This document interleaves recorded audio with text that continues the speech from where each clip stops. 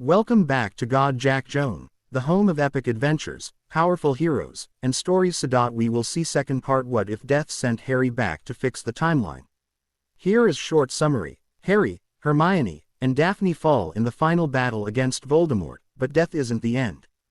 Given one final chance, they're sent back in time with all their memories intact to rewrite history before darkness consumes the wizarding world. Can they change fate, outsmart Voldemort, and save everyone they once lost? Watch this epic Harry Potter time travel to find out. Before we begin, don't forget to like the video, subscribe to the channel, and turn on notifications so you never miss another adventure.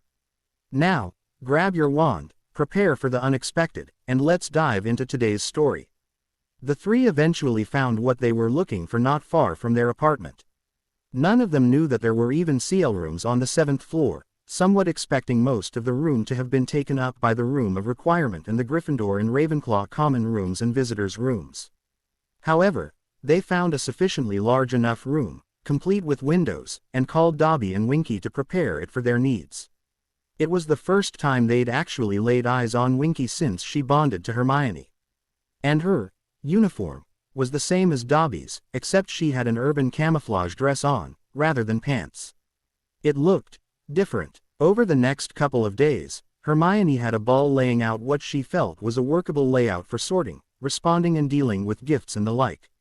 Once all the CL room furniture was removed, Dobby and Winky happily moved the racks of mail from the hidden storeroom into one side of the now transformed CL room.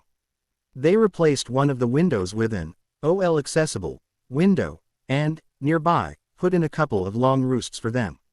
In the sorting area, they put in long wooden benches for the various stages starting from the back of the CL room leading to the front, where the window and owls would be located and roosted. Once everything was where Hermione thought it should be, she said, "Now we just have to employ people to get everything going. We're going to need 7th years with experience in checking for traps, compulsion charms and the like," Daphne mused. "Some 6th years can possibly do that, too. But, mainly, we need people we can trust. We need people who can write well, have good quillmanship," muttered Hermione. "Those are for the apology letters. And people who can make a quick determination on what sort of letter needs to be written in response," said Daphne. "Merlin, you two make a good tag team," exclaimed Harry, listening to them exchange ideas back and forth.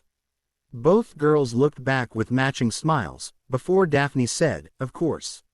We're bondmates, so, of course, we'd be compatible in our thinking."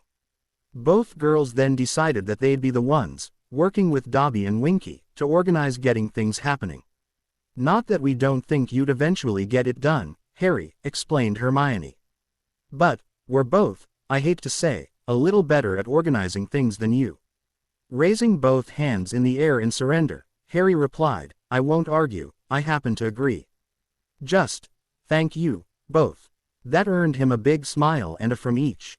Back in the apartment, the girls set to work thinking about who they'd want to approach before offering them the chance to make some pocket money working, after hours. When Hermione asked Harry if he wanted to offer the chance to the Weasley twins, he replied, "No. It will make the two youngest and the Potion Queen think they still have an in with us. I don't want to give them any reason to think that. I'll still give the twins the 1,000 galleons for their store, though." In June, after the third task, Hermione nodded and the two girls returned to their lists and occasionally asking Harry for his opinion. Once done, Hermione asked, "How will we approach them?" "Directly, away from the Great Hall," said Daphne.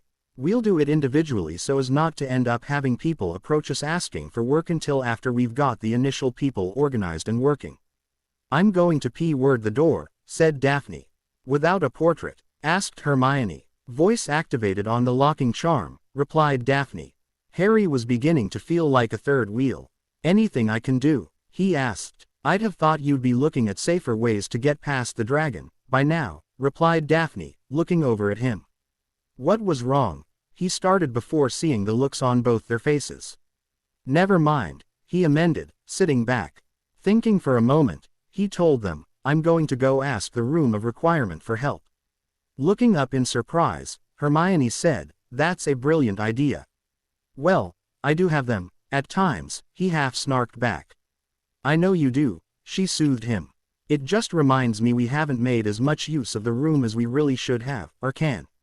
He moved over to both and gave them a light on the cheek each. "You know where to find me. Send Dobby or Winky to come and get me if you need me." And, with that, he left the apartment to head across to the room of requirement. Asking for help in how he could safely get past a Hungarian horntail, he entered to find a single armchair with a reading table alongside. There were books on the small table. Taking a seat, he began by first reading the title and table of contents of each book. They contained battle magic, charms, curses, hexes, runic arrays and rituals. He set aside the ones on rituals and runic arrays because, first, rituals took time and were heavily frowned upon in magical Britain, and, second, runic arrays took time and would show that he was actually a lot more knowledgeable, magically, than he should be for a 14-year-old. However, he did intend to go through them when he had a chance. Picking up a book on magical combat, he began to read, skimming when he either knew the information or it wasn't all that relevant when facing a dragon alone. He was deep into practicing wand movements for memorizing matching incantations when Winky popped in. "Miss Grandji and Miss Daffy say it's almost time for dinner. They's be waiting for you in the apartment." "Thank you, Winky," replied Harry, marking his page and placing the book back on the reading table. The little elf popped away, again, as he rose and headed for the door. That night marked another night when both girls joined him in bed. But, before going to bed, he fashioned up a shelf at the top of the headboard where he could place his glees and wand. He didn't want to rely on Hermione getting them for him when, or if, he needed them. As they were settling down, Daphne asked, "Harry, why do you wear glees? What charms do you have on them?" Frowning, wondering where Daphne was going with this line of enquiry, he said, "I need the glees because of my poor eyesight. And there are no charms on them. I didn't even know I could get charms on them." "You've never noticed that our schoolmates don't wear glees?" she asked, surprised. "I mean, Tracy did for the first 2 years. But, that was because you need to start puberty before they can magically fix your eyes." "Huh," he exclaimed. "It would be brilliant if I could get my eyes fixed. I hate having to wear them. It's yet another thing that lets people recognize me. I think we should speak to Professor Flitwick about organizing you a day to go to St. Mungo's to get them fixed," she opined. "But, first, we'll speak with Madame Pomfrey about it." "On the subject of getting things fixed," said Hermione, from her side.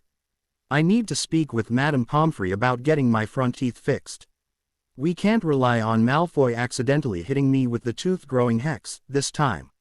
And both of us should really start on the anti-pregnancy contraceptive potion, as well," Daphne added. "Hey, whoa," exclaimed Harry. "Jumping the gun there a bit, aren't you?"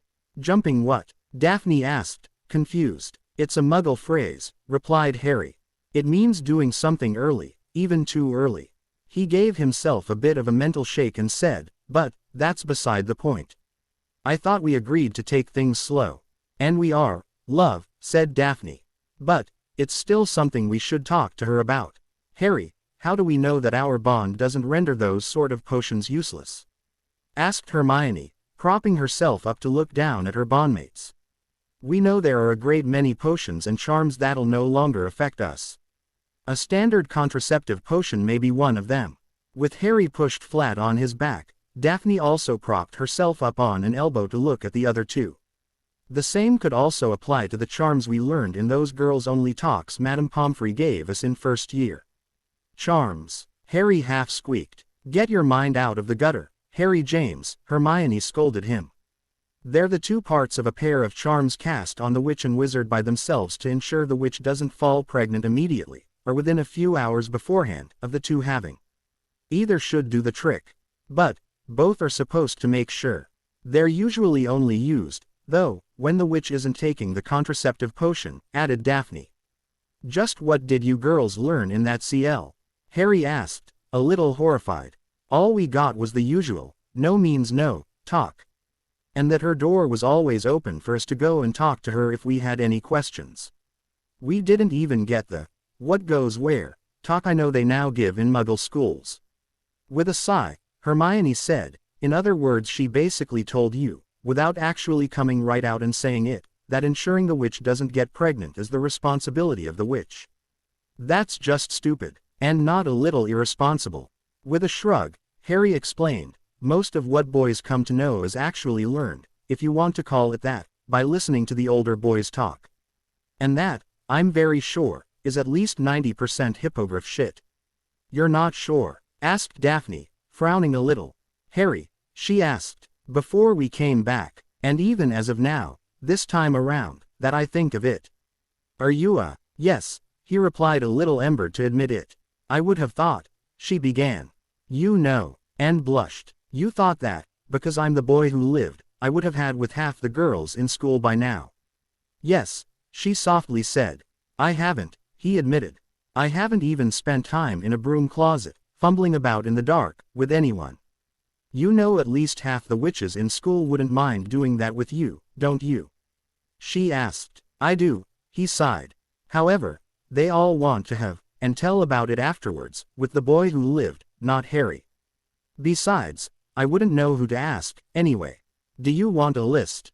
Hermione asked a little gleefully. Merlin. No, he exclaimed. Look, can we just drop this subject, please? It's going to make it hard enough to get to sleep as it is. Hard enough? Asked Hermione, wanting to twig him a little more. Harry just blushed again and groaned as both girls laughed. You do realize this talk is going to make me have those sort of dreams tonight, don't you? He plaintively asked. Sorry, Harry, both girls apologized. With Harry flat on his back, and both girls using his as a pillow, they all soon drifted off to sleep. As he lay there, Harry just hoped it wouldn't be an embering night, or morning. It wasn't. The next day, the Sunday, the girls spent a good portion of the morning after breakfast helping Harry come to grips with ancient runes.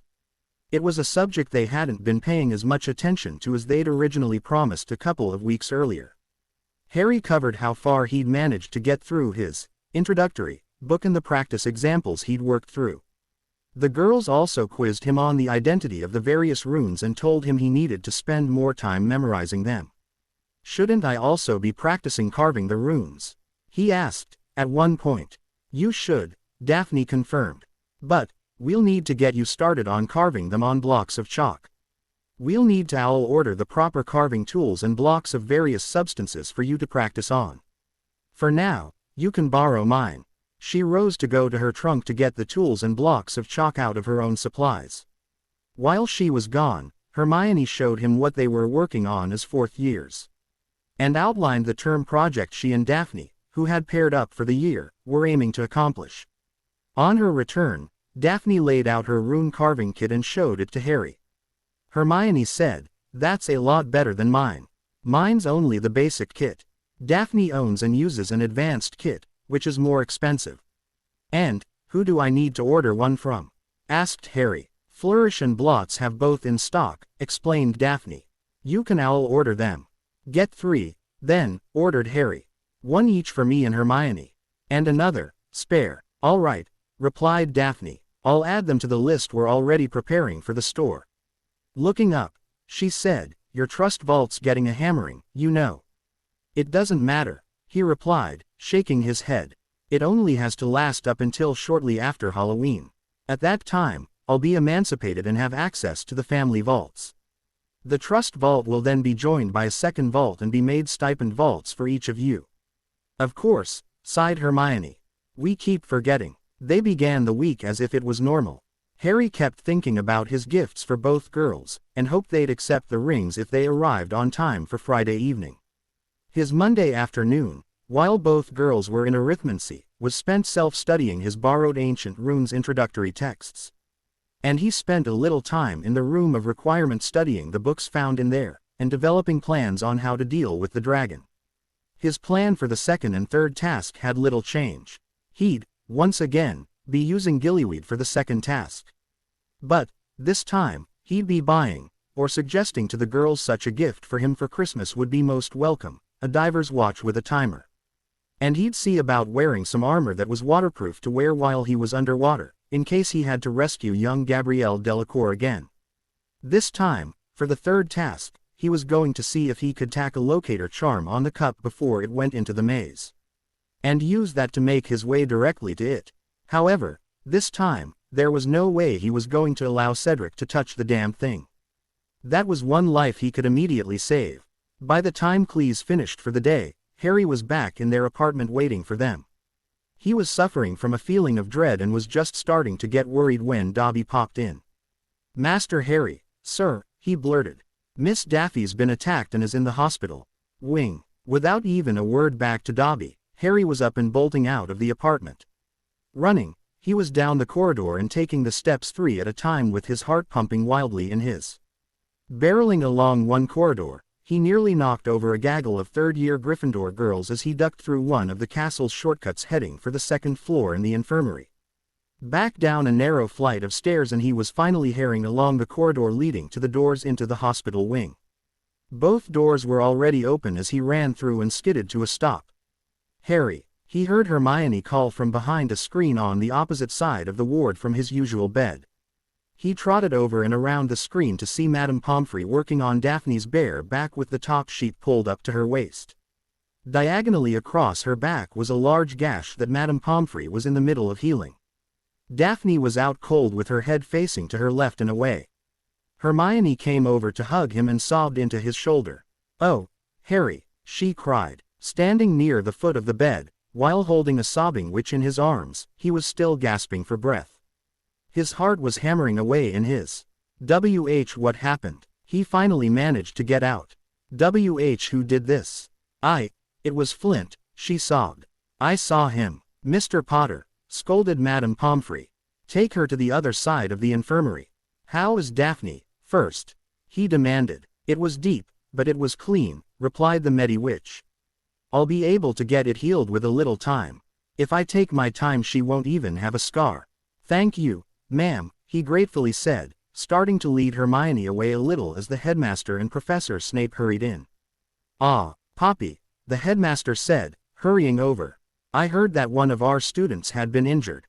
I came asking if our Severus could be of Stance." Ignoring the headmaster, she looked at Snape and said, "Potions master.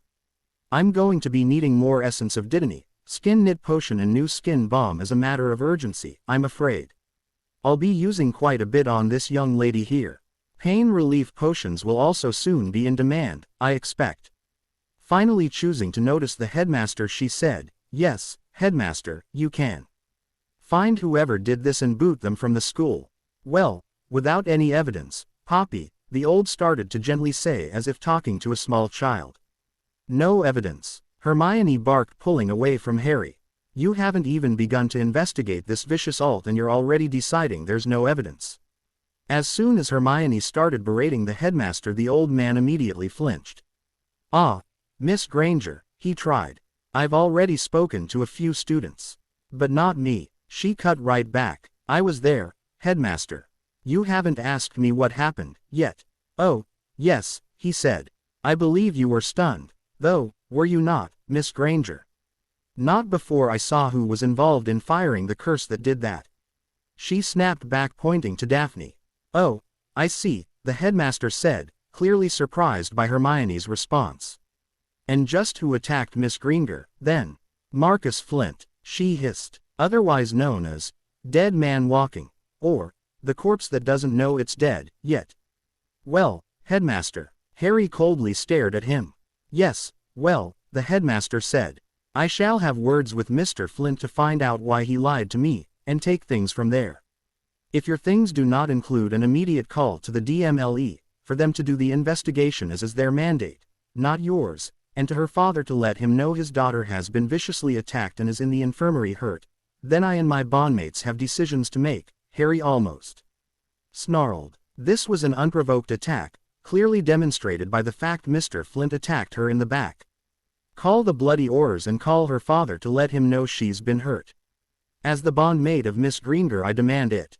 I do not appreciate being spoken to this way, Mr. Potter," the headmaster coldly said back. "Then do not put yourself in the position where, through your own inaction, you give cause for it to occur," roared Harry. The headmaster stared coldly back at Harry for a few moments before he turned to Snape, instructed him to aid Poppy, and turned back to Harry. "That will be detention, Mr. Potter," he said. "Served with Mr. Filch." "Fine," he replied. But it will not be served until my bondmate is back on her feet and 100% recovered. Clearly, I need to remain here to protect them both because evidence lying on that bed shows the staff are unwilling or incapable of doing it themselves. Showing a hint of anger on his usually easy-going nominally grandfatherly countenance, instead of responding, Dumbledore turned and left the infirmary. Harry turned to Hermione and said only loud enough for her to hear, "He had bloody well better contact the Aurors and Matthias or I will. And, I'll be telling both that I advised the headmaster to make sure he did the same, first. However, I do not believe he'll do either." Both teens were sitting together alongside the bed opposite where Madame Pomfrey continued to slowly work when Harry noticed the witch was lightly sweating and seemed to be rapidly tiring out. "Madame Pomfrey, when is the last time you ate or drank?" Harry sternly asked. "I'm fine, Mr. Potter," she almost waspishly snapped back. "No, you're not," he firmly disagreed. "You're now talking to someone who has used that excuse far too often in the past." Dobby. "Yes, Master Harry," the elf asked after popping in. "Dobby, can you organize a cold pitcher of ice water, a cool damp towelette and something quick but nourishing for Madame Pomfrey to eat while on her feet and working?" asked Harry. With a firm nod, Dobby popped away. Turning back to the Medi-Witch, Harry could see her about to disagree but think better of it. Harry walked beyond the screens for a few moments and returned with one of the wheeled bed tables patients usually used for sitting in bed and eating meals or working on homework. He arrived just in time for Dobby to pop back and place everything asked for on the table. "Thank you," he said. "You've been a great help." The little elf popped away again instead of bursting into tears, wailing about how great a wizard Harry was, as he often did, though not so much lately. Harry poured the Medi-Witch a GL of water and insisted she take a few moments to drink it. As she polished off a decent-sized GL of water he held the cool towel out to her. She took it and, as she wiped her face and the back of her neck, she said, "You have the makings of a fine healer, Mr. Potter. You've already learned the first trick, of not accepting no for an answer." Harry smiled back as he poured a second GL and set it ready. "Eat, too, ma'am," he said. "Otherwise, you'll be joining your patient on the bed." "I will, Mr. Potter," she replied with a smile. "In just a little while I'll be able to stop for a time." Dropping the cloth back on the table, she said, "Now, Nurse Potter, go sit with your bondmate again. I've got work to do." Harry gave a slight smile and returned to sitting with Hermione, holding her hand in comfort. 10 minutes later, Madame Pomfrey stepped back and pulled a small atomizer from her pocket. She leaned back in and gently sprayed the solution within down the length of the gash before she pulled the sheet up to Daphne's neck. "Now," she sighed, "we need to leave that for about 30 minutes. Turning more fully to Harry and Hermione she said, "Don't worry, you two. Everything's coming along nicely. I'm going to get a bite to eat and rest my legs for that time before I return and continue." She grabbed the edge of the bed table Harry had brought round and towed it back out beyond the screens. She'd only been gone for a few minutes before Matthias and Dees came striding in. Hermione popped up, dashed to and threw herself into Dees's arms. "I couldn't stop him," she sobbed. "They attacked us from behind." Matthias stood looking at Daphne for a few moments before he asked, "What's the diagnosis, Mr. Potter?" "She's going to be fine," replied Harry. "Madame Pomfrey is taking her time in healing the wound so she doesn't end up with a wide scar. She's just sprayed something on it and wants that to sit for about another 20-odd minutes before she continues." As to what happened, Hermione and Daphne were walking back to our new apartment next to the Ravenclaw common room entrance when Marcus Flint, I believe, plus a few others came upon them from behind. Daphne was hit by whatever that curse was he used, that slashed her from above her left shoulder blade down towards her lower back on the right. It was pretty deep and opened up nearly an inch wide at the widest point. It could have easily killed her. Another few inches to the right at the top, and it would have severed her jugular vein on that side. She'd have been dead in seconds. I have no idea who came upon them and revived Hermione, or brought both of them here, but they have my gratitude. One of my elves, Dobby, popped into our apartment and let me know Daphne had been hurt. I think Hermione sent him. I raced here as fast as I could. As for what was done after that," said Harry, his voice dropping into almost a growl. Dumbledore came in and tried to say there were no witnesses so nothing could be done. Hermione quickly disabused him of that notion. She saw Flint cast before she went down. Dumbledore and I had heated words where I demanded both you and the DMLE be contacted to investigate the matter properly. The old fool tried to brush it under the carpet, trying to keep it as an internal matter. That then led to me being given detention, to which I refused it until Daphne's released from here 100% healed and healthy. Both Hermione and I have been here, ever since.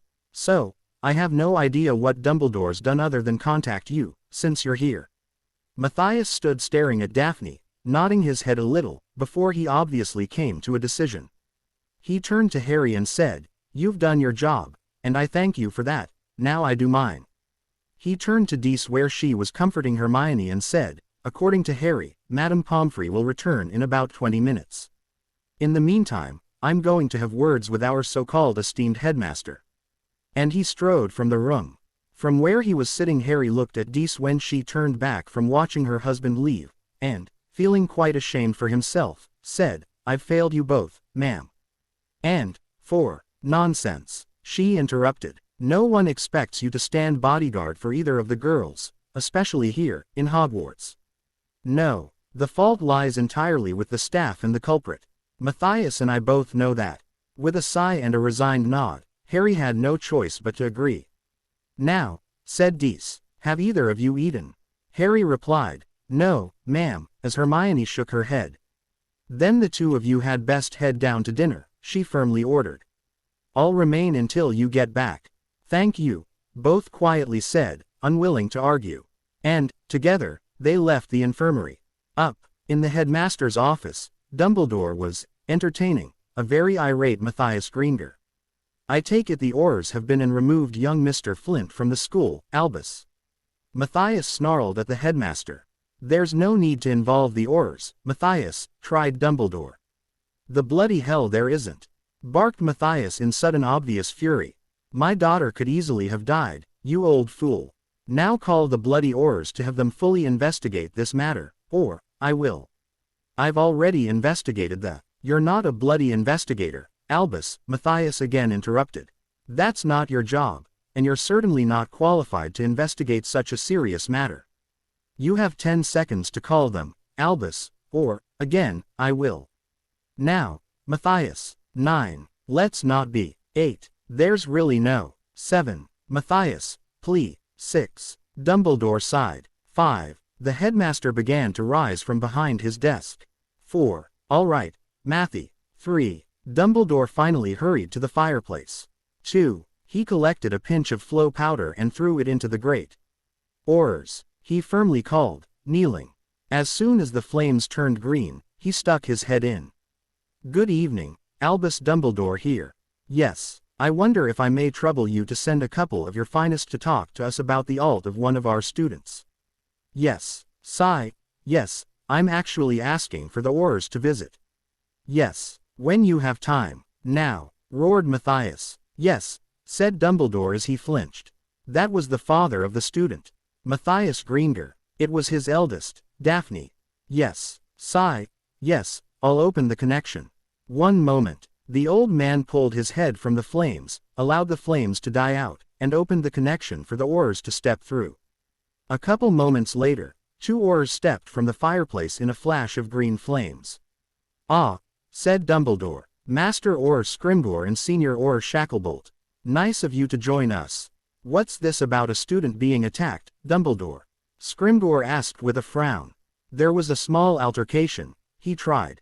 "Hippogriff dung," barked Matthias. "My daughter was attacked from behind by, allegedly, Marcus Flint. Also attacked was her bond sister, Miss Granger. I want the matter fully investigated and the perpetrators hauled before a criminal sitting of the Wizengamot. She's still undergoing treatment within the hospital wing even now." Scrimgeour glared at Dumbledore and asked, "Is this the matter you refer to as a small altercation, Professor?" "A serious assault by one student upon another then landed the victim in the hospital wing undergoing significant treatment for their injuries. I have twice spoken with the young man responsible." "Why?" growled Scrimgeour, cutting him off. "Pardon?" asked Dumbledore, surprised by the question. "Why did you speak with the person responsible?" asked the Master Auror. "You're not a qualified investigator. You've not been trained in how to conduct such interviews. Why did you speak to them other than confirming they were somehow involved?" "I am the headmaster," Dumbledore tried. "That's irrelevant," snapped Scrimgeour. "Being the headmaster does not qualify you as an investigative interviewer. In future, you will leave all such matters to us. If you do not, you will be considered to have interfered with an Auror investigation, and a formal complaint of such will be forwarded to both the Wizengamot and the school board. Stay out of such matters other than to contact the DMLE." While Dumbledore appeared shocked to his curly-pointed slippers from having been so thoroughly reprimanded, Shacklebolt asked, "Where is Mr. Flint now?" Dumbledore spluttered a little before he replied. "He should be now, or in a little while, in the Great Hall for dinner." Both Aurors nodded and turned for the door. They'd gone about 3 paces before Matthias barked out, "Aurors!" and both turned back. The witness to these events, Miss Granger, is currently sitting with her bondmate in the infirmary standing vigil over my still unconscious daughter. Both Aurors nodded and turned back to the door. A moment later, they were gone, on their way to the Great Hall. Turning back to the headmaster, Matthias said, "You should have done that immediately and in the first place, Dumbledore. You may be the headmaster of Hogwarts, the chief warlock of the Wizengamot, and the supreme mugwump of the ICW, but you are not a god. You are not above the law. You do not get to make decisions that are outside your authority, as this clearly was. The next time you make such a stupid decision, I'm putting forward a formal complaint against you for abuse of authority. Do not make the same mistake again." Then, he too strode from the office. He left a shell-shocked Albus Dumbledore in his wake. When Matthias returned to the infirmary, Dees was sitting where the 2 teens had sat and was watching over her eldest. As he walked up to her, he asked, "Where's Harry and Hermione?" "I sent them to dinner," she softly replied. "They've been in here since the attack." He said, sitting in the second chair. He patted his wife on the leg and said, "Good idea. I have no doubt both children will be returning to our daughter's side as soon as they've gulped down as much food as their stomachs can hold." Not a truer word was spoken. Both Harry and Hermione were sitting at the Ravenclaw table with the intention of eating their fill as quickly as they could. If that meant they'd not be sitting, waiting for dessert, then that would be the case. While they were waiting and praying for the meal to be served, Harry, who'd been talking to Luna about Daphne's injuries and who caused them, was bumped shoulder to shoulder by Hermione. When he turned to see why she'd interrupted him, he saw her point towards the front of the hall. There, they saw 2 Aurors standing and watching the Slytherin table and main doors. "They're here for Flint and his cohorts," said Luna, noticing the actions of the 2. Harry turned back and said, "Good.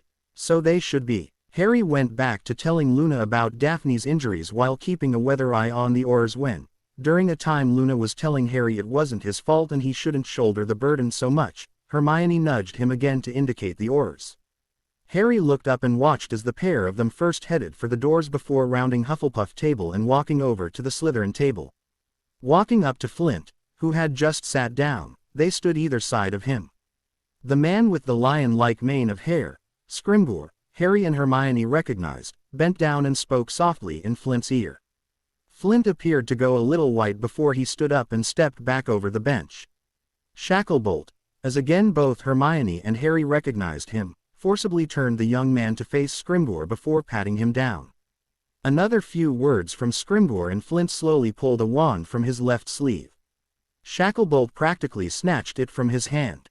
Standing behind the repeated 7th year, Shacklebolt clearly cast the prior incantation charm upon the wand before he looked over Flint's head at Scrimgeour, caught the other man's eye, and nodded.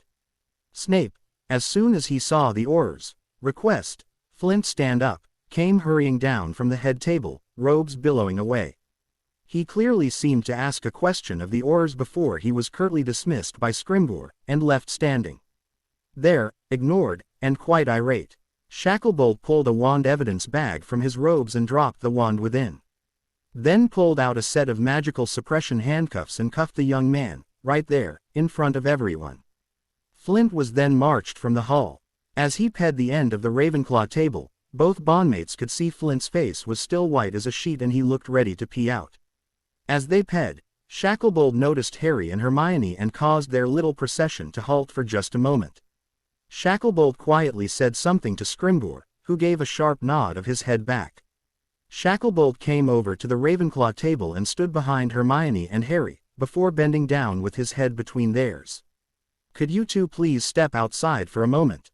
he softly asked. Both nodded and rose from the table, following the large dark-skinned Auror from the hall.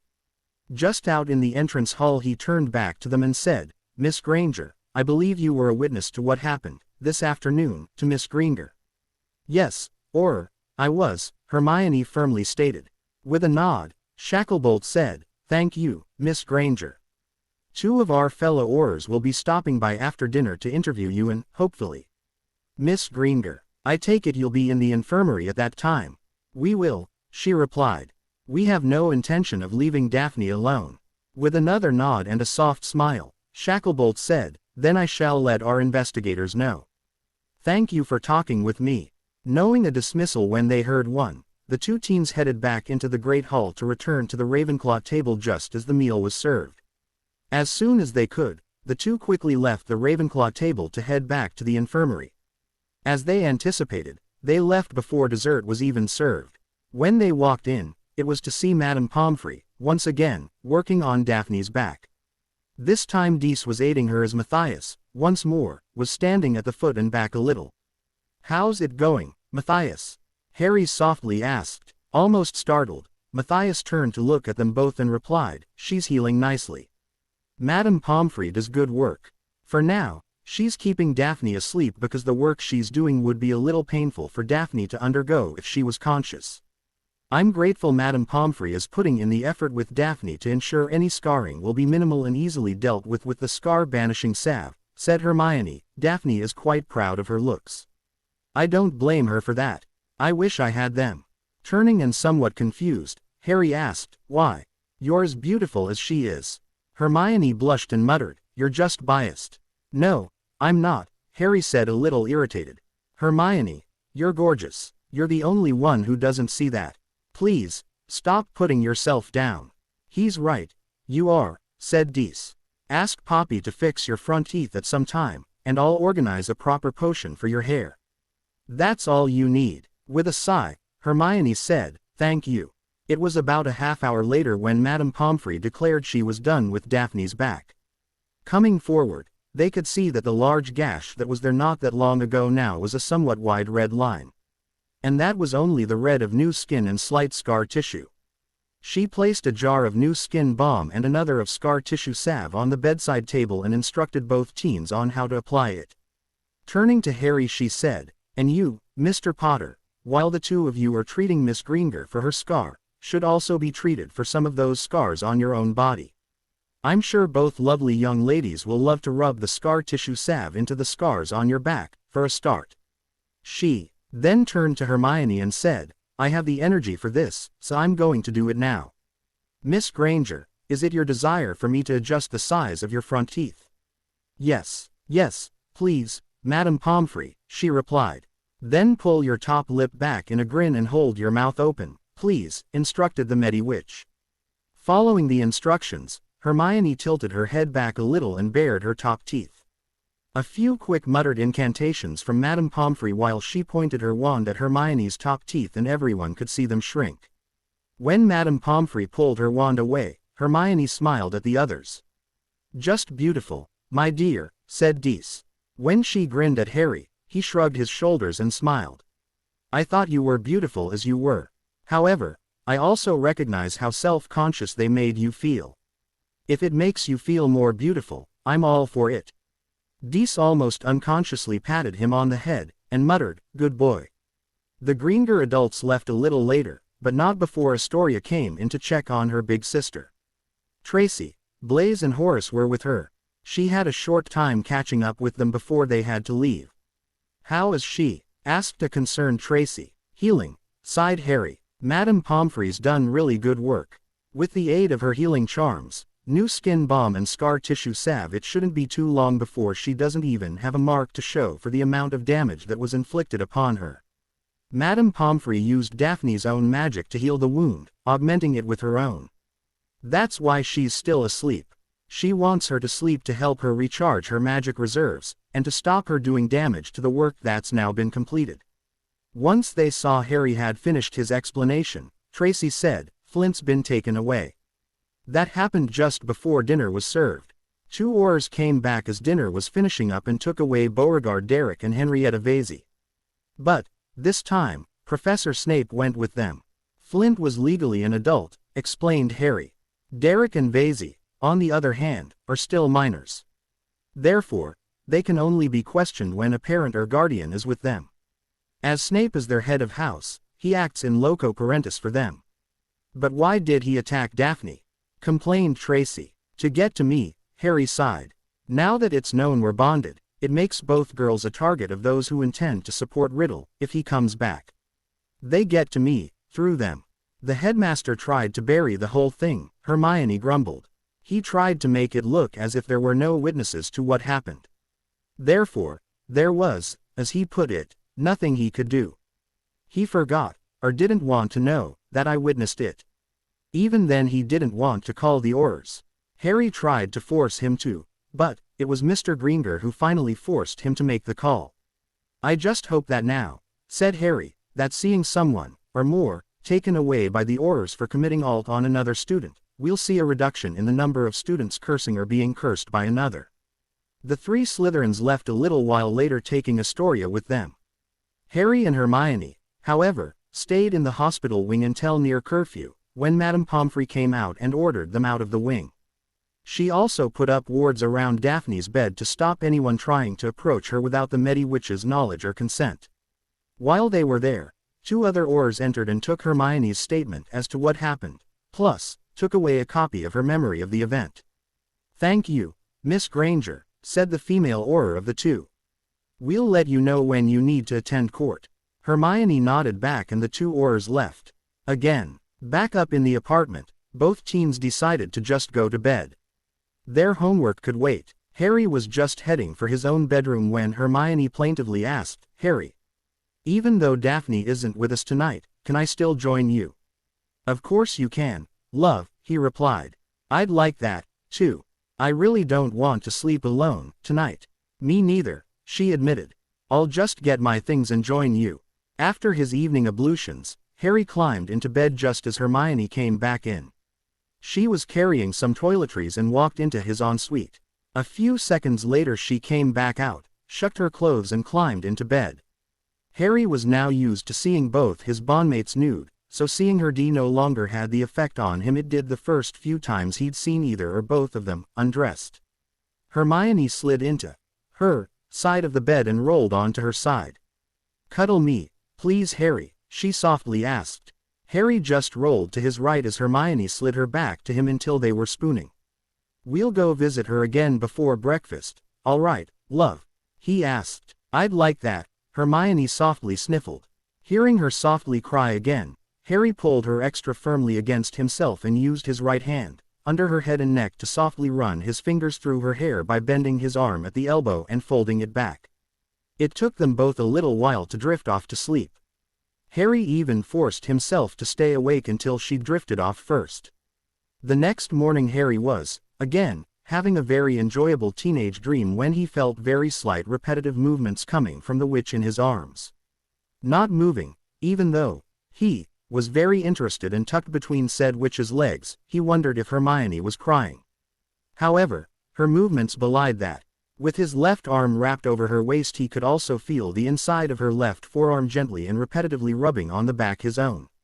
Then she very softly ed. From there, it took him a few moments to realize what was going on, and it caused his breath to hitch in shock. The sudden cessation of his breathing was enough to alert the girl to Harry being awake. And both lay frozen for a few moments. No, he thought, this is natural, and she needs this. Merlin, I help myself often enough. Gently, so as not to cause the witch in his arms to panic, he began to breathe again. Then he bent his right arm around and lightly grasped her left, lightly tweaking the already erect nipple, and snuggled in closer. Gently moving forward, he raised his head slightly and ed her on the neck directly below her left ear, breathing on the same area of neck as he slowly pulled away and laid his head back on the pillow. "It's all right," he whispered. "Please, Hermione, keep going. Hermione didn't move for a few long moments before she asked, are you sure? You're not disgusted with me? With a smile in his voice, he replied, no. It's natural. Just let me hold you in my arms while you allow yourself release. Still, Hermione didn't move. So, Harry slipped his left arm out from under her arm and reached around it to lay his hand on hers, where it rested near the junction of her legs. Then he began to slowly move her fingers for her. Go on, he encouraged. Think about my arms around you while you do. When he felt her hand begin to move again, he pulled his own back and rested it on her hip. Slowly, at first, then, with more intensity, she began to move. Once she was moving freely and without hesitation, Harry again moved to her neck under her ear. I love you, he breathed. It did not take too long after that. Not too much later, Harry headed for the shower. He had to walk carefully because he was still not behaving himself. He'd just entered the shower when he heard the door open behind him. Thinking Hermione had left something within the ensuite, he was surprised when she followed him into the shower stall. Another first? He asked with a smirk. One of many, she replied. He was about to reach for the soap when she beat him to it. So, he ducked his head under the stream, wetting his hair before reaching for the shampoo. But he didn't get the chance to even gloop some into his hands when he felt her hands on his back. Thankfully, he was starting to settle down as Hermione, instead of using the soap on herself, started to lather Harry's back. Ooh, that's nice, he said, putting the shampoo bottle back. Instead of replying, Hermione worked quicker and with more confidence. It was as if she was unsure whether he'd push her away when she first started, or not. Once she'd washed his back from the neck all the way down, he had settled right down again. After washing his calves, she commanded, turn around. He turned around with a smirk and leaned his upper shoulders against the cold tile wall, while taking a good stance to maintain his balance. Hermione's movements were firm and vigorous, so he had to see himself as she scrubbed. First, she started at his neck and throat. Then she moved down to his upper and down each arm, front and back. Then down to his lower and upper abdomen, before stopping at his belly. Dropping to her knees again, she then started to work up from his feet, up each leg until she was almost, but not quite, touching there. And, as she stood up again, she was back to washing his lower belly, the top of his thighs and all around his groin. With his eyes closed and enjoying her ministrations, he didn't see her stand looking into his closed eyes while nibbling on her bottom lip. If his eyes were open, he would have seen her reach her decision. With her soapy hands still washing his lower belly, she stepped forward and placed a light on his lips, which, though surprised, he eagerly returned, gripping her upper arms near her shoulders as he opened his eyes. Stepping back, just a little, her soapy hands dropped just that couple of inches lower, and grasped him. She enjoyed the look of shocked pleasure that suddenly came over his face as her hands moved to wash that most private of places. And he quickly perked up as if to say, hello. By the time they both climbed out of the shower, they knew they'd have to hurry if they wanted to visit with Daphne. After Hermione had finished washing Harry, and then some, Harry insisted on washing Hermione. He never did get the chance to actually wash his hair. Walking into the infirmary together, both immediately saw that Daphne was sitting up in bed and picking at an early breakfast and looking quite morose. As soon as she saw them, though, her expression perked right up. The two walked over and moved to stand either side of the bed. Harry leaned in and quickly ed her lips to lips, to which Daphne expressed her pleasure by immediately deepening the and bringing her hand up to cup his face as she did so. When Harry pulled away, she looked back at him for a moment in pleasure, before she turned to Hermione. What she did not expect was for Hermione to lean in and do the same lip to lip. But it was Hermione who raised her hand to cup her bondmate's face. When Hermione pulled away, Daphne sat there in a little shock, but pleased, as Hermione's hand continued for a few moments to brush her thumb against the other girl's cheek. Wow, Daphne softly exclaimed. Now that's a nice way to be greeted in the morning. You were hurt pretty bad, love, explained Harry. We could have easily lost you. Both teens pulled over chairs to sit down and rest their arms on either side of the bed. Madame Pomfrey told me you were here all night until she chased you off just before curfew, confessed the girl. She also told me you had an argument with the headmaster when he tried to claim he wasn't going to do anything because he had no witnesses. Hermione snorted and said, I put paid to that. He tried to ignore how I was with you, at the time. He was shocked when he found out I saw Flint cast the curse. I think he wanted to think I was already unconscious, at that time. Then Harry forced him to call your parents and tried to force him to also call the Aurors. With a sigh, Harry explained, I succeeded in the first but not in the second. It was your father who tore further strips off him and forced him to call the Aurors in. They took away Flint, first, then came back and got Derek and Vazey. 2 other Aurors came and interviewed me as to what happened about an hour later, continued Hermione, and I also gave them my memory of the event. Flint, at least, we won't be seeing back here for quite some time, if ever.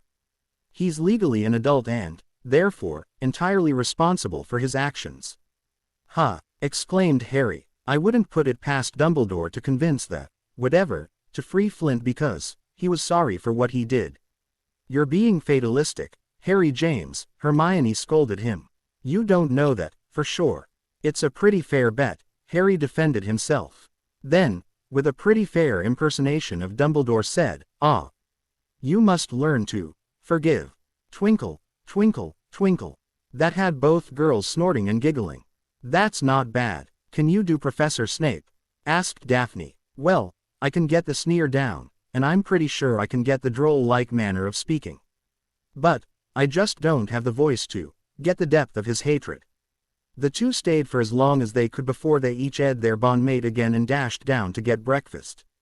After breakfast, they hurried off to CL and got it out of the way, with homework, before hurrying back to the apartment to grab Daphne's book bag, spare parchment, quills and fresh ink. Once they gathered up everything they needed, they dashed back down to the infirmary. Together, the 3 set to working on their homework until it was time for lunch.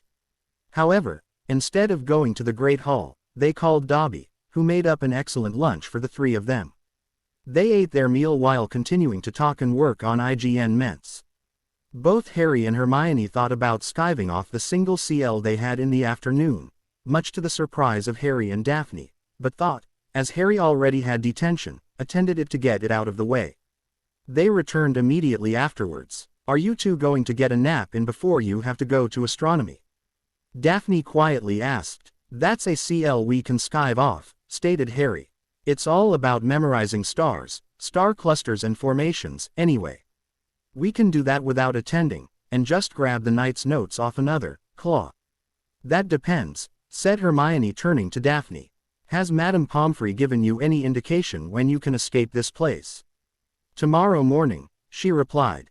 I just had to be a good patient today, and she'd let me go tomorrow. I'm pretty sure she'll have no complaints. There's still time for me to be disappointed, said the Medi-Witch, as she came around the corner of the screen. She was carrying the jar of new skin balm. Sit forward please, Miss Greenger, she ordered. Dutifully, Daphne sat up straighter before she leaned forward, a little. Miss Granger, Mr. Potter, other side of the bed, please, instructed the Medi-Witch. Harry and Hermione went around to the other side where they could see Daphne's bare back. She was wearing one of those hospital gowns that open at the back and were only tied together. However, the gown was already loose, and Daphne only needed to drop the gown slightly off her left shoulder for Madame Pomfrey to have access to the entire length of the now much reduced mark. Madame Pomfrey showed both how to apply the balm and lightly mage it into the skin. Not too firm, now, she said. You're only after spreading the balm over the affected area in a thin layer. Once she's finished, she said, it'll take a minute or 2 to dry. And, once it's dry, you can cover the affected area back up. How often do we need to apply it? Asked Hermione. Twice a day, the Medi-Witch replied. Once after a shower in the morning, and again in the early evening. Just make sure you keep the jar sealed at all times when it's not in use. Otherwise, it'll dry out within the jar and become useless. After the balm was given the minute or 2 to dry, Daphne recovered her shoulder and sat back. And the other 2 teens moved back to their seats. Now, I'll give you more complete instructions for the balm and the salve tomorrow morning, offered Madame Pomfrey. I take it you'll both be here before breakfast. Of course, Madame Pomfrey, answered Hermione, as Harry nodded. Turning to Daphne she said, "We'll bring you a fresh uniform down with us tomorrow morning, all right?" Nodding, Daphne said, "Thank you, Hermione." "Off to CL, you too," Madame Pomfrey demanded. "Go on, now." So, after a quick word that they would see her soon, Daphne watched her two bondmates leave the infirmary. After their single CL, the two headed back to their apartment and collected some more books. They'd both decided to just pick up some advanced textbooks and took them back to the infirmary to read with Daphne in companionable silence. At dinner, they left their books with the other girl, apologizing that they'd be trying to get in an early nap before astronomy that night, and made their way to dinner. At dinner, just as she did during breakfast and lunch, Luna kept grinning at them. Finally, Hermione had had enough, sighed and asked, "All right, Luna, what has you so excited?" "It's the bond, isn't it?" With a rapid nod of her head, the younger Ravenclaw leaned forward and quietly said, "It must have been a really good night for you, too. Your bond has strengthened up a lot." Both blushing, it was Harry who leaned forward and quietly said, "This morning, actually." "I'm happy for you," she said. "But, now you have to bring Daphne up to join you. You need balance." With a sigh, Hermione said, "We'll ask her, when she's out of the infirmary." "It's just," suddenly switching to a stern but sad expression, Luna said, "she's been hurt. Not physically, I mean, that curse. She's been hurt deeper than that, in her heart, to her soul. You'll need to help her and guide her. You'll need to get through this, together. Her soul is healing but she needs comfort from you both as she does. She trusts you both but it's a fickle thing. You need to show her that you can be trusted, but you also need to give her a little push every now and then lest you stagnate." "Damn, Luna," whined Harry, "I get what you're saying, but..." Yes, Daphne was hurt, but, I don't want her to. I don't want to cause a relapse by pushing. Not pushing, guiding, she disagreed. Lead her where she needs to go. Harry and Hermione turned to look at one another before they both looked back at Luna. Hermione asked her, "How did you get so wise, so young?" Luna just sadly smiled back. Like a moth to a bug zapper, Malfoy chose that moment to saunter over with his two ape bookends. "So, Potter," he sneered, "I heard your blood traitor Greenger got herself cursed into the infirmary. That's what you get for turning your back on purebloods." With an overly dramatic sigh, Harry said, "Malfoy, just how stupid can you get? You've just stated, to all and sundry, that a pureblood will curse you in the back. In other words, you're admitting, on behalf of purebloods everywhere, that purebloods are a bunch of back cursors. And, therefore, are not to be trusted." With a snicker at the now red-faced boy, he continued, "Go away, Malfoy, before you shove your foot even further in your mouth. You're just far too easy for me to bother dealing with." With a snarl of, "You'll get yours, Potter," Malfoy scuttled back to his own table, bookends in tow. For neither their early nap nor their proper sleep after the astronomy CL, did the two do more than cuddle once they climbed into bed before falling asleep. Both were wondering how they could help Daphne with her problems. Early the next morning both were up and hurried down to the infirmary. As promised, Daphne was receiving her last health check before being released. She greeted them both with a wide smile and happiness in her eyes, and was very appreciative of Hermione's efforts when the other girl dropped a folded set of full school robes, socks, shoes, hair clips, Daphne's small makeup purse and underwear on the bed. "All clear, dear," said Madame Pomfrey when she stepped away. "You're free to go once you get dressed." The Mediwitch then placed the 2 jars of the balm and the salve onto the bedside table and said, "Don't forget what I told you and showed you about applying the balm. For the salve, the same rules apply, except it needs to be maged into the scar tissue to get deeply within. So, a light coating for new skin with the balm, and a deep mage for scar tissue and the salve. Got that, dears?" "Yes, Madame Pomfrey," the three dutifully replied, as Daphne climbed out of bed to get dressed. Though, they were no longer worried about their modesty between the three of them, now, Harry still turned about and watched for anyone coming in. It took only a short time for Daphne to get dressed and be ready to go down to breakfast. "Do you want to go grab a shower, first?" asked Hermione. "I'm sure we can put another coating of the balm on afterwards, if you want to." "No, it's all right," replied Daphne. Madame Pomfrey woke me to have an early shower so she could pat dry my back. I'd only just got back into bed, and Madame Pomfrey applied the balm, when you two walked in. Right then, said Harry, happy to have his first bondmate back on her feet. Breakfast. Breakfast, they smiled back. After a healthy breakfast where Luna advised Daphne to open her heart and allow it to be free to live, which Daphne didn't reply to at the time, but later said she thought it a strange thing to say, the male owls came streaming in. Hermione received her morning edition of the Daily Prophet, as did Daphne. Harry had considered getting one for himself but decided it was a waste, seeing as both his bondmates would not hesitate in showing him anything of interest or importance contained within if they saw it. Instead, he alternatively read over both girls' shoulders. While they were receiving their morning papers, Harry received a small package borne by an owl he'd not seen before. As surreptitiously as possible he scanned the owl and package before relieving the bird of its burden and offering it a slice of bacon. Instead of waiting, the bird practically snatched the bacon out of Harry's fingers and took off again. "What do you have there, love?" asked Daphne, as Hermione was too deep into reading the newspaper. He leaned over and whispered into Daphne's ear, "If it's what I think it is, it's part of the birthday gifts for Friday." Because of astronomy the night before, they had a late start to Cleese this day.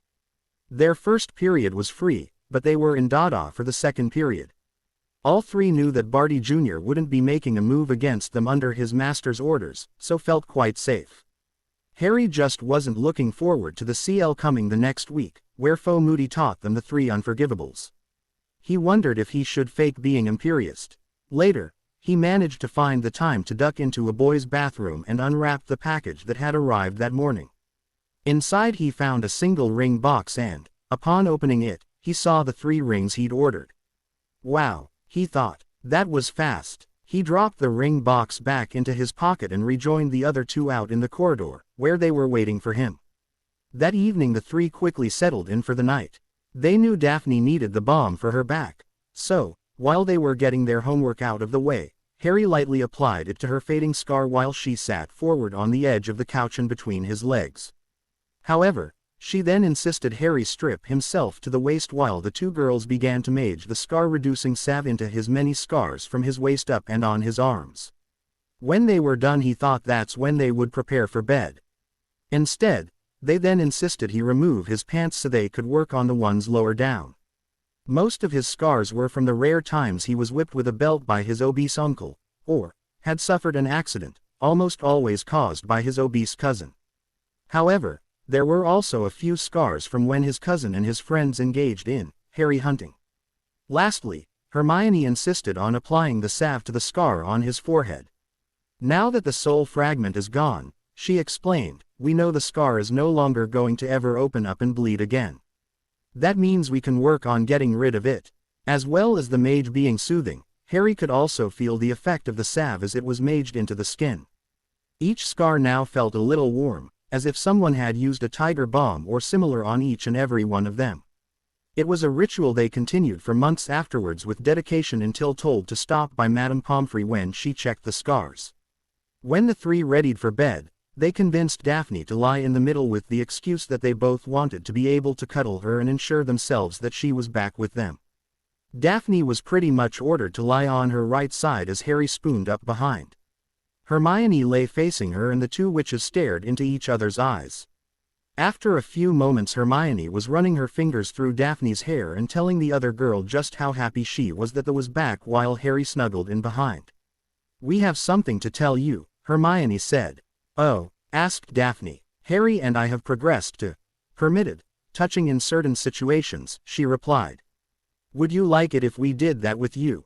Daphne laid there for a little while, her heart beating a little quicker. She thought she was bordering on a panic attack. However, she also felt she wasn't. She thought about what Hermione said and decided she'd see what she meant. Gently she nodded her head a little fearful. Seeing the slight distress on their bondmate's face, Hermione explained, "We only go as far as you allow. Any time you want to stop, or just slow down, you decide. Say so, and we stop." Daphne relaxed a little and nodded again, a little surer in the situation. With his right arm under Daphne's neck, Harry moved it to how he had held Hermione's, but did not touch. He held his hand slightly away. Hermione then reached her right hand over to his and, looking the other girl in the eyes, gently pushed Harry's hand onto her bondmate's. After a few moments, Harry began lightly rubbing his hand on the curves of the before he shifted his hand lightly until his thumb was lightly teasing the nipple.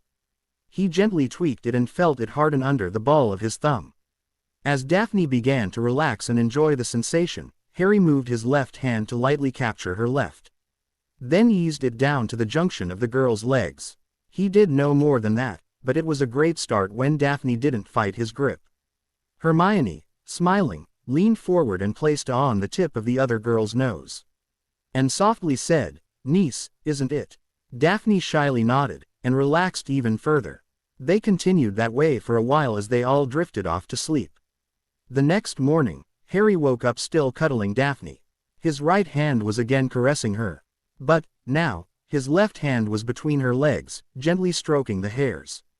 Thinking that was going a little too far, he began to ease his hand away when her left hand shot down and grabbed his, pushing it firmly back.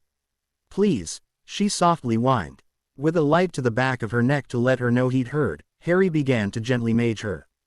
He allowed his fingers to lightly mage the top of her crease on her button.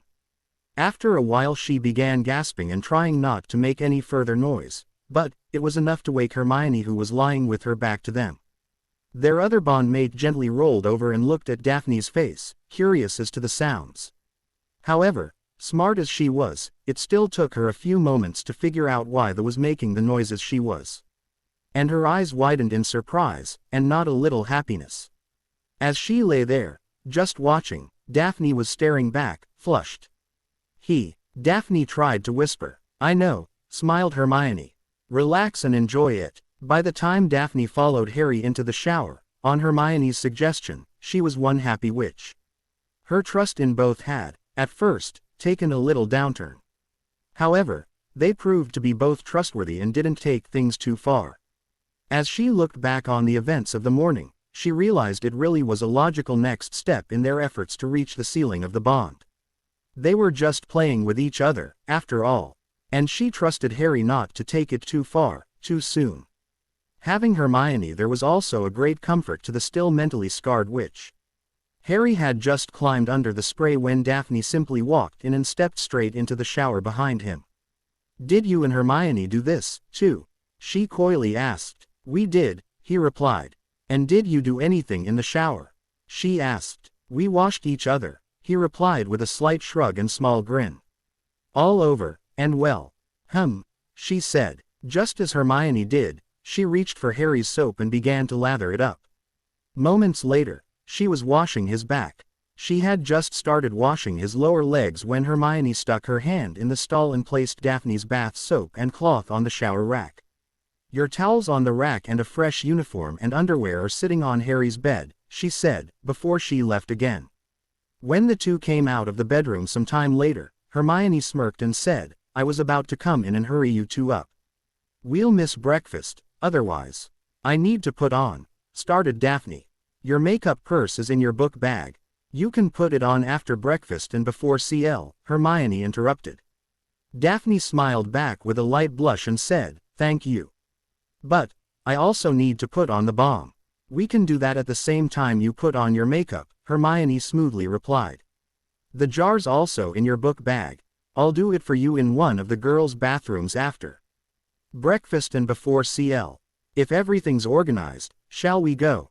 asked a very contented Harry. With a nod, Hermione smiled and replied, "Let's." "Thank you, you too," Daphne softly said. Hermione looked back with a big smile and said, "No need to thank us. We're in this, together. We're there for each other." When they sat opposite Luna, she grinned at the three of them and returned her attention to her breakfast. "I wish they served pudding at breakfast," she mused. Harry chuckled and said, "You'd only ever eat pudding, if that's what they served." Luna just happily grinned back, as if to say, "I know." When the mail arrived, Harry was happy to see Hedwig delivering a letter for Hermione from the Grangers. Hermione had written to her parents about the harm that had befallen Daphne, and to assure them that all three of them were fine. When Hermione read the letter she'd received back, The letter indicated her parents were grateful she'd not been hurt, that Daphne was all right and would soon recover, and that the perpetrators had been taken from the school by the magical police, in restraints. "That reminds me," muttered Harry, as he turned to Daphne. "We need to find out from Matthias how the hunt for a professional magical creature renderer is going. I want those skins so we can get armor made for the three of us." Nodding, Daphne softly said, "I'll write him this afternoon." After CL, Daphne wrote her letter and Hedwig was happy to take it. Harry had the feeling his owl didn't think he worked her enough. "How goes the start on my mail backlog, ladies?" Harry asked, suddenly remembering his fan mail. "Well, before Daphne was hurt, we had everything in place except for actually approaching the people we want to make a start on sorting everything," replied Hermione. "Now that Daphne's back on her feet, I think we can start approaching folks on Saturday." She looked at Daphne and asked, "What do you think?" Daphne nodded and said, "Saturday's our best option, considering tomorrow is Hermione's birthday. Plus, we know people aren't madly scampering about working on IGN ments for most of the day." "Good," Hermione nodded. "Saturday, then." Once homework was complete, the three chatted for a while before they had to head down to the Great Hall for dinner. The next morning, after a night without any bond-strengthening activities other than just cuddling, Harry woke and immediately rose from bed without waking the other two. He quietly padded over to where he'd hidden the gifts he had for both his bondmates and returned, wearing a pair of boxers, to sit on the foot of the bed with his legs crossed. He placed the gifts on the bed before himself. He watched as both witches, in their sleep, noticed the lack of contact and slid under the sheets until they were lying cuddling one another. His heart leapt with joy just seeing it, and knew he had another powerful Patronus memory he could use. Hermione was the first to waken and noticed she held Daphne in her arms.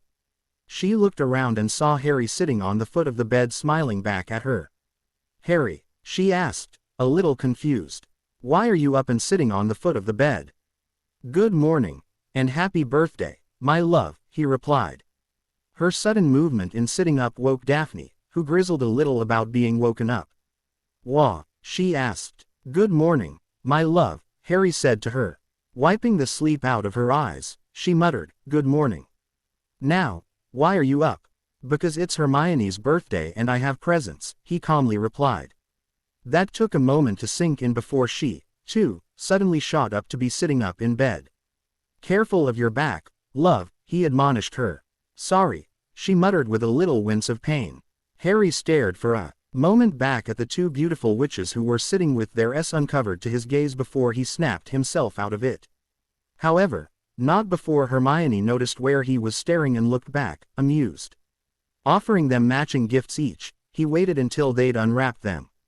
Hermione looked a little puzzled before Daphne gasped and said, "Hit wizard wand holsters." Hermione was quite surprised. Staring back at Harry, Daphne asked, "Harry, where did you get these?" "Only hit wizards and unspeakables are supposed to be able to get hold of these." "From a little shop I remembered from our last go-around," he replied. Tossing another one to each, he said, "Here's a second one for the other arm. I bought two each based on your father wanting to take us out to get second wands each. Otherwise, it's a spare each." "You bought them illegally?" asked Hermione. "I did," he admitted. "However, you know why and we need to practice using them. At least, I'm pretty sure Daphne does." Daphne slowly nodded while she moved the holster about in her hand, giving it a careful once-over. He gave them a bit of time to admire their gifts before he picked up the last, small gift before him.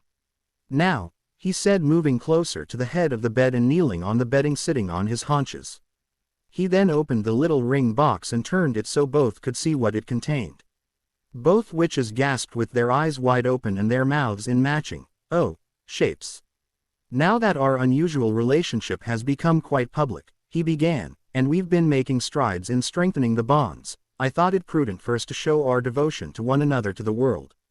Would both you ladies do me the honor of wearing these promise rings to show our status to the world?" Both nodded back, and both had tears in their eyes. Harry reached in and removed the first ring.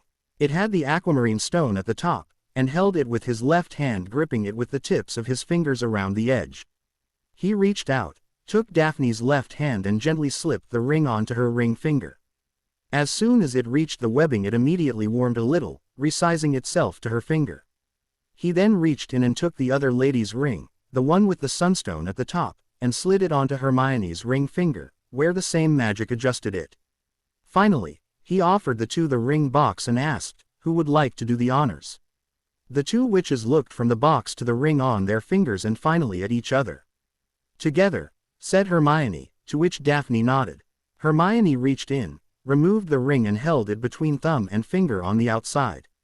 Daphne then reached out and did the same, crossing her fingers with Hermione's as she did so. Then, together, they slid the ring onto Harry's ring finger on his left hand. Again, he felt the warmth as the ring resized itself. His ring, of course, had the emerald at the top. "They're quite unusual," murmured Daphne. "The 3 stones, of course, represent the 3 of us. In this case, I was trying to get close to each of our natural eye color. Emerald, for me, sunstone, for Hermione, and aquamarine, for Daphne. The 3 hearts then form a bit of a hexagon, if you look at it right, that has the significance of the items we're trying to clean. For us, it unifies. The rings are as unique in their design as our relationship is for us." Hermione and Daphne were both staring at the rings. It was Daphne who softly said, "They're beautiful, love." And Hermione, who nodded, was unable to speak. When the 3 sat at the Ravenclaw table opposite Luna, she was quick to spot the rings.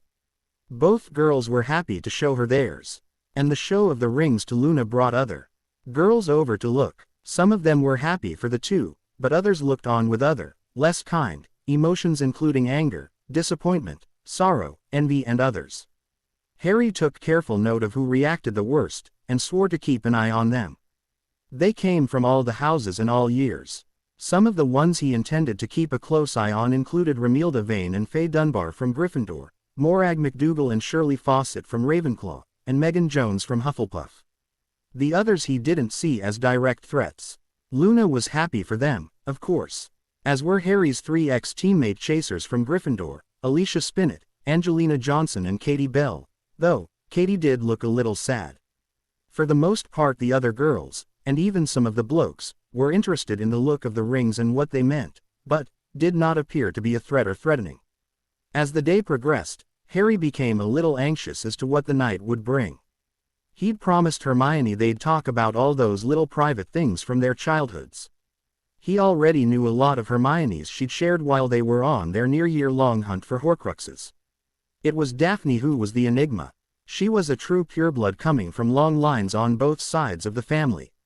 Yet she did not support, even despised, the pureblood dogma. Finding out why would be interesting. Soon enough, the last CL was finished and the 3 retired to their apartment.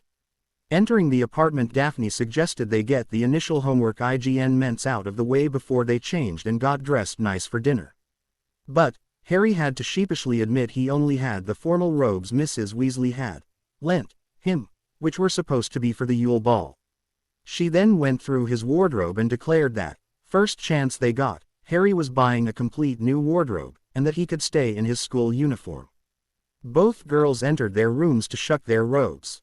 While they were gone, Harry called Dobby. When the little elf popped in, he asked, "Are we set for the meal tonight?" "Oh, yes, Master Harry," he replied. "Winky and I has everything ready."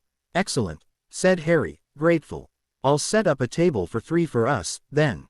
Dobby looked a little embered, which led Harry to ask, "You've already arranged for that, too, haven't you?" "Yes, Master Harry," the elf sadly said. Harry just chuckled and said, "Of course you would, because you're a very smart and loyal house elf. I'm sorry I didn't think of it before."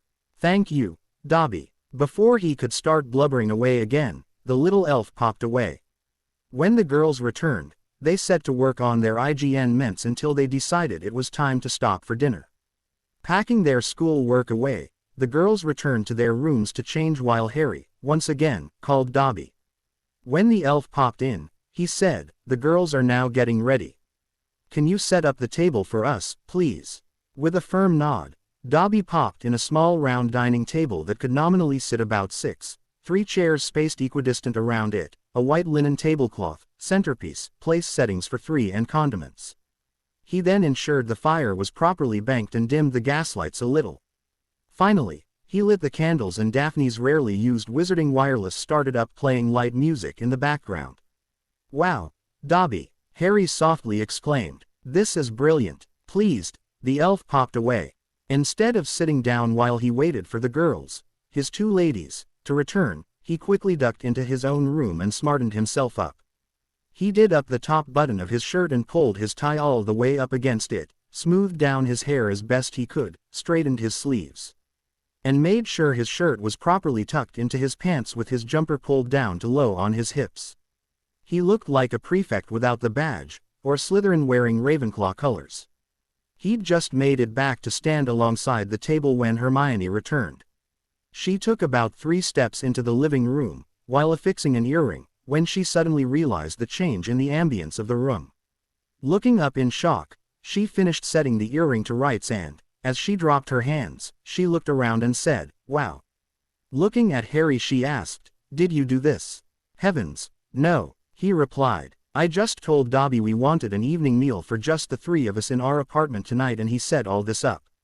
Hermione was wearing a nice skirt and blouse combination with a light jacket, medium-heeled shoes, and light makeup. Around her neck she was wearing a fine gold chain with a small charm of a lion's head hanging from it.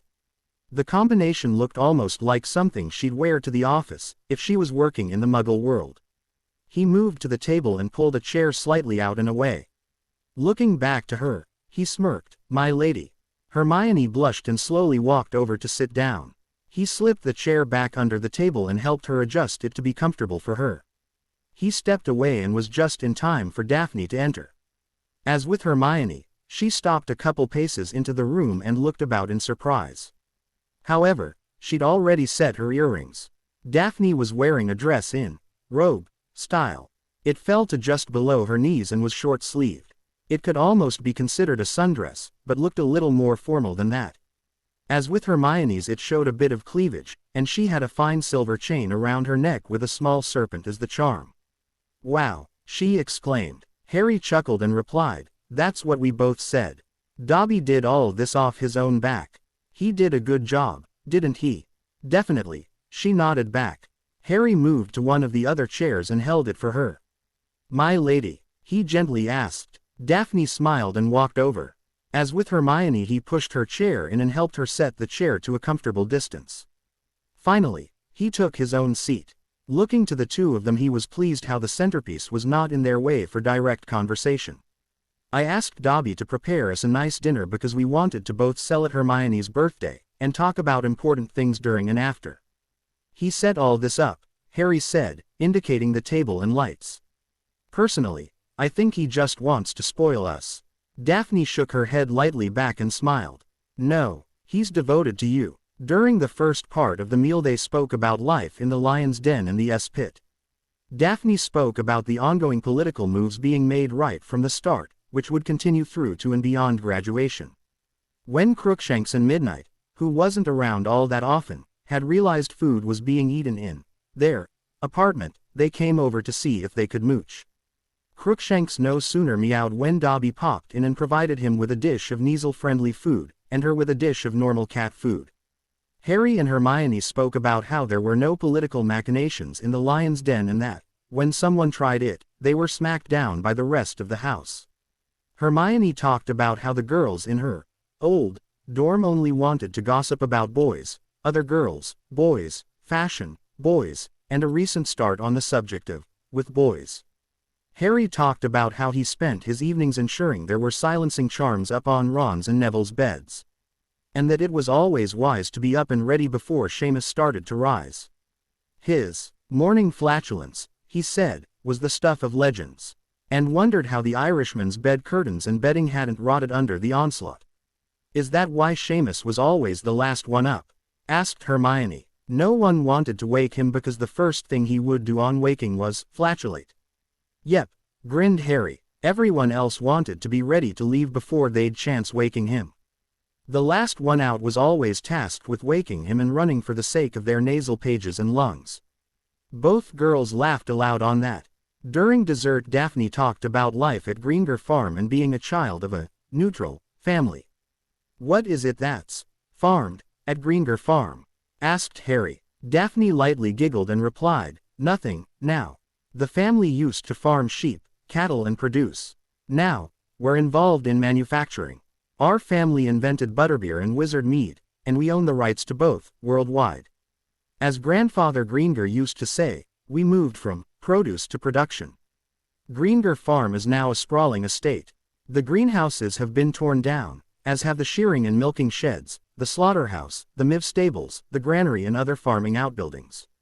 In their place is a small set of stables that house our family's horses, a small house elf community, and large tracts of reforested land.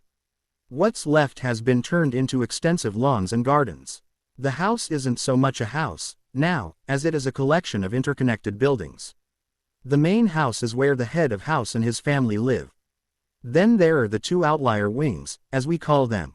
One each side. They can be considered separate residences as they both have their own kitchens, dining rooms, living rooms, etc. They were built to accommodate other separate Greenger families. And were once separate residences. Now, they have fully covered verandas running from them to the main house, and there is a door at each end of the verandas to close them off. Mum and Dad now use them as guests' quarters for those who are visiting for more than one night. Dad often has his manufacturing plant executives stay over for short periods and they discuss business. That happens at least twice a year. For the executives it's both a retreat and an ongoing business meeting, and Dad gets to write the whole thing off against taxes. When she wound down as they were finishing dessert, they moved on to Hermione. She talked about growing up as a single lonely child to parents who were both dentists. She talked about her bursts of accidental magic during her years before school. One was where she was summoning toys to her crib that were left just out of her reach, or a bottle. Another was where she got angry about something, she couldn't recall what, and blew out the windows in her nursery-cum-bedroom. A third was making real tea, milk and sugar appear in her child's tea set. She talked about developing her love in reading from her mother and father taking turns to read her bedtime stories when she was little, and getting annoyed when they'd stop before the story was finished. She wanted to know what happened next so, basically, browbeat her parents into teaching her how to read at a very young age. She was reading children's book before her 4th birthday, albeit slowly, and heavier books before her 5th. Because she was learning to read, her parents also taught her to write. She was slowly printing her own writing before her 5th birthday and moving on to cursive before she started school. She then started speaking about how she was so excited to go to primary school, and discovering that she'd already been taught so much that the pace of learning bored her to tears. So, she started taking books to school and reading them when the teacher was getting students to read from learning to read books. She started to softly cry when she started to tell them about what it was like in those first few months. So, here I was, sitting with 2 books open on my desk, she lightly sniffled. I'd have the learning to read, grade 1, book open at the page the entire CL was on, and I'd have another open, such as a grade 4 would have, and be reading that. The first time I was called upon to read from the grade 1 book, I flew through the page. I was clear, concise and even using the right inflections, such as my parents would use when they were reading me bedtime stories. That's when the bullying started, and when teachers would stop calling upon me to read or answer questions. My first teacher sent a letter home with me to my parents basically abusing them for teaching me so much before I even started school. Dad took time off from the practice and went down there. There was an almighty row with him, the headmaster and the teacher in the headmaster's office about it. I never did find out what they argued about, but I know it had to do with my reading and comprehension abilities. And, from that time on for the rest of the year, that teacher hated me. As time passed, the other kids first started shunning me. That then moved to minor bullying, until it got to be physical enough to warrant Dad going back down to the school. Late in grade 3 my parents were able to buy a nicer house in a more affluent area, so we moved. I changed school. At first, everything was alright. However, because of the bullying at the first school, I'd learned to stay away from other kids and found solace in my books. When I started at the new school, even though my parents hoped I'd meet new kids and make friends, I never did. Then, the bullying started again. Though we moved from lower middle CL to upper middle CL, kids are kids. They wore nicer clothes and had nicer things, but they were still the same. I used to hide out in the school leery to get away from them and their vicious taunts. However, on the way home, they'd often gang up and attack me. I have no idea how many times I'd come home with my books, clothes and school stuff ruined. But it was quite a bit. Before my letter came, I was dreading going to high school. My parents were already investigating in private schools focused mainly on ones that had very strict policies in place against bullying behavior, and they'd narrowed it down to a few. But my letter changed all that. Coming to Hogwarts, a boarding school, had my parents terrified for me.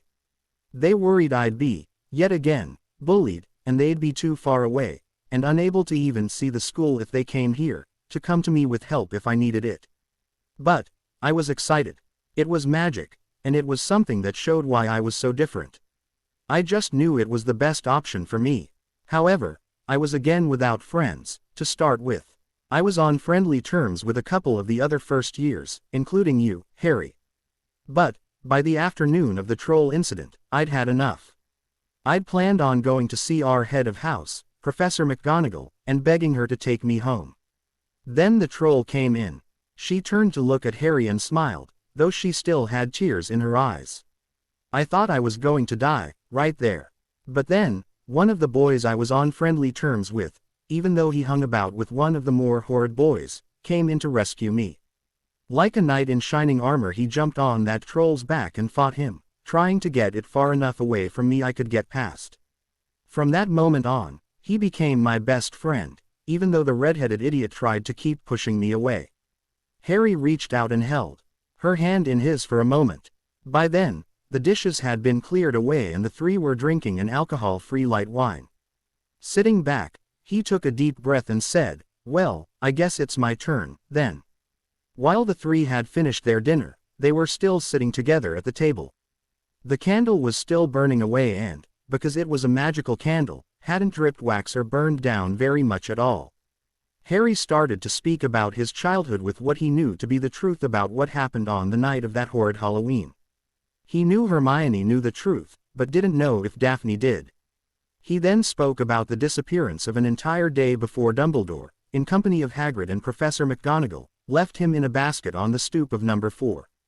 Then he described what he remembered of his early childhood, including how he was treated, before jumping forward to more recent times. He talked about the various beatings he suffered under the hands and fists of his uncle and cousin, the use of a strap, how he had to do all the chores around the house, and described what the average day was like for each of his years of age. And how all he ever wanted for the first few years was for them to show him the barest smidge of care.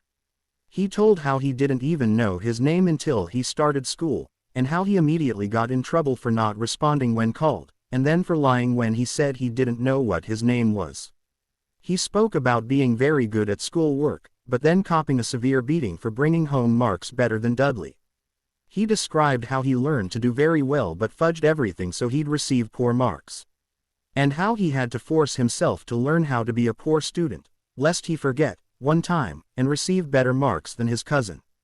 "We'll get you over that, Harry," Hermione softly promised. "You were a good student once, and you will be again." With a nod of recognition, he continued. He spoke about getting his letter in his hands for only a few moments, enough to read his name and address on the envelope, before it was snatched out of his hands by his cousin. Then spoke about the ongoing battle for the next week and a bit his uncle had trying to stop the letters getting through. He spoke about the trip to the coast and the boat ride out to the hut on the rock. And then, at midnight, Hagrid coming and knocking on the door, knocking so hard he knocked it down. He spoke of the next 24 hours of taking the boat and Hagrid showing him magic. Of his introduction to the wizarding world at the Leaky Cauldron and the fear of being swamped by people wanting to shake his hand and touch him. Of his trip through Diagon Alley before Hagrid dropped him off at the train station, and he had to find his own way home. He spoke of how, when he arrived home, his uncle immediately locked his new school trunk full of his things in the cupboard under the stairs, and how he had a bedroom for the first time in his life, even though it was still referred to as Dudley's spare bedroom. And, finally, he told about how his uncle laughed when he told him he needed to go to platform 9 3/4 and just tossed him, Hedwig and his trunk onto the footpath outside the station. And his then meeting with the Weasleys. "You're never going back there, Harry, said Daphne firmly. Unless it's in the company of us and we're there to wreak unholy vengeance on them. She snarled at the end. Hermione firmly grunted in agreement. Harry just nodded and continued. So, Dumbledore's machinations were already running full steam ahead, at this point. I don't know how he managed to get Hagrid to not tell me how to get onto the platform. And maybe he was innocent of that. But, John had to tell me how Mrs. Weasley managed to grab me at King's Cross and introduce me to Ron and Ginny. Mrs. Weasley was walking around saying, "What was the platform again, dear? 9 3/4. Look at all these muggles." And that sort of thing. Unbeknownst to me at the time, Mrs. Weasley had been, herself, to Hogwarts, then had more recently sent her other children over the past 10 years. John calculated that Mrs. Weasley had to have been to the platform over 100 times before that day. And here she was running around as if she had no real clue as to where she's going the day I turn up. "Ha, it's not your fault, Harry," soothed Hermione.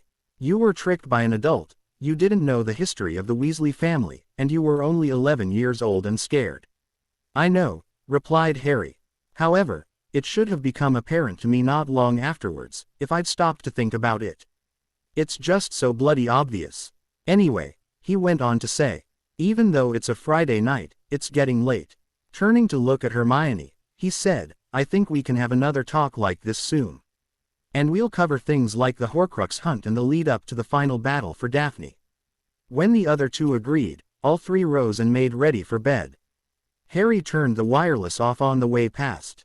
Unnoticed by the three, the table and chairs disappeared, with the room being set back to rights. When they woke the next morning, Daphne asked, "You know we won't be able to get out of here at Christmas, right?" "Yeah, I remember," sighed Harry. "Well, we need to get you new clothing, and I want to get you into St. Mungo's to see about your eyes," she continued. "I think we need to ask about getting a day out of the castle for a visit to Diagon Alley on a Saturday." With a sigh, Harry explained, "Dumbledore will never go for me being able to get away from the castle, unless it's a Hogsmeade weekend. And, even then, he's only going to allow me to go to Hogsmeade." "I'll ask my parents," she countered. "My mother should be able to escort us to Diagon Alley for the day. And we'll only ask Professor Flitwick for permission, not Dumbledore, as we've already been doing." Hermione cut in and said, "Set it up. I know, Mr. Broody Pants here doesn't think it'll happen, but I do. We can make a day of it. Get Harry's eyes fixed and then take him shopping." Daphne pulled out parchment, ink and quill and wrote a quick letter to her mother asking her if she'd be available to collect them early the next Saturday morning for a trip to St. Mungo's and a shopping trip to Diagon Alley. After breakfast, the three then caught up on all their IGN ments. And then the two girls worked hard with Harry to get his ancient runes skills up. "We intend for you to get through both the 3rd and 4th year runes syllabus so that you can join us for 5th year, all year," explained Hermione. "It shouldn't be that difficult because we'll be putting in twice as much effort. If we get you up to speed quick enough, you may be able to join us in 4th year ancient runes sometime after Christmas," said Daphne. Later, the girls went in search of all those they'd nominally tagged to work in the spare seal room sorting Harry's mail. He stayed in the apartment and studied hard ancient runes for the day. On the Sunday, the girls decided they needed to write down everything Harry had told them about his life with the Dursleys. "We need to get it down, now, Harry," Daphne explained. "While it's fresh in my and Hermione's minds. And, sorry, but we'll need you to clarify points as we go." With a sigh and a mien of pain, Harry nodded. "Let's get it over with." They spent the better part of the morning writing down everything and anything Harry remembered in note point, and igna dates to it all as best they could. They covered their psychological, emotional and physical abuse as separate areas, but kept everything in chronological order. They covered Harry being dumped on the stoop of his aunt and uncle's home, right through to his most recent summer living there. After lunch they returned to it and began writing it all down in report form. It took many sheets of parchment before they were done, and both girls were rubbing their wrists and wringing their hands from quill cramp before they were finished. "Now that it's down on parchment, what do we do with it?" asked Hermione. "Make copies of it, for a start," replied Daphne. "We need to send a copy to Stuart and Margaret, our solicitors, for their records of the truth. Next, I'd like to send a copy to my parents, if I may. Frowning back, Harry asked, why? Don't get me wrong. I understand why Ackerman and Pentridge need a copy. But, why do you want a copy to go to your parents? She sighed and said, because they need to know your history, Harry. Once all this becomes public, they'll be asked questions about you. If they know none of this, they'll come across as uncaring or, worse, completely ignorant regarding matters concerning you and me, finished Harry with a groan. Looking up, he begged, just, please make sure they understand I want no one's pity. This is just so they know the truth, nothing more. Nodding, Daphne replied, I'll make sure they understand that. Anything else we need to do with the information? He asked. We need to make sure Dumbledore receives a copy, replied Hermione, perking up. Why? Asked Harry. Because then he can't claim he was unaware of how you were treated by them, love, replied Daphne, looking and smiling at Hermione with respect. It completely blocks him from later claiming he was unaware. Then, if he tries to send you back there next summer, he will then be guilty of a whole heap of further crimes around child abuse, finished Hermione. That's very clever, said Harry, chuckling a little bit. It firmly puts him in the spot where he can't try and send me back there. If he tries to claim he didn't know, we hit him with our own copy of this, proving he did, said Hermione, tapping her finger on the written report. If he admits to knowing about it, he comes across as a child abuser, or, at least, facilitator. The three then set out to clean up what was written and make copies to send out. Dumbledore's would wait until they knew Daphne's parents and their solicitors had received theirs. The rest of the weekend flew past and, before they knew it, they were into the new school week. The Monday saw the three receive a summons, each, for the court date for the trial of Molly, Ron and Ginny.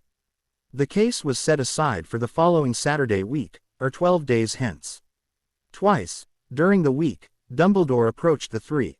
On his first approach, he told Harry that, as his magical guardian, he was not permitting Harry to attend the trial. Instead, he, Dumbledore, would make a statement on Harry's behalf. Harry countered with, it's a lawful summons, headmaster. It's illegal for me not to go. And you would be breaking the law by blocking me from going. It is not safe, Mr. Potter, the headmaster stressed. That is irrelevant, headmaster, and you know it, Harry shot right back. Knowing he was on a losing streak with that argument if he continued, the headmaster changed tack. Ronald Weasley is your best friend, Mr. Potter, tried the headmaster. I know he and Ginevra are very sorry for the lack of thought relating to the minor incident regarding potions. However, as you weren't actually potioned, no harm was done. You need to let this go. I'm sure, if you see it in your heart to forgive them both, this will be something you can laugh over later. Laugh over? Asked Harry, incredulous. The only thing laughable at the moment, headmaster, is the blatantly idiotic idea I could ever consider Ron Weasley a friend, again, let alone Ginny or her mother. What they did, what they attempted to do, was unforgivable. I, and my bondmates, want the full weight of the law brought down on all three of them. Even if I wasn't being called as a witness for the ministry, I'd still want to be in that courtroom to see all three of them get their just comeuppance. Vengeance is the path to the dark, Harry, pleaded Dumbledore. Then it's a good thing I'm not looking for vengeance, headmaster, retorted Harry. I'm looking for justice. Righteous vengeance is what you seek when justice fails you. If you don't want me seeking vengeance, pray I receive justice. That final statement, more than anything, nearly led Dumbledore to panic. He had been working hard behind the scenes to ensure all three Weasleys received no more than a legal slap on the wrist for their actions. Now, he had to return to his allies to ensure that more than just a slap on the wrist was meted out. He could not allow Harry to contemplate vengeance to solve his problems. Plus, if Harry felt the justice system in Wizarding Britain was corrupt, he'd be less likely to sacrifice himself for their magical nation when the time finally came. With a sigh of frustration, Dumbledore returned to his office to make some urgent flow calls.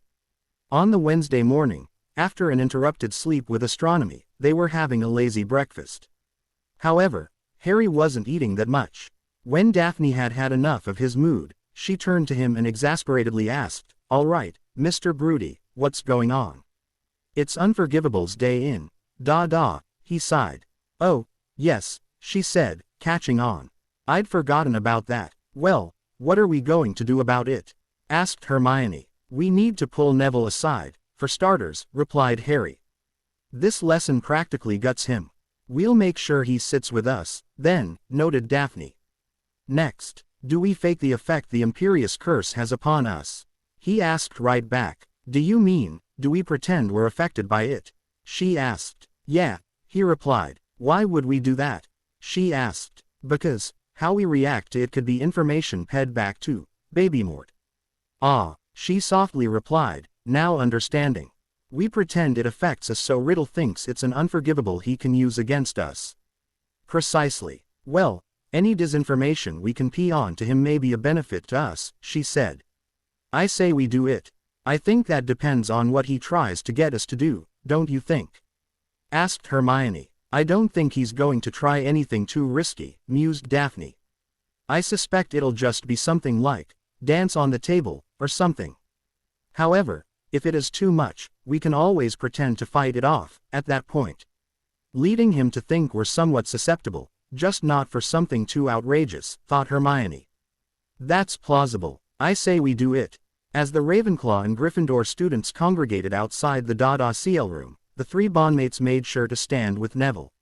Neville, asked Hermione. Yeah, he asked back. We've heard Professor Moody is going to be giving a talk on the three unforgivables, today, she explained. We three think you should sit with us, for this.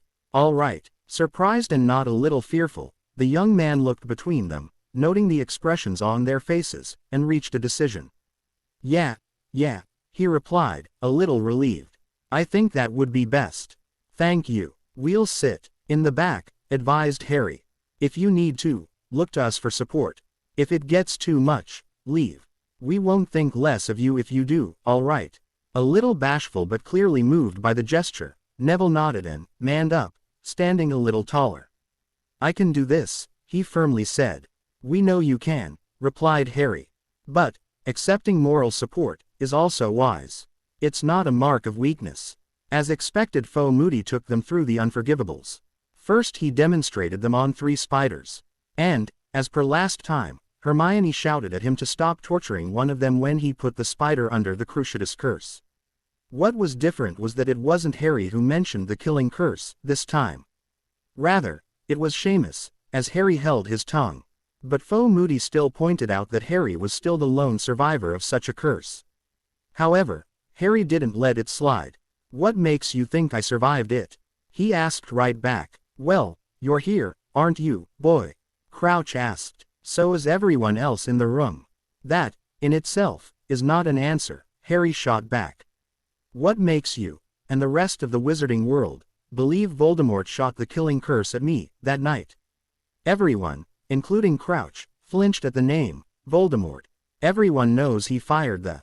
Crouch tried. How? Harry interrupted. How do they know? Supposedly, the only one who survived that night in my parents' cottage was me. And, I don't know whether he used the killing curse or not. I was 15 months old, at the time.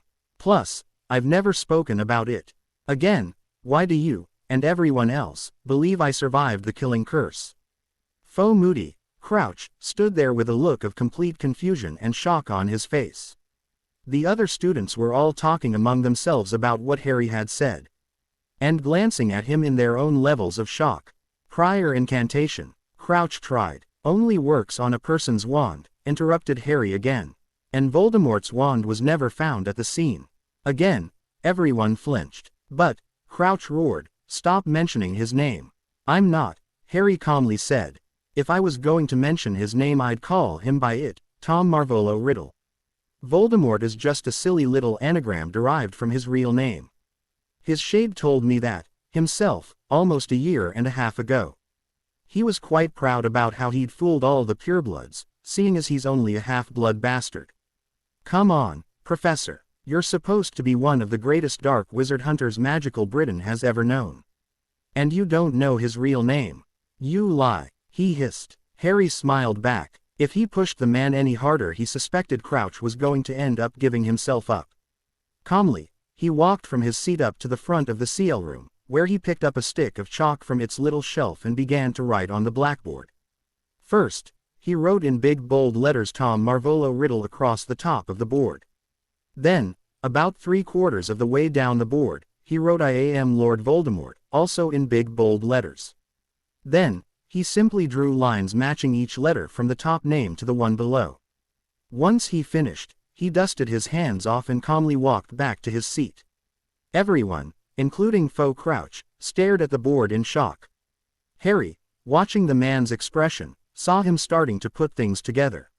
Such as, why Riddle was currently holed up in Riddle Manor, and why he wanted Harry transported to the grave of one Tom Riddle. The other students were animatedly talking with one another, and looking at Harry with expressions ranging from dumbfoundedness to awe. After a long few more moments, Crouch erased the board and turned back to the CL.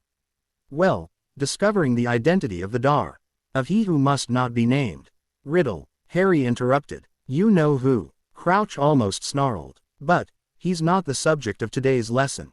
Crouch managed to get control of his emotions again, before he moved on to demonstrating the imperious curse. This time he called Harry to be first. Harry allowed for the hop on one foot, and for the little dance, but finally pretended to snap out of the curse when told to disrobe. Hermione allowed herself to sing and dance, then kneel in prayer. And was released. Daphne, as expected, was forced to dance on a desktop and performed an admirable cartwheel before being released. As other students were put through their paces, Harry was the only one who was called up and demonstrated he was able to snap out of the curse. This time, Neville wasn't asked to hold back at the end of the CL. Out in the corridor, after Crouch shooed everyone out and slammed the door shut, Harry was bombarded by questions about Riddle, and why people believed he survived the killing curse. For the questions about Riddle, he just sent them to the trophy room to look him up, there. For questions about the Halloween night in Godric's Hollow, he turned the questions back on them. Come on, people, he exasperatedly replied. Figure it out. No one survived, other than me, so how did people come to the conclusion Riddle fired the killing curse at me, which then backfired and killed him? Merlin, use your ins and come to your own conclusions. Someone clearly guessed and everyone else believes it to be true, or someone just wanted to make me look like some kind of reluctant hero. Possibly, probably, to sell books about me in that night. Late into lunch, Harry received a summons handed to him by Professor McGonagall to see the headmaster immediately after he'd finished his meal. Well, ladies, he mused. It appears the headmaster has heard about my little demonstration in the Da CL room and wants to have words about it with me. Care to join me? I think we must, smiled Daphne. We can't have you getting into even further trouble, now, can we? After finishing their lunch, the three walked to the entrance to the headmaster's office. With a call of cockroach clusters, the gargoyle leapt to the side and the three ascended the moving staircase to the landing outside the headmaster's door. Just before Harry knocked, they heard the headmaster from inside call, "Come in, Harry." Opening the door, Harry allowed the two girls to precede him inside. Unsurprisingly, Professor Snape was sitting on his stool in the corner. Miss Granger, asked Dumbledore. I believe I only asked for young Harry to join me. You did, answered Daphne, as all three walked up to stand before the desk. When she didn't say anything else, and Hermione said nothing, he finally asked, Then, what are you doing here? I asked them to join me, Headmaster, answered Harry. The same can be asked for why Professor Snape is here. Snape looked ready to snarl something back, but kept his mouth shut. Now, Harry, Professor Snape has my complete trust and confidence, the headmaster smoothly said. In that case, said Harry, just as smoothly, Miss Granger have my complete trust and confidence. Before Dumbledore could speak again, Harry went on to say, You summoned me, Headmaster, and I am here. What is it you wished to speak to me about? I'd not like to be late to my next CL. I wished to speak to you alone, Harry, the headmaster tried. Oh, replied Harry, my apologies. He then looked directly at Snape and asked, Would you mind escorting my two ladies to wait outside, Professor, while the headmaster and I converse? I believe we shan't be long. Snape glared and sneered, back before he turned back to the headmaster. Dumbledore held up his hand and, looking at Harry, said, I thought I made myself clear, Harry. Professor Snape has my complete trust and confidence. And I thought I'd made myself clear, sir. Miss Granger and Miss Granger have my complete trust and confidence. Anything you need to say to me you can say to them. Actually, anything you say to me I'll say to them, anyway. So, their staying here would just, as the Muggles would say, cut out the middleman and save time. With an overly dramatic sigh, the headmaster said, very well. And conjured 2 extra seats alongside the single chair the 3 were standing behind. Please take a seat. Harry waited until the other 2 were seated before he sat in the center chair. And all 3 looked expectantly back at the headmaster. Dumbledore rearranged himself a little and, with a stern expression directed at Harry, asked, now, perhaps you can tell me why you felt it necessary to mention the Dark Lord's real name in the defense against the Dark Arts CL room this morning. I didn't, replied Harry. Sorry, asked Dumbledore. I was led to believe you did. No, sir, replied Harry. I didn't feel it was necessary, at all. So, you didn't mention the Dark Lord's real name in the defense against the Dark Arts CL room. Nor, demonstrate how it was an anagram of his real name. Oh, no sir, replied Harry. I did both of those. However, I didn't feel it was necessary. I did it because it was the right thing to do. And, Dark Lord, sir. Really, you and I both know he's no such thing. A Dark Wizard. Yes, but, a Dark Lord. Definitely not. You give him too much power calling him such nonsense. The headmaster sat with his eyes closed looking like he was constipated. Harry, he said, why ever would you do such a thing? It was you who told me in my first year, sir, to always use the proper name for things. Fear of a name increases fear of the thing itself, explained Harry. Voldemort's real name is Tom Marvolo Riddle, and I'm using his proper name, as you directed. With another sigh, Dumbledore said, yes. Well, I did say that, didn't I? Yes, sir. And, now I must ask you not to do that, he instructed. You want me to lie about it, sir? Asked Harry, adopting a mien of confusion. That's not right. Besides, enough people have heard it now the cat can't be put back into the bag. I'm not now going to go around telling people I misspoke. I won't lie to them, sir. No, the headmaster backpedaled. No, you can't do that. I'm just asking that you not volunteer any further information concerning Volume Riddle. If you wish, sir, replied Harry. I do, he said. Now, about you not believing you were hit by the killing curse. Again, sir, Harry cut in. I never said that. I asked why everyone else believed I was. Because you were, Harry, Dumbledore tried to explain. Really? He asked right back. How do you know that? Because, frankly, I can't see it. What do you mean? Asked the old man. There are 2 points that clearly show that belief to be in error, Harry explained. The first is that a mere 15-month-old infant survived being hit by a curse that has never, and has never since, been survived. That, in itself, is ludicrous. And, second, the killing curse never leaves a mark on its victims. And yet I, supposedly, received this scar from it, he said, lifting his fringe to display the much-faded scar in question. Next, there are no survivors from within the cottage that night, except me. Therefore, there was no one there to witness what curse was supposedly cast at me by Riddle. With those points considered, there is no possible way anyone could know what really happened in my nursery at that time. I recognized that Pettigrew was probably around somewhere nearby, but I'd laugh at anyone who said he was the one who fancied up the story I survived the curse. No, I was the only survivor and no one's ever asked me for my version of what supposedly happened. It's my belief that whoever went around spouting off that I survived the killing curse that night was spouting hippogriff dung. And I challenge them to prove their facts. Someone was just out to fancy me up as some kind of superhero so they could sell books or other products about me, or they have some other, malevolent, purpose. I neither asked for, nor wanted, the boy who lived appellation. I have absolutely no intention of being anyone's hero, other than to these 2 ladies right here, he indicated both girls. If the wizarding world needs a hero, you be that hero, sir. You've done it before and I don't want the job. And, if anyone tries to force it on me, they'll get it flung back in their face. My family have done enough. I've more than paid my price. I lost my parents, and my paternal grandparents, to that nut job. And, likely, my maternal grandparents. I lost my godmother and her husband to them, and my godfather lost 12 years of his life to them. More personally, I suffered 10 years of slow emotional, psychological and physical torture to them. Yes, it was those assholes, the Dursleys, who did that, but I'd have never even have met them if not for Riddle and his lickspittles. I have paid enough, and there's nothing anyone can say to me to tell me otherwise. With that in mind, last weekend we secured the services of a renowned wizarding legal firm. One of their tasks is to go after all the people who have unlawfully used my name to sell their products. Their instructions are to go after those people for every single canute they've made off my name, together with costs in damages to both my name and reputation. If it drives them into bankruptcy, I have no sympathy for them. They're just vultures who were looking to make a quick galleon. Sitting back with another sigh, Dumbledore said, "Thank you for your time, Harry.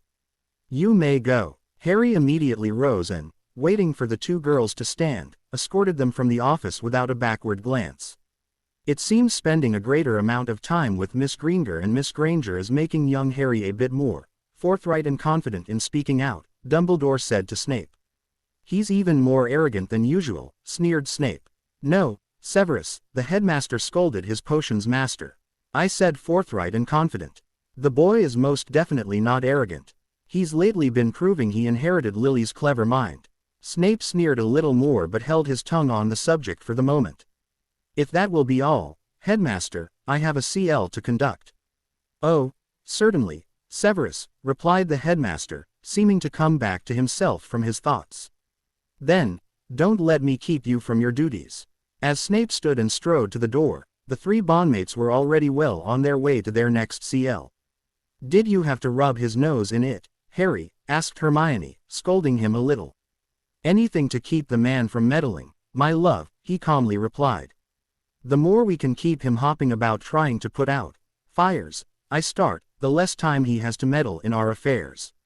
You know he's looking for a way around our bonds to force me back to the Dursleys, don't you? He's going to be even worse after the night of the third task. Hermione sighed and said, I know. But he's the headmaster, Harry.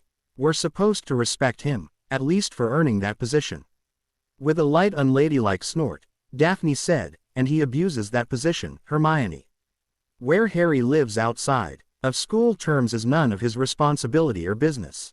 I fail to see how you can excuse him for his actions simply because he's in a position of authority. He's also Harry's magical guardian, Hermione explained. That's why he has the authority to order Harry back to the Dursleys.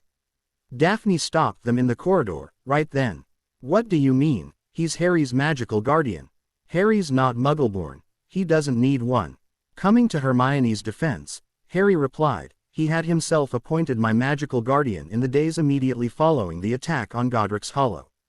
And, he's been using that authority to control me ever since. With a scowl Daphne huffed, well, we'll be getting that stopped, then, won't we? Now that we're bonded, if it's all right with you two, I'll see if I can get my parents to agree to get themselves declared as your magical guardians. Both other bondmates grinned back.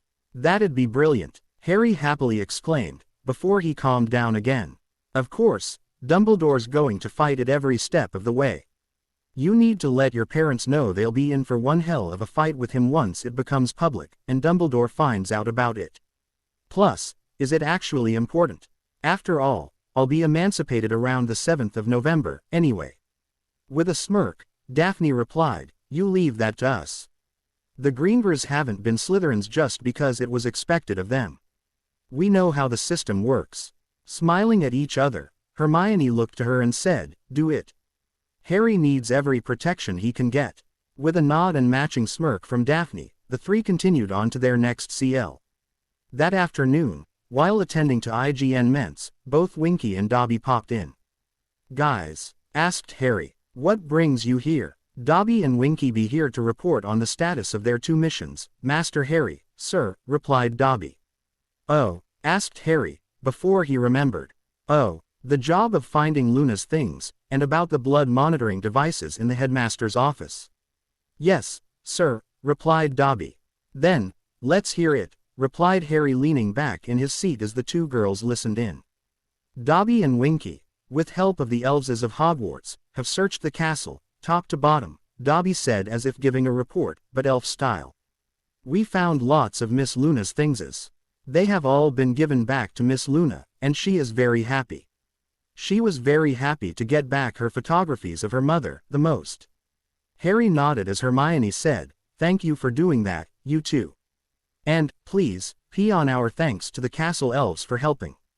Dobby and Winky both nodded with tears of happiness in their eyes. Winky popped away while Dobby stayed, wiping his eyes and blowing his nose on a small handkerchief. He then looked up and reported, Dobby was also being sneaky and sneaked into Headmaster Whiskers's office when he wasn't there looking at Wizzy and Worry things with Master Harry's blood in them. Dobby finded 4 of them. Instead of just taking out Master Harry's blood from them, Dobby switched the blood, the little elf said. Harry chuckled and asked, "And whose blood did you replace mine with?" Dobby waited until Headmaster Whiskers went to sleep, explained the elf. Then Dobby talked some of his blood. Dobby switched Master Harry's blood with Headmaster Whiskers's.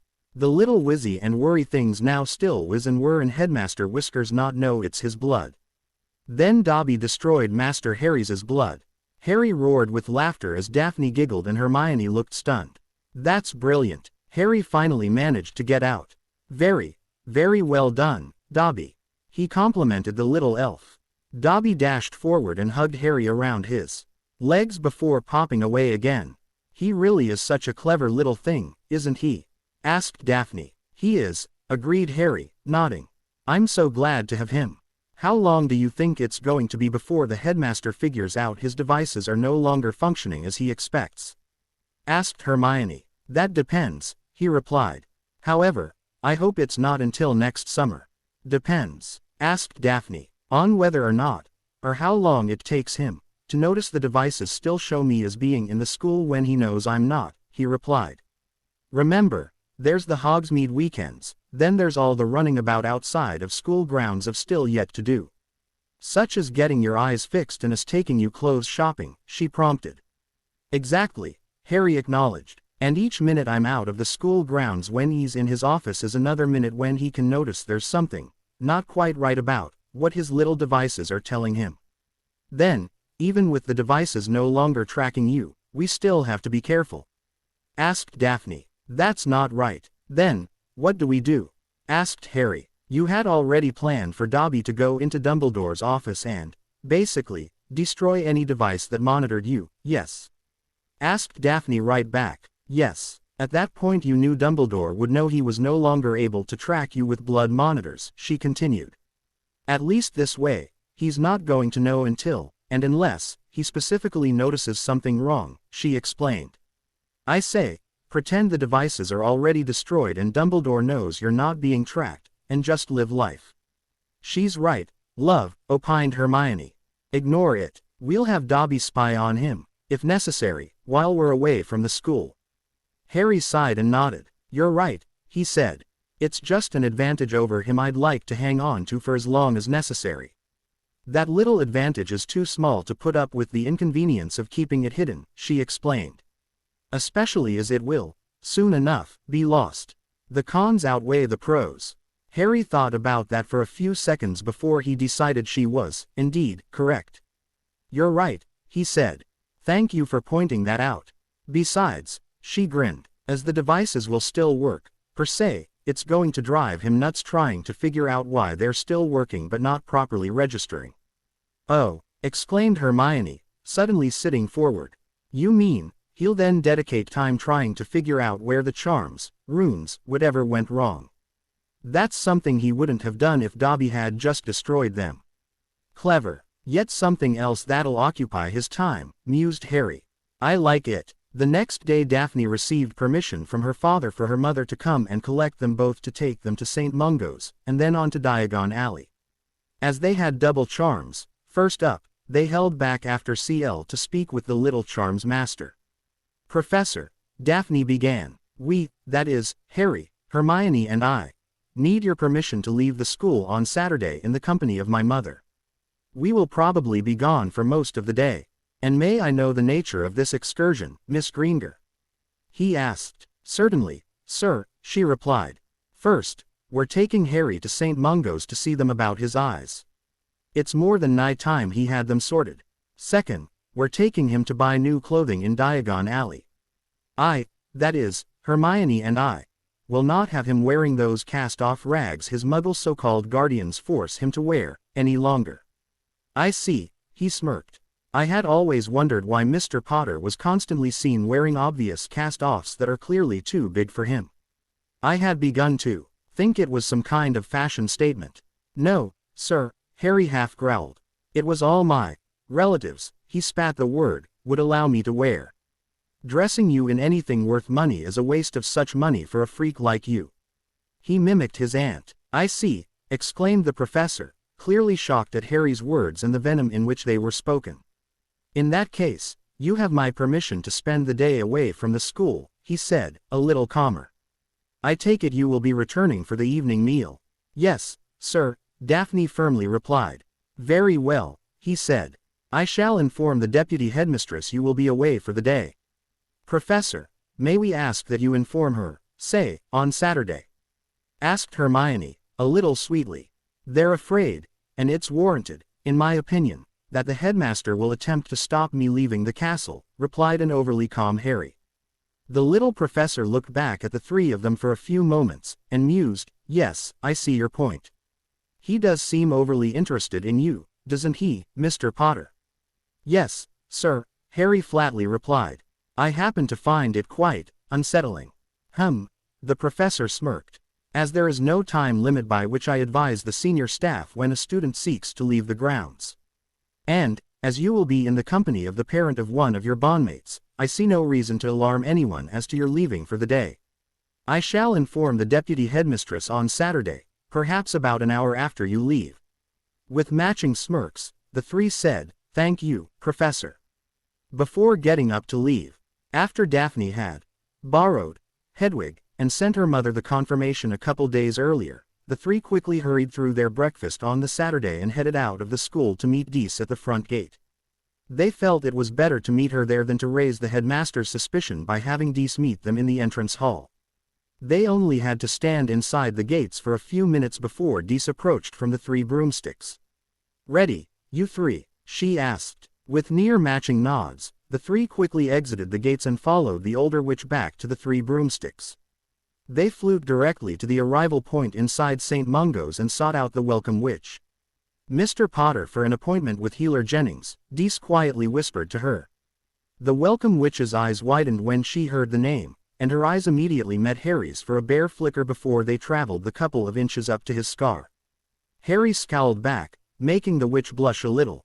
"Third floor, East Wing," the witch muttered to Dees. With a nod, Dees led the three up the stairs to the right wing and down the pageway. She led them direct to a plain door with a BR plaque that bore the name, Healer Thomas Jennings, Eye Specialist. Without even knocking, she led their small party in. "Madam Greenger," the slightly portly man in Wizarding Hospital scrubs said, as he stood up from behind his desk. "A pleasure to see you," he said, with slight emphasis on the word, see. "Thomas," she said, holding her hand out to the man for the back of her knuckles to be lightly ed. That joke gets older with each ping minute. Healer Jennings didn't seem to look the slightest abashed from her remarks. Instead, he looked even more pleased. "I see your point," he replied, again emphasizing the word, see, and chuckling a little. Dees just rolled her eyes as the bondmates all grinned. The healer turned to Harry and said, "And, it's nice to meet you, Mr. Potter. I see the reports of your three-way bond are accurate. Madam Greenger tells me you're here for me to have a look at your eyes." Harry immediately decided he liked the man. "Yes, sir," he replied with a grin. "I've been looking forward to seeing you." Healer Jennings barked in laughter for a moment.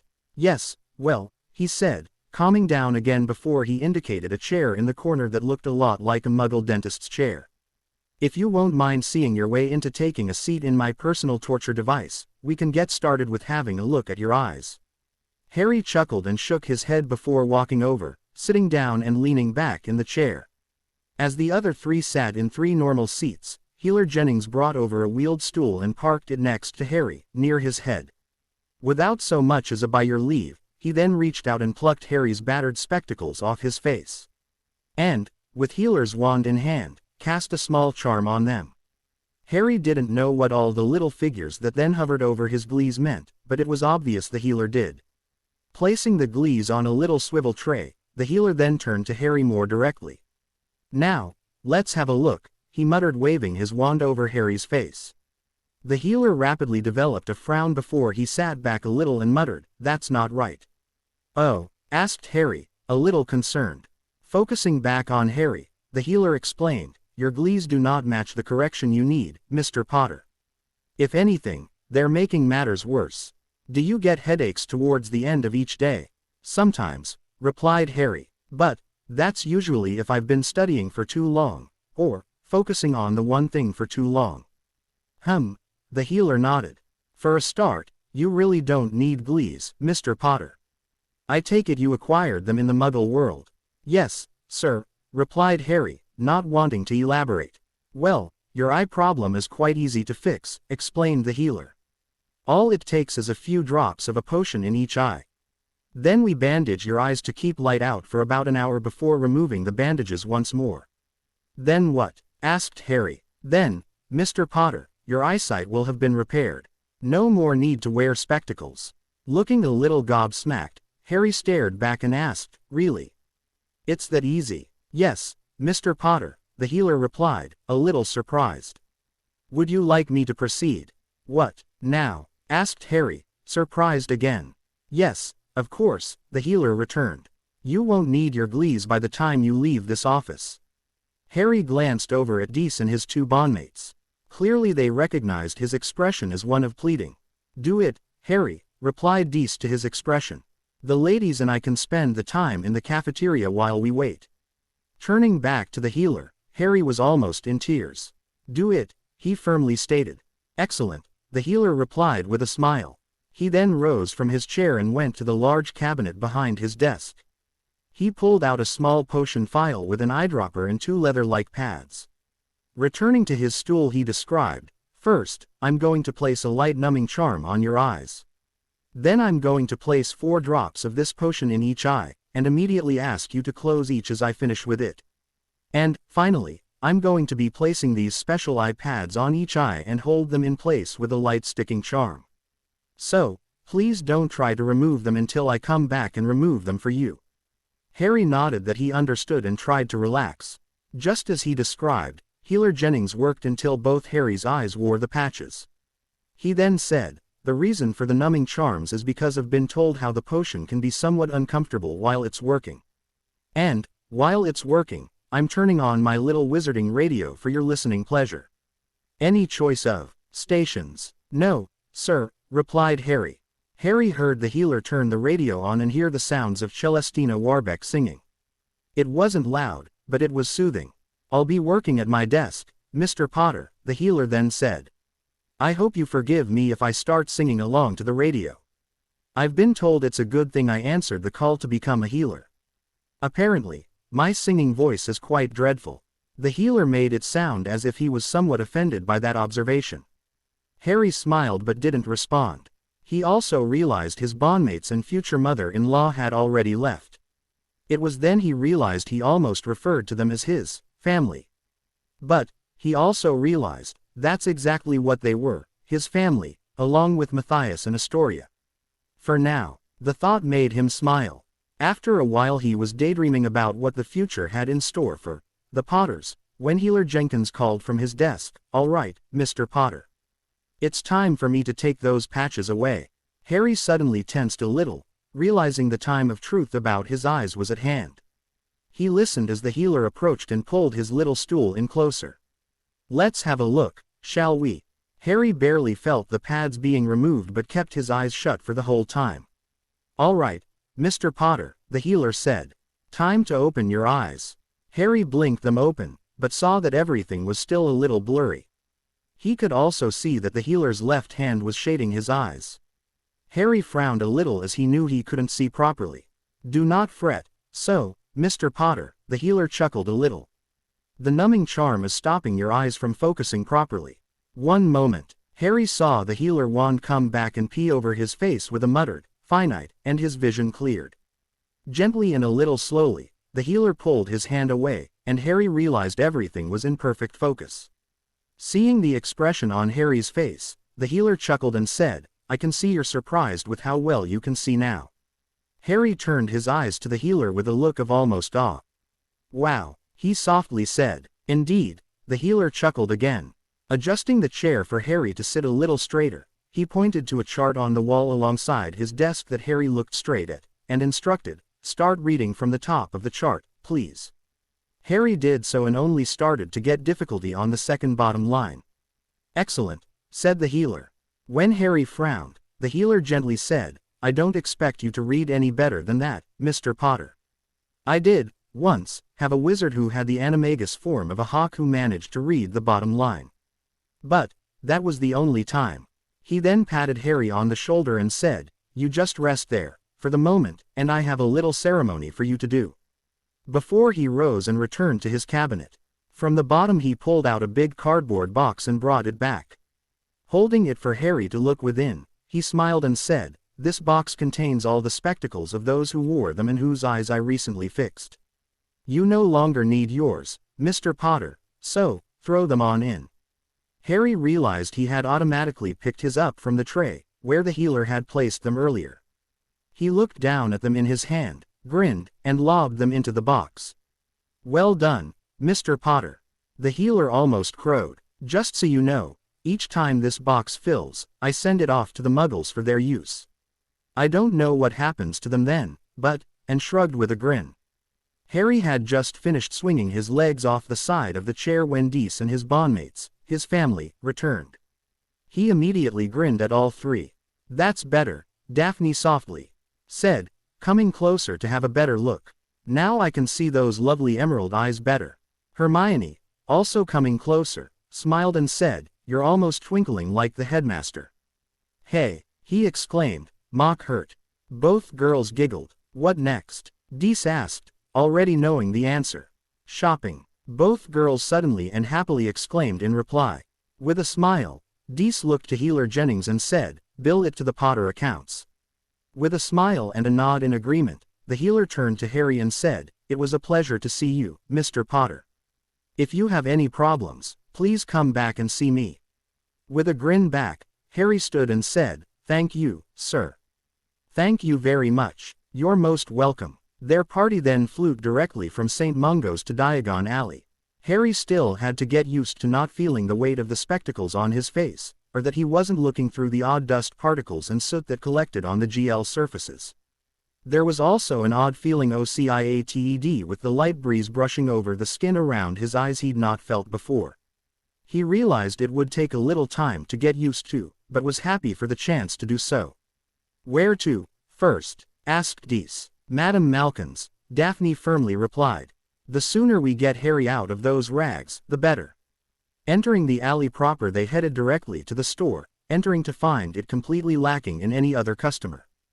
Daphne practically dragged Harry to the little round stands the store's witches used to measure people up, and ordered him not to move until he was told to. When Daphne and Hermione explained to the store witch what they wanted to happen, she immediately ducked into the rear of the store and brought back Madame Malkin, herself. "An entire wardrobe?" the plump little middle-aged witch asked. "Everything," Daphne firmly replied. "Treat it as if he has lost his entire wardrobe in a fire except for what he's wearing, and even that is damaged beyond repair. He's going to need wizarding and muggle wear from top to bottom, in and out," cut in Hermione. "Everything from outer and formal robes to muggle underwear. He wears boxers, by the way." Both girls then nodded to the store owner, who was looking back in surprise. "Well, then," said Madame Malkin, with a pleased little huff. "Let's get to it, then, shall we?" Out came the measuring tapes and Harry was made to hold his arms out, spread his legs, and otherwise be almost violated by the magical measuring tape, as a quill was working itself to fill out a form on a nearby little pedestal. While the tape was working, the store assistant which watched the parchment for a few moments before she gave a nod and moved away, ducking back out to the back of the store. She came back carrying a heap of clothing and asked Harry, Any preferences to color? Harry was about to reply when Daphne replied instead. Green to match his eyes. Emerald, if you can. He also looks good in Ravenclaw blue and bronze. Silver highlights, where necessary. Potter crest on formal robes. No reds, oranges or the like. The color does not suit him, unless it's a deep red, such as burgundy, to highlight. Pale, or pastel greens would also work for under robes, said Hermione. It can be for a shirt, or two. Same with pastel blue to go with royal and navy blues. Creams, too. That'll go well with anything of a deep forest-like green. Browns, so long as it's dark. And, of course, black, dark grays and white. The store witch was taking notes. Do I get a say in this? Asked Harry a little plaintively. No, said Hermione, as Daphne said, yes. They looked at each other before Daphne said, you get to choose some of the styles. Traditional or modern, for the cut of your robes. The same for Mugglewear. You get to choose the style of shoe you're most comfortable with, such as pointed toe or not. And, we'll let you choose some colors for yourself, so long as we approve. The look Harry gave both girls made Dees almost burst out laughing. She had to hurry away to the witch's side of the store before she embered herself by giggling. Harry, said Hermione, you know we love you, right? With a sigh, understanding where this was going, he nodded. Then I mean no malice when I tell you your fashion sense leaves a lot to be desired, she firmly said. Leave the selection of fashion to Daphne and me. We'll make sure you look good. Between us we have both wizarding and muggle fashions covered, added Daphne. Now stop fussing and be a good boy. She turned to make sure Dees wasn't paying too much attention before she turned back and softly said, you'll be rewarded if you're a good boy, all right. Harry's eyes widened as what she said worked its way through his mind. He nodded back with a look of anticipatory glee. Good, she firmly said, before turning to Hermione and the two store witches. All right, ladies, we have work to do. For the next 3 hours Harry felt he must have changed clothes over 100 times as robes, shirts, trousers, jeans, jumpers, coats, hats, boots, shoes, belts, swimwear, underwear, male jewelry, watches, colognes, hair products, and he forgot what else was brought to him to try on. Some only made it as far as being held to his for shirts or his waist for pants before it was discarded. Some he managed to don before he was told to strip it back off and it was discarded. However, the pile of what was considered acceptable grew, though not as fast as the pile of discards. Or, the pile the discards would have made if they weren't being constantly removed and taken back out back.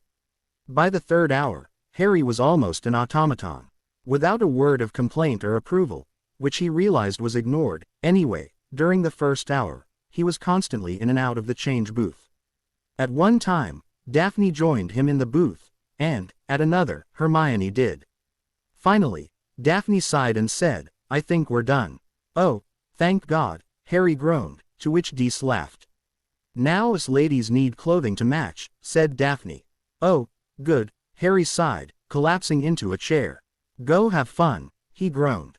Both witches glared at him and Hermione said, on your feet, Mr. Potter. You need to see what it is we'd like and for you to give your approval, explained Daphne. Ladies, I have already learned, over the past 3 hours, that my opinion is neither needed or matters, he explained with a near whine. Why do you want to hear it now? Because it's how it's done, replied Daphne, as if speaking to a small child. Hermione then walked over and, taking him by the hand, dragged him to the witch's side of the store. He was practically dumped into a husband-boyfriend chair, sitting next to Dees, who looked back at him with both amusement and sympathy, and told to give his opinion. Both girls then entered side by side changing booths carrying an armful of garments each. For the next hour Harry was treated to his own runway show with his two bondmates acting as the models. They started off with formal traditional robes and worked their way through to modern informal muggle.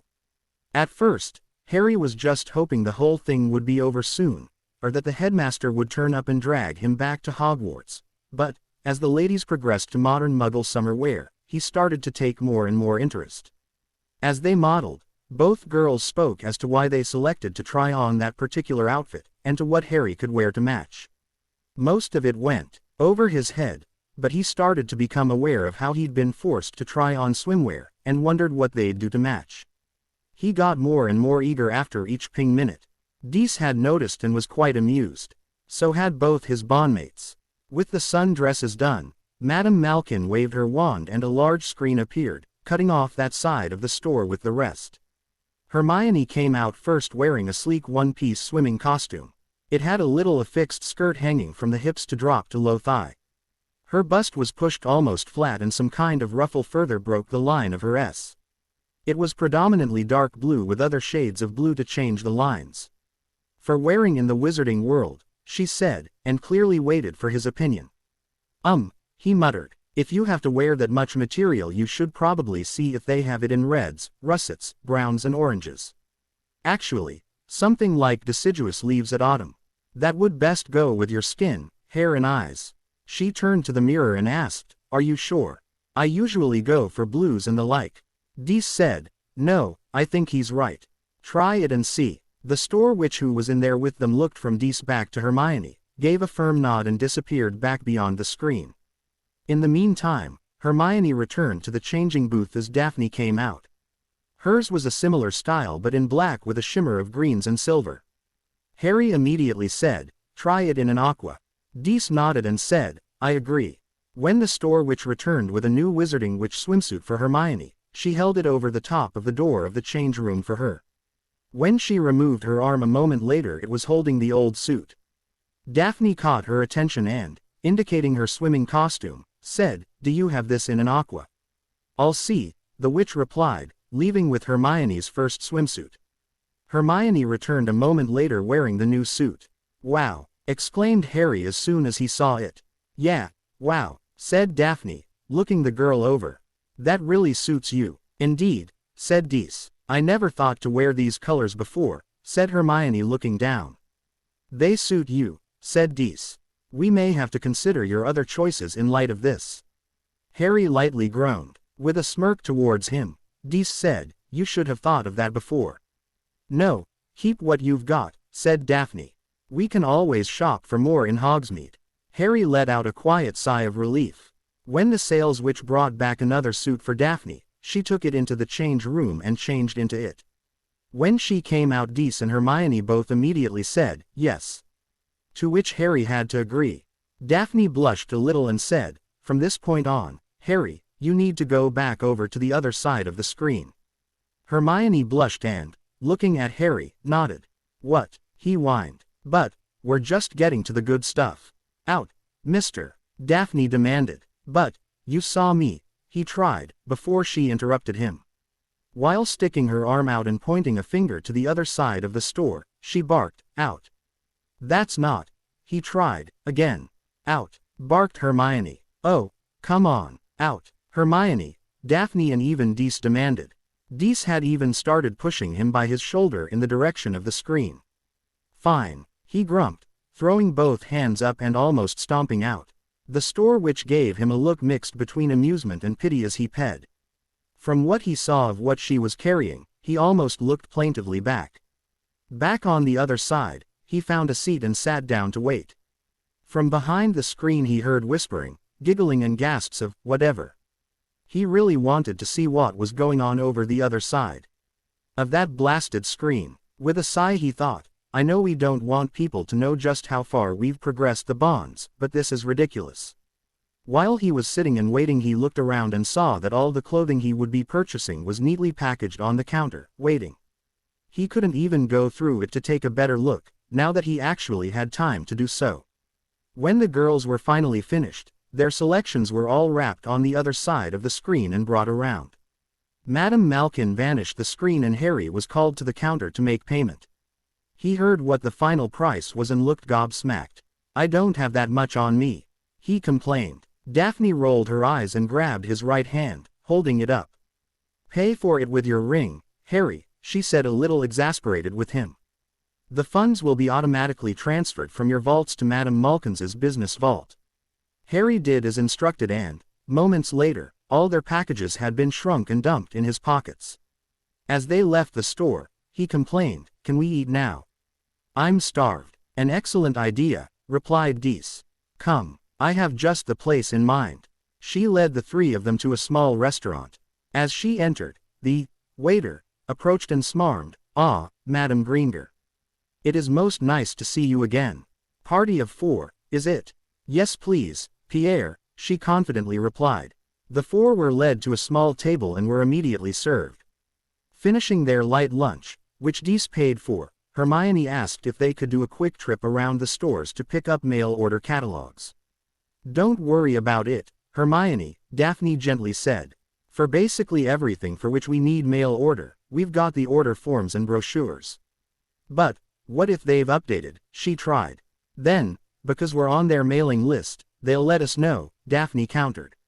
"It's in their own best interest to do so, I guess," sighed Hermione. "So, are we all done?" asked Dees, after the girls stopped arguing. "Yes, I think so," replied Daphne. "Then it's back to school with you three," the older witch firmly said. Again using the flow at the leaky cauldron, the 4 flew back to the 3 broomsticks. As Dees escorted them to the gates, Harry held back to speak to her. "Dees," he asked. "Thank you very much for today," he said a little emotionally. Dees turned and smiled at him, recognizing the depth of his gratitude. "You're very welcome, Harry. It's what family is for. And we are family now." At the gates, Harry stopped and, at the spur of the moment, quickly hugged the woman. "Again, thank you." Dees just nodded back, a little emotional at Harry's own expression of emotion and gratitude.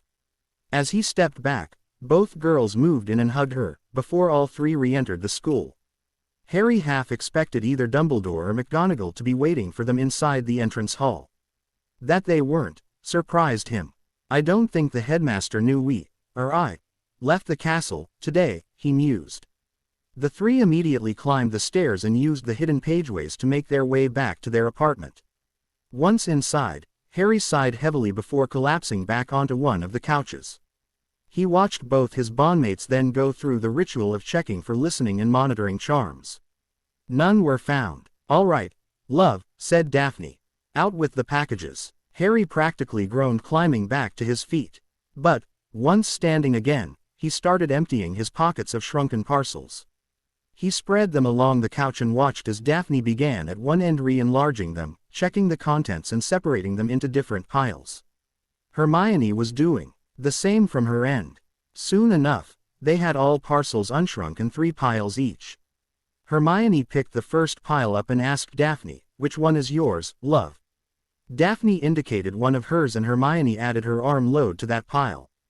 Then Daphne did the same with what she had of Hermione's.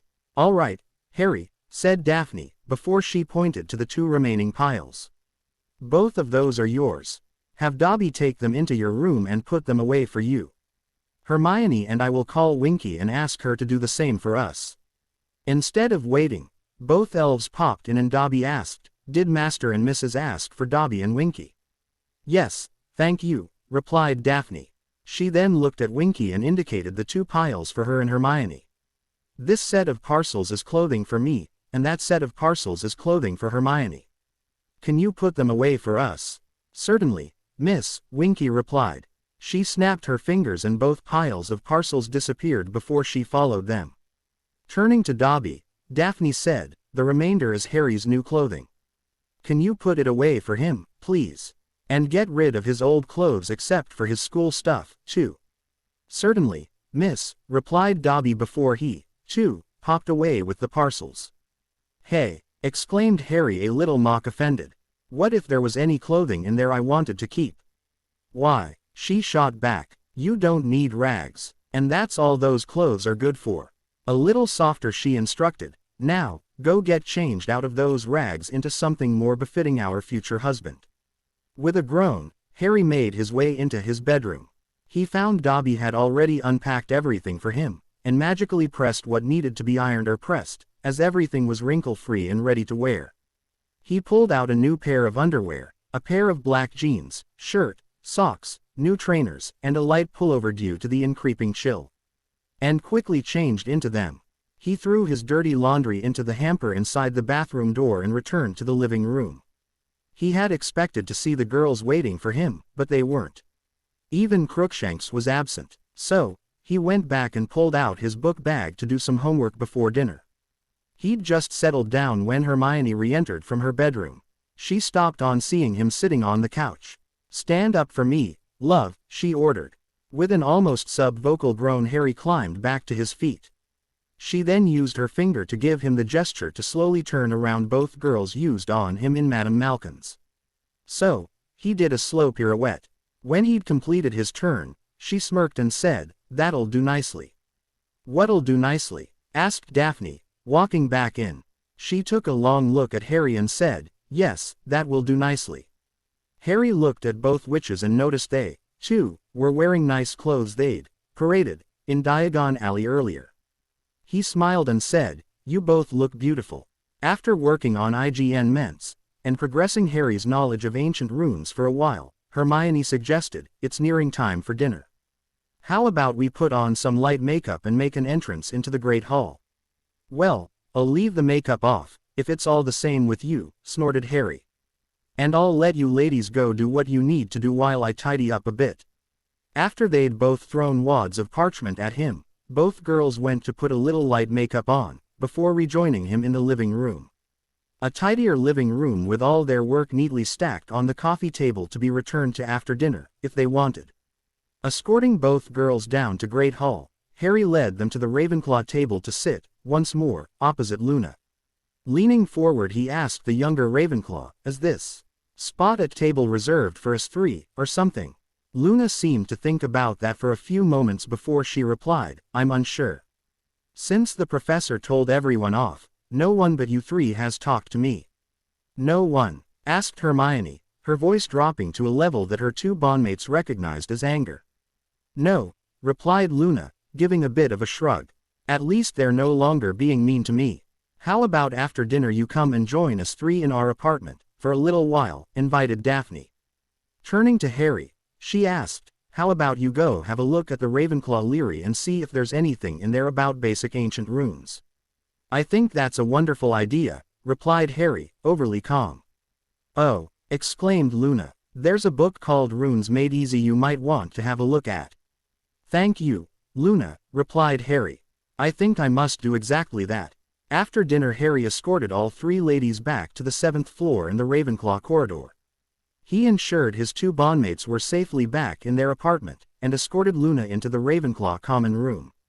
He waited for her in the common room as she went up to her dorm to retrieve her IGN and books, and watched how the rest of the house interacted with her as he pulled the Runes Made Easy book off the shelf of the House Leary.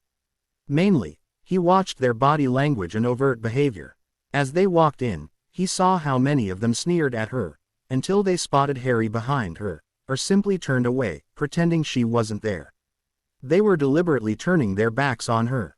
When she came skipping back down, he smiled to her and quietly said, "I'm going to explore the Leary for a little bit. Go join the girls in our apartment, all right?" "All right, Harry," she chirped, and skipped back out beyond the Eagle Guardian. As soon as she left, he watched the other housemates for a short time and saw how they all altered their demeanors once she left. Their cold shoulder treatment was clearly deliberate. "Right," he muttered. Angrily, he stormed over to the foot of the stairs and snagged a young girl who appeared to be a first year and muttered to her, "Go up the stairs in the girls' side of the dorms and quickly let them all know there's a meeting in the common room. Now, please." Sensing his anger, and a little afraid, she took off up the stairs at a run. Once she was on her way, he turned to the stairs leading to the boys' dorms and climbed to the top before turning around and coming back down. As he did so, he banged on each door and called to whoever was meeting in the common room. Now, once back in the common room, Harry went to stand near the entrance and waited. He was practically radiating anger. It did not take long for the others in the common room to begin to notice. The boys came down from their dorms, and the rest of the girls were coming down from theirs. They're asking what was going on, soon had everyone wondering the same. A sixth year, Peter Timmons, Harry recalled his name, saw Harry and called, "What is your problem, Potter?" Harry glared back and practically snarled, "Sit your ass down, Timmons. We'll wait for the others to come out of their dorms." Timmons looked back in shock but said nothing further. The anger pouring off Harry was near palpable. It was enough to make even the senior years shut up and pay attention. When the last few dribbles of students came down from the dorms, chittering away, wondering what was happening, Harry took 2 steps forward and barked, "Shut the up." Those who weren't immediately cowed silent shut up anyway, staring back in shock. When he knew he had their complete attention, and before they could voice their ire back, he snarled, "I cannot believe this is supposed to be the house of intelligence and wit. Because, I'm not seeing it. It wasn't that long ago you all had your asses well and truly reamed by your head of house, Professor Flitwick, over your collective behavior towards Miss Luna Lovegood. You were all told, in no uncertain terms, that Miss Lovegood has Ravenclaw's gift. Clearly, not one of you morons bothered to find out what that meant. Or just didn't bother to share it with your housemates. So, I'm going to spell it out for you and, hopefully, it'll enter those dainty little ears and reach that gray mush you refer to as your ins, where it may begin the slow and laborious process of creating an understanding of just what that means. Ravenclaw's gift means Miss Lovegood can literally see magic. She sees auras. She can see that of which only those with mage sight have a limited understanding. That is why she seems, shall we say, a bit spacey, at times. She can see that which you idiots cannot, and it's caught her attention. Now, just because you have no understanding of what it is she's capable of, does not give you the right to behave so appallingly towards her. And don't you dare try and tell me you haven't been, he snarled when it appeared some of the older years were about to rebuke. It took me only seconds after walking in here to figure out what you're doing. It took me only moments to recognize the piv-aggressive bullshit you're now engaged in to shun her. You may think you're being oh so clever. You're not. So, I'm going to lay it out for the lot of you so you have a chance to understand. If there is one person currently in this house that epitomizes all there is to be a Ravenclaw, it's Luna Lovegood. If it came to a decision whether it was her, or you morons, as to who would remain in Ravenclaw if a resort had to occur, I assure you she'd win hands down. I would not be one tiniest bit surprised if young Luna proved to be Lady Rowena Ravenclaw's magical heir. Luna is a sweet and caring child. She wishes no ill will to anyone. She is extremely intelligent and, if you get to know her, you will see she has a wicked sense of humor. In other words, she has intelligence and wit in full measure. That she has remained so sweet and caring, after the appalling treatment you wankers have directed towards her, is astonishing. You all heard Professor Flitwick offer himself as Luna's personal champion. For you magical raised you know exactly what that means. If Luna was to inform him of your recent behavior towards her, he would have no choice but to challenge to combative arms the ass of each and every one of you. So, here's my flat-out threat to you all. Drop the piv-aggressive shit, right the now, or, by this time tomorrow, you'll need to be organizing dueling robes for yourselves. You'll then be facing a renowned international dueling champion across the floor of the Peast. Because, if Luna won't tell him, I will. With one last cold glare and partial sneer at them all, Harry spun about and stormed from the room, back out into the corridor outside. He left the room in stunned and fearful silence. What the was that? Exclaimed one senior male house member. Well, since you're too stupid to have figured it out, said one of the senior girls. That was us, yet again, getting a well-deserved verbal spanking. And I, for one, am getting sick and tired of having to be the subject of one. And, what was that again about Ravenclaw's gift? Asked one of the younger years. It is believed Rowena Ravenclaw had the gift of natural mage sight, she answered. She lived with the ability of being able to see magic and all pertaining to it. Clearly, Potter and the professor agree that Miss Lovegood has the same ability. What's piv-aggressive mean? Asked one of the younger, magical raised. It means bullying her by shunning her, by actively ignoring her, answered another. And he's right. That's exactly what's been happening these past couple of weeks. But, she got us all in trouble. Complained the same person. No, she didn't, the same girl replied. You got yourselves in trouble by bullying her in the first place. You got caught. It's your own fault. And, I'm quite sick of copping the blame for your actions. Miss Lovegood was the victim, not the cause. Stop blaming the victim for your own actions. And, with that, the girl turned about and stormed off, back up the stairs to her dorm. Harry waited out in the corridor until he'd calmed again before walking into their apartment. Both his bondmates looked at him as he gave a firm single nod back. Luna looked up and asked, "Where's your book?" Holding it up, Harry replied, right here. Well, we've been making a bit of headway in our various projects and IGN ments, Daphne cut in, hoping to derail that particular talk. Come sit down and we'll go through it. With a smile on his face, Harry walked over and sat on one of the couches to make a start on some IGN ments. And the four of them enjoyed an evening of working on IGN ments liberally interspersed with conversation and general fellowship. The next Saturday saw the three bondmates waiting in the entrance hall for Matthias to come and collect them in their new good quality wizarding robes. The necessity was due to Dumbledore's antics in trying to get Harry not to attend the court hearing for the Weasleys.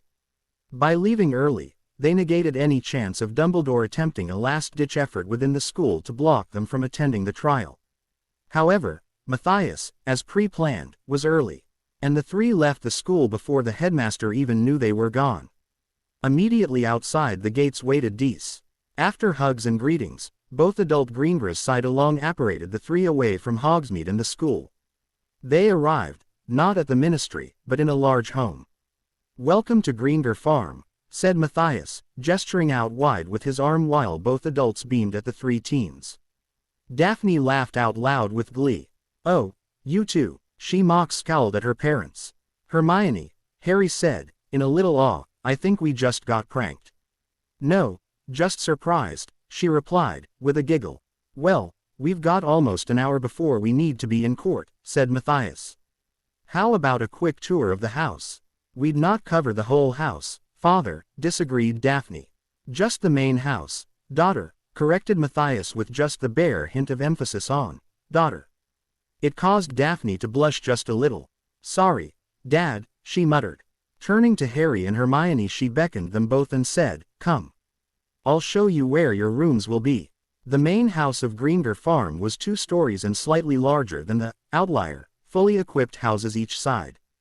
Daphne didn't take either of them to either outlier house, though. She just took them upstairs to the upper of the 2 stories of the main house. Here were located the bedrooms, ladies' sitting room, activities room and guest bedrooms for close family guests. Daphne indicated where the master of the house's main bedroom was located down one direction off the hallway, and then promptly led them down the opposite direction. She indicated her and Astoria's rooms at the end, with hers at the front and Astoria's at the rear. Between her bedroom and the stairs, at the front of the house, she showed them 2 more bedrooms. "These will be yours," she said. "That is, of course, unless we finalize the bonds before then." And immediately blushed. "I don't know if it'll happen before Christmas, or even Easter, Daphne," Harry said quietly and a little amused.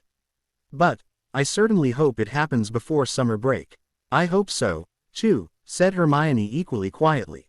With a little throat-clearing cough, Daphne said, "Anyway, the ladies' parlor now." She then led them back across to the landing for the stairs. And led them into a room whose double doors were opposite. "This is the ladies' parlor," she said. Turning to Harry she said, "Normally, no males allowed. However, we've found it better to at least let the menfolk see the room at least once, when it's not otherwise in use. It tends to stop you men being nosy when it is." That caused Hermione to laugh as Daphne grinned. With a sniff of mock haughtiness, Harry replied, "I am not nosy, I am merely inquisitive." "Uh-huh," laughed Hermione. "You just keep telling yourself that." Cutting the timings to the last minutes, Matthias flew them to the ministry and led them directly to courtroom 2 on the 2nd floor, near the DMLE offices. As soon as they arrived, the rather excited Auror who was awaiting them immediately led the 3 into an adjoining witnesses' waiting room. Ackerman was waiting for them inside. "Mr. Potter, you were very nearly late," the man sighed in frustration. "Sorry, Stuart, it couldn't be helped," replied Harry, not all that sorry at all. "It was necessary to save us from being, yet again, waylaid by Dumbledore." "Why is he interfering?" asked the solicitor. "The Weasleys are one of his most avid supporters outside of the Wizengamot," replied Harry. "He's doing everything he can to ensure none of them end up in Azkaban. For one, it would be a major mark of shame against him, at a time he really cannot afford any more, and for 2, he'd probably lose their support if Molly ends up incarcerated. She, as the Muggles say, wears the pants in that family." "That explains a lot," muttered Ackerman. It was about 15 minutes later when Harry was called in to testify. Ackerman walked with him and indicated the witness podium Harry was to ascend. Looking around, he saw Molly, Ronald and Ginevra sitting at the furthest of two side-by-side tables. Ronald was glaring at him with a great deal of malice. Ginevra glanced at him as if pleading for leniency and was quite sad. Molly was looking as if she was about to faint and sat at the table between her two children and looking as if she was trying hard to wish it all away. After being sworn in, Harry was questioned over what had happened to make him take the goblet of pumpkin juice to Professor McGonagall and why he suspected that the juice had been dosed. But, when questions were asked about the first of the month, the forming of their bond, Ackerman objected and the question was overruled. Once he'd given his evidence, and was cross-examined by the solicitor for the Weasleys, he was released and allowed into the visitors' gallery for the rest of the trial. The defendant's solicitor had tried to trip Harry up on how he handled the goblet from the time he picked it up from the Gryffindor table to placing it before Professor McGonagall, and alluded to how Harry could have easily tampered with it. Hermione was called next, and she gave the same testimony as Harry. However, she also gave evidence over what had happened the morning of the 1st of September at the Burrow, and what she witnessed there. As she went into details of what she saw, Molly burst into tears. Harry guessed she knew Hermione's testimony just saw her defense well and truly sunk. Daphne was next and gave a similar testimony to Harry's. Next came Professor McGonagall, then Professor Flitwick, and finally Professor Snape. Though he appeared reluctant to do so, even going so far as to glance at Dumbledore, who was sitting in the emerald's tiers, he provided expert testimony as to what potions were within the goblet at the time Harry brought it to the head table. After the Hogwarts contingent gave their testimony, the DMLE's aurors and experts gave theirs. They spoke of the interviews of both Weasley children at the school, and later at the DMLE, and the same with Molly at the Burrow and DMLE. Their statements were submitted as evidence, which the defense tried to have thrown out and failed. After the prosecution wrapped up, the defense then had their own witnesses. These included a potions expert, who claimed neither of the Weasley children had the skills necessary to brew such potions, a child mind healer, who gave testimony on the state of mind of both children, speaking of how Ginny had a hero worship mindset that had her believing Harry was her own personal knight in shining armor, and had ongoing mind trauma from the 8 months of possession by the memory of Voldemort. That last one had Dumbledore wincing in his chair. As for Ronald, the mind healer gave testimony that he was suffering from strong feelings of inadequacy compared to his brothers, jealousy of his brothers, of Harry's fame and those who had money as he saw his family as poor, and an overbearing mother. It was not hard to see that Molly was being sacrificed to ensure her children did not face having their wands snapped and magic bound. Harry just sighed and shook his head. Turning to look directly at Dumbledore, Harry glared at the man with a mien of absolute fury. Perhaps feeling Harry's eyes upon him, Dumbledore turned to look directly at Harry and, seeing his expression, paled. Staring at Dumbledore, Harry almost discreetly jabbed his index finger at both Weasley children before slowly making the throat-cut gesture known around the world as being killed. To Dumbledore, it was obvious Harry had figured out what was going on. His plan to convince Molly to sacrifice herself for her children's well-being, and appease Harry at the same time, had failed. When those embled of the Wizengamot returned to their seats after departing to deliberate, the acting chief warlock gave the determination. Molly was sentenced to 6 months minimum security in Azkaban, while both children were sentenced to attend mandatory weekly counseling sessions with a mind healer from St. Mungo's for the next 12 months. Both children escaped having permanent criminal records so long as they attended the mandatory sessions. But, worse for the bondmates, both were allowed to return to Hogwarts. However, their head of house was to be informed, even though she was already there, that any rule breaking was to see both children expelled immediately. Any further criminal actions by either would see the full weight of the law come down upon them, and an added 6 months minimum at Azkaban would be added to their sentences. As soon as the sentences were read, Molly began wailing while both children huddled into her from each side. However, when Ron realized he wasn't going to be going to prison just yet, Harry could see he was visibly relieved. Ginny didn't even look like she'd heard. Casting his eyes around the gallery, Harry could see that the professors all looked sad. However, beyond them, Harry could see Arthur quietly sobbing while his 4 eldest Bar Percy surrounded and tried to comfort him. Percy was not in attendance on the day. On a different note, no trial ended up being held for those who attacked Daphne and Hermione, as Flint readily admitted to the event. He received a legal rap over the knuckles, was placed on a good behavior bond enforced by magical vow, and allowed to return to school. His two accomplices claimed they had no idea Flint was going to hurt another when they accompanied him, and there was no proof, so were released with warnings to stay away from Flint when not specifically in CL. As promised, articles began to appear in the Daily Prophet regarding Harry that Miss Pentridge organized. The first was a long statement concerning Harry's ire at those who had used his name without his permission. By rights, Dumbledore should have been on top of that issue from the start. However, the old man did nothing to stop it. Harry strongly believed it was because the old man believed it all helped to make Harry out as the hero of the magical world, and would lead to Harry eventually being willing to face Voldemort. When the first article appeared, Harry was again summoned to the headmaster's office. Dumbledore tried to convince him not to take that path, but Harry firmly retorted that Dumbledore should have been protecting his interests as his magical guardian, but had not. Harry firmly laid the blame back on Dumbledore's shoulders and wouldn't let the old man slide out from under it. The next article, 3 days later, was the article about Harry's mail, and how he was now aware of its existence and was steadily working through it all with the promise that as many people as he could manage would receive a response, no matter how belated it was. Again, Harry was called to the headmaster's office. "Harry, I thought we'd spoken about this," the old man said. "We had, sir," replied Harry. "It was only 3 days ago and I recall the conversation quite well. I thought we had agreed you'd not be contacting the media about these sorts of issues again," the headmaster said. "No, sir, we did not," Harry firmly replied. "You told me you did not like that I and my bondmates were doing it. However, I just as firmly explained to you why I felt the need was necessary. It was my belief we'd agreed you'd not attempt to stop me in what I needed to do." With a very much overacted sigh, the headmaster said, "I did not agree, Harry. And I do not believe you should in future. You are too young to understand the great care needed when speaking with the media. Your reputation can suffer great harm if care is not exercised. That's why I believe all such further correspondence should come to me, first." "Oh," said Harry, pretending to understand. "I understand, sir. However, you need not worry about it any further." "Excellent," the headmaster sighed.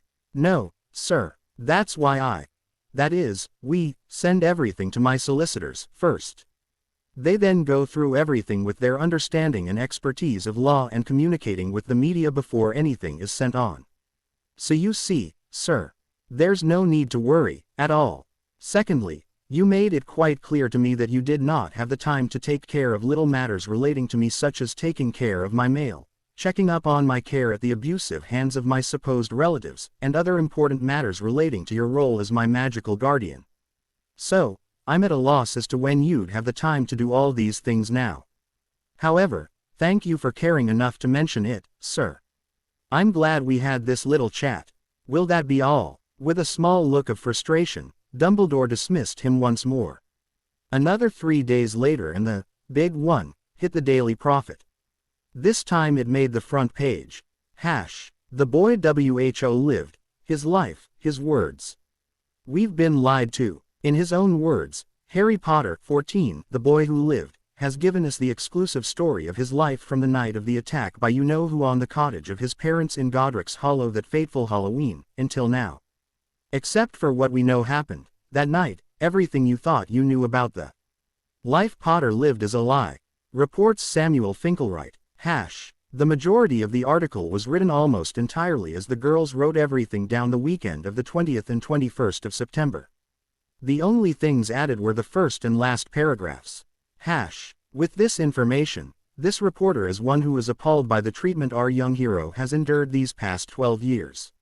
Where was his so-called magical guardian, Albus Dumbledore?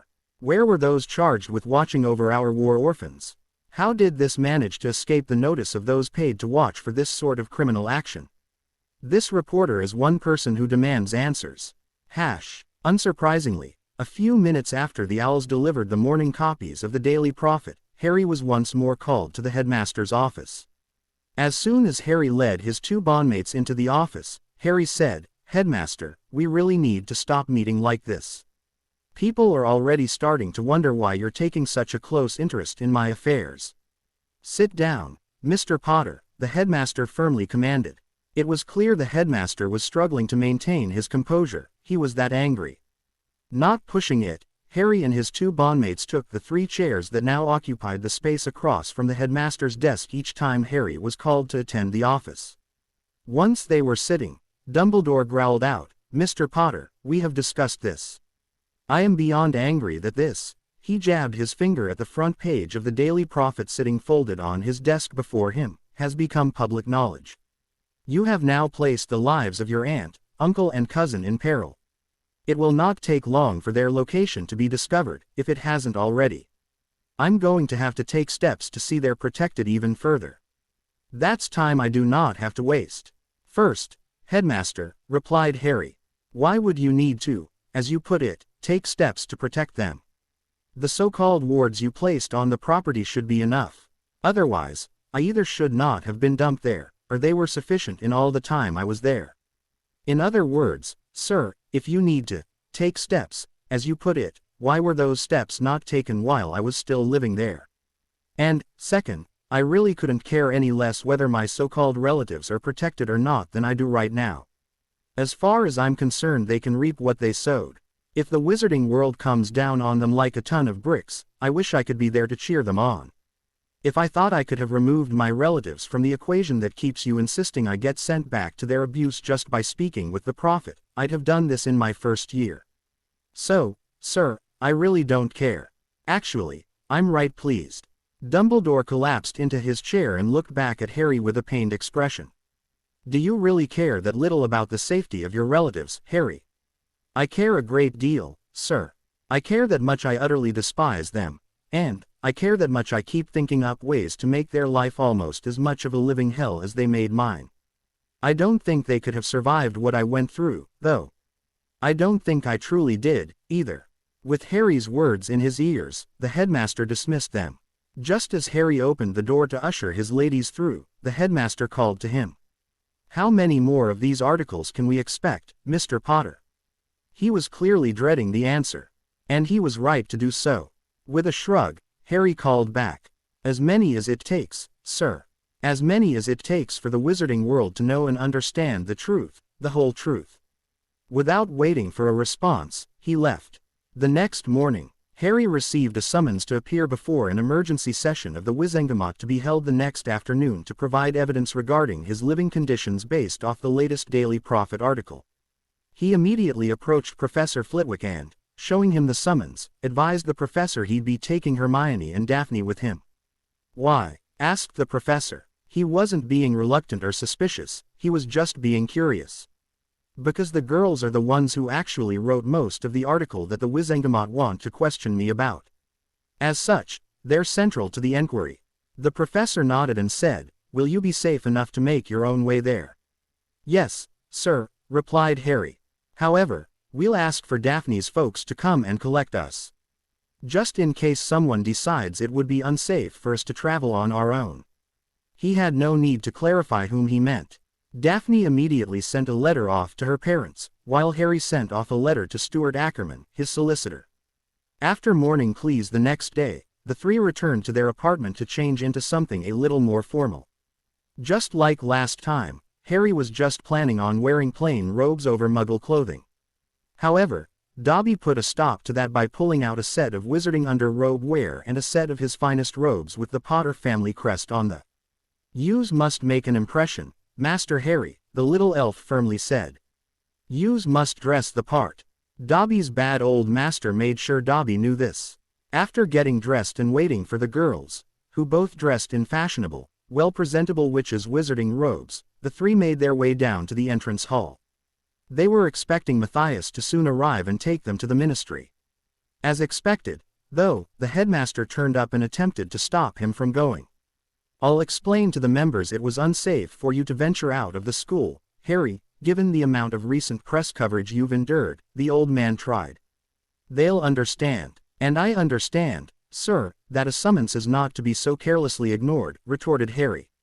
"As for my safety, that is being taken care of. I'm afraid I must insist you stay in the school, Mr. Potter, the headmaster firmly stated. I do not give you permission to skip your afternoon, please. And I'm afraid I must insist you not interfere, headmaster, retorted Harry. I have already cleared this with the person who makes the determination under the school charter, our head of house, Professor Flitwick. The argument continued until Matthias walked in the main doors. What's going on? He asked, a little angrily, having caught the last moments of the argument. The headmaster turned to him and stated almost imperiously, I cannot grant Mr. Potter's request for him to leave the school. Given the recent articles in the Daily Prophet, it is unsafe for Mr. Potter to be outside the safety of the castle's wards. Too bad, Matthias shot back. Mr. Potter has been summoned and he will attend, as will my daughter and Miss Granger as his witnesses as to the statements made in the Prophet. Before the headmaster could respond, Matthias continued, if you further attempt to hinder him in his required responsibility to the Wizengamot, I will state before that body how you deliberately blocked him from attending. I will also allude it was because you were attempting to hide your crimes relating to this matter from them, and demand an immediate investigation into the offices of both the Chief Warlock and the Headmaster of Hogwarts. He stepped in closer and firmly threatened, don't attempt to block this any further, Albus. I can, and will, make your continued tenure in both or either position extremely difficult for you to maintain. While both men then glared at each other, Harry gestured to the two girls to follow him outside. The three then waited for Matthias to join them, which he did, a few moments later. Come, stated Matthias walking out the doors, clearly still quite angry. Harry quietly said, now you see why I suggested you arrive early, last time. I expected this sort of thing to happen. After walking to the three broomsticks, the four flew directly to the atrium in the ministry. Leading his three charges, Matthias led them directly to the security checkpoint, where their wands were weighed, as usual, before they were taken directly to the Wizengamot chambers. Surprisingly, there were quite a few visitors sitting in the visitors' gallery, even though they were about 15 minutes early. As soon as they walked in, Stuart Ackerman came down and said to Harry, Mr. Potter, it's good to see you again. As per your request, I'll be providing you legal counsel during your testimony. While they were talking, Matthias pulled one of the stationed Aurors aside and said a few quick words to him, before he turned to look at Harry. Harry, Stuart, Auror Robards, here, is going to take you into a side room where you'll wait until called, all right? Yes, sir, replied Harry, automatically. May I ask why? You're being called as a witness, replied Matthias. I'm aware of that, sir, said Harry. However, this is not a criminal trial, only an enquiry. Yes, I'm aware, replied Ackerman. However, it is an enquiry that may well lead to a criminal trial, or more than one. As such, you need to be sequestered until called. With a sigh of frustration, Harry said, understood. Follow me, replied Robards. I stay with you until you're released after your testimony. Oh, very well, muttered Harry. The Auror then led Harry and Stuart across the floor and out a small door at the other end of the visitors' gallery. He crossed a narrow hallway and straight through another door into a small room. Inside, there were a couple of small lounges and magazines stacked on occasional tables. A water cooler stood alone between two chairs. It was pretty much the same room, same chairs, and same magazines as the Weasley trial in courtroom 2. With a sub-vocal sigh, Harry went and sat on one of the chairs with a table stacked with magazines on his left. Then started going through them, looking for something interesting to read. Auror Robards stood just outside. Ackerman said, Harry, I need you to listen to me for a few moments, all right? Harry put the magazine he'd just picked up back on its pile and nodded back. For the next half hour Ackerman led Harry through a lot of the questions he could be asked, and ways to answer them. He also stepped Harry through an idea he had to win Sirius his freedom, if they had a chance to use it. And they discussed other ideas while waiting. It was half an hour later when Harry was finally called upon to testify. Regaining his feet, he gave himself a once-over to ensure everything was neat and tidy while Ackerman did the same, and followed the Auror back across the hall and through the door. Robards then indicated a witness box for Harry to climb into. Ackerman stood right in front of it and a little to the side, just as he did for the Weasley trial. Looking around, Harry first checked to make sure Hermione and Daphne were safe. Matthias sat between them and both looked a little anxious for him. Turning back to the emerald, he first spotted Dumbledore wearing a garish purple robe with stars upon it, and not in his usual chief warlock seat. Sitting not far away was Minister Fudge, and almost too close behind him, slightly to his right, was the Pink Toad, also known as Madame Umbridge. Harry did not recognize the wizard who sat in the nominal chief warlock's seat, front and center. The man cleared his throat a little and asked Harry a set of questions directly. "You are Mr. Harry James Potter?" "Yes." "And Mr. Stuart Ackerman, acting as counsel on retainer for Mr. Harry James Potter, sir," cut in Ackerman. The wizard in the chair nodded back and continued with his questioning. "You reside at number 4, Privet Drive, Little Whinging, Surrey." "I am incarcerated there for more than 2 months each year, yes. Otherwise I reside at Hogwarts." There was quite a few murmurs from those watching, both from the emerald and from the gallery. "Your guardians are Vernon and Petunia Dursley." "No, sir." "Pardon, Mr. Potter." "I said, no," Harry stated. "The Dursleys have never recognized themselves as my guardians, nor do I recognize them as such. There is no record, as far as I am aware, of them ever accepting to be my guardians, and the term guardian implies they are my protectors. The Dursleys are anything but. They are my tormentors. They own the house in which I am and they cannot stand my presence and only tolerate me being anywhere near them because, I believe, of a letter stuck in my baby blanket wrappings when I was dumped on their doorstep in the middle of the night.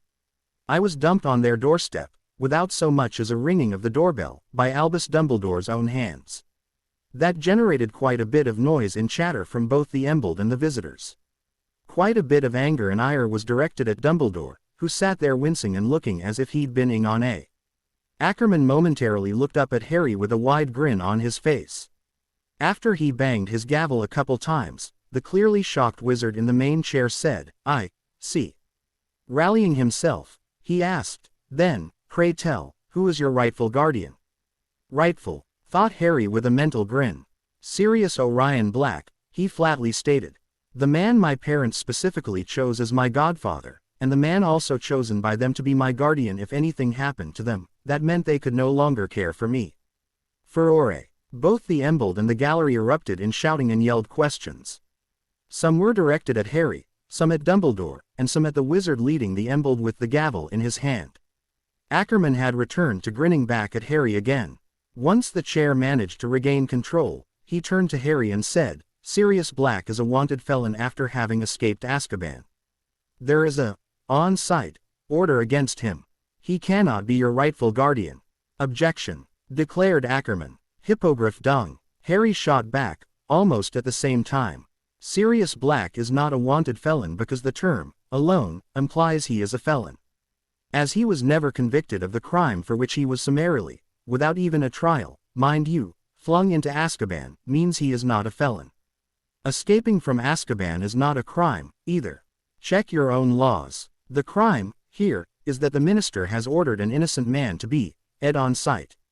To me, the minister is attempting to commit murder most vile of the head of the noble and most ancient house of Black. And is hiding behind a lie to do it." Further furore. Looking back at him, again, Ackerman said, "Harry, don't go there." Harry just shrugged back. Once everyone calmed down after a long few moments, the chair was about to speak again when who Harry recognized as Madame Amelia Bones spoke up. "Chief Interrogator, if I may." Madame Bones, the chair, Chief Interrogator, replied with a bit of a relieved sigh. The stern gray-haired witch turned her monocle to Harry and said, "Though this enquiry is specifically relating to the business concerning the matters raised in the Daily Prophet a couple days ago, if Mr. Potter has verifiable evidence as to the innocence of Sirius Black, it behoves us to hear it." "The boy is lying," screeched Madame Umbridge. "This is not a podium for Mr. Potter to spread his lies." Harry swiveled his eyes to the toad and snarled, "Do not call me a liar. Or, I will demand satisfaction." Again, furore rose. But, not as much as previous. The chief interrogator was already banging his gavel as soon as the last word left Harry's mouth. "Mr. Potter," he barked, once he regained control, "please refrain from such remarks." "I see," Harry glared back. "Mr. Potter must refrain from such remarks. But, that ugly pink toad in a cardigan can spew her bile as much as she wants. No, the wizard snapped. Madam Umbridge, you, too, will refrain from making such remarks or, unlike Mr. Potter, you will be asked to leave these chambers. The toad silently snarled back at Harry for a second but simply nodded her head once back at the chief interrogator before settling back in her seat. Mr. Potter, called Madam Bones, trying to get things back on track. Do you have verifiable evidence as to the innocence of Sirius Black? I do, he replied. Or, rather, you do. Explain, she demanded. Simply done, replied Harry. First, I challenge you to present to this hearing the transcript of trial, the record of evidence, the transcript of interview, or anything else relating to the trial of Sirius Orion Black, other than the record of his incarceration in Azkaban. You will find nothing. Second, he started to say. Hold it, Madam Bones cut in. Once she saw Harry had stopped speaking, she turned to the chief interrogator and said, that's easily enough done. I can send an order to collect those records from the Hall of Records. The chief nodded and Madam Bones gestured to one of her Aurors, who was on the floor. Do you know what we need? She asked Man. When the Auror nodded back she flicked her finger towards the door and commanded, go. She then turned back to Harry and said, please, continue. With a slight nod back, Harry continued. Second, I, along with Ronald Weasley, then Professor Remus Lupin and Hermione Granger, who is currently sitting in the visitors' gallery, met him and talked with him in Hogsmeade on or about the 9th of June, last year. At that time the four of us, including Professor Severus Snape, also properly met and talked to someone you all think dead. Peter Pettigrew, who had been hiding out. At that point the noise levels due to shouting and other noises, rose too high for Harry to hear himself think, much less be heard. More gavel banging and relative silence returned. As I was saying, Harry cut in first. We also met Peter Pettigrew out of his animagus form of a common brown rat, that night. He had been hiding as the pet of Ronald Weasley, and before him, his brother, Percy Weasley. Percy, where he had been diligently taking notes, suddenly looked up and exclaimed, Scabbers. Harry turned his gaze on the young man and smirked. Scabbers was not a real rat, Percy. He was Pettigrew hiding in his animagus form. He was missing the little toe on his left front paw, wasn't he? Just like Pettigrew cut off the little finger on his left hand. The loss of his finger carried over into his animagus form. That's rubbish, Percy shot back. I had that rat for 8 years. I'd have known. Then Ron had him for about another 3 years, Harry firmly remarked. That's 11 years, Percy. Rats only live for a maximum of about 4 years. That, in itself, proves that Scabbers was not a real rat. Percy went white in shock and sat there utterly stunned. Turning back to the now stunned Embald, Harry said, we gave this information to Minister Fudge, that very night. We also escorted, not under wand point as he came willingly, Sirius Black back to the castle, except for a minor detour in which he and I were set upon by a horde of Dementors. Minister Fudge refused to listen to us. He accused us of heinous acts and of being confounded. And, with Sirius locked within a room in one of the towers in the castle, ordered the Dementors be brought into immediately him. Sirius, of course, escaped yet again. Therefore, I flatly accuse the minister, Cornelius Fudge, of the attempt to commit murder most foul of Sirius Black. Even if he was guilty of any of the crimes he was, supposedly, accused of, he was captured. There was no reason for the on-site order to remain. That's why I state it's attempted murder. Harry, tried Ackerman. At this time, I am prepared to both offer my memories of the events, and swear a magical oath as to the truth of those memories, continued Harry, writing over Ackerman's protests. I will offer up my magic, my life and my very soul to make that oath. Hermione suddenly stood in place and firmly stated, as will I. Further pandemonium erupted. While Hermione calmly stood there the noise in the visitors' gallery surged around her. The Embald weren't quiet, either. The chief interrogator had to repeatedly bang his gavel quite a few times before Madam Bones set off a cannon blast with her wand. Silence, she snapped, when the noise level dropped enough for her to be heard. That stilled most of the rest. She swiveled her eyes on Hermione and asked, and you are? Hermione Granger. Ma'am, Hermione firmly replied. As he has told you, I was with Harry for the entire evening on the night this all happened. Take a seat, for now, Miss Granger, Madam Bones ordered. Hermione sat down as Madam Bones turned her eyes upon one of the other oars on the floor and ordered, bring out the court pensive. Fudge surged to his feet and cried, there is no need for this. This hearing is about the issues surrounding the story in the Daily Prophet. The chief banged his gavel and snapped back. Sit down, Minister Fudge. Interrogator Bones has the floor and you will remain silent. Fudge, albeit reluctantly, resumed his seat. He looked panicky, but Umbridge just looked furious and was staring daggers at Harry. As the chief was berating Fudge, the oar sent for the records re-entered carrying a file. He took it directly to Madam Bones. She flicked through it and looked back at the oar, who stood waiting. Is this all of it? Yes, ma'am, the oar replied. She turned back to the chief and said, Chief Interrogator Fitzwilliam, I have the relevant file relating to the incarceration of Sirius Orion Black. Harry finally had a name for the wizard with the gavel, and is Mr. Potter's testimony relating to Black's incarceration confirmed? Fitzwilliam asked. With a second scan of the file, Madam Bones clearly said, I have the record relating to the incarceration of Sirius Orion Black in Azkaban. I have the order for transfer of same from the DMLE holding cells to Azkaban prison. It is signed by then Minister Millicent Bagnold, then head of the DMLE Bartemius Crouch, and Chief Warlock Dumbledore. Harry immediately swiveled his eyes to Dumbledore and glared with hate-filled eyes at the man. Dumbledore sat there with his eyes closed and a pained expression on his face. I have a record of the arrest, she continued, dutifully filled and signed out by Orrs Preedy and Watkins. Looking back at Fitzwilliam, she firmly stated, there are no other records. That created a lot of noise from the visitors' gallery and from among the embled. With a pained sigh, Fitzwilliam clarified, so, from the records, Sirius Black was arrested, brought to the DMLE holding cells, and then transferred to Azkaban where he remained until he escaped. Yes, Chief Interrogator, she replied.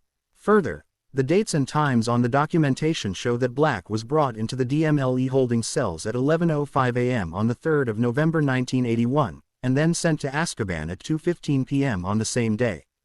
There is no possible way he could have received a trial, let alone was properly interviewed within a 3-hour, 10-minute window. She then turned to look at Percy. Mr. Weasley, she asked, can you please turn your pages to the day of the 3rd of November 1981 and inform us of the trial of Sirius Orion Black? Percy looked at her for a moment before turning back to his MIV ledger. He rapidly flicked back through the pages until he reached the day in question. He sat reading down through the page until he finally looked back at Madam Bones. There is no record of a trial for Sirius Orion, or any other Black, on that day, he reported.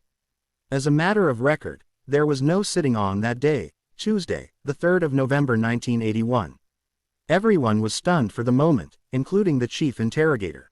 The first to recover, he demanded, do you mean to tell me that the minister, head of the DMLE and chief warlock just decided to skip the whole trial and threw the man into Azkaban without even a by your leave? Bloody hell, even all the supposed Death Eaters received a trial, even when they flat out admitted their guilt. By my order, Madam Bones smoothly cut in and ordered. The on-site order against Sirius Orion Black is hereby revoked. Looking down at one of her oars, she indicated her and said, go directly to the Department for the Regulation and Control of Magical Creatures and remove that order. Come back when it's done. Harry said, excuse me, ma'am. When she turned her eyes to him, he said, when you see my memory of the evening of the 9th of June last year, which will be sworn to by both myself and Miss Granger as to its truth, you may be doing a lot more revoking, yet. With a firm nod back, she turned to Fitzwilliam and asked, with your permission, Chief Interrogator. He nodded back and turned to Harry, are you aware of how to extract a memory, Mr. Potter? I am, sir, he replied. An oar came over and extracted the memory before dropping it into the stone basin of the pensieve, and waited. Play it, demanded Fitzwilliam. Almost larger than life, the memory played out in the empty air directly above the pensieve. Everyone could see it quite clearly. It started from when Harry and Hermione ran through the tunnel from the Whomping Willow chasing after Ron, who was being dragged by the ankle by Padfoot, and entered the Shrieking Shack from the trapdoor, the confrontation between Sirius and the 3 students, the arrival of Moony, the unveiling, of Pettigrew, his pleading for leniency, the arrival of Snape leading to the escape of Pettigrew and the chase back down the tunnel. Harry did not give them the memory of Remus in werewolf form. As soon as it finished, Harry said, "Next important memory of that night." While most sat there in stunned silence thinking about what they'd just witnessed, the aura returned the memory to Harry. Harry then thought of the next one. With a nod to the aura removed it. This time, it showed Harry and Sirius's arrival on the banks of the pond running from Dementors, the Dementors then circling in, Sirius's almost, and the arrival of the powerful stag Patronus. "There's a second part from another point of view for that," he said. A quick switch of memories and the memory replayed, this time from the opposite bank. It showed Harry and Hermione hiding behind the tree, their argument, and Harry suddenly ducking out and casting the Patronus, forcing the Dementors to flee. "One final memory, ma'am," Harry stated. Another memory switch, and this time they were in the hospital wing. Dumbledore was arguing with Fudge, Fudge telling Snape there was an order of Merlin in it for him, Fudge not listening to Harry and Hermione trying to explain to Fudge, before he stormed out, refusing to listen. Harry popped his wand out and, before anyone could stop him, stated, "I, Harry James Potter, swear on my magic, my life and my very soul, that the 4 memories that were shown here in the past hour are a true and correct recollection. As I say, so I swear." There was a slight flash come from Harry. Hermione was already on her feet and stated, "I, Hermione Jean Granger, swear on my magic, my life and my soul that the memories of Harry James Potter shown here in the last hour are a true and correct recollection. As I say, so I swear." A slight flash also came from Hermione. While Hermione was making her vow, Harry was pulling up a loving memory. As soon as she flashed, Harry pointed his wand and, with a muttered Patronus incantation, cast. Prongs leapt forth from the tip of his wand almost glowing gold. Hermione's Patronus, to the shock of them both, came out as a doe, and joined Harry's on the floor. Obviously, the bonding had caused her Patronus to change from an otter to a doe. Both held them for a moment before cancelling them. When both put their wands away, Hermione retook her seat and Harry accepted his memory back before he turned back to Madame Bones and Mr. Fitzwilliam. Madame Bones, not slow on the uptake, again ordered, "By my order as head of the DMLE, the arrest warrant for Sirius Orion Black is hereby rescinded. Further, by my order as head of the DMLE, I declare Sirius Orion Black exonerated on all charges relating to the events surrounding the death of James and Lily Potter and Peter Pettigrew, and of the 13 muggles in the London street when it was believed Peter Pettigrew was killed. Further again, on my order as head of the DMLE, Sirius Orion Black's criminal record is to be expunged of any wrongdoing related to this matter." With a sigh, she went on, "It appears all that we know of the events surrounding the life of Mr. Harry James Potter is not the only lies we thought to be true." Harry snorted in amusement and said, "Oh, you don't know the half of it." "Pardon, Mr. Potter?" asked the lady, a little confused. "Madame Bones," he started, "this all came about because we were here to discuss the article in the Daily Prophet. That led to the discussion concerning my rightful guardian. That person is Sirius Orion Black. First, may I ask that my guardianship be returned to Sirius Black? And that he also be recognized as my rightful magical guardian, and it be stripped from the man I believe usurped it from him, Albus Dumbledore." Ackerman again glanced at Harry. Only, this time, he gave him a nod and smile to say he was pleased with him. "Now, see here," Dumbledore spluttered, surging to his feet. "I did not usurp your guardianship. I applied for, and was granted, your magical guardianship, legally." "Thank you for admitting that, Mr. Dumbledore," Harry cut back. "Now, did you do it using your office of Chief Warlock?" More gavel banging by Fitzwilliam before he scolded both Harry and Dumbledore. "That's enough, the both of you." When Harry subsided and Dumbledore retook his seat, Fitzwilliam said, "Now, concerning your guardianship, both magical and otherwise, by my authority I return them to Sirius Orion Black. When he resurfaces he can file the proper documentation." Returning to the matters of the article, he sighed. "Is there anything within that article that is untrue, to the best of your knowledge?" Harry thought for a moment and replied, "Not untrue, so much as misleading." "And what would that be?" asked Fitzwilliam. "In the first paragraph it said something about how, except for what they knew happened that night, everything else is a lie." That statement is misleading. How so? It implies that what happened that night, as the article put it, is not also a lie, replied Harry. That is incorrect. Of course, sighed Fitzwilliam. Sirius Black was not the one who led he who must not be named to your parents' cottage in Godric's Hollow. Harry frowned and snapped back, Sir, this is a court of enquiry. Use the man's real name, not that he who nonsense. I will not say his name. Fitzwilliam snapped back. Everyone knows who I mean. Fine, replied Harry. Then, I'll use his real name so the record is straight on this, Tom Marvolo Riddle. Mr. Potter, roared Dumbledore, surging back to his feet again. I forbid this. Fitzwilliam banged his gavel again and barked back at Dumbledore. Chief Warlock, return to your seat and remain silent.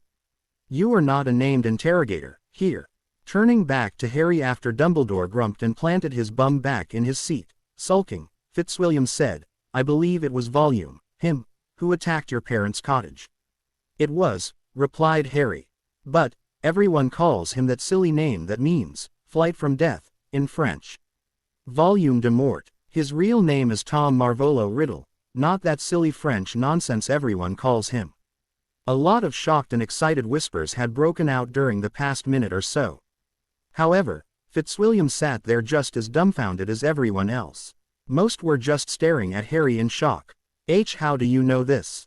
Fitzwilliam finally asked. He told me, replied Harry. At least, a memory of him did. In second year, in the Chamber of Secrets at Hogwarts.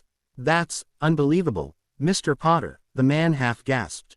Everyone knows that you know who is dead. Really? Asked Harry right back. Would these be the same? Everyone, who knew that Sirius Black led Riddle to my parents' cottage in Godric's Hollow. The same, everyone, who knew that Pettigrew was dead. The same, everyone, who believed I was growing up in a loving, wizarding home. Really, sir, smirked Harry. How much more information do you need to understand that everything about me you thought true is mostly lies? Harry turned to Madame Bones and happily exclaimed, Memory time. Madame Bones sighed, nodded and indicated one of her oars, the same one that took Harry's memories before, to retrieve another. Everybody knows that there were students being attacked at Hogwarts during the school year of 1992-93, explained Harry.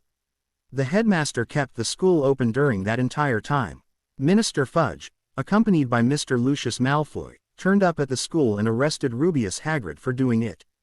Minister Fudge's reasoning for doing so was that, the last time the chamber was opened, Rubeus Hagrid was accused of doing so, and killing the Ravenclaw student, Myrtle Cummings. It did not matter to Minister Fudge that there was no evidence Rubeus Hagrid had done anything wrong. According to Minister Fudge's own words, spoken in the presence of Lucius Malfoy, Albus Dumbledore, Rubeus Hagrid, Ron Weasley, Hermione Granger and myself, he had to be seen to be doing something. It was yet another situation where an innocent man was simply tossed into Azkaban without first being tried. What my memory will show you is the truth of the Dork Lord's identity, who was really responsible, and what was really petrifying. Students in the school, that year. Harry thought hard about the event and nodded. The Auror drew the memory forth and moved it to the stone basin. Not even waiting for the go-ahead, he activated it. The memory then played from Harry and Ron forcing Lockhart into the bathroom, Harry activating the hidden entrance, their slide down into the cave tunnel, Lockhart getting Ron's wand and the Obliviate curse backfiring on him bringing the roof down, which had many watching scandalized at Flofart's actions. Harry going on and opening the main door, and his finding Ginny's unconscious form. Then to his chat with Memory Riddle, with the truth about his name and heritage, the calling forth of the Basilisk, the arrival of Fawkes with the sorting hat, the fight with the Basilisk, getting bitten, Fawkes crying into the wound in Harry's right forearm, and him using the broken fang to destroy the diary. Memory Riddle's destruction, Ginny waking up, Harry leading her back to the cave-in, Ron's helping both of them through the small gap he'd finally been able to make, Fawkes gathering them all up and flying them back up the pipe, and their arrival back in the bathroom at the feet of Professor McGonagall. During the playing of the memory, Harry heard gasps, the odd shriek at the relevant moments, cheers at the end of the battle, and mumbled chatter. When the memory finished, Harry had to ask the stunned Auror for its return. Everyone else, except for Harry, Hermione, Daphne and Matthias, sat there in shock. The aforementioned had, of course, seen it before. Finally coming back to his senses, Fitzwilliam turned to Fudge and said, "Minister, you give this boy a bloody order of Merlin, 1st CL. You hear me?" The minister, sitting pale and trembling slightly, just nodded back. Turning back to Harry, Fitzwilliam asked, "Are there any more exploding cauldrons you want to drop on us, Mr. Potter?" "What?" asked Harry. "You haven't had enough, yet. Gee, you people are hard to please. Mr. Potter," Fitzwilliam half sighed half growled. "All right," soothed Harry. "How about this one? Why does everyone think I was hit by the killing curse that night?" "Because you were," he asked a little plaintively. "Really?" asked Harry. "How do you know? Think about this. For those we know to be there on that night when Riddle supposedly turned up, we know Riddle may have been there. Of course, we now know Pettigrew was the secret keeper, so he was likely there. However, we also know he was a bit of a coward, as you saw of the memory in the Shrieking Shack. So, we don't know where he was in relation to the action, shall we say. We know my father was killed by the killing curse after it was determined he dueled with someone. Riddle may or may not have been the one he was dueling with and who cast the killing curse that killed him. We know someone soon thereafter went up into my nursery, and that my mother was hit by the killing curse. Was it Riddle? Again, we don't know. At that point, we only know that Riddle, probably, and myself are the only two people left alive in the cottage. There were, possibly, other Death Eaters around, including Pettigrew. However, we don't know where they were in relation to what happened next. At that point, supposedly, Riddle cast the killing curse at me. The curse, supposedly, rebounded, destroying Riddle utterly. There's nothing left, not even his robes or wand. It also brought down the upper story whole front wall and some of the ceiling and roof of the nursery. So, here's what I have issue with. If Riddle was supposed to have cast the killing curse at me, and the killing curse is supposed to leave no mark other than a look of surprised horror on the faces of its victims, how did it leave a mark on me? Harry showed what was left of his scar. How did it then utterly destroy Riddle's body? How did it blast a big hole in the wall, ceiling and roof of my nursery? And all this is supposed to have happened from a curse that, everyone knows, doesn't leave a mark. That, in and of itself, should have anyone with a lick of sense when they heard of that, saying, "Bullshit. I don't believe you." Further, if Riddle's wand was supposedly destroyed, there was no wand on which to cast the prior incantation charm to determine what Riddle, if it actually was him, actually cast. That is, whether or not it was actually the killing curse. And, finally, how does a relatively normal 15-month-old wizarding infant survive a supposedly unsurvivable curse? Then, since I was the only one apparently left alive in the cottage, how is it that all those books supposedly written as fact about that night, actually have said facts? Since I was the only one there left alive, I was the only one who could have said anything. That I was only 15 months old at the time, and my vocabulary was very limited, I believe I can state for the record I wasn't the one who told them. Do you have answers to those questions, Mr. Chief Interrogator? Harry softly asked, not expecting an answer. Fitzwilliam sat there for long few moments, chewing over that information. He eventually started looking around to see if anyone had the answers. Finally, still looking around, he asked to everyone, anyone. "Spell residue," someone called. "My mother was apparently killed by the killing curse, within a baby's arm reach, directly in front of me," Harry replied. "There's your residue." Then what else could have happened? Someone else blurted out. "Unlike authors of books trying to pee off their speculation as fact, I won't do so," replied Harry. "However, I'll leave you with this thought. Unless you can categorically state that someone was there and has admitted to seeing the whole thing, how do you know Riddle, the person you all refer to by those silly hyphenated names? You know who, etc., is dead. That he hasn't since been seen or attacked anyone else is not but circumstantial evidence of his demise. Someone has been selling you all a bill of defective cauldrons. And, you folks lapped it all up and asked for more. No, I think someone set me up to be seen as the hero of magical Britain. Someone, for whatever vile purpose, wants everyone to see me as their hero, their savior. And it has to be someone who, when they say something that everyone should have immediately scoffed at as nonsense, you all believed. So, you've either all been confounded, or you trust that person's words utterly, in the face of indirectly refutable by evidence. Many people looked back at Harry in horror, from both the Embold and the visitors. "But, you killed him!" exclaimed one horrified spectator. "Rubbish," Harry shot right back. "Where's your proof? Think also about this, if I really did kill Riddle that night.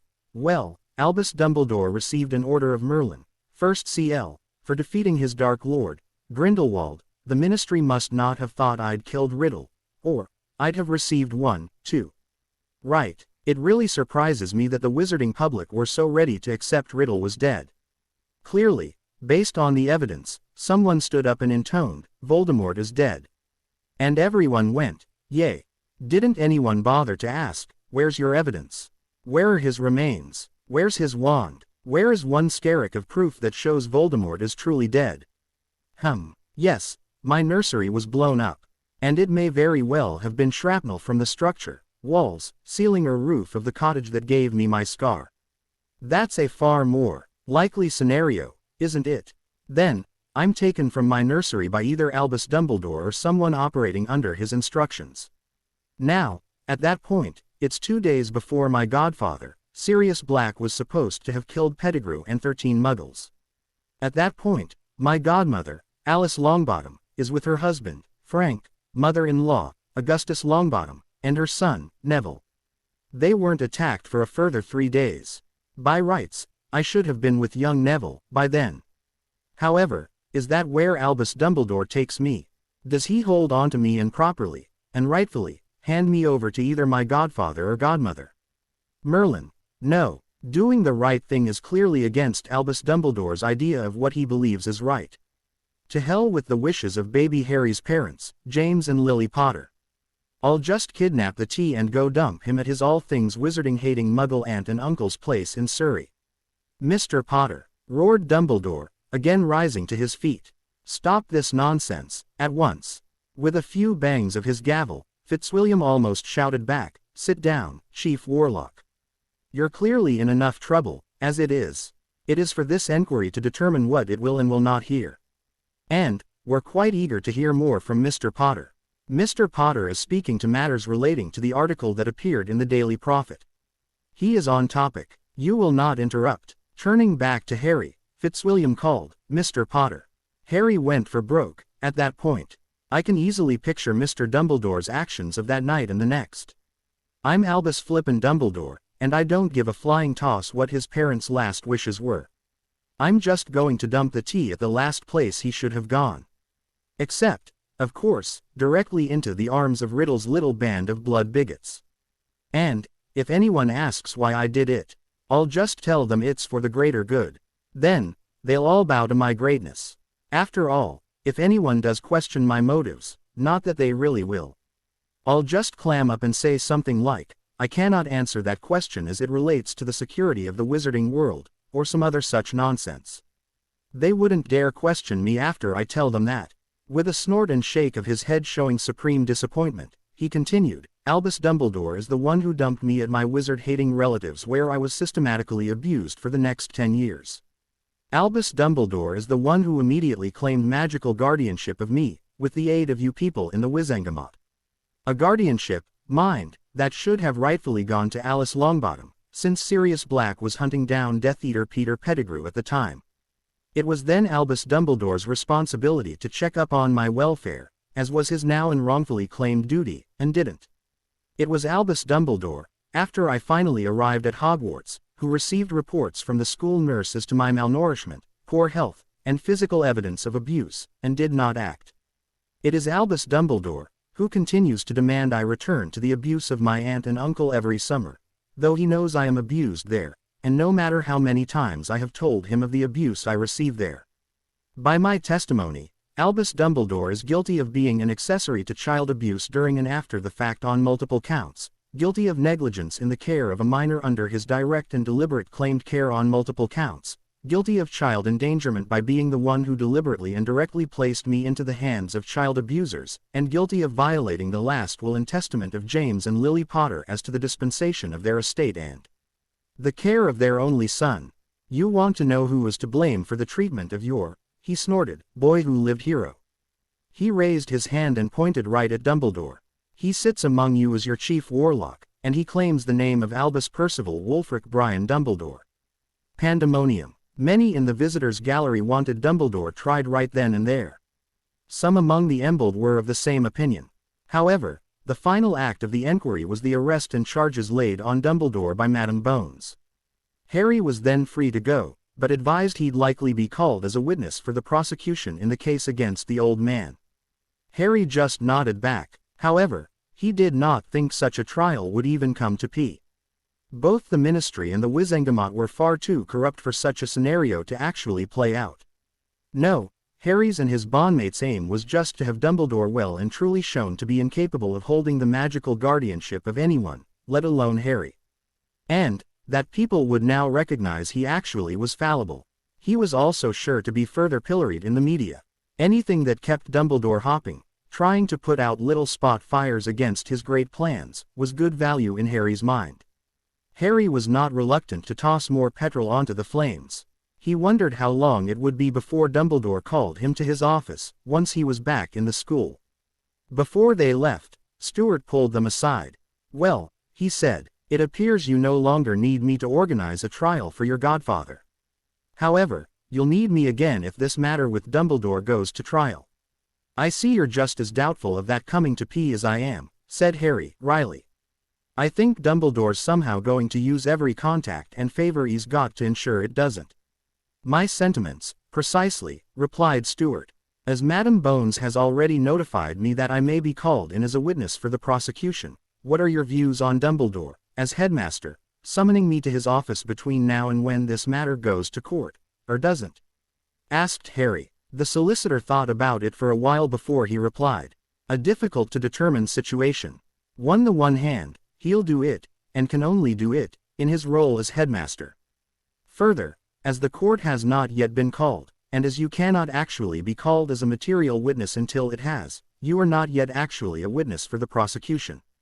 On the other hand, however, as things currently stand, you will be called as such a witness. Plus, irrespective of Dumbledore being the headmaster, he's still the man who will face trial. As such, it would still be improper for him to directly interact with you. And, as headmaster, there really is no need for him to do so." He looked at Harry in a rather direct manner. "Do you expect to be called to his office?" "I think you can bank on it," Harry firmly replied. Stuart verbally nodded. "My legal advice is to inform him you cannot directly interact with him until the legal issues he faces are resolved." "Thank you," Harry breathed in relief. "That's all I needed to hear." Matthias took the three bondmates directly back to Hogwarts, escorting them all the way to the entrance hall. After thanking the man, Harry quickly escorted the girls directly back to their apartment so they could change into something more befitting a school day evening meal at the school. After quickly changing, he grabbed parchment, ink and quill and quickly drafted a letter to hand off to whatever professor would pee him a note from the headmaster summoning him to his office. With a few minor alterations from the girls, he was done, and wrote out the actual note. Headmaster, I have been notified by the head of the DMLE, Madame Amelia Bones, to hold myself as if being formally called as material witness for the prosecution in a matter being raised against you relating to myself. As such, I have been advised by retained legal counsel not to meet with you, or otherwise interact with you, in any manner other than normal headmaster-student relations, as such would be improper. And, that such interactions not ever take place out of the public sphere, lest it appear you are attempting to the course of justice through what is known as witness tampering. Acceding to that advice, I will not be meeting with you in your office, or anywhere else private, for the foreseeable future, and until such time as the legal issues between us have been resolved within a court of law. Any and all such attempts to force the issue will be met with my direct refusal and immediate notification of my legal counsel. I feel confident any issues that the senior staff need raise with me can be handled by either the deputy headmistress, Professor Minerva McGonagall, or by my head of house, Professor Phileas Flitwick. Yours, Harry J. Potter. Happy with the document, he immediately created a copy of it using the copying charm, Gemino, and had just finished as the girls returned to their living room from their bedrooms. As the three entered the great hall for dinner, Harry had the note folded and tucked into an inside robe pocket. He expected to be using it before the meal ended.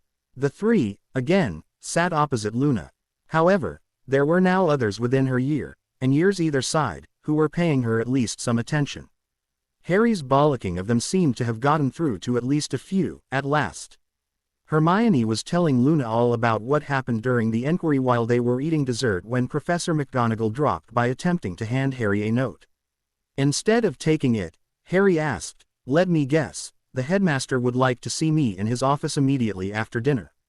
With a frown of displeasure, the professor replied, "It is not for you or me to ask, Mr. Potter." "I see," said Harry. He reached into his pocket, drew forth his prepared note and handed that back to the professor. "It is for me to ask, Professor. And it is explained in that note right back to the headmaster. I will not be attending his office, this evening, or any other evening, for the foreseeable future, until such time as the legal difficulties between us are resolved. I have been so advised by legal counsel." With her lips firmly pursed in anger, or simple displeasure, the professor took the note and left again. Harry and the others continued their meal in peace. The three had just returned to their apartment after the meal when there was a knock on the door by the stone professor. Hermione rose from where she was sitting and said, "I'll get it." Before walking over and opening the door, from where the other two were sitting, they heard Hermione ask, "Headmaster." "Miss Granger, I must speak with Mr. Potter." Immediately, they heard the old man say, just before he practically forced his way inside. Both Harry and Daphne rose from the couches as the old man walked in. "Mr. Potter," said Dumbledore, clearly angry, "I am not in the habit of having my summonses refused by students." "Headmaster, as my note back to you clearly stated, I have been advised by legal counsel not to meet with you in private," Harry firmly replied. "Now, please leave. I am the headmaster of this school, Mr. Potter," glared Dumbledore. "You will not refuse my summons when I want to speak with you." Harry glared back, "Certainly, Headmaster, I completely understand. I shall go speak with Professor Flitwick immediately after. You leave about transferring to another school. After all, I have been advised by legal counsel not to speak with you in private, as you have been advised. Since my being a student at this school obviously causes a conflict, I shall organize to transfer to another school." Turning to Daphne, he said, "Daphne, please take note of the date and time of this conflict. We will need to advise Mr. Ackerman of exactly what is going on here, right now. I believe he will want to let Madam Bones know." Turning back to the headmaster, he said, "Please hold your comments until Miss Granger is ready to write down exactly what you say." Quickly gathering to herself parchment, ink and a quill, Daphne said, "Ready, love." "Now, Headmaster, what is it you wish to speak with me about?" asked Harry, "and please speak clearly so Miss Granger is sure to properly write down what you say." Dumbledore continued to try to look angry. However, Harry could see the man was also afraid. He knew that fear resolved around Harry leaving Hogwarts, or, worse, magical Britain. "Harry," Dumbledore tried, "I need you to reconsider." "Reconsider what, Headmaster Dumbledore?" Harry asked right back. With an almost force of will, Dumbledore replied, "I need you to reconsider pursuing this vendetta against me. I consider you the grandson I was never fortunate enough to have. I consider you my successor, as the leader of the light. I was hoping to offer you my guidance to take over my role when I eventually step down." Harry stared back for a few moments before he finally began to reply. "First, Headmaster, none of that has one iota of relevance to do with you forcing your way in here as headmaster. None of that has any relevance to this school. As such, you are abusing your authority. Secondly, I am not pursuing a vendetta against you, as you state. I am clearing the air of the many and varied misconceptions about me. If that causes you personal harm to your reputation, so be it. I spoke only the truth, without obfuscation or vacillation. It could only cause you harm if your reputation is based on other than the truth. Through your deliberate and preconceived actions you placed me in a home. No, not a home. You placed me in an abusive environment, and did not bother to even consider it important enough to check up on my welfare, not even once. You did this to someone who you, through your own words, just then, consider the grandson you were never fortunate to have. Thanks, but no thanks. You are the supreme mugwump of the ICW, you are the chief warlock of the Wizengamot, you are the headmaster of Hogwarts School of Witchcraft and Wizardry, and you were supposed to be my magical guardian after you deliberately and with forethought claimed it from my rightful guardians. Clearly, you have spread yourself way too thin. Through my own research I have discovered those first 3 roles are all supposed to be full-time positions. Either you are breaking the fundamental laws of time, you are not putting in the proper and responsible hours to each of the positions you currently hold, or you are delegating the work to others while claiming the full pay and privileges of each. If it's the last, Mr. Dumbledore, it's nothing less than fraud. As for the last role, by rights, I should sue your ass. Through our legal system I should seek financial recompense from you for your neglect. Where would your precious reputation be if I was to do that? However, I'm willing to forego doing that if, and only if, you cease any and all attempts to control me, either directly or indirectly, through deed, word or agency. And, I'm only willing to do that, because it means I would have to spend even more time interacting with you if I was to pursue the matter through our courts.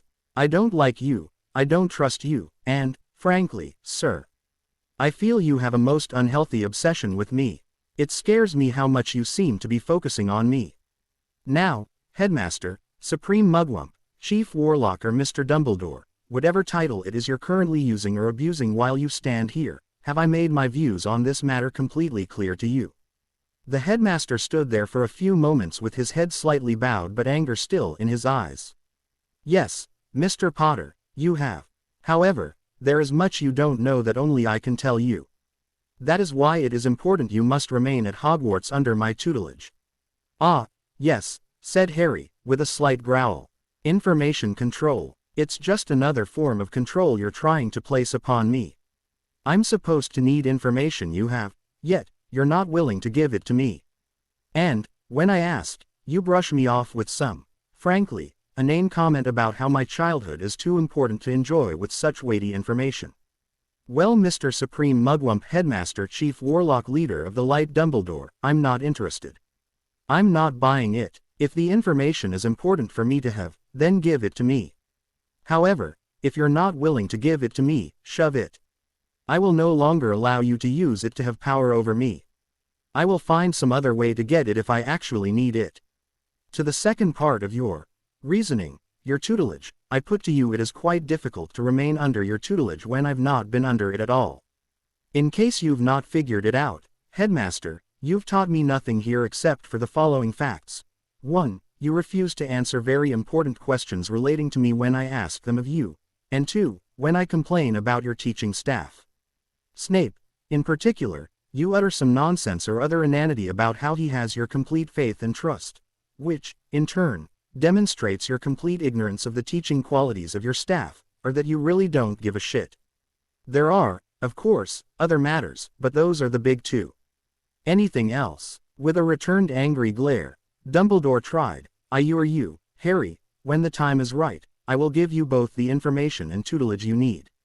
However, the time is not yet right. Then, Headmaster, when it is, seek me out, returned Harry. I have no idea where in the world I'll be, at that time, but, I've been giving a heap of consideration to transferring the 3 of us to either Salem in the US, or Dundee in Australia. I had originally thought to transfer to Beauxbatons in France, until I remembered I speak very little French other than a few words. At least both the US and Australia speak English, even if it's with an accent. It's a decision my rightful guardian, Sirius Black, the Grangers and the Greenbergs will make. Anything else, no matter how unworthy of the title of Hero of Magical Britain you feel you are, tried Dumbledore, you are considered a hero. If you leave Britain, it could cause such a furore it may likely bring down the government and lay ruin to our way of life. Do you think so little of your friends and their families that you'd do such a thing to them? Control method number 2, guilt tripping, replied Harry. That won't work, either. First, I am not responsible for me being placed on that hero pedestal. If anything, you are when you refused to act in my best interests and put a stop to it as soon as it started. Second, I'm now doing my best to correct that misconception about me. That's what those articles you don't want me causing to be printed are all about. And, 3, the only friends I have are in this room. And, the only other people I care about, should be caring more about me than Magical Britain, and should, therefore, support my desire to leave. The other students of this school, with the notable exceptions of a very few, amply demonstrated to me in my second year how little they really care for me. Does the term, heir of Slytherin, ring any bells for you, headmaster? That's yet another thing you and your staff should have put a stop to as soon as it began. Next, what about the wishes of your parents, Harry? Asked the old man, scrambling for ideas. They'd have wanted you to attend Hogwarts, as they did. Sadly, we'll never know what my parents wanted, headmaster, as I've never seen the will they should have left behind, reasoned Harry. As such, we have no way of knowing what my parents wanted of, or for, me. I suspect I'll probably learn more once I'm able to sit down and discuss the matter more fully with my godfather. Harry knew a will should exist, considering the size of the Potter fortune, but had no idea where it could be found. That the goblin Sharp Claw did not tell him of its existence implied a copy was not within their possession. He had the distinct feeling Dumbledore either had it, or had destroyed it. Will that be all, headmaster? Asked Harry, allowing a hint of frustration to color his voice. With an exaggerated sigh, Dumbledore replied, I see you are in no mood to listen to reason, Harry. We shall speak of this at another time. As Dumbledore turned to leave, Harry shot back, and, when we do, headmaster, it will be in the company of my solicitors. My return missive to you stands. I will not meet with you, in private, nor for any reason not directly related to my schooling, without the attendance of my legal counsel. I expect my solicitors will soon visit you to remind you of that. Dumbledore left without further acknowledgement. The articles concerning Harry's appearance before the Wizengamot hearing, specifically what he caused to be made known, created both a morning and evening edition of the Daily Prophet to be distributed the next day.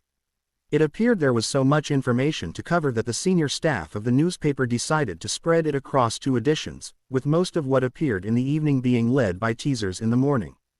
Harry and his bondmates decided to simply stick together for the entire day and weathered the clamor that occurred in the school from the articles. Of course, it was the blood bigots in Slytherin, and a couple from Ravenclaw, that were the most upset. None of them liked to learn that Voldemort, Riddle, was actually only a half-blood.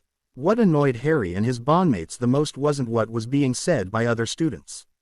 It was the remarks of the minister that appeared in the papers along with the articles. The minister was being adamant that Voldemort was truly dead and gone, and refused to entertain the idea he wasn't.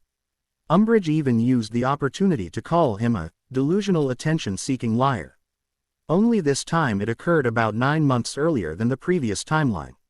He did not need to even bother contacting his solicitors as Miss Pentridge had immediately written him to let him know she was already seeking legal redress for the remarks. Idiot man, snarled Harry, after reading the minister's remarks. He was an idiot then, just as he's an idiot now. Ahem, murmured Hermione, still reading. This time, though, we'll have to take him down, earlier. He is as much responsible for all the deaths that occurred as Riddle, himself. He gave Riddle that entire year, last time, to rebuild his forces. From then onwards, the weeks began to flow by. Ackerman had been to visit the headmaster and given him a bollocking. It was immediately followed by a formal cease and desist order delivered by hand from Madame Bones, with further threats of arrest should he even consider breaching the order. However, a criminal trial against Dumbledore had, as predicted, stalled. Nothing further occurred. To try and get things moving again, the bondmates then caused for the whole story of the Philosopher's Stone to be released to the Prophet. This time there were many angry questions over how Dumbledore could place the students of Hogwarts' lives at risk by having such an artifact stored at the school. However, though it caused even more angry letters from concerned parents to be sent to the editor of the Prophet, it was still not enough to see Dumbledore brought in for trial. It was merely seen as a separate incident, unrelated to his initial problems. For strengthening their bonds, the 3 bondmates, by unspoken agreement, decided not to progress matters beyond what they were already doing. All 3 decided they had no reason to rush anything, with Luna easily able to see the bond and ensure no harm occurred. However, during their latest visit to Madame Pomfrey for an official bond health check, the Mediwitch gave them a what for lecture. Sitting them all on one bed, she stood before them and demanded, "Why am I not seeing any progression in the bonds? Everything appears to have stalled." "Because there truly is no need to rush, Madame Pomfrey," Harry calmly replied. And, with Luna's eye stance, we know we're not causing any harm to it. And, how would you know that? She snapped. How would anyone know either way? He countered. With a sigh, he said, Madame Pomfrey, please consider our ages. Please consider the way we were each raised. Pomfrey appeared to visibly sag at Harry's words, and appeared to have recognized the verbal slap for what it was. I understand, Mr. Potter, she softly replied. However, we do not know if there is a finite time period you need, to consider here. But, the books we've read have already provided prior evidence it can take a lot longer than we're currently giving it, replied Hermione. Harry's right, there's no rush. Daphne, who'd been sitting with her head bowed, softly said, It's my fault.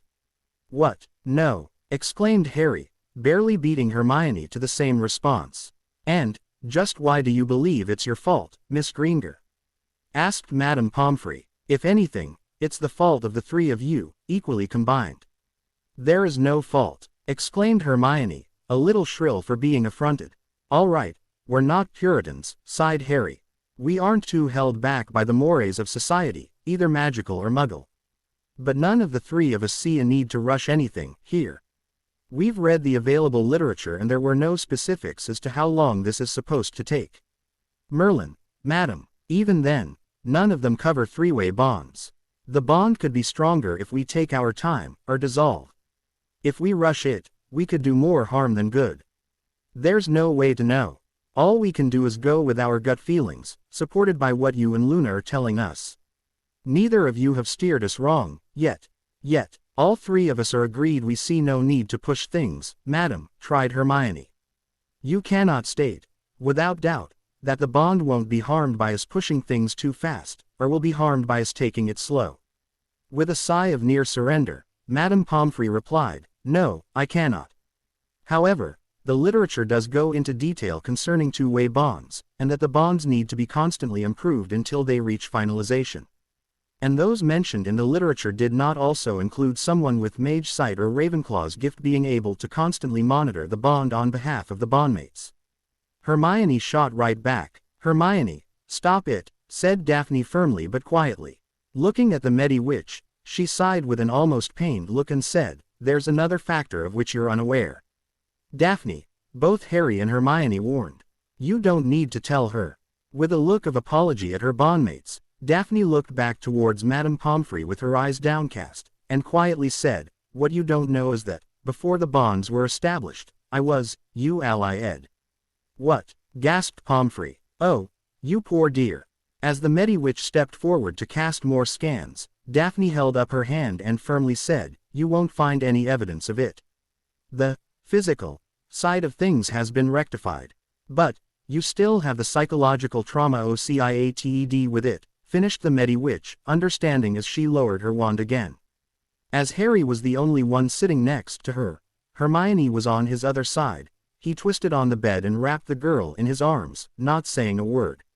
And, that's why things are being taken slow, explained Hermione in a furious mutter to the Medi-Witch while Harry just glared. Yes, said Madame Pomfrey, almost distractedly. It all makes perfect sense, now. Thinking furiously for a few moments, she turned once more to Daphne and said, If you ever need to talk of it, my door is always open to you. You need to know that. And, never fear, this will not go into my medical files on you. I trust my security to hold up to the best, but I'll not risk it. Thank you, Daphne quietly said in a small voice. I think that's enough for today, Harry firmly declared, hopping off the bed and helping Daphne off. Hermione followed. The three then made their way back out of the infirmary without a backward glance. They immediately headed directly to their apartment, whereupon Daphne broke down, sobbing. Her bondmates put her to bed with a calming draft and lay cuddling into her as she fell asleep. Both Harry and Hermione realized it was something Daphne needed to do as part of recovering from that awful experience. The girls, who had firmly taken control of the project of getting Harry's back mail sorted, had organized students who were eager for the added pocket money to start sorting through everything. After the first couple of days, they took Harry to the old CL room and proudly showed him what they were doing. Inside, he saw about a dozen students from the various houses diligently working away. He was stunned by the amount of activity going on. Daphne introduced him to a pair of senior-year Slytherins and a Ravenclaw, who were carefully scanning each and every item for malicious traps, enchantments and the like. That was all being set aside, unopened, into a set of what looked like plastic tubs. The enchantment checkers were then pinged on the clean mail to a pair of younger years, 2 Hufflepuffs, who were opening each item and cataloging each into a pair of ledgers. They were sorting the mail into suspected age groups of the sender for suitable responses. They also had a large bin with anti-odor shields around it that was being filled by rotting perishables and the like. The mail was then ped on to the next station where 4 students, 2 Ravenclaws, a Hufflepuff and a Gryffindor, were organizing and writing responses using Muffliato charms and dicta-quills. The mail then went to the next station where the responses were checked and the non-perishable gifts were separated out. The gifts went to a young Slytherin who was making decisions as to what to do with them, while the responses went to a pair of Gryffindors. The Gryffindors then organized the responses into what to send and when. Being led from station to station, his 2 bondmates described to him what was happening, and introduced Harry to each and every one of those working. When he was finished, they showed him the various gifts, where they were being stacked onto a separate set of shelving, plus all the formal documents that had been sorted out, separately. "This is," he tried. "Wow." Looking to his bondmates, full of emotion, he said, "Thank you. Thank you, both, very much." That earned him a double hug and S to his cheeks. The girls led him over to a table where a stack of letters was sitting in an tray with an empty tray sitting alongside it. This stack represents all the letters where a gift was sent that requires you to actually sign the response in your own hand, showed Hermione. With a frown, Harry asked, "There are letters being sent out that I'm not signing?" "Yes," she replied. "There's so much, there's no way you can possibly just sign everything, let alone actually write the actual letters. So, instead, letters are being written that are not signed. Instead, the name, Harry, is simply being written at the bottom on your behalf." Taking another look at the racks loaded with mail, Harry sighed and said, "You're right. I couldn't possibly even just sign each and every letter. I'd still be at it for far too long." With a look of relief, Hermione accepted the statement, happy Harry hadn't needed to be fought over it. "Whose owls are we using?" he suddenly asked. "They're hired," replied Daphne. "There's a service you can contract owls from to take care of major mailings. They're the owls often used by those businesses that have mailing lists and want to send out updates or new catalogs. We have them for the time being. We lose them for 2 days in a week to another contract, then they come back here." "You can bulk hire owls?" asked Harry, surprised. "Yes," replied Daphne. "How else did you think bulk mailings were sent out?" "I thought the owl mail office handled those sorts of things," he replied. "They do," she returned. "The company we hired these from is a commercial arm of the owl mail office." "Ah," he exclaimed. "I wondered. All you'll need to do, at the end, is decide what to do with all the gifts that you received over the years," advised Hermione. "A great many of them are age appropriate to the age you were when the gifts were originally sent. I doubt you'd want to keep, for instance, a stuffed toy dragon that'll fly around your bed for you." Harry laughed and replied, "No. However, I may want to keep some pretty odd things. Actually, have our handy little industrious beavers sort the gifts into 2 separate piles of what is shop-bought, manufactured, and what is handmade. For instance, any handmade cards by children I'd like to keep. I think I'd like to put them into an album, or something." "You want to keep the handmade gifts?" asked Daphne, curious. "Why?" With a shrug, Harry replied, "Anyone can go and hand over anything from a few nuts to a heap of galleons for a gift for someone. It may take gold, but it also takes little effort. However, taking the time to make a handmade gift shows true commitment. That's the sort of thing I'd be more likely to cherish." The 2 girls thought about that for a few moments before Hermione sniffled and said, "He's right. My parents still have finger paintings and similar I made for them while in early primary school stuck to the fridge. My very first finger painting, my very first drawing with crayons and my very first with pencils my parents had framed and now adorn the walls in their dental surgery. I used to be embered when I went in there and saw them. Now, though, I know it's a symbol of their love for me, for their pride in me." "You want to frame them and display them on your walls?" asked Daphne. No, he replied. I want to put them on display, somewhere. At first, that may be in my home. Later, that may be in a museum concerning the wars. I may detest my fame, but that doesn't mean it cannot be used to create a museum. It also means I do not dislike that small children look up to me. Of that, I'm grateful. It's the adults who should know better. A museum is a wonderful way to force people to remember their history. And, hopefully, help them come to understand what leads to war, what leads to the creation of Dark Lords. And, in turn, what has led magical Britain to have such an extremely low population right now. Deep in thought, both girls nodded at Harry's explanation. Hermione said, "That's actually a brilliant idea. Those who fail to learn from history's mistakes are doomed to repeat them." Or, something like that.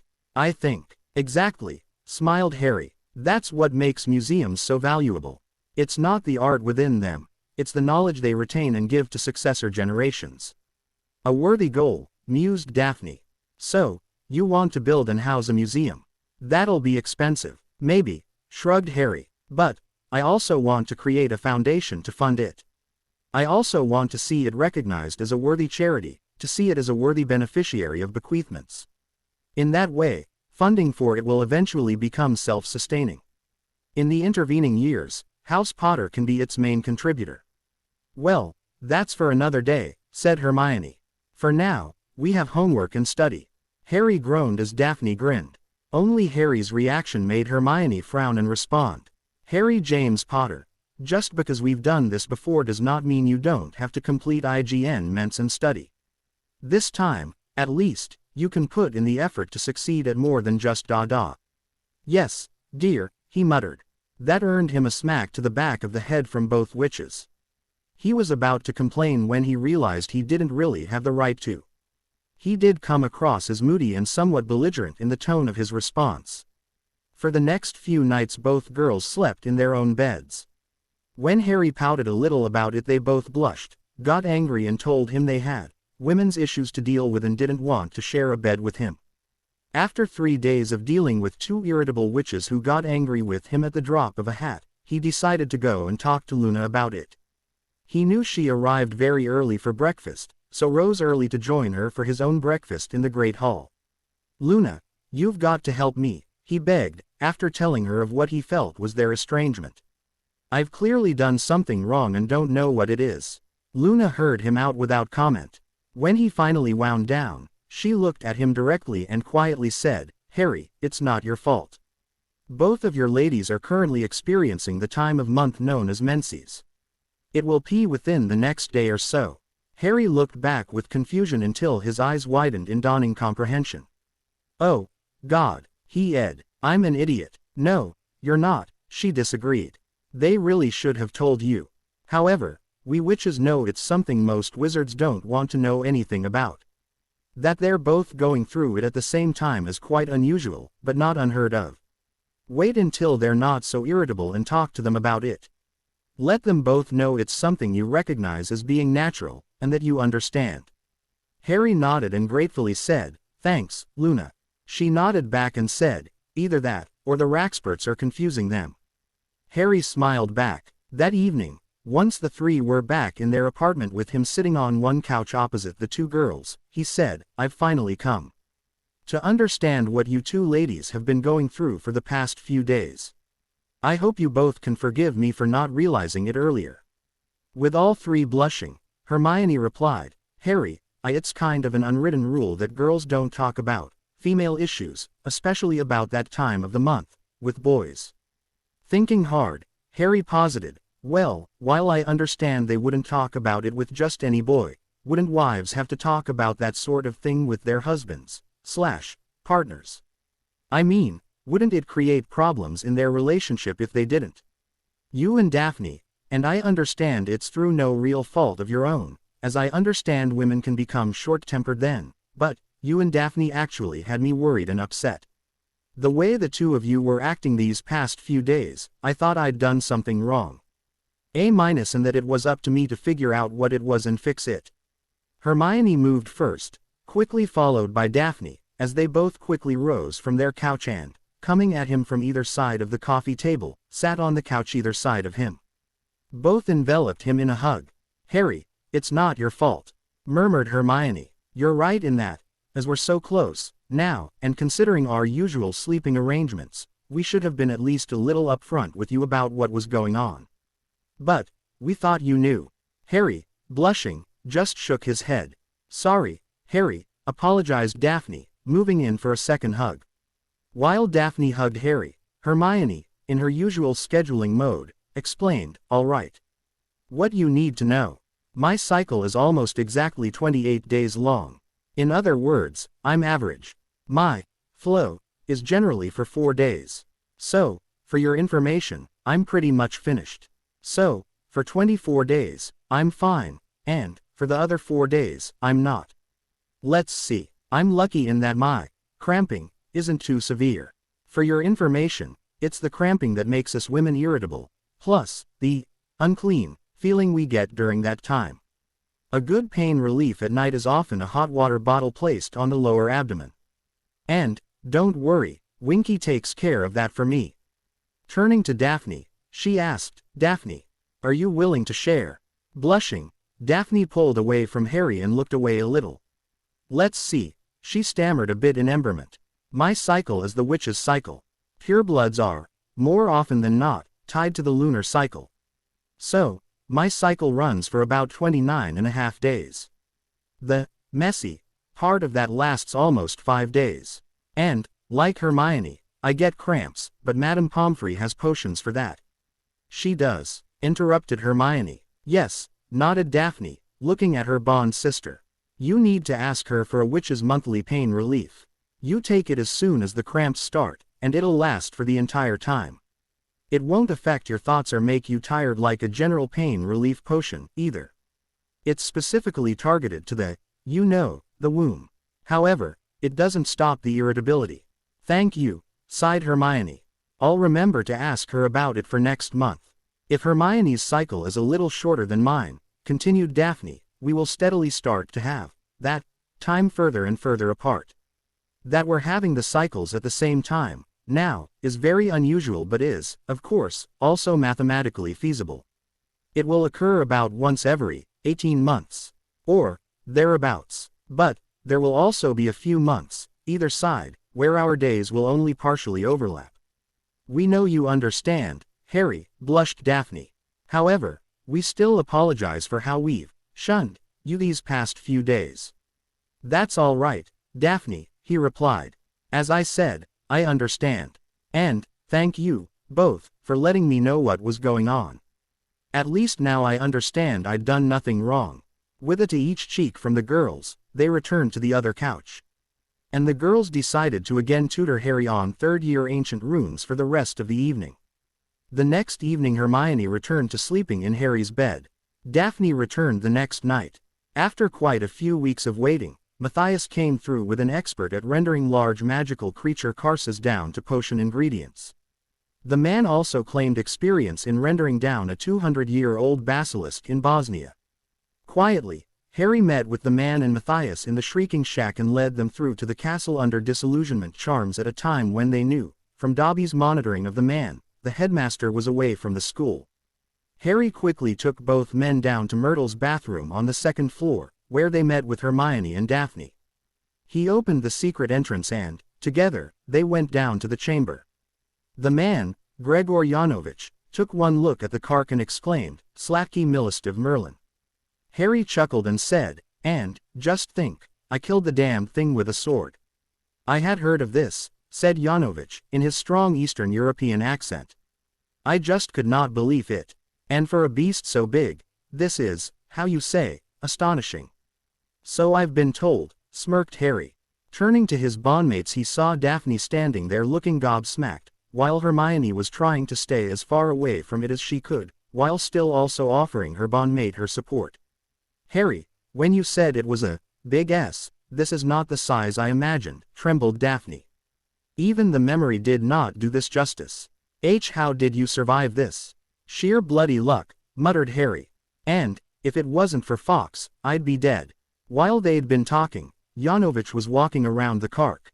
"Well, it can be done," he proclaimed. It will not take me too long to render it down. But, V needs to not sell ingredients too fast. Z market, she cannot take too much, so fast. That's fine, replied Harry. Render it completely as quickly as you can. We'll store the components in Matthias's vaults. Harry, asked Matthias. Better yours than mine, Matthias, replied Harry. You can easily get access to your vaults, I cannot. Harry, we're talking millions of galleons worth of basilisk parts, here, explained Matthias. And I trust you, stated Harry. Explaining himself, he said, your eldest daughter and heir is one of my bondmates, Matthias.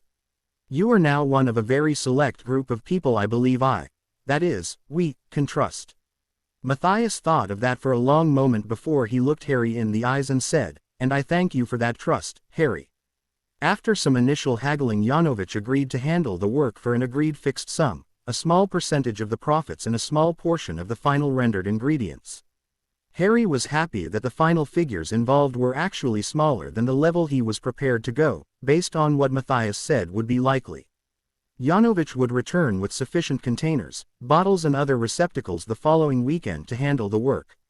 Harry had already discovered the headmaster would be away from the school the following Monday for a Wizengamot meeting. Yanovich would go down into the chamber, at that time, and remain until the next weekend. He would take in a wizarding tent and sufficient supplies to live in there for the duration. The weeks started to flow past. The mail sorters worked hard to go through Harry's entire backlog of mail and were making solid progress. Harry had also started to receive mail back from various witches and wizards he didn't know who had, in part, written to apologize they'd thought badly of him, and to thank him for doing the right thing and responding to every letter and gift he'd received. Of course, there was the near week when the owls had to be returned for a prior contract, but that didn't stop the sorters from continuing. Only the sending team had to go on hold. It also meant the owls were given a terrific load of work once they came back. The gift sorters were also going through all the gifts and breaking them down into categories, as per Harry's request. There were a great many handmade gifts from children that were set aside. And Dobby and Winky were charged with building shelving for the smaller gifts on the walls in the bondmates' apartment. And many ended up there. The larger ones were lovingly packed away and taken to the Potter vaults for safekeeping. The bought non-perishable gifts were broken down into age-related piles. And then split again into Muggle-safe and non-Muggle-safe piles. When the piles then became too large, they were forwarded on to orphanages around the country, with the Muggle-safe gifts going to Muggle orphanages. All gifts were left without attribution, so they'd be anonymous. The hand-drawn, glued, cut out, and sprinkled or whatever cards Dobby sorted into chronological order, and used sticking charms to paste them into large wizarding albums he'd purchased. These now numbered over half a dozen full, and there'd be far more before they were finished. The bondmates spent most of their time while in the sorting room going through these albums. And the girls realized Harry was right to keep them and cherish them. Some of these cards are absolutely amazing, Harry, said Daphne, a little awed. The amount of time it must have taken these little witches and wizards to make each one must have covered many days. Harry chuckled a little bit and reached for album 6. He quickly flipped through it until he came to one particular page, and plopped the open album before Daphne. He then reached across and tapped one of the small cards. Daphne took one look at it and blushed. I didn't remember making that. I do now, though. It's not my intention to ember you with this, Daph, he apologized. I just thought you'd get a kick out of it. Oh, I do, she shot back. I also remember that was the first of the ones I made for you for each of your birthdays. It's not surprising, cut in Hermione, from where she was flipping through another album. In the later albums I'm starting to see names of current students. Admittedly, most of them are all in the more senior years, but I've seen a couple from our year. The closer we get to this year, the more often that's going to occur. I just hope our schoolmates aren't going to be too embered when they receive a thank you letter from Harry. I won't change what's happening just because we personally know the sender, Harry firmly said. If we did, it means the sorters were going to have to second guess each letter to see if we know who sent it. By not treating them any different, it makes the sorters' jobs that much easier. So, if anyone asks, that's what we'll tell them. Well, the Daily Prophet, letters to the editor, section has you Again, as the second coming, blushed Hermione. They're singing your praises for caring enough to write to each and every person, in some cases, multiple times. It's necessary, sighed Harry. I'll need that goodwill to fight against the backlash that will occur when my name comes out of the goblet, and then Skeeter's bile. Hopefully, if Skeeter does try to use her poisonous quill against me, the wizarding public will be up in arms before I can even sick Miss Pentridge onto her again. How did that turn out? Asked Daphne. The other week, I mean. The Prophet printed its retraction. Though, it was only on one of the last pages, and in really fine print, replied Harry. However, as Miss Margaret pointed out, the Prophet now knows that if they print untruths about me they're in for a major legal stoosh. Margaret's made it quite clear that her demands of them the other week were only what she considers a love tap, and an introduction to what could be in store for them in future. The next time it happens, she brings out the legal claws and shreds them. That'll declaw Skeeter for a while, mused Daphne. However, it also means Skeeter's now going to be after you.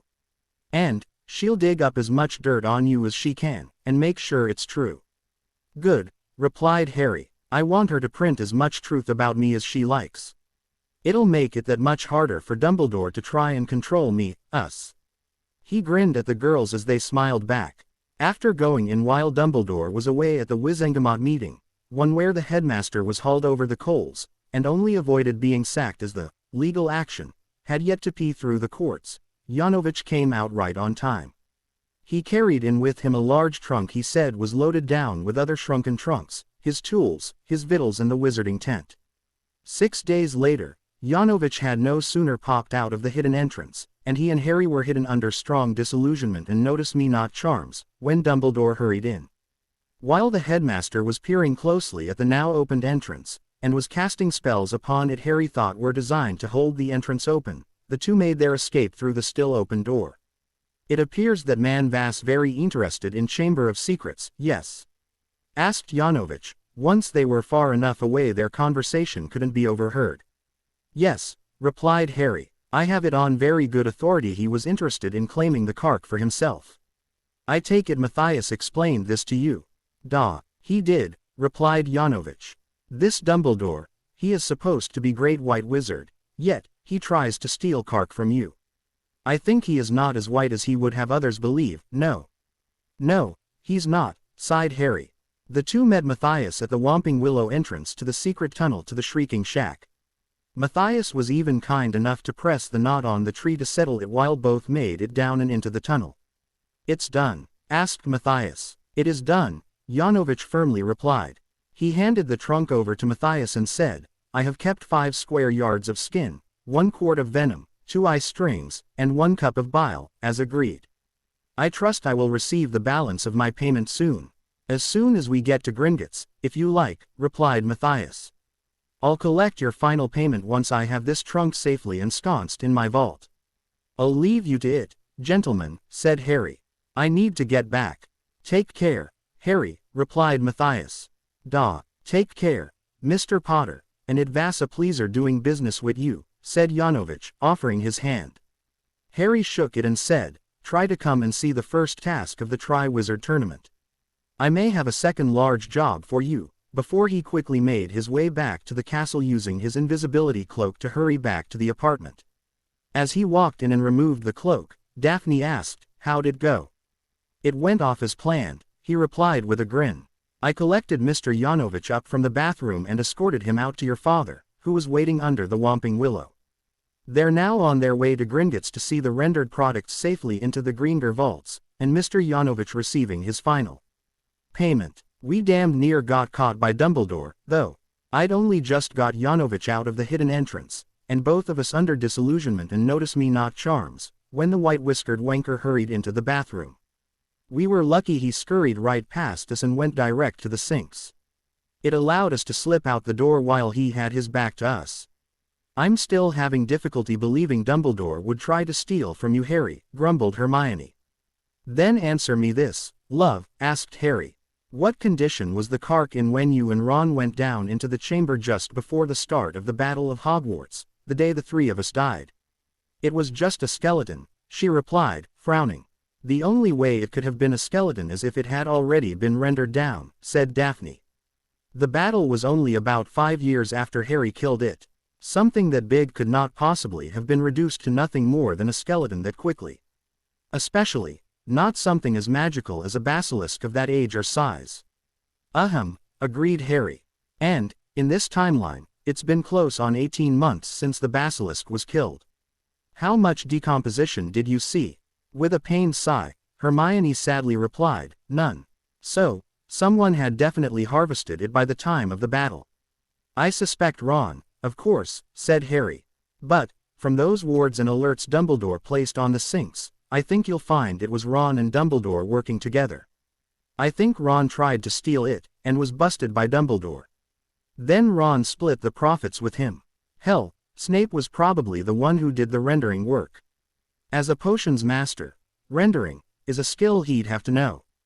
2 days before Halloween and the two schools were about to arrive.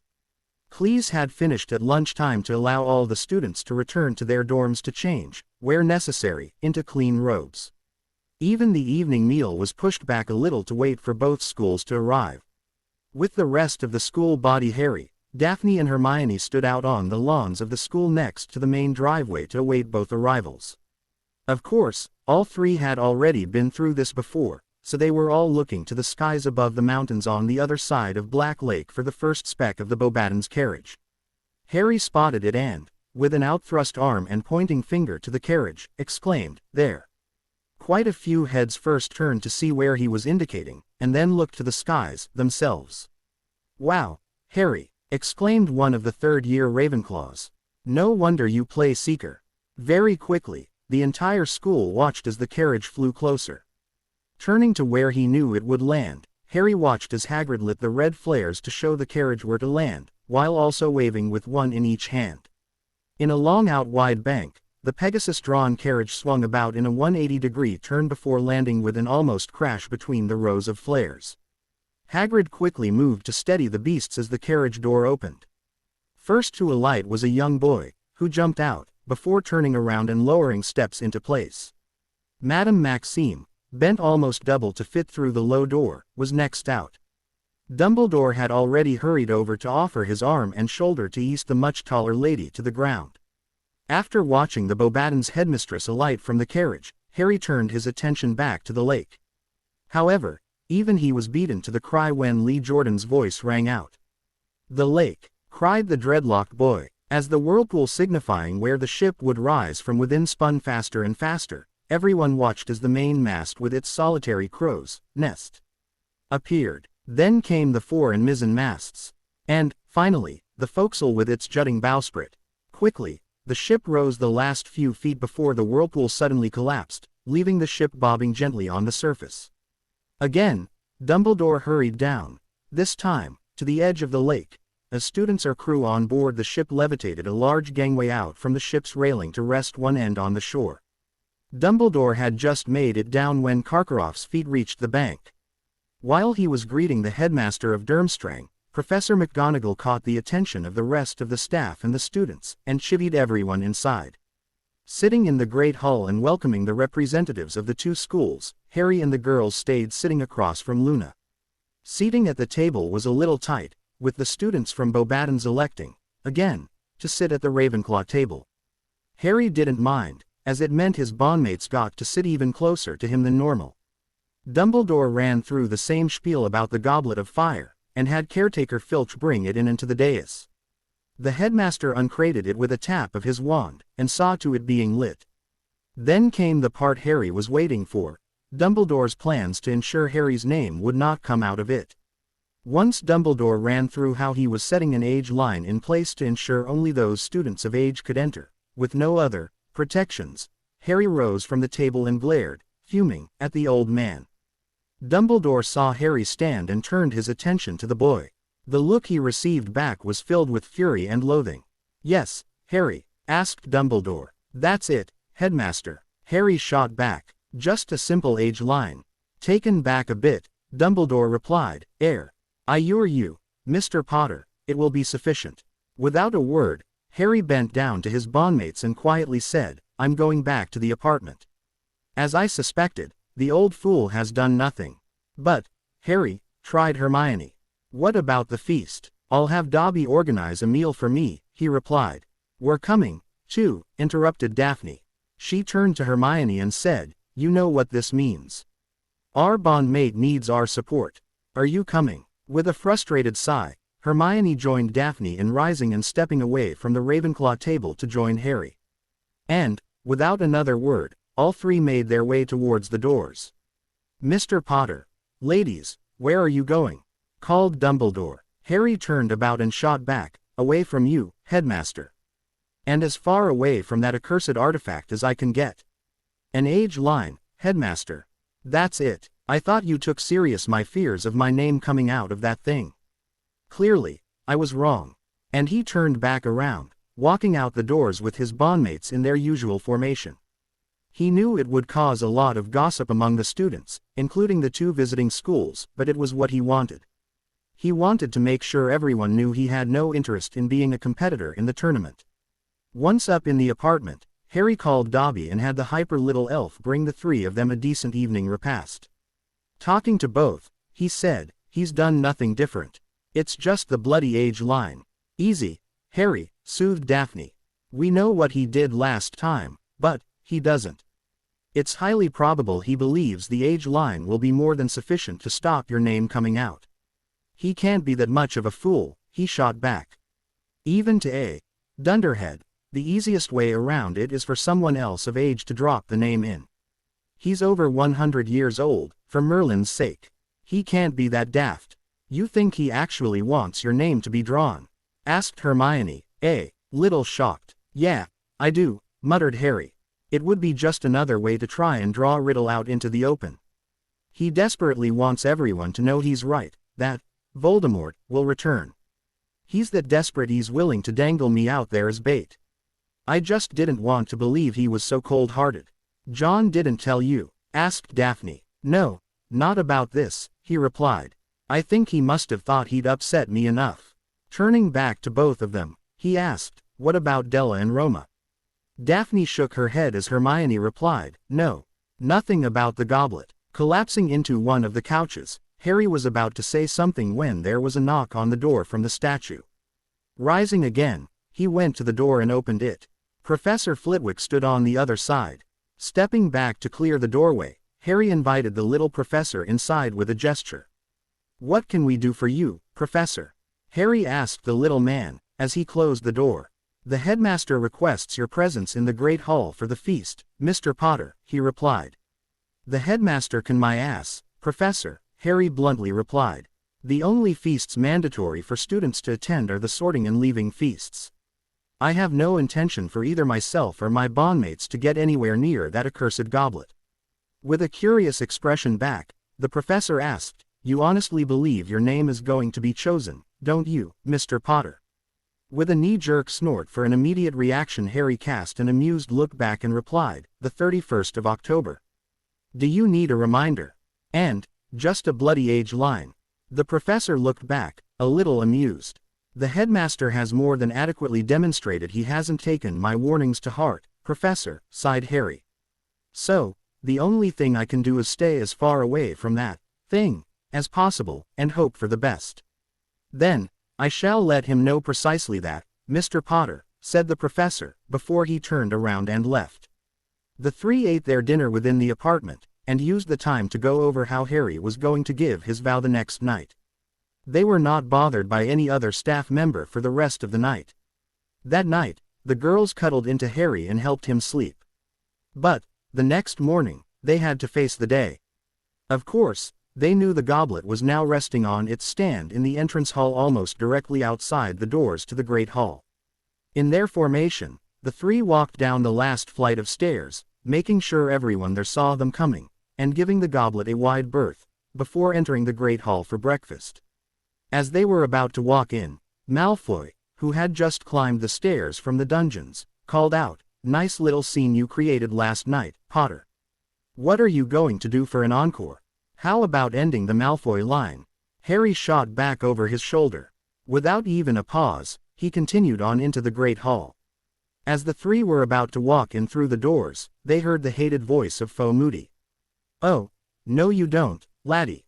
There was a sudden flash of spell fire. All three dropped and spun with wands drawn. And saw Moody bouncing a white ferret off the walls and floor with a hovering charm or something. Oh, I forgot about that, chuckled Harry. Draco Malfoy, the amazing bouncing ferret, snickered Hermione. As they rose back up from their combat crouches, the three turned back to the Great Hall as Professor McGonagall's voice rang out in the entrance hall. Alistair, is that a student? What are you doing? Teaching, roared Moody. The three, laughing, walked over and sat at the Ravenclaw table. Good morning, Luna, sniggered Hermione. Good morning, the younger replied. I take it Professor Moody transfigured Draco Malfoy into a ferret. Stunned enough to stop snickering, Daphne asked, how in Merlin's name do you know that? There's no way you can see out into the entrance hall from where you're sitting. The Nargles told me, she calmly replied. When Daphne, confused, was about to speak again, Harry just placed his hand on the back of hers to get her attention. When she looked at him, he just smiled and shook his head. She didn't ask whatever it was she was going to ask. Harry and the girls made sure Harry was never seen anywhere near the goblet. Whenever he had to pee it, such as getting into and out of the Great Hall, they ensured he gave it a wide berth. On Halloween night, the three made sure to sit as far away from the goblet as possible. It had once more been moved, and now stood just before the head table on the dais. Its blue flames adding light to the multitude of candles hovering in the air above the tables. Harry reviewed the oath in his mind he knew he would soon be making. After the feast, the three waited with the rest of the school, together with the students and staff of the two visiting schools, for the time when the goblet would spit out the names of the competitors. After the feast, Dumbledore rose to his feet, walked around the head table, and stood next to the goblet on its tall stand. He told how the goblet would momentarily spit out the names of the chosen champions. And waited a few moments. As if on cue, the flames of the goblet flared and turned red. The first name out was Fleur Delacour for Beauxbatons. The second was Victor Crumb for Durmstrang. And the third was Cedric Diggory for Hogwarts. As each name was called, the selected champion would walk to the door leading to the antechamber off behind the head table. After Diggory's name was selected, and the recently of age young man made his way to the door to the antechamber, Dumbledore began to speak about how the three champions would be the representatives of their schools. Suddenly, the flames, once more, flared and turned red. Harry groaned and dropped his chin to his as the girls each squeezed his hands in their own. When Dumbledore snatched the small piece of parchment out of the air he looked down at the name upon it in shock. There were a few moments of hesitation before he softly called out, Harry Potter. Harry began banging his forehead off the table before him as the other students and the staff began animatedly whispering between themselves.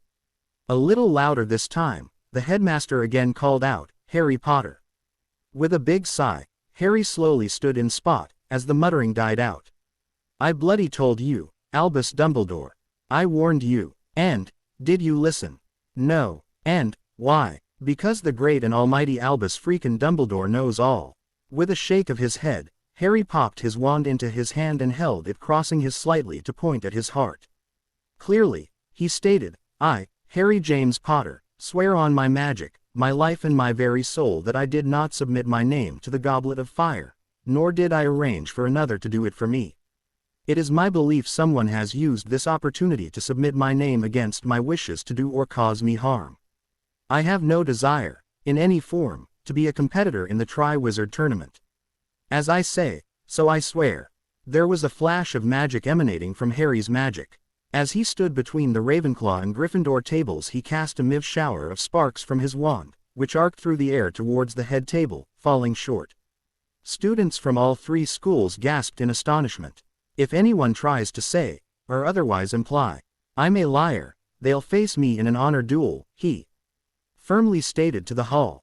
Glaring back at Dumbledore, he half snarled, Get me out of this, Dumbledore. Now, stunned, watching how Harry stood up for himself, and crushed any chance of the school turning against him, yet again, Dumbledore was speechless. As with the boys' rant to him and later to the staff, this was a Harry Potter he didn't know how to handle. This was a Harry Potter confident in his abilities and place in the world. Stuttering just a little, Dumbledore said, Harry. You need to come up and join the other champions in the... Stop right there, Headmaster, Harry cut in. I want out of this farce. There is no out, Mr. Potter, sighed the old man. Once your name comes out of the goblet, you must compete. Well, I don't accept that, Harry firmly stated. I'll be speaking with my legal counsel before I accept whether or not that's true. However, if it is, then I refuse to be recognized as a champion. I'll be known as the reluctant competitor, only. I may have to compete in this farce, but I will not be considered a champion. Furthermore, any official who was involved in setting up the contract for this, I will be seeking financial damages against. My solicitor will be visiting you very soon. Nevertheless, Mr. Potter, the headmaster said, you need to join the other competitors in the antechamber. Harry stalked forward and, with a final glare at the headmaster, walked through the door into the antechamber. As he walked in, he slammed the door behind himself. Stupid, daft, old fool. He snarled at no one in particular. Harry, asked Cedric coming forward, what's going on? Harry looked up and saw Diggory first, standing near the middle of the room, and turned slightly towards him. Standing over in the corner was Victor Crumb, brooding. Fleur Delacour had her arms wrapped around herself as she was standing near the fire. Now that he was older, he recognized her stance as one of fear, rather than being cold. Do they want us back in Zier? Asked Delacour. No, he snarled. Some arsehole caused my name to be entered in the goblet, and for the goblet to spit it out. I'm a fourth, albeit reluctant, competitor. Diggory looked about to say something when the door opened again. In came Ludo Bagman, Barty Crouch Sr., Dumbledore, Madame Maxime, Karkaroff, Snape and McGonagall. Bagman was acting all hyper-happy and talking about how excited he was that Harry was a competitor, while Crouch looked like he was on a particularly sour. Then in walked Faux Moody, right on time. Karkaroff was ranting about how it was unfair for Hogwarts to have two champions as Dumbledore walked over and pushed Harry against the wall with a hand on his shoulder. Harry, forgetting this part of what happened from before, was stunned at first by Dumbledore's action. Just before Dumbledore could speak, Harry smacked the old man's hand away and gave him a hard shove to the right back, causing the man to stagger away. Never, he snarled. Never, lay hands on me again, Dumbledore. Dumbledore reeled back a little in shock as the rest of the room fell silent. Professor McGonagall gasped and exclaimed, Mr. Potter. Don't, Mr. Potter. Me, Professor, Harry glared back. I had to tolerate my supposed relatives laying their hands on me in anger, otherwise known as child abuse. I will no longer allow anyone to do it again. The next person to try such a stunt dies by my hand. Well, Madame Maxime huffed haughtily, changing the subject. If Hogwarts is allowed two champions, then I must. I am no Hogwarts champion, barked Harry. As I said out there, I may have to compete in this ridiculous farce, but I will not be considered anyone's champion. Cedric is Hogwarts's champion, not me. You can consider me unaligned to any school. You are a Hogwarts student, Mr. Potter, exclaimed Professor McGonagall. And what did I say would happen if my name came out of the goblet, Professor? Asked Harry with a low growl. I said I would quit this school. Well, unlike the headmaster here, since he promised me my name would not come out of the goblet, and it did. I quit Hogwarts. I'll be initiating a transfer to another school at my first opportunity. I won't be allowing that, Mr. Potter, Dumbledore said quietly but firmly. I am your magical guardian and you will go where I tell you to go. No, you're not. Harry shot back. Have you already forgotten that the Wizengamot has returned my guardianship to my rightful guardian, Sirius Black? Are you going senile? How many times do I have to remind you of that before it sinks in? As soon as I can get hold of him, I'll organize for him to sign the transfer papers. Then, I'm gone. You have to be here for the tasks, Mr. Potter, said Crouch. Yes, Mr. Crouch, I'm not an idiot, snarked Harry. However, you seem to have forgotten that the contract only requires I be here for the tasks. That means, I only have to be here for only 3 specific days of the entire year. That's it. There's also the weighing of the wands and I'll announce to you now, the Yule Ball, Mr. Potter, he said. If they're not specific contractual obligations you can shove 'em up your ass, Mr. Crouch, growled Harry. Indicating Bagman, he said, "He's so bloody useless I think I can practically guarantee Bagman, over there, screwed up. If they're not in the contract and if I decide not to attend them there's nothing you can do about it. You can be disqualified, Mr. Potter," he shot back before anyone else could say anything. "Both events are traditions of the tournament. And the tournament hasn't been run in over 150 years, Harry retorted. "Some bloody traditions they are." Before anyone could retort back, Harry continued. "As for being disqualified, that would be perfect," he sneered. "Since I don't want to be in this ridiculous event anyway, getting disqualified would be the best thing you could do for me. However, before we go any further, I take it you all agree I have to compete in this godforsaken farce." "I don't," sneered Karkaroff. "Hogwarts already has a champion." "And I agree," Harry sneered back. "Now, how about you clean out your ears and listen for a change, Death Eater? I've already made it quite clear I am not to be considered a Hogwarts champion." "Mr. Potter," spluttered Dumbledore, "Headmaster Karkaroff was cleared of the charges of being a Death Eater, and you are a Hogwarts student. You will show proper respect. As the Muggles would say, Headmaster, bullshit," Harry firmly said. Karkaroff panicked and named names. "Because he named names Crouch, over there, let him off. That does not mean he was cleared. He's nothing but a coward. He was quite happy to pillage and kill innocents until he was caught, but, when he was hauled before the courts for his actions, he blubbered like a little girl and pissed himself in fear." Furious, Karkaroff glared back and snarled, "I could demand satisfaction for those remarks, Potter." As the rest of those in the room just stared at Harry in various levels of shock over his language. "Then do it, you piece of shit," roared Harry. "Gentlemen," barked Dumbledore. "Enough." Harry just brushed the old man off and turned to Madame Maxime. "I take it you agree I have to compete." Reluctantly, after a short hesitation, she nodded back. Turning to Bagman, Harry asked, "What about you, useless? Do I have to compete?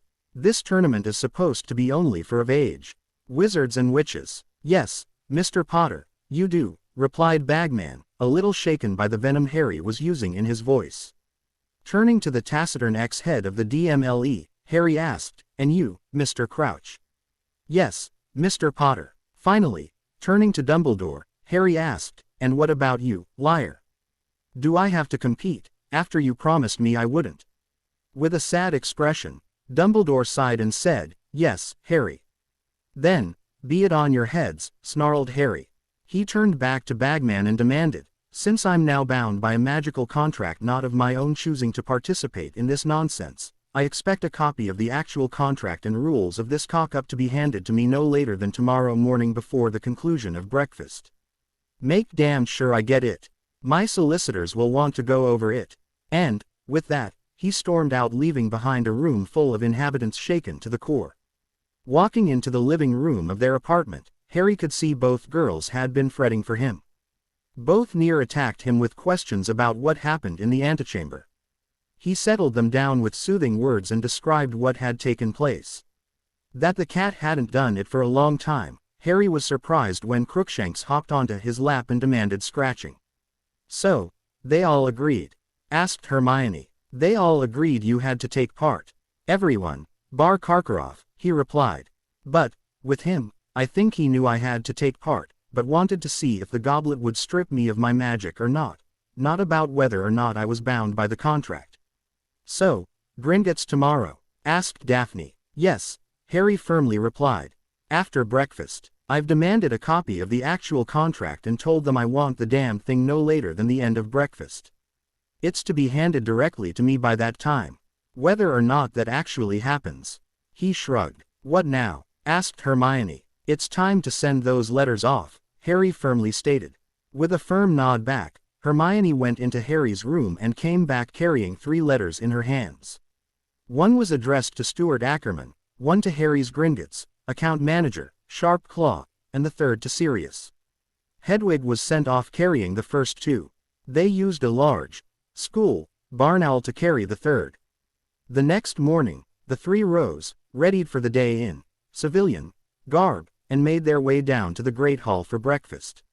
They'd no sooner sat down when Professor Flitwick hurried down from the head table and handed Harry a sheaf of documents. I believe you requested a copy of the contract for the Tri-Wizard Tournament, Mr. Potter. I did, sir, replied Harry, accepting them.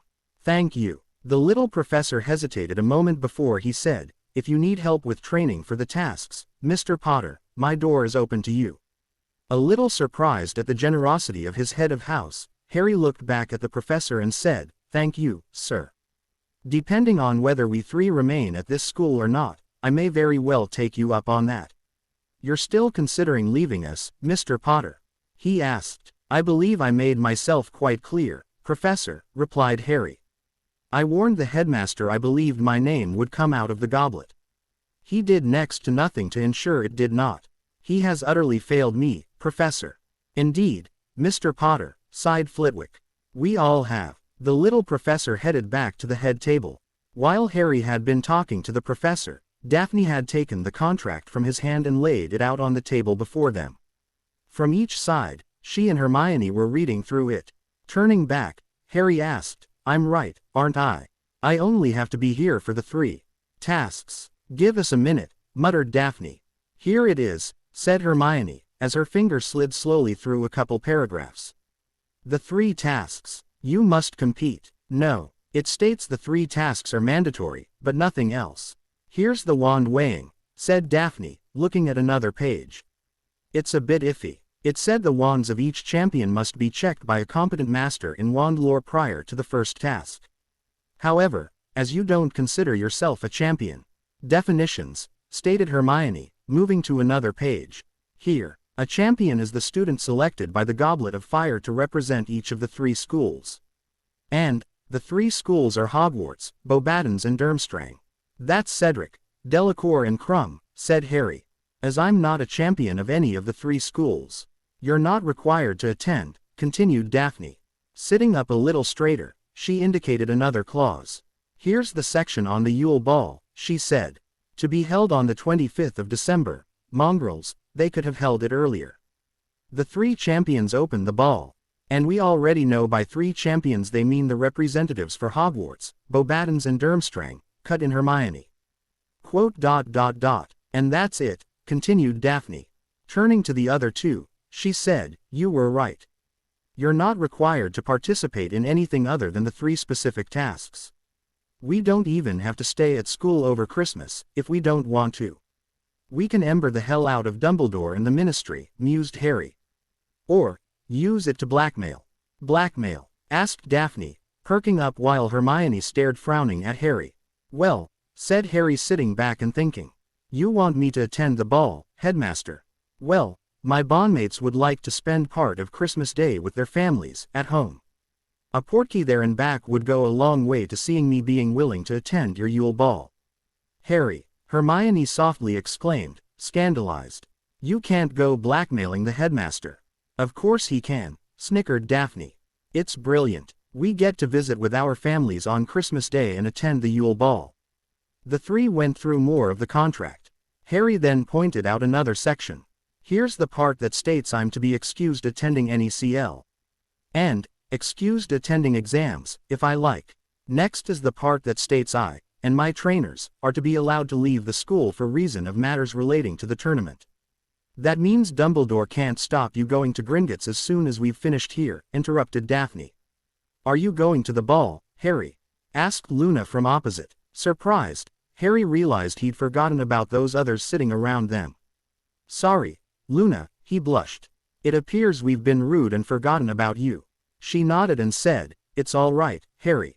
You have far weightier matters to deal with. Sitting back he looked at both his bondmates and asked, do we go to the Yule Ball? Both thought about it for a few moments before Hermione was first to speak up.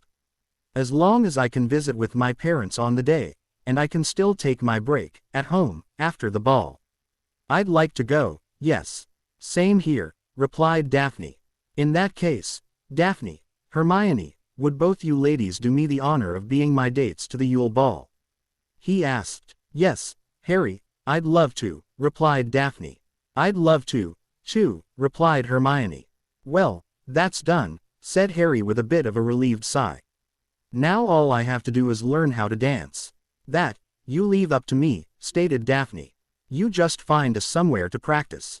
That's easy, replied Harry. But you two ladies are going to have to color coordinate for the nights I can wear formal robes that match you both. You'll be wearing your robes with the iridescent green lining, Harry, said Daphne. Pale green shirt, black tie and cummerbund, black patent leather shoes, silver accessories, Hermione ticked off on her fingers. It sounds like you two ladies already discussed this, tittered Luna. Both girls grinned back. We have, admitted Hermione. We knew there was a strong likelihood of both of us being your dates at a formal function before long, explained Daphne. And, we knew we'd have to figure out ways to color coordinate. We've already worked out green as a color that well suits all three of us. Yes, said Luna, looking between them with a critical eye. Deep greens. For Harry, it's his eyes. For Hermione, it accentuates her natural autumnal colors. For Daphne, it's the Slytherin in her. How did, began Hermione before she remembered. Oh, I forgot, sorry, you paint. Of course you'd be able to pick out which colors would suit. Luna beamed happily and replied, it's also a good match for your natural aura. I see you used to favor blues. But, now you favor reds, golds, browns, and deep greens. Those are the colors of the forest. She turned to Daphne and said, you now favor silver, blues, greens, and the colors in between. They're the colors of the sea. Turning her attentions to Harry, she went on, and you favor many colors.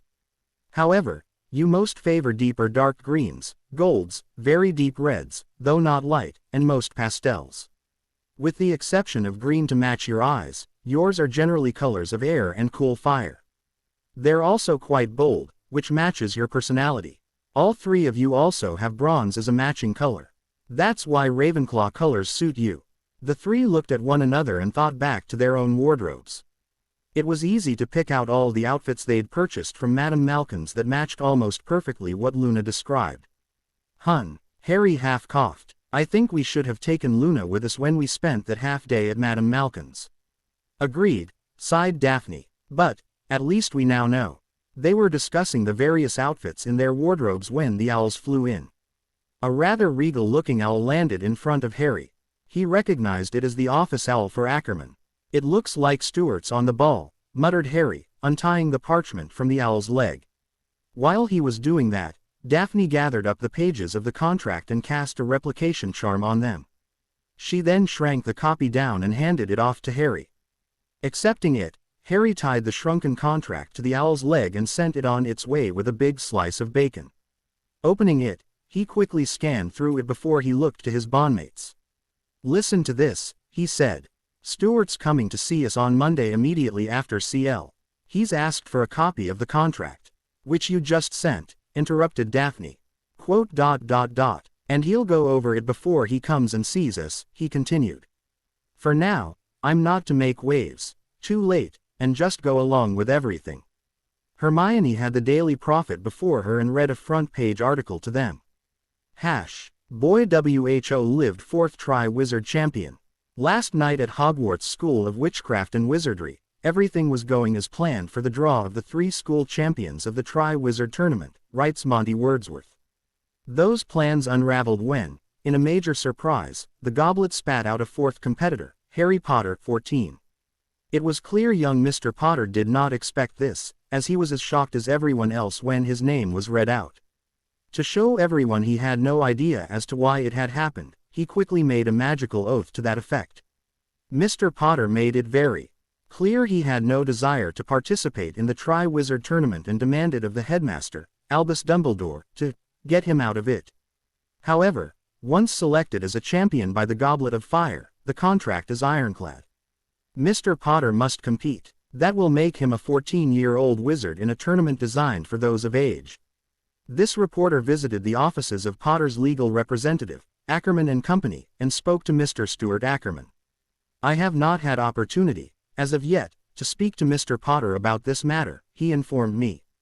However, I expect Mr. Potter to be contacting me via owl very soon. Said owl arrived only moments later.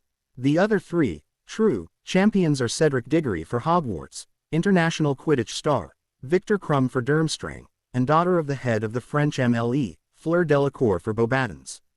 All 3 are 17 years of age. Questions need to be asked concerning how Mr. Potter's name was both entered and selected by the goblet to be a competitor.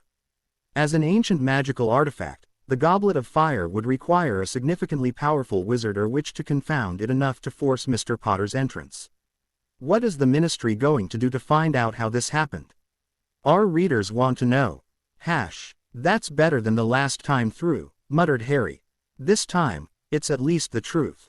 Making sure they weren't been watched too closely, the three excused themselves from table and returned to their apartment. Almost immediately, they cast disillusionment and notice-me-not charms on themselves and used the castle's secret tunnels to get out of the school. They headed direct to Gringotts. Entering, the magic of the goblins stripped away their charms as they walked in through the doors. The three were met right inside and escorted directly to the Potter account manager, Sharp Claw. "Good morning, Mr. Potter," smiled Sharp Claw as they walked into the office. "I see your belief was correct." With an acknowledging nod, Harry replied, "Good morning, Senior Sharp Claw." "Yes, I was. Mores, the pity. I take it the paperwork is ready." "Indeed," replied the goblin, sliding a set of documents forward across his desk as the three bondmates sat in the available chairs opposite. Harry sat forward and reached for the offered quill. Sharp Claw, as efficient as expected, had marked each parchment where he was to sign. After carefully reading through the documents, Harry signed his name in each marked place, and slid the document with the quill back across the desk. "Roughly, how long will this take?" he asked his account manager. "The filing will take place today," replied Sharp Claw. "If there is no one to speak against it within 7 days, it becomes effective immediately." "Next Saturday, lunchtime, then," muttered Harry. Nodding, Daphne said, "We just need to keep quiet about it until then, at least. Once the 7-day waiting period has passed, it cannot be reversed." Turning back to Sharp Claw, Harry said, "I just have one more job for you to do today, Senior Sharp Claw." Nodding, the goblin slid a document each towards both ladies. "What's this?" asked Hermione. "Your access to your vaults," replied Harry. "You need only sign in the one place, where indicated," stated the goblin, offering a quill to each. Daphne took her quill but paused as Hermione said, "Harry, there's no need for this. I don't need your money." With an exasperated sigh, Harry replied, "This isn't about whether or not you need my money, love. This is about me being able to provide for you both, plus, any children we may have in future. You are my bonded, and it's my responsibility to care for you.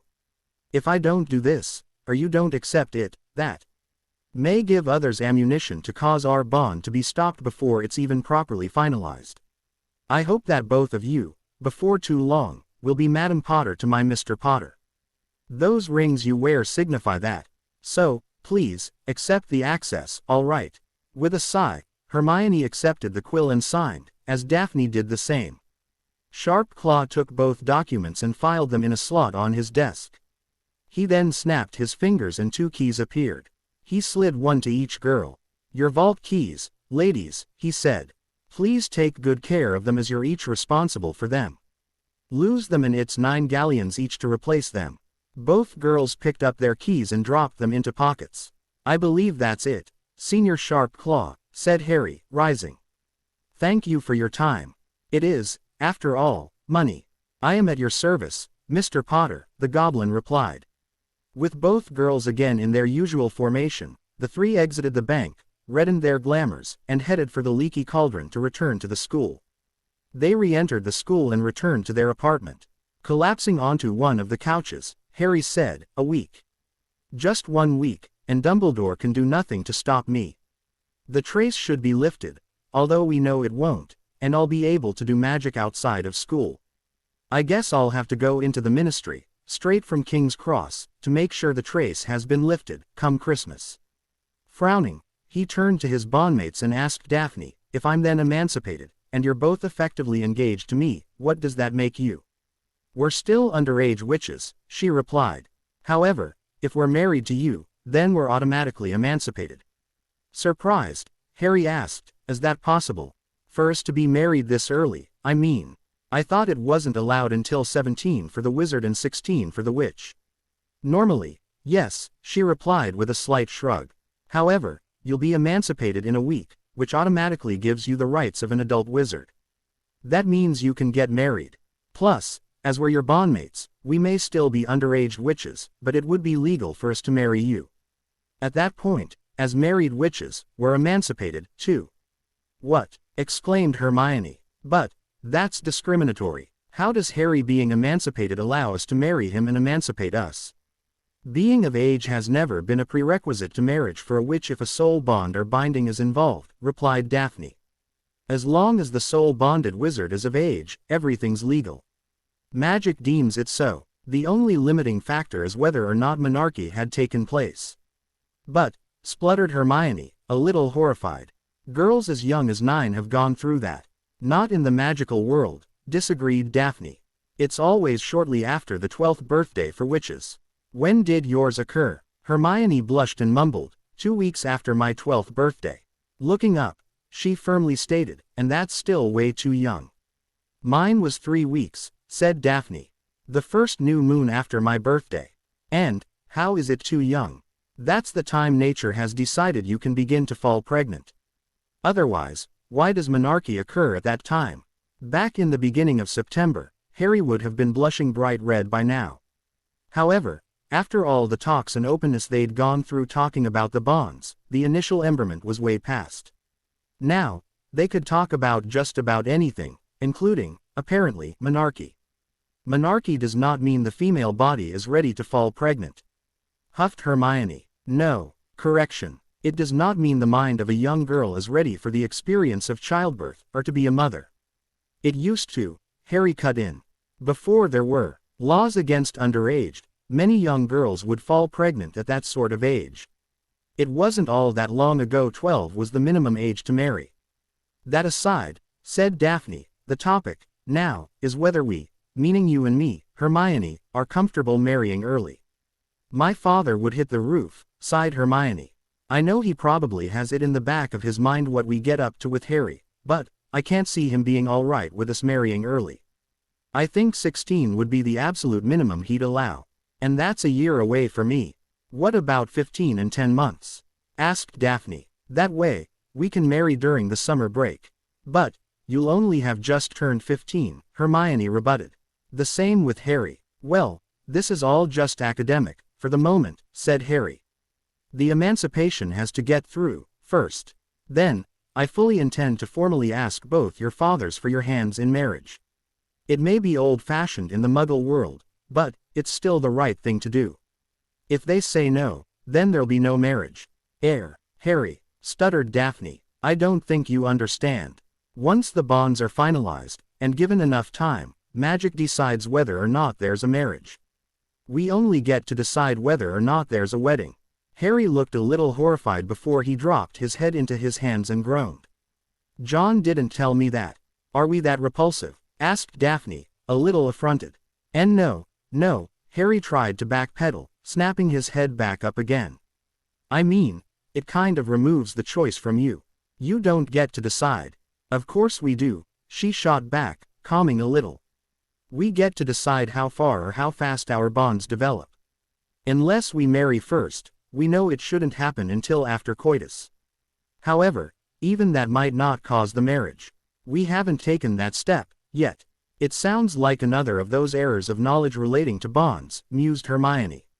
We know people thought coitus would trigger the finalizing of the bond, and doesn't. So, maybe it's more the emotional component, again. The emotional commitment to spending a lifetime together. Possible, shrugged Daphne. Then she laughed and said, we're really going to have to write a book, you know. The nonsense out there will just confuse folks. We're the only ones in a position to write the truth. Maybe, muttered Harry, thinking. But, not for years. In order to include enough information to make it worthwhile, we'll need to get pretty personal. Write it under a nom de plume, a pen name, said Hermione. We can also use false names for the individuals in the book. It won't be very anonymous if we cover three-way soul bonds, said Harry. We wouldn't need to, disagreed Hermione. From what we know already we can easily write it to just cover two-way bonds. We know there's no real difference between the two. Two-way bonds are rare. How much rarer are three-way bonds? Ours is the only one in recorded history, magical Britain recorded history, at least. It'd be a bit pointless to write a book on three-way bonds if we wrote it to provide information for those who come after us. You really want to write it, don't you, Hermione? He sighed. I want to write it, yes, she agreed. However, I want to write it with the both of you as co-creators. Or, at least, with your permission. Harry looked at Daphne, who nodded back. All right, Hermione, write the damn thing and we'll help. Yes, she squealed, jumping forward to hug them both. On Sunday morning, Harry outlined for the other two his thoughts on how to defeat the dragon in a rather creative manner. Let me get this straight, frowned Hermione.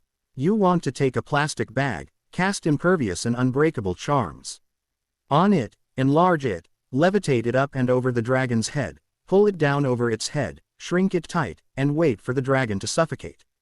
Yep, beamed Harry. That way, I get to claim the cark of the beast, and all the galleons it's worth. That won't work, Hermione firmly retorted. The plastic bag will be blown all about in the vagaries of the wind. And, it'll be far too difficult to maneuver it above the dragon's head, opening it, and pulling it down. However, something similar, but heavier, would work. You can use just about any sort of bag. Personally, I think you should try for a long banner, or something similar. That way, you can fly it at the dragon, and wrap it around its head before shrinking it tight. With impervious and unbreakable charms, it'll still do what you want it to do. Frowning, Harry thought about it and could see the logic of Hermione's alterations to the idea. An incarcerus around its snout first would also help, chipped in Daphne. Incarcerus its legs and wings, too. Nodding, Harry looked back and said, that'll work. Any backup ideas for Plan B? That depends on how accurate you are, thought Daphne. Summoning the sword of Gryffindor and banishing it right at the dragon's heart, is one. Because it's really only the hide of the dragon that's somewhat impervious to magic, wait until it opens its mouth and cast a blasting curse in its open maw, is another. Both should near instantly kill the beast. Why do you want to kill the dragon, Harry? Asked Hermione, quite concerned with what she was hearing. Multiple reasons, he replied. First, I managed to get out of being killed by the dragon last go around only by the intervention of my angel, so, that method is far too dangerous. Killing it is the safer alternative. 2. I get to claim the kill by right of slaying the beast, just as with the basilisk. 3. I'll have just demonstrated how I will not hesitate to kill anything they put in my way, so, Dumbledore might want to rethink sending us against the merfolk. And 4. It sends a very clear message to Dumbledore I'm sick and tired of being, with. I want him to think he's starting to turn me into a cold-blooded ruthless killer, the next Dark Lord. So he will then attempt to redeem you. Smirked Daphne. Exactly, replied Harry. It would be yet another thing that'll distract him and allow us to do what we need to do. Surprisingly, Harry received an owl, or, rather, a toucan, from Sirius on the Monday morning wanting to know what was going on. Showing the note to his bondmates, he said, Sirius is still out of the country, but this implies he's now heading back. We've been rather lax in not contacting him and letting him know what's been going on, Harry, countered Hermione. Does he even know he's been exonerated? I tried to send him an owl the next day after the hearing. But, it flew around for a few minutes before it came back, he replied. I suspect, wherever he is, he can't receive owl mail. You never found out in the previous timeline? Asked Daphne. No, he replied. All we know is that he headed for the tropics, almost immediately after we helped him escape from within the tower he was locked up in here. We didn't hear from him again until after my name came out of the goblet. It sounds like, wherever he is, he's under the Fidelius with owl-blocking wards, mused Daphne. That's what Hermione and I thought, too, nodded Harry. He never ended up telling us more than it was the tropics, though. Then, if he doesn't already find out beforehand, we'll bring him up to speed when he gets here, said Hermione. No, send him an owl, now, to make sure he's aware he's no longer a wanted man, disagreed Daphne. It should make it easier for him to travel, at least. Besides, he still needs to present himself to Madame Bones for the official clearing of his name. Nodding, Harry said, I'll send Hedwig now, and pulled over a small slip of parchment and quill to pen a short note. Stuart Ackerman visited with them that afternoon, as promised. He, of course, came prepared. As they sat around a hastily conjured table, the older man looked shrewdly at Harry and asked, "First thing, Mr. Potter, is for you to tell me, right now, that you had nothing to do with your name coming out of the goblet." "I can't tell you that because I don't know," Harry frowned. "However, I can tell you that I did not submit my name to the goblet of fire, nor did I have someone else do it for me. I have been entered into this nonsense against whatever wish I may have had. I can also tell you I gave a magical oath with those almost exact same words on the night it happened." After studying Harry for a couple of seconds, Ackerman gave an almost imperceptible grunt and said, "Very well." With an angry scowl, Harry barked back, "Mr. Ackerman, except, here and now, that I had nothing to do with my name being submitted as a bloody competitor into this ludicrous event, or we part ways. I gave a magical bloody oath on it, sir, in the middle of the Great Hall. And I'm quite happy to give you a copy of my memories of that." Ackerman winced and hurriedly backpedaled. "Mr. Potter, I apologize," he tried to soothe. "I was aware of the oath and what it meant. However, the profit has already begun," and sighed. "And one of the reasons you've secured our services is because you believed the prophet would slander you, given the chance." He looked at Harry a lot more shrewdly and asked, "Mr. Potter, are you, or do you have access to, a true seer?" With a sigh right back, Harry replied, "Not that I'm aware of, no. I just happen to be quite perceptive about events happening around me, and likely outcomes. For example, every year I'd been in the magical world something bad and or life-threatening has happened to me on Halloween. The drawing of the names for the Tri-Wizard tournament was to, and did, occur on Halloween. Ergo, the likelihood of my name coming out of the goblet was, in my opinion, extremely high. I also have it on good authority that Rita Skeeter has taken what I consider an unhealthy interest in me. Miss Skeeter is known to use untruths and blatant lies in her articles to, shall we say, make them more interesting. Again, it does not take a seer to determine I can expect that vile woman to write lies about me in the Daily Prophet. That's why I knew I would need the services of someone of Miss Pentridge's skill set. In other words, sir, it's just a matter of anticipating likely outcomes and being prepared for them in advance. We anticipate probable actions, logically deduce likely consequence, and envision outcomes. Then we plan our responses. If action A occurs, we enact reaction plan X. If, however, action B occurs, we enact reaction plan Y. It's really that simple." Ackerman snorted in self-amusement before he slowly shook his head with a wry grin. "You have the mind of a master strategist, Mr. Potter," he mused. "No," Harry disagreed. "We, together, have such a mind." Nodding, Ackerman asked, "So, you have no idea who or why someone wanted you to compete?" "There are many possibilities, Stuart," replied Harry. "I can tell you this. Whoever placed my name in the goblet with the intention of my name then being selected has to be a suitably powerful wizard, or witch. They have to have figured out a way to confuse the goblet, make it think there are 4 schools competing, or just that 4 names need to be chosen. Then, they had to convince the goblet that one of the names that needed to come out was mine. That means I can confidently claim that it wasn't one of the students. Logic dictates that then leaves one of the staff members of the 3 schools, one of the ministry officials involved, or, unlikely, an entirely different party who snuck into the school and wasn't caught coming in or going out. Of the 3 we believe the first is most likely. I also believe, who, will become apparent if we can figure out, why. And vice versa. There, we also have various possibilities. As this is a competition for of-age participants, and I'm only 14 with a 14-year-old's education, there's a likelihood I can very well die. Therefore, this could be a subtle attempt to kill me. This could have also been done by a fanboy or girl, who wants to see me earn even more fame and glory, and hasn't really thought it through. Or, someone has some other nefarious purpose and wants to make sure I'm at a certain place at a certain exact time, or simply might try to beat the goblet and sacrifice my magic. Personally, I think it's the nefarious deed option. I think someone wants me to be at a specific place at a specific time, probably to kidnap me. As I can receive no help in the tasks, there'll be no one close by during the tasks that can immediately come to my aid." With a shrug and a mock sigh of annoyance, he said, "But, it's just a hunch. And your hunches are usually on the galleon, stated Daphne. She's right, piped up Hermione. You have a pretty good habit of doing that, you know. Almost uncannily so. Personally, I think what you think is a hunch is when your subconscious has already figured it out and is trying to prod you in the right direction.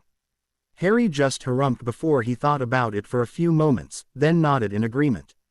I suppose I can't dispute that, he mused. It makes a kind of sense. Turning back to Ackerman, he said, anyways, Mr. Ackerman, everything we know can be easily explained by deductive reasoning. If you get a chance, have a look through a few Muggle bookshops for a book that covers what Muggles call critical thinking. I believe you will quickly discover it would be a very useful tool in your profession.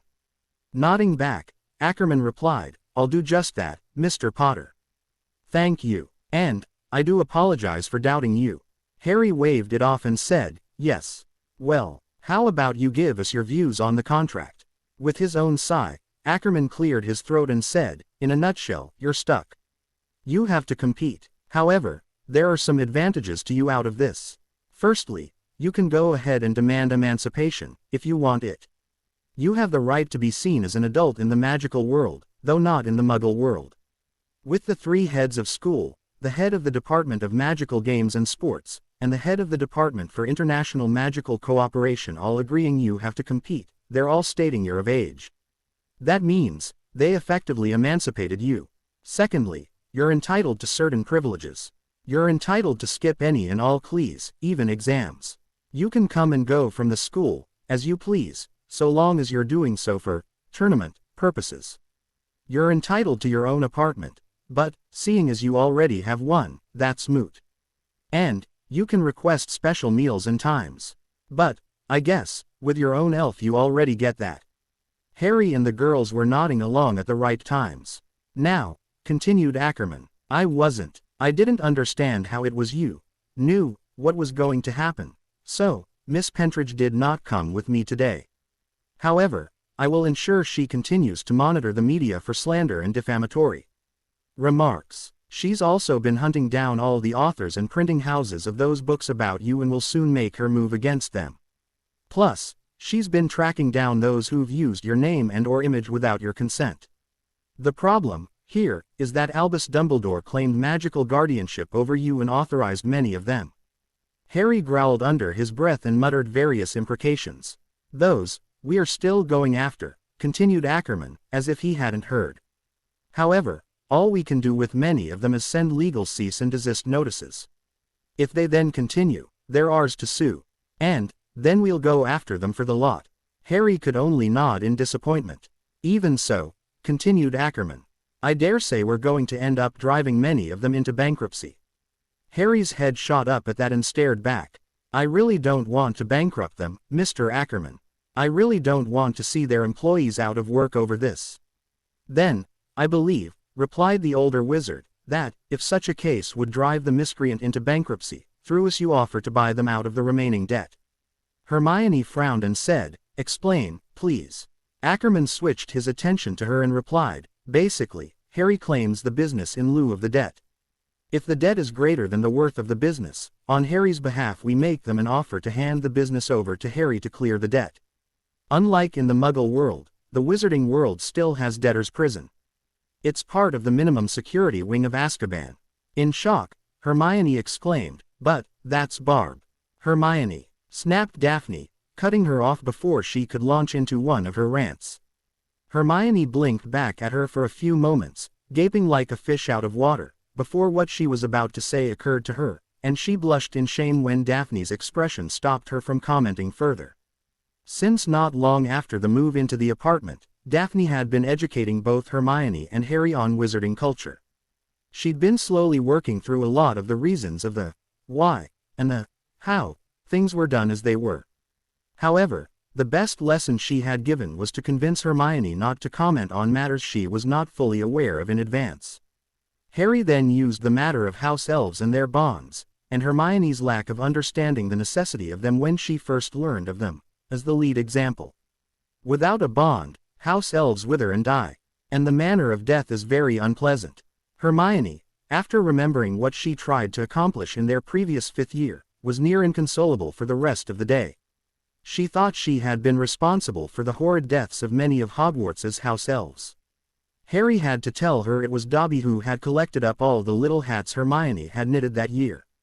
And that she hadn't unintentionally been the cause of painful house elf deaths. Turning back to Ackerman, with a sheepish expression, she muttered, "Sorry."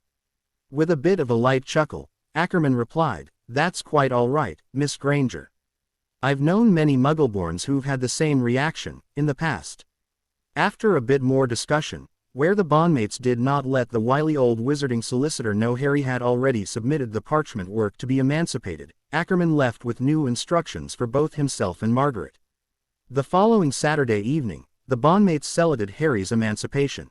The goblins had submitted the parchment work immediately, as promised, and the week had now passed by with nary a whisper of anyone learning of the change of status. Part of the solution included the bondmates writing to Mafalda Hopkirk of the Ministry, the improper use of magic office, who were charged with detecting underage magic so he could get the trace removed. They were also aware that, once Madame Hopkirk was in receipt of that letter, everyone would know in a matter of hours. If there was one thing the Ministry was very good at, it was a complete inability to keep anything secret. Especially, when it came to one Harry James Potter. So, they prepared for the headmaster to accost Harry about it either Sunday evening or Monday morning. Of course, it was not difficult for them to deduce the headmaster would try to get the emancipation overturned. He would first try to get Harry to request reversing it, before then trying to use his chief warlock status to get it done.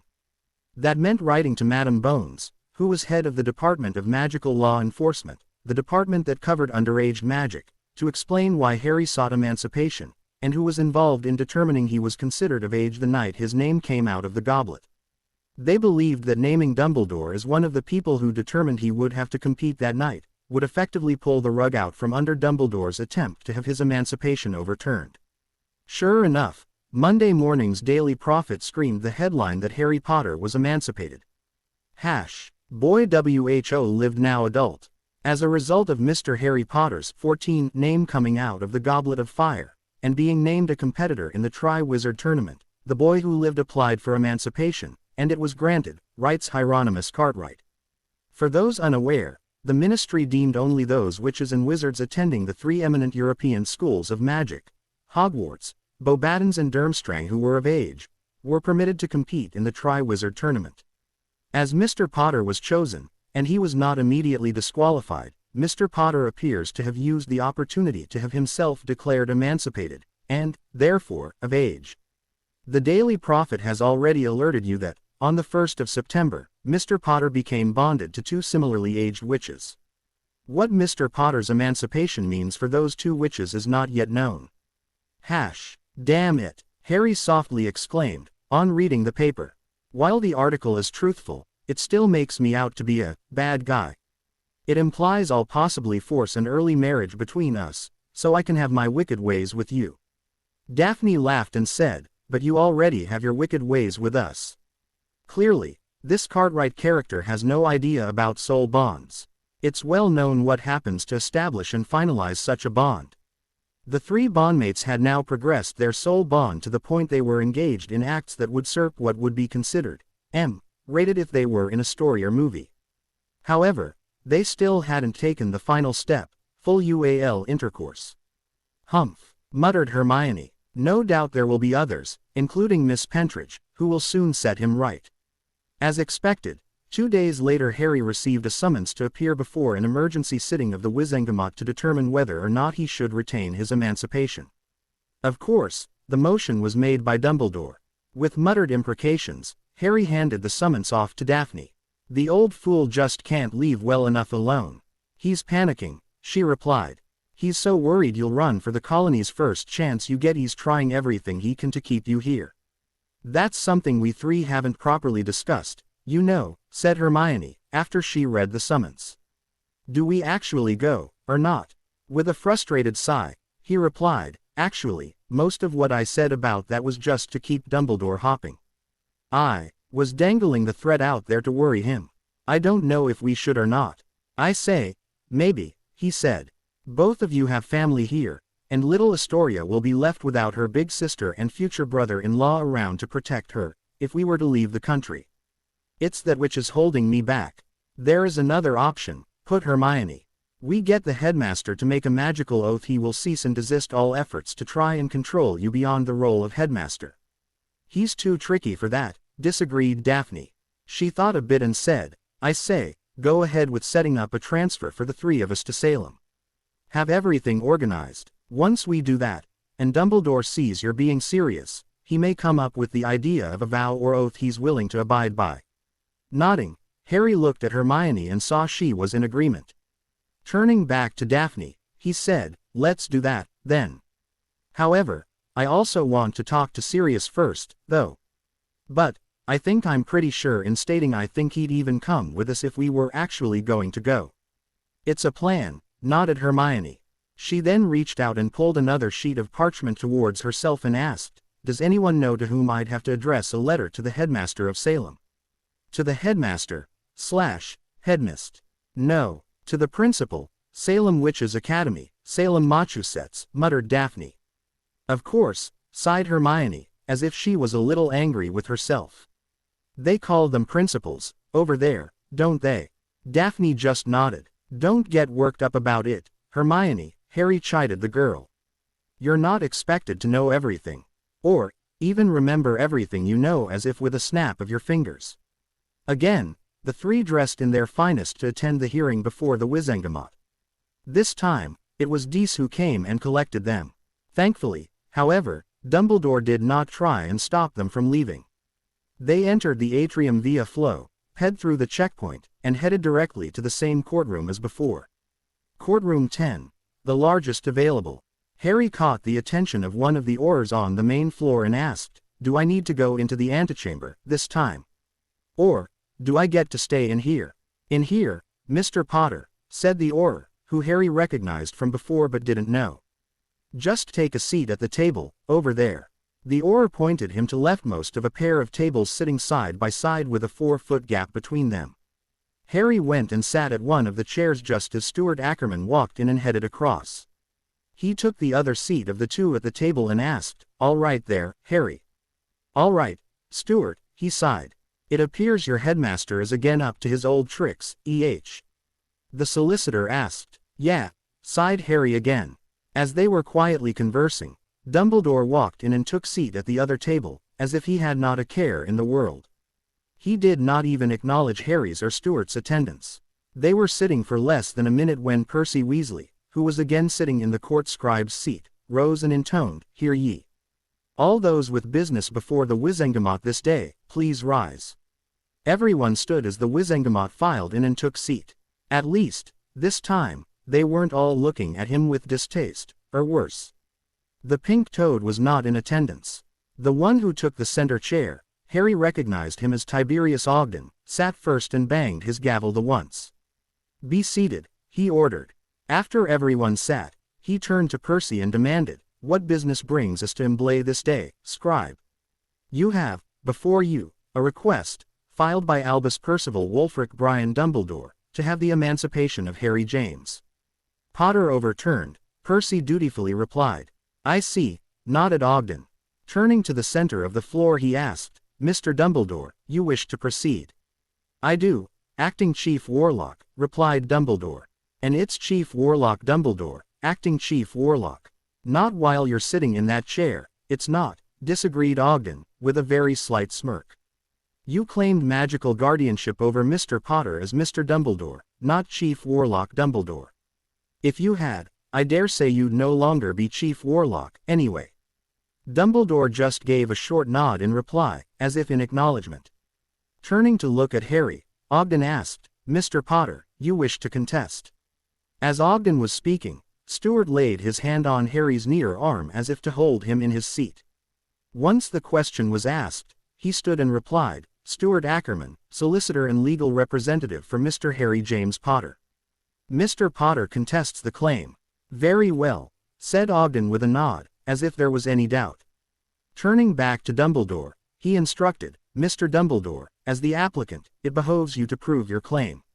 The floor is yours. What followed for the next 20 to 30 minutes was Dumbledore listing all the reasons he could think of for why Harry shouldn't be allowed to keep his emancipation. He made claims Harry was too young, Too lacking of knowledge of the wizarding world, the Potter fortune was too large for such a young man to properly manage without oversight. He had no training in managing such a large fortune, and he was still a student and therefore did not have the time to rectify all those matters. Then he switched to how he had dutifully taken care of the Potter fortune for the day Harry would then be able to properly deal with it. He kept Harry safe from remnants of the Death Eaters in the days after Riddle's disappearance, Harry's recalcitrant recent behavior in school, and how Sirius had yet to put in an appearance and rightfully take Harry's guardianship, and that meant the guardianship should be returned to him. During Dumbledore's testimony, Ackerman was writing away and was simultaneously doing his best to keep Harry calm. Harry, for his part, was also writing short notes to add to the prodigious notes Stuart was taking, and ping them over. Once Dumbledore finished, his posture stood as if to say there could be no doubt Harry's emancipation should be overturned and guardianship returned to him, before he finally resumed his seat. Once Dumbledore sat, Ogden turned to Stuart and asked, "Mr. Ackerman, your response?" Not rushing, Stuart rose to his feet almost negligently, holding his notes within his grasp. He then started slow and kept the pace and cadence of his words calm and composed as he responded to each and every claim Dumbledore made. On 2 occasions he even agreed with Dumbledore's reasoning. But that pointed out how unreasonable Dumbledore was being in other areas. He then went into how Dumbledore, himself, agreed with Harry having to compete in the Triwizard Tournament. And mentioned that, by doing so, Dumbledore recognized Harry to be of age. He then covered how 2 department heads from the Ministry agreed, as did the other 2 heads of school. He covered how Harry was showing much maturity by employing himself and the goblins to positions of advisors, and that he listened and didn't act rash. And how he was in a 3-way soul bond with both a pureblood and Muggleborn witch, both of whom were recognized as high achievers in the same school for which Dumbledore was headmaster. He spoke of how it would be magic which would soon see the 3 married, and would automatically emancipate them anyway. That it had not, as yet, done such showed the 3 were not rushing matters regarding their bonds, and was evidence the bonds were clearly not yet finalized. He then went directly into an attack of Dumbledore himself. He covered how Dumbledore had already failed in his duties as magical guardian to ensure Harry was not mistreated while under the so-called care of his Muggle relatives, presented evidence from the goblins that Dumbledore had not been in to see the Potter senior account keeper concerning the Potter fortune, let alone properly manage the gold and investments, as he had claimed to have done, already provided evidence before the Wizengamot he did not have time to handle all his responsibilities regarding magical guardianship, to wit Dumbledore's own testimony Harry was not ready to take up the affairs of his house, argued how Dumbledore could not possibly have time to handle the current duties he had of Chief Warlock, Supreme Mugwump and Headmaster of Hogwarts, let alone tack on magical guardianship again, and slickly and effectively turned almost all of Dumbledore's arguments back upon him. In conclusion, Acting Chief Warlock Ogden, he wrapped up, questions are already being raised within the media and among the populace as to how the Wizengamot could possibly have erred so badly as to hand magical guardianship to Mr. Dumbledore, in the first place. Please, do not add to that by giving Dumbledore guardianship, once more. Especially when Mr. Potter has done nothing to show he is incapable of taking care of himself, his ladies and their needs. And sat down. After a few moments of muttering among the embled, Ogden said, "Yes, well." He raised his gavel and banged it once. "We'll retire to make our deliberations."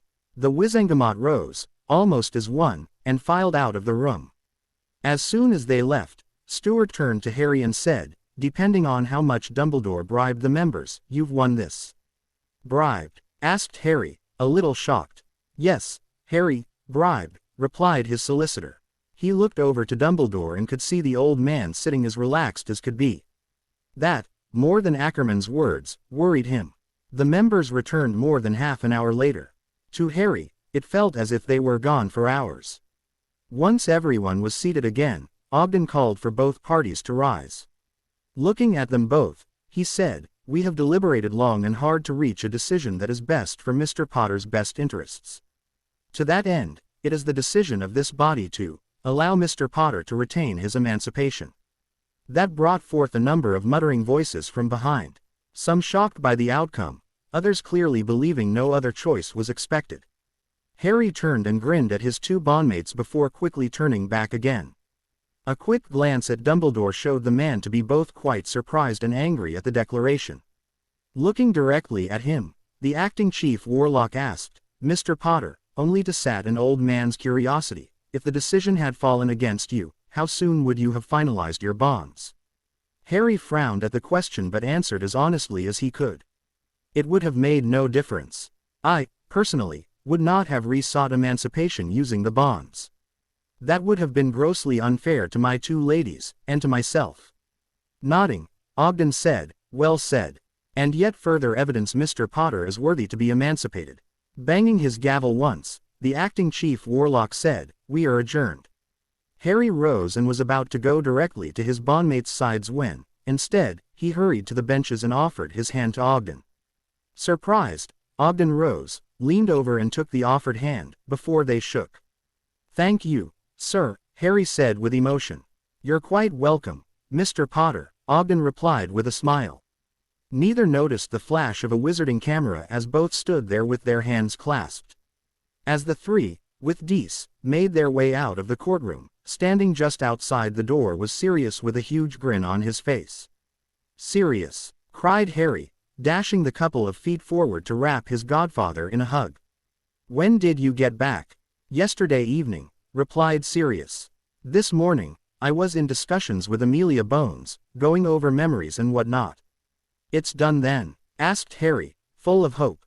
"You're officially free?" "Yep." His godfather beamed back with a huge grin. "I came down here and hid in the back just in case the case went against you. If Dumbledore had been successful in getting your emancipation overturned, I was all set to claim guardianship of you myself. You had nothing to fear, but I couldn't let you know that."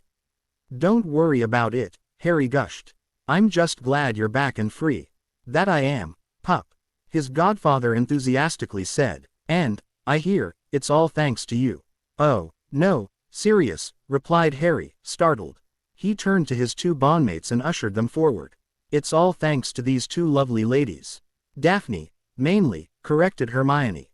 "She's the one who brought her father in. And he's the one who organized the solicitors for us." Harry indicated Stuart and introduced him. "Sirius," he said, "this is Stuart Ackerman, solicitor par excellence. He and his partner, Margaret Pentridge, are the ones who planned it all out to get you free." Sirius stepped forward and shook Stuart's hand. "Thank you," he gushed. "Think nothing of it, Mr. Black," replied Stuart, smiling. "It's all part of the service Mr. Potter, here, has retained us to accomplish." Turning to Harry, he said, "Until next time, Mr. Potter." And, with a nod and smile to all, he departed. Sirius turned to Dees and said, "Madam Greenger, you have my thanks. The House of Black is in your debt." "No, Mr. Black, it's not," disagreed Dees. "My husband, Matthias, was just the go-between for Harry and Ackerman. Harry, my daughter, and Miss Granger are the heroes, here. Stuart, Mr. Ackerman and I came up with a cunning plan to use the hearing from a couple of weeks ago to make it public you were innocent. We just enacted that plan," explained Harry. "You've actually been considered exonerated of all charges and deemed free since then. It's just that no one could get in touch with you, what with the Owl Block wards or whatever." "I was in the Tahitian Islands," explained Sirius. "The Blacks have a private holiday home there. I'd forgotten about the mail blocks. They were put in by a previous head of house to stop mail turning up while he was on holiday. He liked his isolation." "Well, I have to get these three back to Hogwarts," interrupted Dees. "Besides, we're making a bit of a spectacle of ourselves standing here." Sirius nodded and looked back at Harry before he said, "I've got something to send you. It's a way for us to better keep in touch. I'll send it as soon as I settle back in London." Harry and Hermione both knew he was referring to the communication mirror. "Sounds good," said Harry. "In the meantime, I've got to get to Gringotts to sort out the Black finances," explained Sirius. "Look for my owl." "Will do," replied Harry, as Dees led them back upstairs to the atrium to flow back to Hogsmeade. The plan for facing the dragon in the first task was polished, with Harry practicing the charms and curses he needed for the various plans and alternates, in the room of requirement. Sirius's mirror arrived via owl a couple of days later, as he'd promised.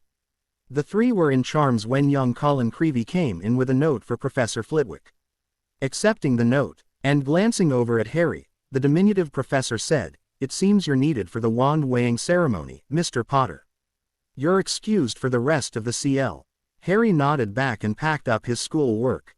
Young Colin stood by, excited, and almost hopping from foot to foot as Harry packed up. Once ready, Harry gave his girls a quick hug while they whispered words of being careful about Rita Skeeter, and he followed young Mr. Creevey to the same abandoned CL room he remembered from the previous time. When he walked in, the three champions were standing together off to one side, quietly chatting. Ludo Bagman was, as expected, sitting with Skeeter on one of the chairs that were set up for a photo shoot. The photographer, Harry couldn't remember his name, Bozo, or something, was standing apart, fiddling with his camera. "Ah, Mr. Potter," gushed Bagman. "Our fourth champion. I'm not a bloody champion, useless. You know that," Harry growled back. "I'm an unwilling competitor, only." As he was growling back at Bagman, Skeeter had sidled forward and said, "Mr. Potter. It's nice to finally meet you." She grabbed his arm and started to drag him aside. "Perhaps we can." That was as far as she got before Harry's hand snapped across and, none gently, ripped Skeeter's fingers off her grip on his arm. "Get your hands off me, woman," he snarled. "Oh, of course, Mr. Potter," she stuttered. "I was just wondering if I might have a quiet word before we began the official interviews." "I'm sure you understand," she gushed, getting her equilibrium back. Harry gave a short sharp nod and walked into the corner of the room. Skeeter quickly caught up, once she'd rejoined him, and before she could begin to even pull out her quill, Harry quietly but firmly said, "Listen up, Skeeter. I know what sort of shit masquerading as news you write. As you're now no doubt aware, I have retained legal counsel specializing in slander and libel. They'll be very interested in what you want to write, as I've given them carte blanche to go for the jugular of any reporter who writes bullshit about me." Skeeter had frozen in place when Harry began to talk. She was looking a little afraid, but it clearly wasn't enough. Then Harry leaned closer, right into her comfort zone, and growled, "And when they're done with you, I'm going to take great pleasure in crushing you like a little bug. Something like a water beetle, perhaps." As he spoke, Skeeter went white and looked a little faint. She didn't utter a word. "If you write the truth about me, Skeeter," he said, leaning back again, "no matter how embering it is, you and I won't have a problem. But you write one word of a lie, well, I believe the Daily Prophet will be looking for a new gossip monger. Am I clear?" Skeeter gaped at him like a fish, for a few moments. Glaring back, Harry growled, "Am I clear, Miss Skeeter?" The witch quickly nodded back and stuttered, "Why yes, Mr. Potter." Relaxing his face from its glare, Harry then added the carrot from the stick. He said, "Good. Now, if you prove you can behave yourself, then I'll give you the odd exclusive interview, now and then." That roused the witch reporter, whose eyes suddenly gleamed. Recognizing the expression, Harry nodded back and said, "Finally, do you have any questions for me?" Skeeter quickly reached into her oversized purse and drew out the quill. "Miss Skeeter," he growled. Almost jumping in fright, Skeeter quickly jammed the lime green quill back in her bag and withdrew a normal dicta quill, and set it going. Harry waited for her. Once she was ready, she hesitantly asked, "Now, Mr. Potter, how did you feel the night your name, mysteriously, came out of the goblet of fire?" At first, shock. I, of course, had not entered my name, so it coming out of the goblet was completely unexpected. Next, anger. I had warned Dumbledore that I feared my name would come out of the goblet. Clearly, he's so full of his own self-importance he thought he knew better than me, a simple fourth-year student. He was wrong, a situation in which he is often found. Third, fear. I'm a fourth-year student in a competition designed with seventh-year students in mind. I simply do not have the education obviously planned for when whatever the tasks were designed. Clearly, someone wants me to fail and, probably, die in one of these tasks. Or, at the very least, see me stripped of my magic. I see my unwilling entrance into the Tri-Wizard tournament as nothing less than yet another attempt to do me harm. "Yes," replied Skeeter, though no reply was required. Harry knew she was just using the break to think of her next question. "How do you feel of your chances?" she asked. "In what way?" Harry asked right back. In winning. 0. I don't even care what scores I receive, so I'm certainly not trying to win. My only goal is to survive this accursed event. And, my chances of accomplishing that, I just don't know. I see, she said, watching the dictaquill finish writing its last few lines. How do your bondmates feel about you being a champion? Your question is a nonsense, Miss Skeeter, he replied. I am not a champion, ergo, they don't think anything of it. Sorry, as a competitor, I mean, she corrected. They want me to live, of course, he replied. Just as they hope for me to survive this stupidity masked as a spectator event.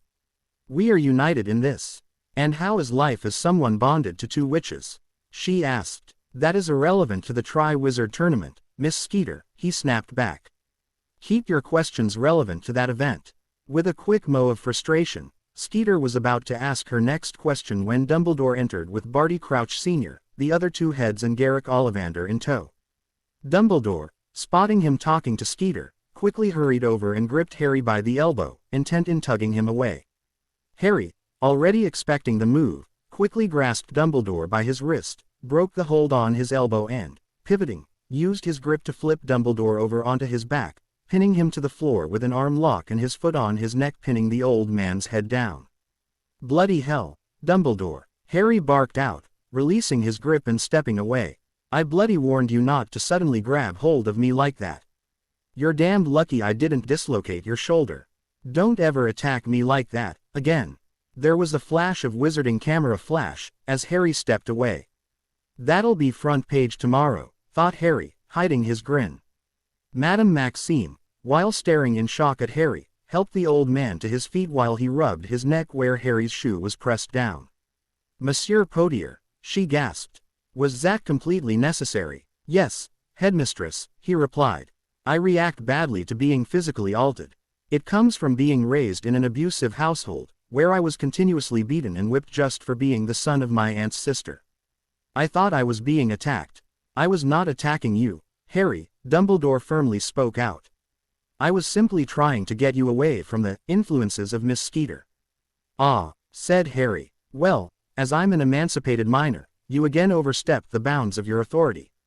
As such, you getting yourself tossed to the floor when I defended myself from your physical assault was your own fault. In the very uncomfortable silence, Bagman interjected with a falsely cheerful voice. Well, now that the excitement has passed, shall we get on with it? After that, the weighing of the wands went as in the previous timeline, except Harry refused having an individual photo taken, nor being placed in the middle of the shot. When the photographer asked for a shot of the champions on their own, Harry stepped out of the shot and stood behind Madame Maxime, though Dumbledore kept trying to shepherd him back, frustrating the photographer no end. Finally, the day of the first task dawned bright and clear. Harry had advised Diggory 3 days earlier that they'd be facing dragons in the first task, as he had done in the previous timeline. He also mentioned how transfiguring multiple rocks into creatures that would distract the dragon would be a better idea than just one creature the dragon could devour or fry in an instant.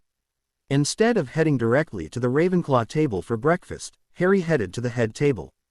There, he stopped just off the dais and clearly spoke. So, headmaster, he called. You still feel I have to participate in this farce? With a frown, Dumbledore said, perhaps we should take this to my office, Harry. Perhaps not, replied Harry. This is, after all, a public spectacle. It's not all that much different to the lions and Christians in the Colosseum of Rome, is it not? Without waiting for a response he continued, now, so everyone knows, do you still demand I participate in this farce? With his near-patented grandfatherly sigh, Dumbledore said, yes, Harry, I'm afraid you must. And if I don't? He asked. Then you would lose your magic, replied Dumbledore. With a slow nod, Harry said, it is my understanding the first task usually involves the competitor facing a very dangerous magical creature. That anyone who cared to look could see 4 dragons poorly hidden within the Forbidden Forest from the Astronomy Tower, last night, means it's not hard to figure out each champion will be facing one of the beasts, each.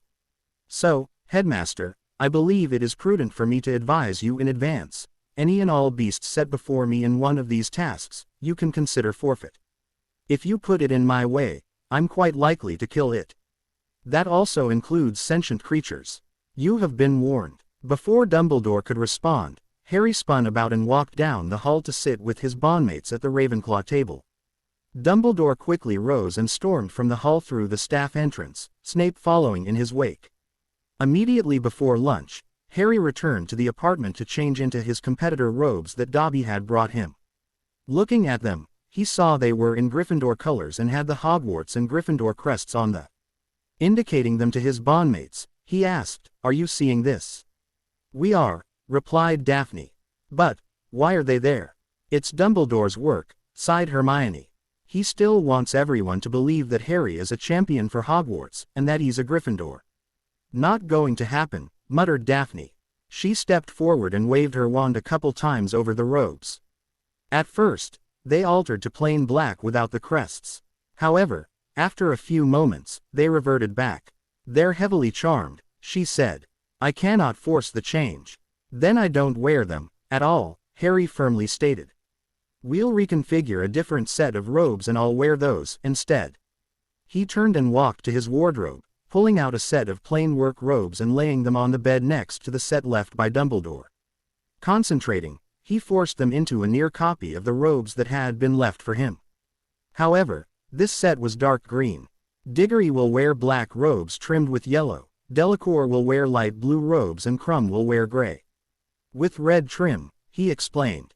Therefore, I chose something with a green base. Daphne then stepped forward and configured a Potter crest to appear over the. Pleased with what he was seeing, Harry smirked and configured twinned Greenger and Granger crests to appear side by side directly below the Potter crest, so the three formed a bit of a triangle. "I have a crest?" asked Hermione, looking at the Granger crest in surprise. Harry snickered and replied, "Almost every family, whether magical or muggle, does." It wasn't hard to find a Granger crest. The difficulty was in discovering which of the various ones was yours. "Your father helped me with that. What are those tiny things on the white inverted V on yours?" she asked. Trying not to laugh, Harry replied, "The white inverted V is actually referred to as a chevron. And those things, as you described them, are actually sable tails. It's to signify that the white is actually sable, rather than just white."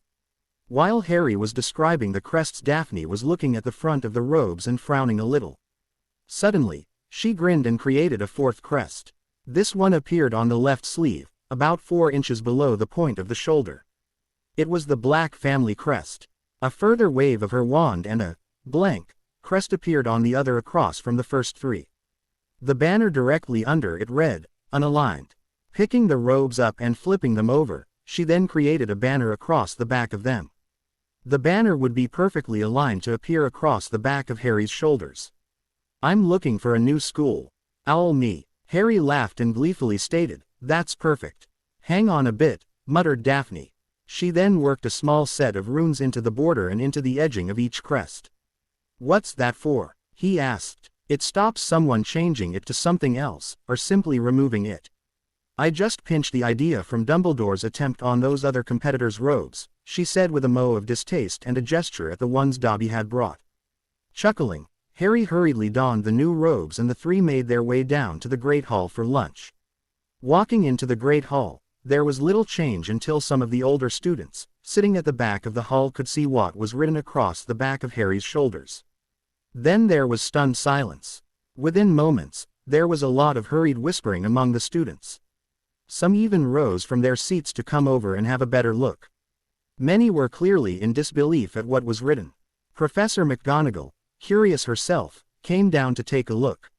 With an almost horrified expression on her face, she turned about and hurried back to the head table. A few moments of whispered conversation with the headmaster, and Dumbledore came down to look for himself. The three bondmates chose to ignore it all, and just partook of their lunch. "Mr. Potter, what is the meaning of this?" asked the headmaster to Harry's back. Setting down his cutlery, Harry turned about and asked, "What is the meaning of what, Headmaster Dumbledore?" "What you have written on your back," asked Dumbledore. Harry saw Dumbledore then see the front of the robes and frown. "Those are not the robes you were sent to wear." "Ah," said Harry, pretending to understand. "You sent those robes." "I did," replied the old man. Well, sir, I refused to wear them as they represented a lie. I am not the Hogwarts champion, so to wear the Hogwarts crest was wrong. I am not a member of Gryffindor, so wearing the Gryffindor crest was wrong, as was wearing Gryffindor colors. Further, I had no idea where they came from. And, as they were heavily charmed, I could not trust them. So, I and my ladies prepared a new set. Looking down, he indicated, I chose green because the ladies like me wearing that color. According to them, it enhances my eyes. As I'm not representing any particular school, I see no reason to wear a school crest. The blank crest represents that I'm unaligned to a school. Instead, we came up with the idea of wearing the Potter, Greenger and Granger crests with the black crest on the sleeve as an aligned house. And the banner across the back is a bit of advertising showing that I'm looking for offers from other schools to attend the rest of my schooling there. This sort of thing occurs all the time in the Muggle world, and we decided to adopt the idea. Ingenious, wouldn't you say? No, Mr. Potter, I would not, scowled Dumbledore. He quickly drew his wand from his belt and gave it a quick swish over Harry. For only a bare moment, almost missed, Harry's robes changed to what was in the apartment. However, that bare short moment was all. They immediately reverted back to what Harry wore as he walked into the hall.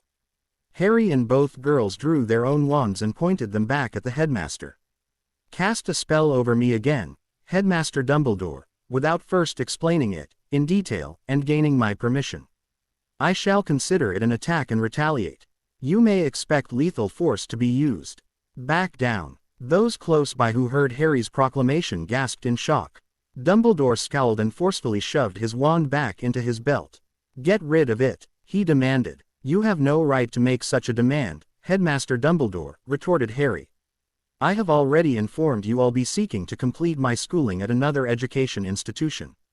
I remain only due to my unwilling participation in the farce you call a Tri-Wizard tournament. And, you are bound by that same contract to provide me house room for the duration. In other words, I no longer consider you my headmaster. You are the headmaster of a school for which I no longer consider myself a student. You cannot just walk out on magical Britain, Mr. Potter, ground out Dumbledore, as Professor McGonagall stood there looking horrified. I can't, smirked Harry. Still standing, he looked around the great hall at all the students sitting there, watching the drama play out before them.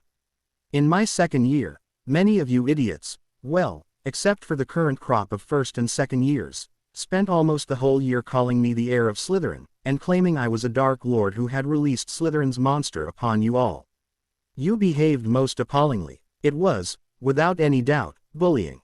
That the staff here did nothing to stop it when they knew damned well it was occurring is, quite frankly, disgusting. I assure you, in the Muggle world, they have laws against this sort of thing. The Muggle-born and raised can confirm that for you. Those laws would have been immediately enacted, and the entirety of the staff would have been, up to and including, arrested and charged for it. Many of you refused to believe it was me. You even raised the logical points that I could not be the heir as I was the victim of the one who laid claim to that title, Tom Marvolo Riddle. However, you two found yourselves shunned. For that, I thank you. However, he continued, as he began walking around the tables, there were some of you who did far more harm than your schoolmates. He looked to Susan Bones and said, Miss Bones, for instance, completely forgot that there existed an alliance between House Potter and House Bones. I wonder what her aunt would say if I was to tell her that I declare the alliance terminated due to the behavior of her niece, the next head of her house, towards me. The fourth-year Hufflepuff, Susan Bones, suddenly turned white in fear and shock. No, she squeaked. Harry smirked at her. I have sufficient cause, Miss Bones. Your behavior saw to that. Plus, even after you knew the truth, you never apologized for your disgusting behavior. Even when you witnessed others doing it, as a reminder to you. Turning to face others, he indicated them and said, the same goes for Mr. Corner and House Corner, Mr. Macmillan and House Macmillan, Miss Brocklehurst and House Brocklehurst, and others. But, what many of you should know, and probably don't, is that I am also heir Black. That means, all those who have alliances with House Black, are in the same leaky boat. The current head of House Black, Sirius Black, has just taken up his headship. He's also my godfather. That means, Right now. I can ask him to call all debts due because of the actions of those who are heirs of houses owing houses Potter and or Black. I can terminate those alliances for cause. But, you didn't just slander me in my second year, did you? Did any of you not consider I would very likely hear of your words and behavior concerning me, this year? I'm well aware what will happen if I decide to call those debts due. I'm well aware many of your families will instantly become paupers. I will, almost literally, own you. Turning back to Dumbledore, he smirked and said, as for you, Headmaster Dumbledore, there are so many families that, once I tell them how their heirs behaved towards me in my second year and so far this year, they're going to bend over backwards to give me what I want. Many of them you probably consider your allies. However, if I was to make demands of them because of those debts, how many of them will side with you against me? How hard would it really be for me to demand of them a vote of no confidence in you as both Chief Warlock and Supreme Muckaty-Muck? Allowing his face to morph into a glare, he said, annoy me any further and we'll both find out. And, just think, you could have stopped it all from happening right from the start. All you had to do was stand up at one of the meals, said a few words about how you knew I wasn't the heir of Slytherin, and that someone else was responsible for the attacks, and you'd have stopped their bullying of me. That you didn't means I can now use it against you. Dumbledore stood there in shock and not a little fear. Professor McGonagall was likewise stunned. But, of course, you were arguing that I couldn't just walk out on Magical Britain, as you put it, continued Harry. The way this student body has behaved towards me, the way I was continually verbally abused by someone on your staff you claim has your complete trust and whatever, the way blood bigots were freely allowed, even encouraged, to spew their vitriol and denigrate and abuse others, the way I have, at times, been slandered in the Daily Prophet and on the WWN, have all, as examples, more than adequately shown me that there'll be no great loss to the wizarding world if the Dork Lord, Moldysnot or whatever silly name he chooses to use, does return and burns the bloody lot to the ground. I know you and Tom Riddle both happen to believe, somehow, I have some important role yet to play in the destruction of old Voles in his shorts. But, when you look at it from my point of view, why the hell should I care? No one has given me reason to do so, and, as aforementioned, every reason to feel the opposite. With the exception of my godfather, Miss Granger, the Greenger family, Miss Lovegood here, Mr. Longbottom, Miss Davies, Mr. Zabini, Mr. Urquhart, and some of the Weasley family, I couldn't care any less about everyone else than I do now. That's why I have no hesitation in leaving, Headmaster. You've made it easy for me. Harry turned to his two bondmates and said, I suppose it's time for me to go and slay a dragon. Coming. The two girls stood with matching grins, and joined Harry as he strode from the hall on the way down to the new enclosure erected for the task. As they walked out they left behind uproar. There were quite a few crying, quite a few ranting at their house and schoolmates, others were ranting at the teaching staff, a few immediately left the Great Hall to run as fast as they could to the Ollery to send off urgent missives. The bondmates just laughed about it all. Dumbledore hadn't moved from his spot, wondering how all his plans had collapsed around him, and not being able to do a damn thing to get them back, again. The worst part for him was Harry had quite clearly shown him exactly the places where he erred, exactly how it was his own damned fault. The draw occurred no different than the first time around, which surprised Harry. Considering the various permutations in how the draw could have happened, he was starting to believe there were certain events that would occur no matter how much he tried to change things. Yet again, Harry had the meanest dragon of all and was the fourth competitor to enter the enclosure. Walking in once his name was called, he looked down the arena at the Hungarian Horntail and smirked at it. Sizing it up, he reached into one of the pockets of his robes and drew out a roll of cloth. The cloth was charmed to be impermeable and unbreakable. Walking closer to the dragon, he allowed the cloth to open right out within his hand. When he reached a spot as close as he was willing to go from watching how the dragon was now watching him, he flung the cloth into the air before him and levitated it up and over the dragon's head. He cast a quick Engorgio charm on it and, with a double flick and a swish, caused it to wind tight around the snout of the dragon, making sure its nostrils were also covered. As the dragon immediately tried to shake it off, Harry cast a reducing charm on the cloth, causing it to pull very tight. It didn't take long. The dragon began to stagger, so Harry hit its legs with an overpowered Incarcerus, causing its rear legs to bind tight to one another in heavy ropes. A few moments later, the dragon toppled over onto its side and lay there, weakly struggling.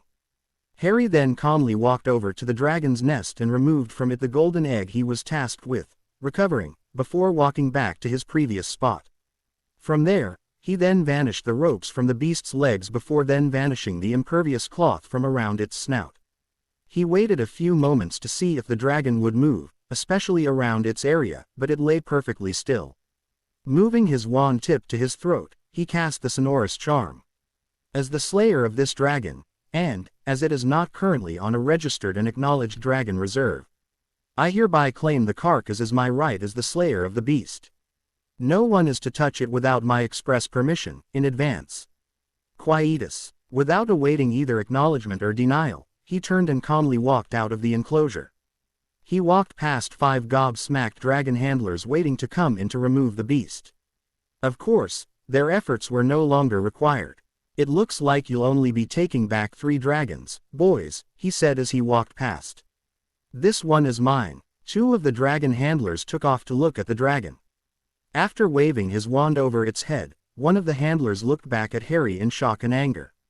You killed it, he exclaimed. Yes, I did, smirked Harry. And, as you heard me claim, it's mine. Now, leave it alone. And he left the arena, returning to the champion's tent. As soon as he stepped through, Madame Pomfrey was trying to order him onto a bed. Madame Pomfrey, I'm fine, sighed Harry. It didn't come anywhere near me. After she frowned and scanned him a few times, she huffed and said, it appears you can avoid getting injured when you want to, Mr. Potter. I'm actually a little amazed to say that. Harry impishly grinned back. Just as he was looking across to see the other 3 competitors, in rushed Hermione and Daphne. Both girls grapple-hugged him. Gods, Harry, exclaimed Daphne, you made that look easy. Yes, it's supposed to be quite the feat for a single wizard to defeat a full adult dragon, and you just took it down with only a few spells. Gushed Hermione. That's because most wizards are idiots. Harry calmly replied. They try and attack the beast through its magic-resistant hide. And that's just stupid. Next in through the flap of the tent were Dumbledore and Professor McGonagall. Harry, there was really no need to kill that beast, Dumbledore glared at him. Your task was to get past the dragon, not kill it. And I made it quite clear to you, Headmaster Dumbledore, Harry shot back while cuddling a witch in each arm. If you put a creature in front of me at any time during these tasks, I'm probably going to kill it. There's nothing in the rules that specifically state I have to leave the beast alive. Plus, this way, I've picked myself up a nice bit of pocket change for the Potter vaults. Please do thank the dragon handlers for bringing me one from off the protected reserves though, won't you, Headmaster? He snarked. This way, I get to claim the cark with all the profits I get to make from the ingredients I'll get from it when it's rendered down. I'll have a renderer here by morning. I'm already here, Mr. Potter, called an Eastern European voice Harry recognized. Turning to the voice he saw Gregor Yanovich standing just inside the tent flap. Sirius was also standing just inside, just behind him. He was grinning his head off. Ah, Mr. Yanovich, new Vistredalizes, well met, Harry happily exclaimed. I take it you're ready to set to work. I am, smirked the renderer. Excellent, smirked Harry right back. Then, don't let me stop you. Oh, and don't let anyone else stop you, either. Never fear, Mr. Potter, Yanovich calmly replied. I have been at this game for long time. I recognize you as rightful owner of Kark. I, after all, did see you personally kill Dragon. Harry nodded back and turned back to Dumbledore. Well, it seems Mr. Yanovich anticipated my needs and is ready to start immediately. Please make sure no one hinders him in his work. He's very protective of it. Harry had just turned away from an angrily steaming headmaster to join his godfather and leave when Professor McGonagall called to him. Mr. Potter, you need to re-enter the enclosure to receive your points. Turning back slightly, Harry said, No, I really don't, Professor. I'm apparently contractually required to participate in the tasks. I'm not required to wait for points. I'm not even interested in the points. I'm not interested in winning this accursed competition. My only goal is to survive it. They can score me 0 points, for all I care. Turning back to his godfather, who was now holding the tent flap open, Harry and his bondmates quickly left, leaving behind an angry and upset headmaster and a stunned deputy headmistress. As soon as the three teens stepped outside, Sirius followed them, letting the tent flap reclose behind him. He immediately wrapped his godson in a bear hug while laughing his head off. "Well done, pup," he crowed, as he released his hold and began to herd the three back to the castle. "You've just single-handedly shown every witch and wizard out there how easy it is to take down a full-grown dragon. That's put paid to the fallacy it takes a team of at least 5 working in concert. As I explained to Hermione, Sirius, that's because most witches and wizards are idiots," explained Harry. "Attacking the beast through its magically resistant hide is just asking for trouble. If you can't get it through its hide, get it through its weaknesses. And one of those weaknesses, as with almost every other air breather out there, is cutting off its air supply suffocates it in short order." With a large gaggle of students trailing behind, the 4 of them returned to the castle. Shooing the students away, once inside, the 3 led Sirius back to their apartment and gave him the short tour. After Sirius left, Hermione, a little disappointed in Harry actually killing the dragon, asked, "Was there a reason you specifically wanted to kill the dragon, Harry?"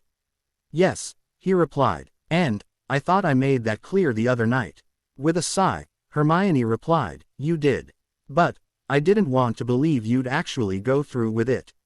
She hesitated a few moments before she asked, "You do realize it means the merpeople are next, don't you?" "Of course," replied Harry. "It was the primary reason I killed the dragon, after all. The dragon was the warning.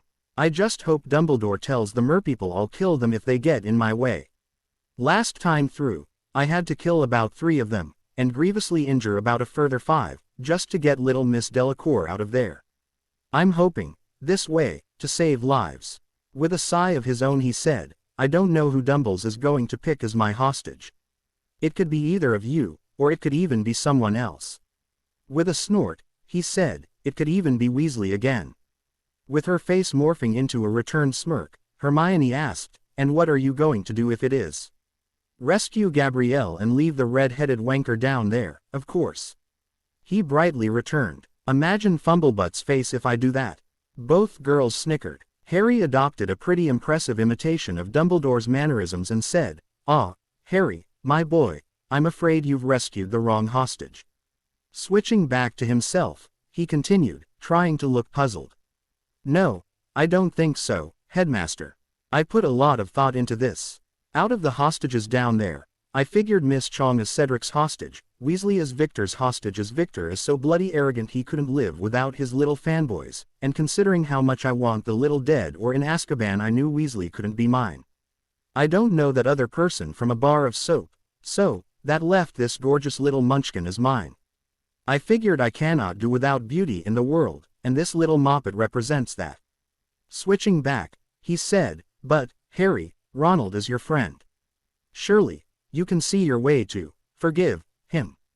"Friend," he switched back, "forgive, ha. Friends don't try and potion you with something we consider akin to the Imperious Curse in a bottle. Friends don't try to find ways to help their sister you, or himself try to your other friend using potions. No, Headmaster, you're lucky I couldn't figure out a way to kill the little shit while we were down there. Right now I'm hoping, once the hour's up, the little shit drowns. Please tell me that's what happens. Please." If it wasn't the words Harry was using, or the pretty good imitation of the headmaster, the puppy dog expression when he said the last 2 sentences definitely sent both girls into howling laughter before Hermione sobered and said, "You should rescue her again, anyway. You know what'll happen, and you know what the merpeople will do to her if she's left there." With a sigh after the cold shower of memory Hermione put on their hilarity, he replied, "Yeah, I won't allow them to harm her, this time." During the tournament of the first go-around, and though Harry rescued her, young Gabrielle was seriously injured during the second task. She never fully recovered from her injuries, and the bright, bubbly, 11-year-old was forever gone, replaced by, according to her sister, a skittish child who grew into a teen who suffered debilitating nightmares and a drug dependency on certain sleep and calming potions. "At least, this time, you know where you need to go and can get there a lot faster," Daphne soothed him. "This time, At least, you can rescue your hostage and young Miss Delacour and should come out without much of a scratch. Can both of you swim? Asked Harry, fully clothed. Both nodded. In that case, if necessary and it's one of you two, I can get you to the surface before returning and rescuing young Miss Delacour, he explained. That way, I'm only struggling with one dead weight getting back to the surface, rather than two. Dead weight? Asked Daphne with a cocked eyebrow. With a little sigh, Harry tried to explain. Until such time as the hostage is returned to the surface in the open air, they remain in the enchanted sleep, unable to east with either the ascent or to fight off the merfolk. The hostages have just a smidgen of positive buoyancy, but that's all. With a sudden look as if he'd just discovered an answer, he said, "Wait a minute." And looked away with a frown, thinking hard. "Harry's onto something," muttered Hermione to Daphne. "That's it, I think," he muttered. "What's it?" asked Daphne. "If necessary, I can attach, or use some other way, air bladders to whichever hostage Dumbledore sticks in the bottom of the lake for me," he slowly explained. "Heavens, even the application of a bubblehead charm on the hostage will lift them to the surface pretty quickly. It may even wake them up so they can help me with little Miss Delacour." Both girls grinned back until Hermione's face fell again. "The problem is," she explained, "we don't have our wands with us. We get them handed back to us in the medical tent, later." "Yes, but you can still aid yourself by swimming to the surface and getting out of it to safety," he replied. "That will then allow me to, wait. I'll take your wands down with me. We'll conjure up a couple of fake ones for the night before. If you're still with me in the morning, then I simply hand you your wands back." "Oh, yes," said Hermione. "Last time, Professor McGonagall summoned me to her office, the night before. If neither of us has been summoned by the time we retire for the evening, I'm warding the shit out of our apartment, especially your room, Harry." It was so rare for Hermione to swear, Harry gaped back to her in shock while Daphne just cocked an eyebrow and smirked at her. "I don't want anyone to come sneaking in during the middle of the night," she sheepishly explained. "They can find themselves another hostage, if they leave it too late." Nodding his head in agreement, Harry said, "I completely agree. As for the task, I'm going to practice some incantless charms and curses. I'll start with the bubblehead charm and severing curse. Then I'll work on a few I think will work really well underwater." "Add the banishing charm to your repertoire, Harry," suggested Hermione. "Why?" he asked. "You can use it to propel yourself rapidly through the water by holding on to your wand very tightly," she explained. "No, the Aquamenti charm. That'd be better. The banishing charm will give you a mighty jolt. The water charm, however, can issue a continuous stream that will work as a water jet underwater providing you continuous propulsion," finished Daphne. "Clever. You'd have to hold tightly onto your wand, though. Something I'm used to," mused Harry. "It'll stand me in good practice for the priori incantatum effect in the graveyard. Which reminds me, we still need to see about our second wands. I'm going to need it for the graveyard. I intend to use it to wound Riddle while holding the effect with my primary wand. Next time we can get to Diagon with Father, we'll organize them then," promised Daphne. "Father knows the place we need to visit. In the meantime," Harry said, rising from the couch. Dinner. During the early afternoon of the very next day, Harry received a summons to attend a meeting with Madame Bones in the entrance hall. It was delivered by a house elf. Looking at the note, written in Professor McGonagall's hand, Harry then looked at his bondmates and said, "Well, it appears that little speech I gave as a response to Dumbledore about how I was most unhappy with the heirs of allied houses has started to bear fruit. Madame Bones and party await me for an urgent meeting in the entrance hall." Both girls looked back from where they sat on the couch opposite with almost matching grins. "Well," began Daphne, "we'd best not keep them waiting." The three made their way down to the entrance hall where they were met with a veritable who's who of the Wizengamot and leading members of the ministry. Front and center stood Madame Bones. A look at all their faces showed consternation, trepidation, confusion and not a little amount of fear. Dumbledore and McGonagall also stood with them. As the three made their way down the final steps, Dumbledore was about to say something when he was cut off by Matthias as he and Candace Greenger stepped to the front, around Madame Bones, to welcome them. "Hi kids," he said, by way of informal greeting. Harry stepped forward and shook the man's hand as one man to another. Matthias, good to see you, he said, before turning to Dees and lightly ing the back of her hand.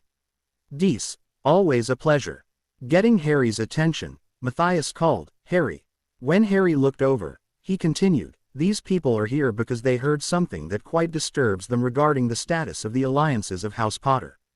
They wonder if they may have a few words with you. Of course, replied Harry, straightening up. Shall we go to the conference room on the second floor? He turned to Dumbledore and asked, Headmaster, may we borrow the conference room on the second floor? I believe these people will want to speak with me in private.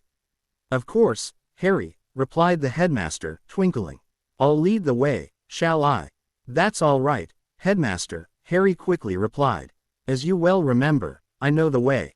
Knowing he was just effectively told his presence was not wanted, Dumbledore tried, now, Harry, as your magical guardian. Stop right there, Headmaster Dumbledore, Harry firmly cut in.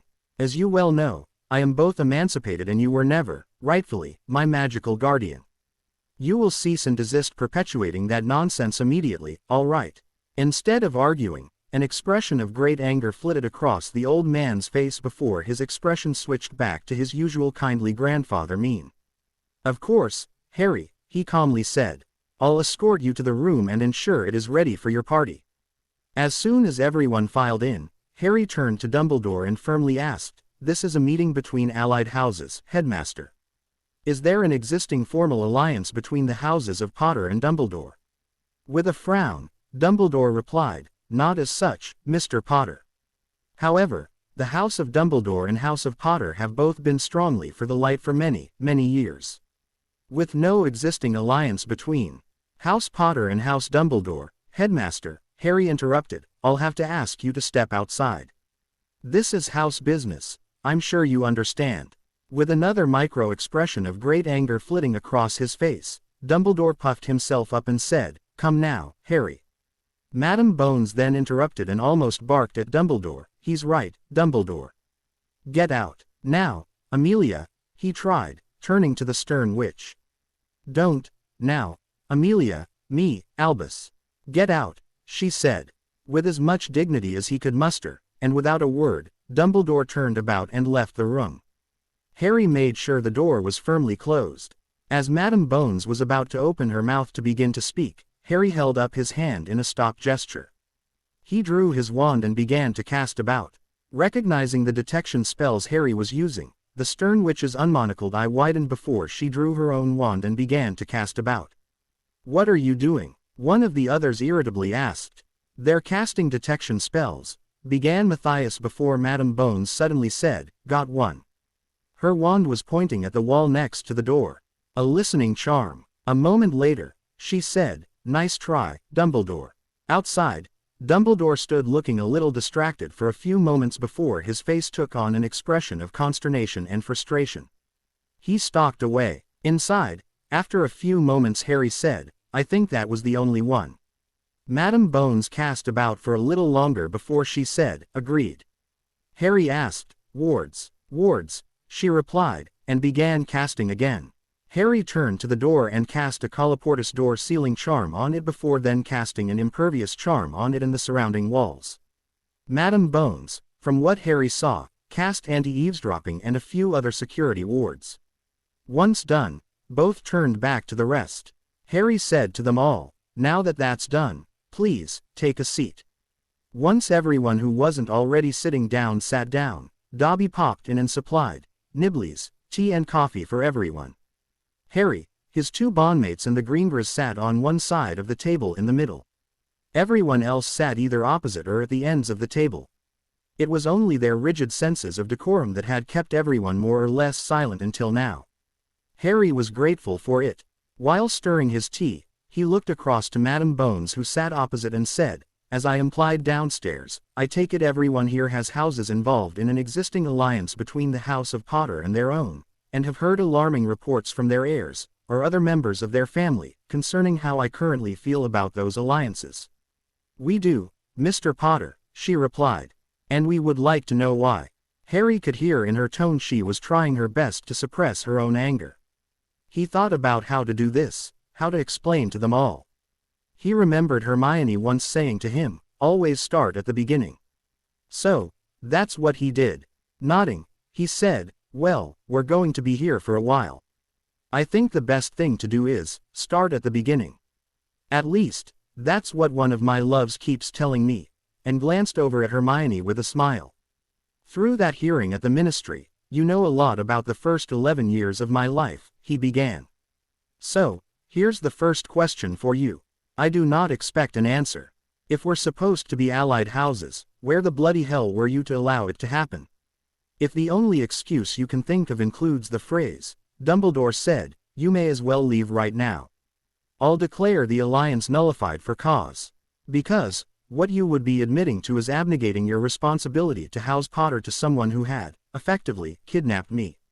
He let that sink in for a few moments before he said, now, here's what's been happening over the last 3+ years. He went through and covered everything that happened in first year.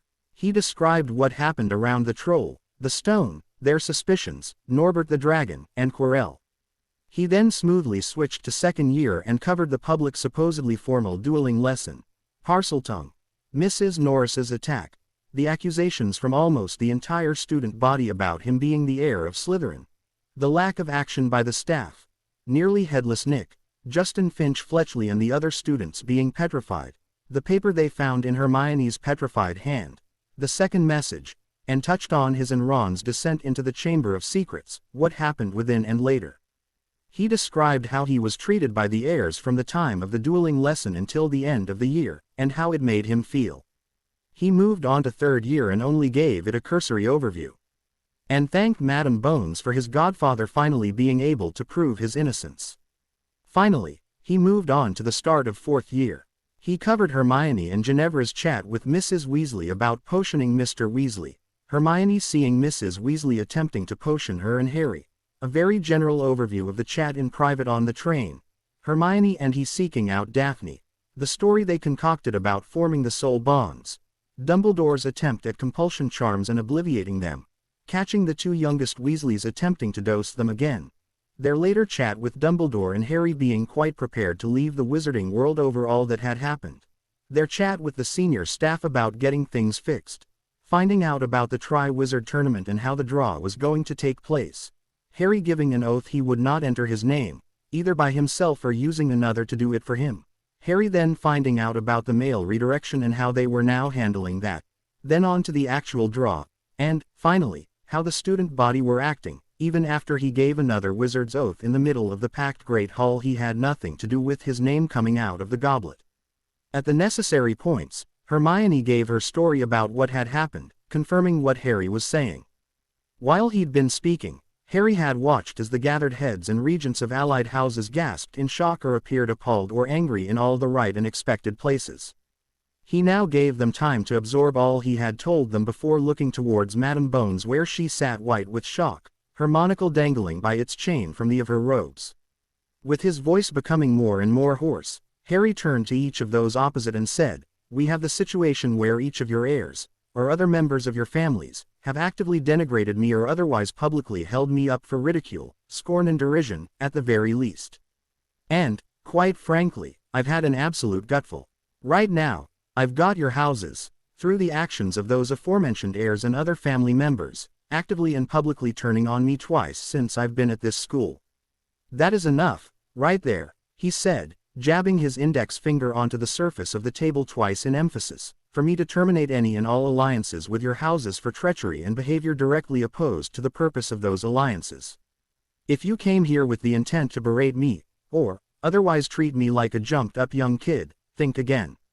The first person who opens their mouth towards me in anger I will immediately terminate the alliance for justifiable cause and call all debts due. He let his gaze in anger sweep the table, ensuring he knew they'd all heard his words. Many of them had looks varying from absolutely horrified to shocked and appalled. Now, he said, sitting back, since you seem to be the spokesperson here, Madam Bones, perhaps you should go first with why I shouldn't terminate the alliance between our houses. She sat there for a few moments, breathing heavily and apparently trying to get her head around what she'd just been told. It was a long few moments before she finally began to speak. First, she said, I want a copy of each and every memory of the highlights of what you spoke. However, that's me in my role as head of the DMLE. I'll organize that for you, Amelia, said Matthias, quietly, from where he sat on the other side of Daphne. In expectation, I've also brought a collection of memory files for Mr. Potter to use. All right, she said with a sigh. Now, onto the way Susan's been behaving. All I can say is that I'm truly sorry about her behavior. Immediately following this meeting I'll be dragging her aside and demanding explanations in her own side of this. That does not, however, mean to imply I think you're lying about any of it. I just want her to explain herself to me, and, based on what she says, I'll then get back to you with what I can do to rectify this situation. Will that do, for now?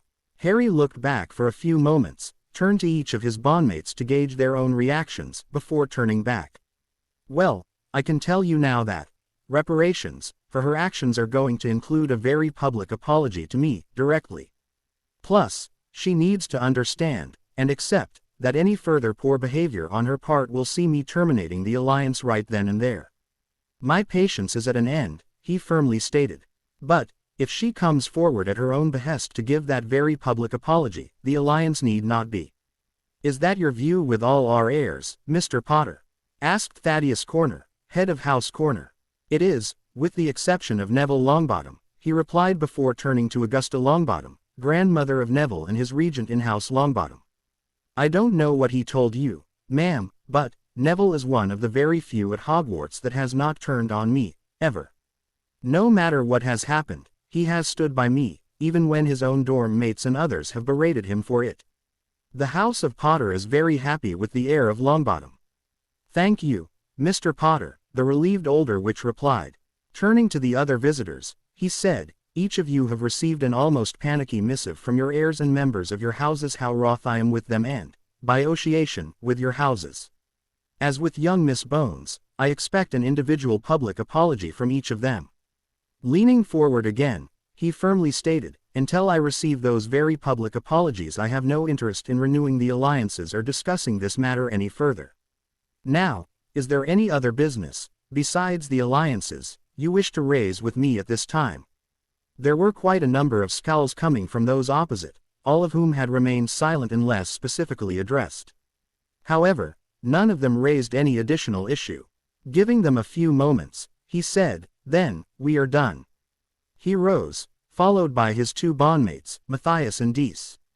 That meant the others rose, as well. When I have those apologies, seek me out again. He then raised his wand and removed the colloportus and wards he erected before the meeting.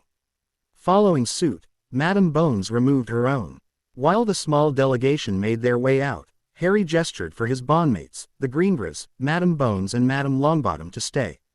When the door closed, again, Harry turned to Madame Longbottom. While I'm happy with Neville, ma'am, House Potter is not happy with House Longbottom's regent. It's nigh time he was allowed his own wand, he said. His father's wand is not suited to him and makes him struggle against it to achieve any wand-based magic. One of the first things Mr. Ollivander said to me was, the wand chooses the wizard. His father's wand did not choose him as it is not suitable for him.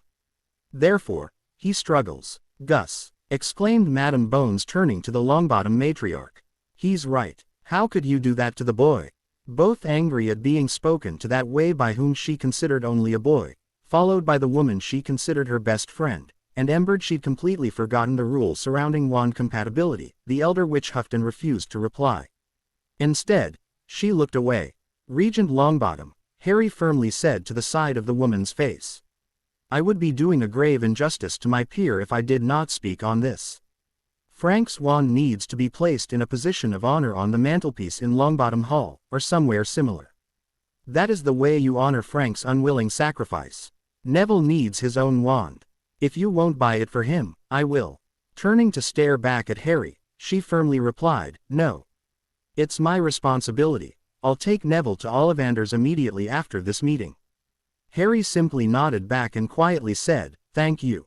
Turning back to Madame Bones, he said, now, you asked for those memories. Harry, working with Madame Bones and Matthias, withdrew copies of the memories of much of what had happened regarding the behavior of the heirs over the past few years. Madam Bones then thanked them and both older witches left, together. When the last two left, Harry turned to the Matthias and asked, "Well, what did you think?" Retaking seat, Matthias said, "You were firm, but fair. You stood your ground and showed you were in the right. Most of them came expecting to be able to browbeat you into submission. If it wasn't for Madame Bones and Longbottom, someone would have said something that you would have called them to task over, and they left knowing that. I expect they're all now chasing down their heirs and giving them, what for? You can expect those public apologies to begin starting tomorrow at the earliest." And so it was. Starting immediately at breakfast the next morning, students who were heirs and family of allied houses began coming over to see Harry while the bondmates sat at the Ravenclaw table. The first was Susan Bones. "Mr. Potter, a word, if I may," she asked. Harry could see the young redhead was highly embered but also upset. He figured Madam Bones must have verbally torn strips off her because she, and a few others, had not been at dinner the previous night. "What can I do for you, Miss Bones?" he asked. As others began to notice something important was happening, the usual noise level around the Great Hall died back. The fourth-year Hufflepuff closed her eyes for a moment and took a deep breath. After a moment she released it and opened her eyes again, looking straight back at Harry for a moment, before dropping her eyes. In a clear and carrying voice she said, "Mr. Potter, I have come to tender my heartfelt apology to you, specifically, and House Potter, generally, for my atrocious behavior towards you in both second year and this year, since your name came out of the Goblet of Fire. It has been made clear to me this is not acceptable behavior for the heir of a house to behave towards the head of an allied house. I was of the mistaken belief that what happens at Hogwarts would have no impact upon any alliances between the House of Bones and others. I was wrong." She took another deep breath and looked a somewhat surprised Harry right in the eye. "The House of Bones offers the services of its heir apparent, myself, Susan Amelia Bones, to the House of Potter to provide whatever service or services the head of House Potter deems necessary.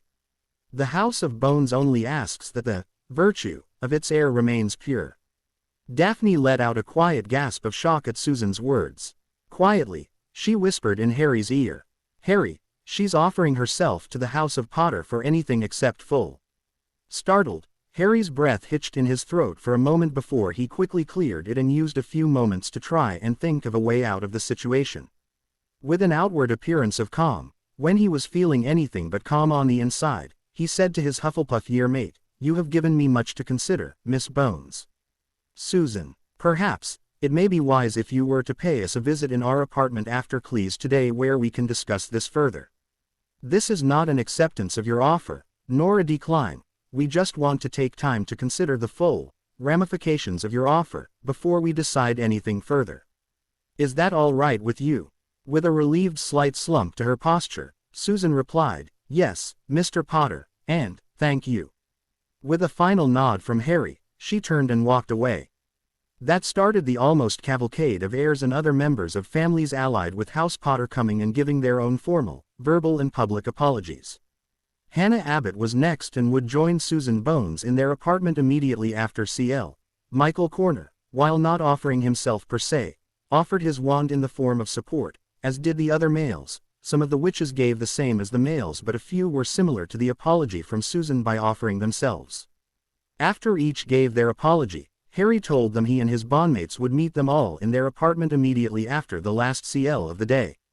As expected, the bondmates all arrived at the door to their apartment just as the first of the small group of students also arrived.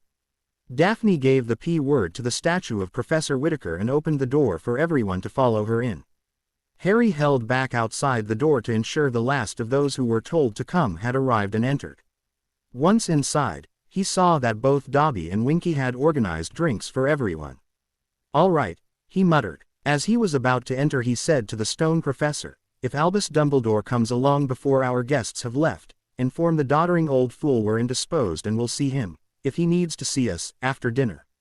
"Right you are, Mr. Potter," the statue replied, as Harry walked in and closed the door. In the informal meeting Harry, with the support of his bondmates, effectively laid down the law to the other students who, one way or another, did great damage to their families' alliances with House Potter. His demands were quite simple, but direct. For the alliances to remain, House Potter would, At times, call on their houses to provide support to House Potter. It might be by being an extra wand in a fight, or it might be something to do with getting certain legislation failed or overturned. But, the House would do it. They could do nothing else. After all, that was part and parcel of being part of an alliance. They appeared to have forgotten that. Once the other students left to head down to the Great Hall for the evening meal, before then sending off owls to their various heads of houses about Harry's decisions, Harry turned to the girls and asked, "What did you think?" "Handled just like an experienced head of a house would have handled it," Daphne quickly replied. "You now have a solid clique of those who are beholden to you with which to use to fight or make changes at the Wizengamot or ministry level." "She's right, of course," added Hermione. "You could have demanded practically anything of them, and they'd have had to give it to you. Instead, you've reminded them of their obligations as part of the alliance and ensured their support." He sighed. "Still, it seemed to almost be like I was pretty much blackmailing them." "What some call blackmailing, others call politicking in backroom deals," smirked Daphne. Rising, she continued, "Come. It's time we headed down for dinner." The three headed down to the Great Hall. This time, it was a much less hostile welcome. Only a few days after the first task, Professor McGonagall approached Harry to remind him that, as a champion, he was required to open the Yule Ball. "Oh, that's all right, Professor," he replied. "I don't think we'll be going. Daphne's invited Hermione and I to Greenger Farm for the holidays." "But, Mr. Potter," she exclaimed. "As a champion." "I'm not a champion, Professor," Harry interrupted. "We've been through this, remember. I'm just an unwilling contestant. You're still expected to attend, Mr. Potter," she tried with a stern and commanding voice. "It's tradition." "I have no idea why, Professor," he shot back. "I've been rather upfront and clear about this. You have your 3 champions there to open the ball as stated in the contract. I suggest you read the contract for yourself. I, and my bondmates, have other plans." Of course, this led to Dumbledore hunting Harry down and pulling him aside during the evening meal. "Mr. Potter," he began, "as a competitor, you're expected to open the Yule Ball. Your attendance is, therefore, mandatory." "No, Headmaster, it is not," retorted Harry. "I suggest you review your copy of the contract to rectify the errors in your knowledge. Nowhere in there does it state I have to attend the ball. My legal representative has already gone through the contract with a fine-tooth comb and agrees with me. The contract specifically states, the 3 champions. As I would make a 4th, and as I'm not actually a champion as defined by the contract anyway, my attendance is most certainly not mandatory. As I said, I and my bondmates have other plans. We'll be visiting both Greenger Farm and the Granger parents on Christmas Day. They're all looking forward to our visiting." "Christmas Day, you say?" asked the headmaster. "Yes, sir," Harry shrugged. The headmaster seemed to frown in thought for a few moments before he looked back at Harry and said, "I may have an answer to your dilemma for you, shortly." "If you wish, Headmaster," sighed Harry. "But, I assure you, there is no dilemma. Myself and my bondmates will be spending the day with the Greengers and Grangers." Dumbledore toddled off and Harry returned to the Ravenclaw table. "He try and force you to attend the Yule Ball?" asked Daphne with a slight smirk. "He did," he shrugged. "But, I think I was successful in planting the idea in his head. We plan on visiting the Greenger and Granger residences during the day, only. I plan on letting him come up with the idea of portkeys." With a smirk, Daphne said, "You're more and more letting that Slytherin side out now." The very next evening, the headmaster approached Harry, directly. "Mr. Potter, I have an answer for your dilemma in being able to visit with the families of your bondmates on Christmas Day, and also your attendance at the Yule Ball." "Headmaster, it was never a dilemma for me, as you put it," sighed Harry, as if exasperated by the man. "I was never going to go to the ball." "Well, yes," said Dumbledore. "However, I have created these 2 portkeys for you." The old man held out 2 small objects. An old sock and a short piece of rope. "The sock is a portkey to take you to the Greenger Farm on the morning of Christmas Day at 9 a.m. sharp. The rope will return you here, to the steps into the entrance hall, at 6:45 p.m. sharp." Harry held up his hand in a gesture to stop and sighed. "Sorry, Headmaster," he explained. "It appears I did not explain myself properly. My bondmates and I will be leaving on the express for the Christmas break. We won't be returning until the express returns with the students. However, I recognize the effort you've gone to seeing us attend the ball without upsetting our plans. Therefore, we'll use the portkey made of the rope to return to the school for the night of the ball. However, the portkey made of the sock will need to be reconfigured to return us to Greenger Farm on or about midnight the same night, so we may return to our winter holiday. Sorry, either that or we flow. With one of his grandfatherly sighs, Dumbledore said, I'm sorry, my boy, but I cannot allow you to leave the school for such an extended period of time. It is unsafe for you. Harry snorted and said, 1. I am a fully emancipated minor. As such, I can come and go as I please, so long as I am here for Cleese and the 2 mandatory feasts. 2. As a competitor in the tournament, I'm allowed to leave the grounds of the school, with my trainers, whenever I want. It's in the contract. And that same competitor status also means I can skip Cleese, irrelevant of the aforementioned point 1. 3. You seem to have forgotten my magical guardianship was stripped from you, irrelevant of point 1. In other words, Headmaster, if you attempt to stop me or my bondmates, my trainers, from leaving, it's kidnapping. Plus, as per point 2, you would be breaching the contract, thereby placing your magic at direct risk of being stripped by the goblet. Now, I understand you are concerned for my well-being. I appreciate that. However, it's my choice, and you have no right or authority to go against it. You can advise, you cannot demand, or insist. If you cannot see yourself to providing a return portkey for the late evening of the Yule Ball, I understand. I'll then just use the flow at the 3 broomsticks or not attend. Or, I'll ask Matthias Greenger to create a portkey for us to use just outside the main gates. You only informed me you were planning on being away from the school on Christmas Day only, Mr. Potter, the headmaster stated a little angrily. No, sir, disagreed Harry, giving his head a shake. I did no such thing. I informed you we had other plans for Christmas Day. I did not inform you we had no plans for the rest of the break. We were only discussing that particular day. I am not in the habit of telling all and sundry what my plans are for each and every day, especially when those days are part of my rightful time away from the school. I remind you, sir, you are only the headmaster of the school I once attended as a student, the chief warlock and the supreme mugwump. None of those positions gives you any right to know my personal business, or what I intend to do over my Christmas break. I only informed you about my plans for Christmas Day out of what little respect I still retain for the staff of this institution, and in understanding the staff need to be informed of my plans concerning the ball, lest you refuse to accept it from the lips of another. By rights and by law, I didn't have to tell you squat. Harry, do you think so little of me to treat me like this? Asked Dumbledore, again laying on the disappointment mien. Yes, Harry firmly replied. Looking Dumbledore directly in the eye, he continued, the more I learn about my place in the world, especially what I've learned these past few months, the more I've come to understand just how much you've screwed me over, Headmaster. Dumbledore almost visibly reeled back in shock.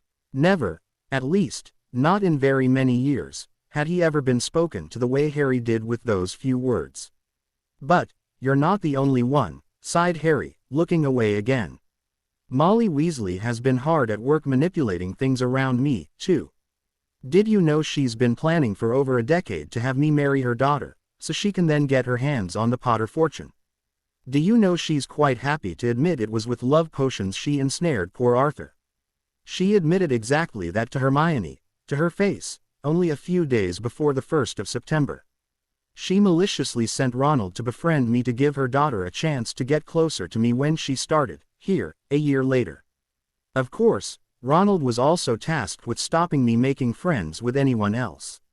She just didn't account for a young muggleborn witch by the name of Hermione Jean Granger seeing me as a potential friend, and to want to get closer to me. And Ron is too much of a stupid git to realize girls can be friends of a boy, too. Nor did she expect there to be latent soul bonds between Hermione and I, and Daphne and I. No, she was not going to let something like that slow down her determination to get her hands on the Potter fortune. So, starting this year, she then tasked both her youngest to begin a much stronger and effective regimen of potioning. As you now well know, the first dose came from her own hands during breakfast of the morning we boarded the express back on 1st of September. Hermione even saw her do it. It's funny, in a way, that it was that potioning, and finding out about it, that led to me taking the bull by the horns and approaching Daphne on the train, and the first soul bond occurring. Both youngest also carried on their persons repulsion potions that they were to use to dose me regarding anyone else who might try to get closer to me, such as Daphne. I'm sure a powerful alchemist, such as yourself, could easily see what would have happened to me if I was being constantly and repetitively dosed with love, loyalty and repulsion potions, Headmaster. As Harry was speaking about the Weasley plan, Dumbledore's face first took on a mien of shock, before it morphed into horror. "That'd," he started, before he suddenly snapped his mouth shut again. Nodding back, Harry continued, "That would weaken and confuse me more than enough to make me a sitting duck for the next time Voldemort Riddle decided to have a go at me," finished Harry. "It's also reflected in my school marks, already. Did it never occur to you to question why the son of the brightest witch of her age, and one of the most powerful wizards of his age, could come to school and be less than an average performer, academically?" Harry snorted in disgust at Dumbledore. "Really, Headmaster? And you foolishly allowed both to return to the school. That's why I and my bondmates demanded the resort, to minimize the risk of further potioning by the Weasley Terrible too. However, that they've been allowed to remain here does not negate that risk entirely. That they're still here means they can foolishly make further attempts. Of course, without their potion queen, their mother, supplying them with the potions, I dare say they may not attempt it for the foreseeable future, but that's not a given. If they do, they will, of course, fail. However, if they do, they will also be caught, and you'll not be saving them from Azkaban, this time. But that's only one point. For all your vaunted knowledge and wisdom, you tend to make one hell of a lot of mistakes, especially when it comes to me. I'm just sick and tired of often being the victim of those mistakes." Without waiting for a response, Harry just turned and walked away. He didn't see the look of commingled horror and sadness on Dumbledore's face as he watched Harry walk away. Dumbledore supplied Harry the required portkey to Greenger Farm the very next day, with barely a word. The room of requirement started to be used by Harry more and more. He used it to practice silent casting. He used it to practice charms and curses to minimalize the wand gestures, so he could cast them underwater. Then, together with both ladies, the three used it to practice dancing for the Yule Ball. For Harry, and occasionally Hermione, it was mainly Daphne teaching Harry. However, they were all amazed when the room was able to be configured into a dance studio with animated dancing mannequins similar in style to dueling dummies. The mannequins couldn't speak, but they didn't need to. Steps for Harry's feet appeared on the floor for him to remind himself where to place them, and when. This then solved the problem of both ladies, especially Daphne, ending up with sore toes after only a few minutes of practice and teaching. Harry was also working hard on other curses and conjurations not taught until the Newt years. He wanted to get them down so he could conjure up solid objects to block the unforgivables. He practiced transfiguration of dirt, gr and twigs into objects to intercept the curses. And he taught himself and practiced the Aegis shield charm Dumbledore was able to use, where he could have objects circling about himself to stop the unforgivables and other dark curses. Though he didn't have a second wand, yet, he also practiced casting with his offhand. And switched to silent casting with the offhand once he was beginning to gain some level of proficiency.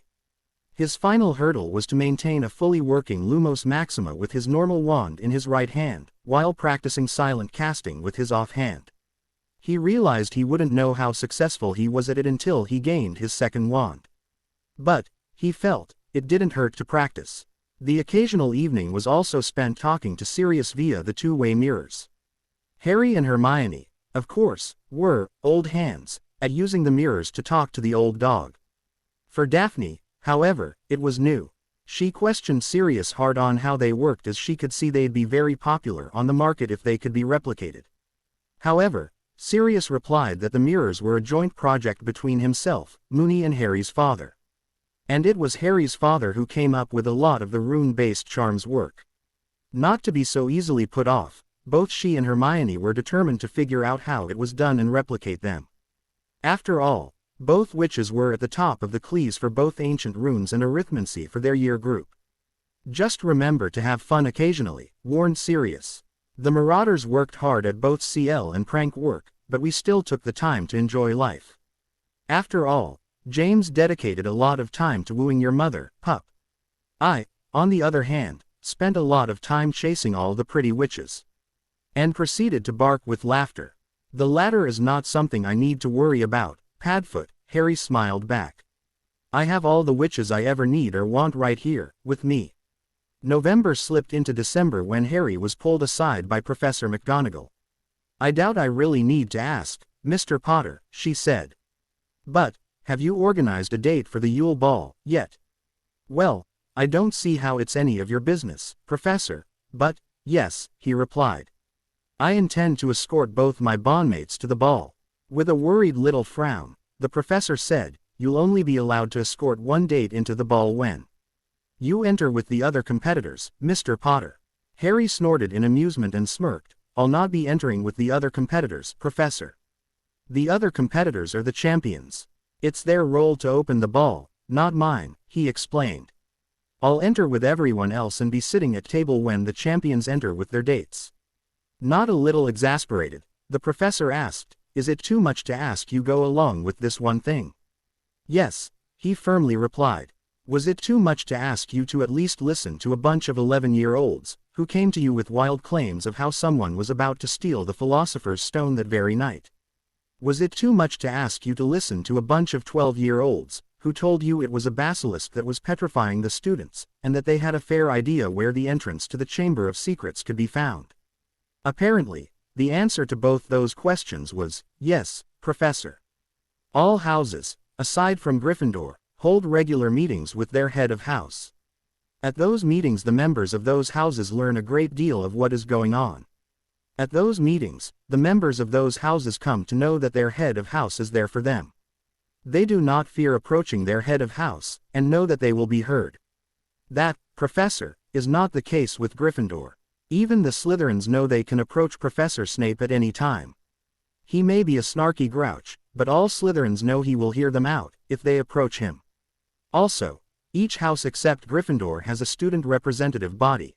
The Ravenclaws have the Directorate, the Slytherins have the Conclave, and the Hufflepuffs have the Synod. What does Gryffindor have? Nothing. Just why exactly does Gryffindor have prefects for, anyway? They're supposed to form a student council, just as the other three houses have done, and yet one doesn't exist. It would have been nice to take our views about both the stone and the chamber to such a body. I'm sure they would have, at least, heard us out. So, is it too much to ask that I go along with being paraded as a champion when, in fact, I'm not? Yes, Professor, yes. Seeing that Harry wasn't going to go along, as she expected him to, Professor McGonagall sighed, shook her head, said, I'm very sorry about those incidents, Mr. Potter. With a snort, Harry turned to walk away. He took a few steps before he turned back and said, you know, Professor, if it wasn't for my belief you'd constantly have yourself checked out for compulsion charms, loyalty potions and the like, what with the number of students who would try such upon you to get better grades, with the amount of hero worship you have for the meddling old fool, I'd suspect you of being under either or both. Then he turned back around and walked away. On hearing his words, Minerva McGonagall felt as if the blood in her veins froze on the spot. Could it be? She asked herself. Quickly, before she could doubt her decision, she hurried from the CL room and headed directly to the infirmary. Definitely, Minerva, sighed Madame Pomfrey. It's weak, but it's there. A loyalty potion, long-term. With an almost defeated sad little sigh, the professor asked, can it be flushed? Possibly, the Mediwitch replied. But, not by me. It appears both of us need to report ourselves to St. Mungo's. Looking up, the professor asked, you too? Me too, replied Pomfrey with a grim look. Thinking about it for a few moments, McGonagall asked, do you think the same will apply to the rest of the staff? I've been thinking about that, replied the Mediwitch. I'd suspect as much for all the human staff, but not Severus. He's too wise to allow himself to be slipped. Such a potion. However, I don't know about Phileas, Hagrid, or Albus. Why not Albus? The professor sharply asked. With a determined but angry look, the Mediwitch replied, I suspect it was Albus who dosed us. With a gasp, McGonagall began to ask. Surely not. Wait, it would have to be him or Severus, wouldn't it? She slumped in extreme disappointment. It wasn't Severus, disagreed Pomfrey with a slow shake of her head. The potion trace is far too old for it to be him when it comes to you. It could have been him for me, however, the potion trace is the same. Ergo, not him. Why would he do this? The professor plaintively asked. I suspect it's so we wouldn't question him on any of the things he's done, replied Madame Pomfrey. The Philosopher's Stone, and the poor traps that even first years were able to get through, the petrified students and not closing the school, as should have been done, the basilisk itself, the dementors around the school last year, and Sirius Black, and going along with that dangerous tournament this year. But that doesn't account for just how long these potions have been in your system, let alone mine. I suspect we've been, what's the Muggle term for it, programmed. What? Asked the confused pureblood professor. Programmed, repeated the Medi-Witch. She thought for a bit and tried to explain. There was a Muggle experiment, centuries ago, where a Muggle wanted to know if he could make his dog salivate on command. To that end, he used to ring this bell immediately before every time he fed it. Then he started varying the times he fed the dog, but would always ring the bell immediately beforehand. It was not long before the dog would begin to prodigiously salivate as soon as the bell was rung, but before the food was placed before it. He had programmed the dog to salivate whenever it heard the bell ring. Understand? Yes, frowned McGonagall, thinking. Yes, I do. We've all been programmed in one way or another, the Medi-Witch continued to explain. For example, if you suddenly feel heat in a much localized area on your hand, you immediately snatch your hand away, without even thinking about it. Your subconscious recognizes you're about to be burned and acts, irrespective of what your conscious mind is thinking at the time. We call that sort of thing a knee-jerk reaction. And you think that's why we've been dosed for so long? Asked the professor. I do, replied Pomfrey. We've been programmed, just like that dog, not to question Albus about all the things he does. And the loyalty potion ensures it. At least, that's my thoughts. With a sad and disappointed sigh, the professor asked, when do we do this? How do we overcome this? Thinking for a few long moments, Pomfrey replied, as for when, right now. Looking to the older witch, she asked, do you have any clues on for the remainder of the day? No, McGonagall replied, shaking her head and thinking hard. Before Pomfrey could speak again, however, she looked back and asked, if there are more than just us two, would it not be best for someone from St. Mungo's to come here? Surprised by the question, Pomfrey thought about it for a moment before replying, yes, actually, you're right. With a firm nod to herself, the Medi-Witch rose and went to the direct link flow to St. Mungo's at the end of the ward. The one used for emergencies she was unable to treat herself, or emergencies where there were too many victims for her handle on her own.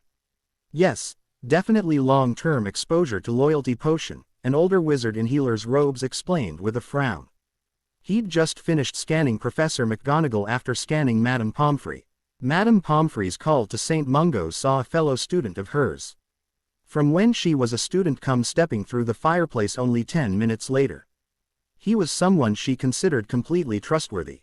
After she explained what they knew and suspected, he got right to scanning the both of them. With a sigh, the Medi-Witch said, I'll get the flushing potions. No need, said the wizard healer. I know exactly what potion it is still coursing through your veins and your minds. Therefore, I can just supply you with the specific counter. There's no need for a general flush that can negate almost every potion when the specific counter will be even more effective and less intrusive on the body. This time it was McGonagall who sighed, but in relief. She'd already been told how the flushing potion affected the body by causing both pain and an almost explosive evacuation of the bowels and urinary system. She truly did not wish to experience it for herself. Still, she had to ask. The flushing potion causes, she stammered.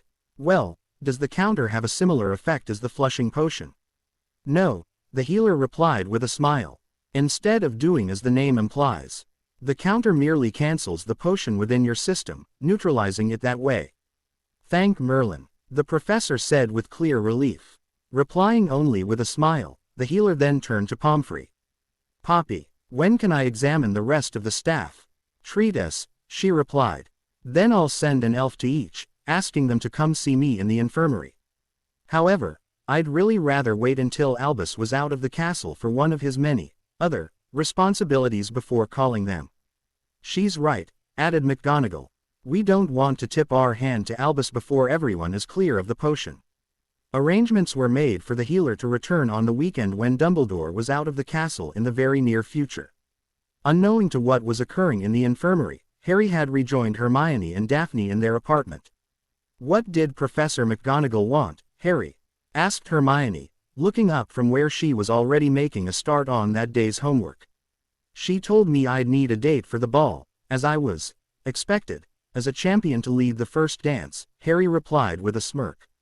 I take it you corrected her false assumption. Daphne smirked back. Of course, he replied with a little bow. I told her I'd asked the two prettiest witches in the school to be my dates. She wasn't happy with that, and tried to claim I could only ask one of you to attend, and that I had to escort that one into the ball with the other competitors. Of course, I disabused her of those errors.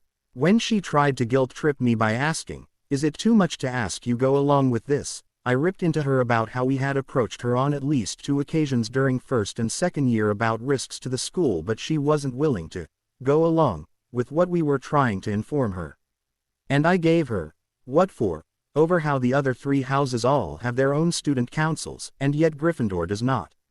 And how we probably would have taken our concerns to that body, if it had existed. I think I might have also implied she was operating under compulsion charms or loyalty potions. All up, she's not getting her way over this. So, he said, dropping to a knee before the 2 girls. Would both you ladies do me the great honor of being my dates to the Yule Ball? Harry, you've already asked and we've both already said yes, giggled Hermione. Oh, yeah, he replied, a little sheepish in emberment. I forgot. Both girls laughed at him while he rose from the floor. I'll just get my stuff for homework, right? He muttered. He quickly went into his room and doffed his school uniform robe. He returned to their living room and pulled out his own homework. By then, the girls had calmed down again. Giving a little throat-clearing cough, he asked, So, what are we working on? Well, replied Hermione, showing her work. We decided to first make a start on potions. Before long, all 3 were working both together and independently on homework IGN Ments. Only a few short weeks later, the 3 were packed ready to leave on the Hogwarts Express for the Christmas break. They would be collected by the Greengers and apparated direct to Greenger Farm. When Hermione mentioned she didn't have most of her Muggle clothes with her, Daphne smiled and said, Don't worry about it. We'll get you sorted soon enough. The ride back to London was ridden in a mostly empty Hogwarts Express. Most students, especially those in 4th year and up, were remaining in the castle to attend the ball. This also meant they were not bothered during the trip back by either the 2 youngest Weasleys or Malfoy and his goon squad, all of whom were remaining at the castle, as much as they knew, for the entire Christmas break.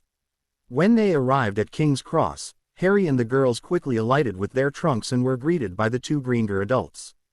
Good trip was it? Asked Dees. The quietest I've had, replied Harry. Good, said Matthias, before he changed the subject. Now, we're heading back to the farm by Flo. Looking at Harry and Hermione, he asked, Have both of you traveled by Flo before? Yes, they both replied. Excellent, replied Matthias. The elder Greengers led the 3 down the length of the platform and beyond the barrier to the Muggle side. Past the barrier they came across a set of fireplaces, all large enough for at least 2 people and a trunk. Matthias went first with a muttered call of Greenger Farm. Then went Daphne, Hermione and Harry, with Dees bringing up the rear. As with the last time he used the flow, Harry exited with a skid across the floor as if the fireplace forcefully ejected him and his trunk. This led to laughter from Matthias, Daphne and Hermione before Dees calmly stepped through. Seeing Harry sprawled on the floor, she smiled and said, Ah. I see we have to teach you the proper way to exit a flow. Rolling over onto his back and sitting up, Harry angrily muttered, It's now official, magical forms of transport hate me. After a response of laughter and chuckling, Matthias helped Harry to his feet. Don't worry about it, Harry, he said. There's a knack to it. We'll just have to teach you. After the five had rid themselves of the excess soot due to the flow travel, Matthias led them through to the parlor. The first Harry learned a surprise awaited them was when Hermione let out a very un-Hermione-like squeal and dashed across the room. Her parents were just rising from a couch when Hermione almost knocked them both back onto it again. Thankfully, for them both, Anthony had intercepted Hermione before she could knock her mother over, and roared with laughter. With a grin and chuckle of her own, Celeste said to the elder Greengrass, "As you can see, Hermione is a daddy's girl, through and through." Embered for her reaction, Hermione stepped away from her father before turning to her mother and giving her a hug. Stepping back, she said, "I didn't know you were coming. When did you organize this? How do you know Daphne's parents? Why didn't you let me know? How long?" She was interrupted by her mother raising a finger and placing it vertically over her daughter's lips in a shush gesture. Sele replied, "Give us a chance to explain and all your questions will be answered, all right." Blushing, Hermione only nodded. Once everyone had sat down, in a tag team manner similar of many husbands and wives, Aunt and Sele explained how they were contacted by Dees a couple of weeks earlier and invited to spend Christmas with them. The offer was extended because of the unique relationship between the three teens. They had arrived only the night before after Matthias and Dees side-along apparated them to Greengar Farm, and were staying in one of the wing houses off the main house. They would return to their own home the day the three teens returned to Hogwarts on the express. While they'd been talking, with Hermione asking further questions, Harry had been thinking. And, once the explanation seemed to have ended, he gave his throat a little clear and said, "Now that you're all here, together, neither set of parents need to worry about letting slip you know who our guardian angels are. All of you have met them." "Really?" asked Sele. With a sigh, she said, "Thank the Lord for that." "You've met them, too?" asked a surprised Dees. "Yes," replied Aunt. "When their school nurse, Healer, brought the three of them to talk to us soon after the bond was formed, I leapt to conclusions and was in the process of losing my temper. Their three angels popped in and told me off.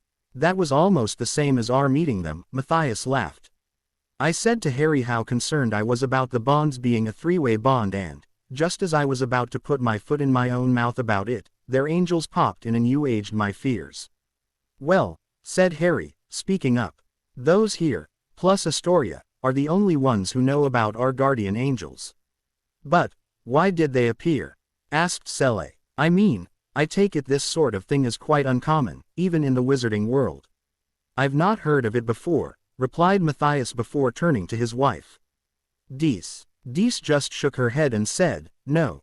I think our three kids might," said Sele, looking pointedly at where the three were sitting together on one of the couches. "We do," sighed Harry. "But we cannot tell you. At least, not yet." Daphne said, "It's not that we don't want to, we just can't." "A magical vow?" asked Dees. "No," replied Harry. "A heavenly imperative. They won't let you?" asked Aunt. "Yes," replied Hermione, first to answer. Almost begging them to understand, she said, "There is a very important reason for that. Part of it has to do with protecting the knowledge from Headmaster Dumbledore and Professor Snape. Our angels lock the knowledge away to protect it from being discovered by others, especially those two. The information is protected from access from anyone, except ourselves, by any means including legilimency, veritaserum, oath or vow," continued Daphne. "It's that dangerous?" asked Matthias. "It's not the information that's dangerous," replied Hermione. "It's how it can be used. There is a high risk that Dumbledore would want to know what we know, and then try to manipulate things the way he wants. That is what cannot be allowed to happen. And, because Dumbledore will always absolve himself of guilt or blame if he thinks what he's doing is for his so-called greater good," said Harry. "He will go to any length, including breaking the law, if he can so justify it to himself," continued Matthias with a sigh of understanding. "Yes," said Daphne, "he uses legilimency on the students and everyone else without prior permission." "That's illegal," gasped Dees. "Yet he'll do it if he can justify it to himself," explained Harry. "The needs of the many outweigh the needs of the one," muttered Aunt. "He thinks he's Vulcan." "Pardon?" asked Matthias. "Sorry," said Aunt, a little abashed. "It's a movie trope. To put it into context, it means Headmaster Dumbledore is willing to cause harm to one person, if it's for the betterment of many others, for the greater good, and the lesser good be damned. Dumbledore sees himself as the great chess master, explained Harry. He firmly believes Tom Riddle, Voldemort, the Greengrass shuddered, is not yet utterly defeated. As we know, he's right. Only Riddle's body was destroyed on the night of 31st of October, 1981. His spirit, his shade, is still out there. I faced him in both my first and second years, defeating him both times. Dumbledore knows this because there's a prophecy globe in the Hall of Prophecies that speaks of Riddle and it hasn't yet gone dark, meaning the prophecy is incomplete. The trouble with treating this like it's a game of chess and only looking at the big picture, the greater good, is Dumbledore has forgotten he's playing with people's lives.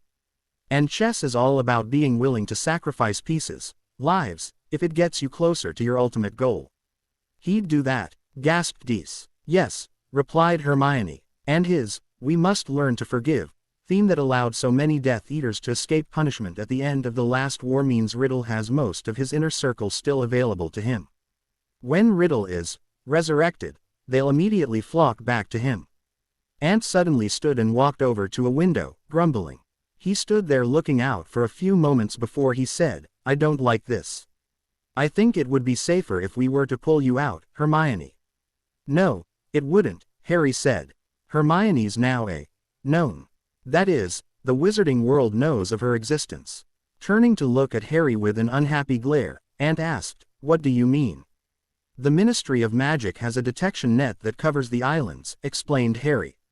Right from the first time a child casts accidental magic, the Ministry detects it, sends out a team of what's called Obliviators, in case the magic's been seen by more than just immediate family of the new witch or wizard, and records what happened, by whom and where. That means the Ministry has a record of Hermione casting accidental magic, and where she lives. If, when, Riddle manages to defeat the Ministry and take over, one of the first things he's going to send his Death Eaters out to do is kill all the Muggleborn the Ministry have on record.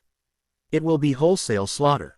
If you pull me out, Daddy, Hermione quietly explained, they'll still come after me. If I remain at Hogwarts, I'm at least somewhat protected. It's you and Mum we need to worry about.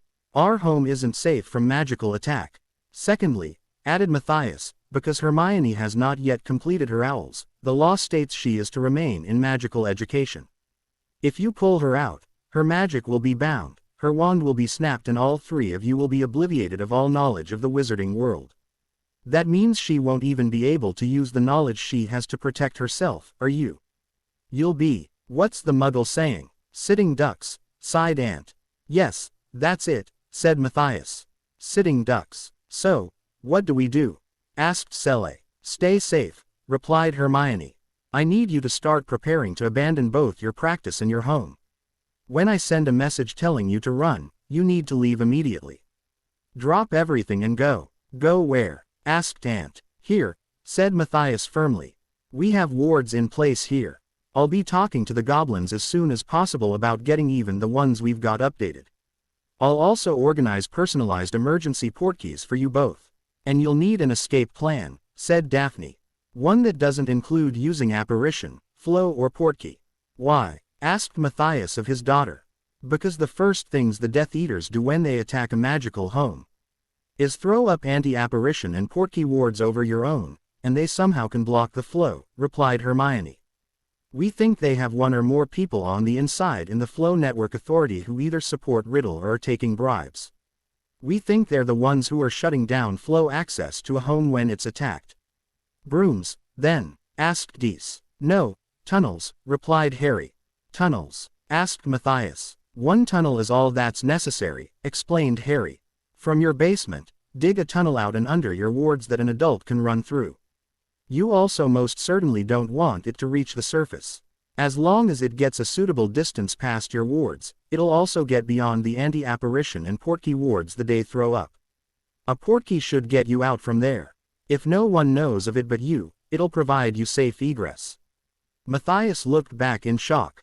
That's, why hasn't anyone thought of that before?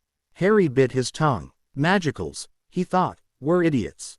The only problem with such tunnels is, if others know about it, Word can get back to the day, he explained. If they know of it, they can also use it against you, whether it's by using it to get in or simply blocking it from outside. So, even its very existence needs to remain a secret. Do you plan on telling others of this concept? Asked Matthias. Yes, replied Harry. I plan on telling Amelia Bones and Augusta Longbottom, and practically demanding of them both a wizard's oath not to tell anyone else. Both will be priority targets of Riddle very soon after his resurrection. Just as you are, us, exclaimed Dees, a little fearful. Harry nodded back and replied, you, as are the Grangers. Riddle sees me as enemy number one. My relationship with Daphne and Hermione is now well known. He'll use you to get to me, if he can. Well, breathed Matthias, as frightening as that is, you three haven't even been shown your rooms yet. And, that leads to why we brought you into here to talk, first. Asked Daphne. That seemed to cause the atmosphere to become quite uncomfortable, especially for the adults.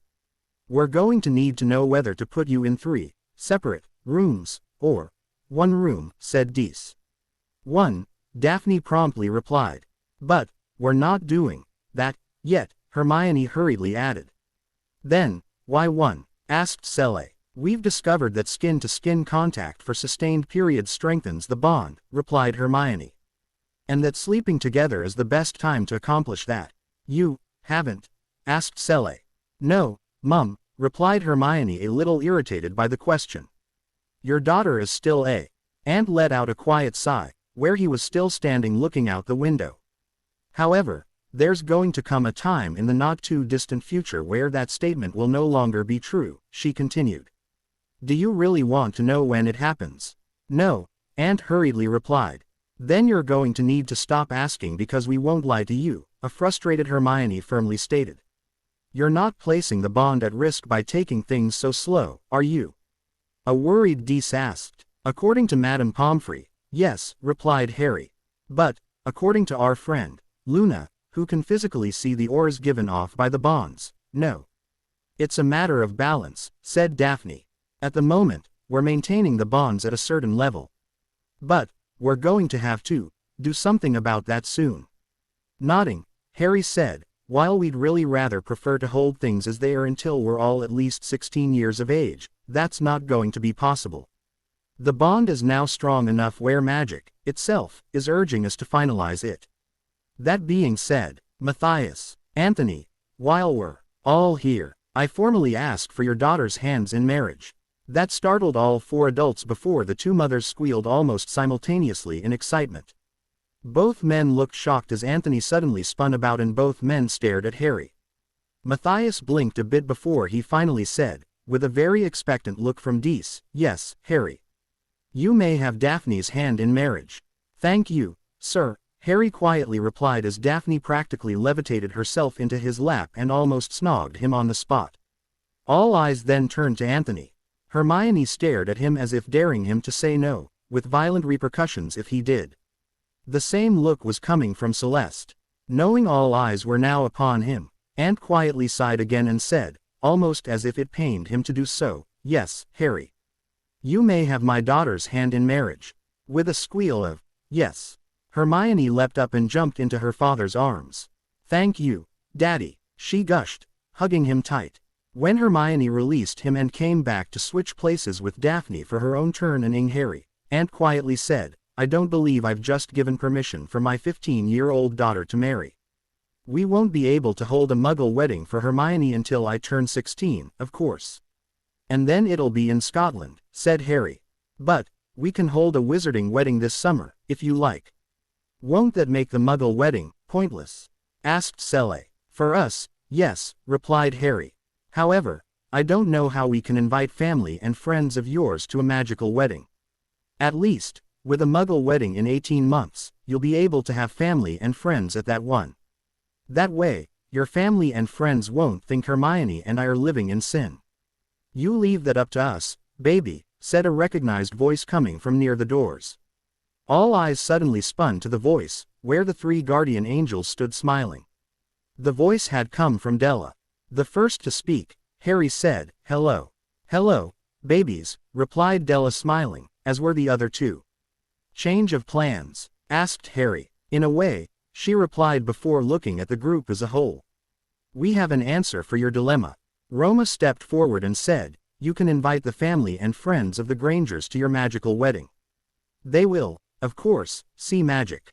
However, it will simply slip through their consciousness. To them, it will seem to be a completely normal wedding.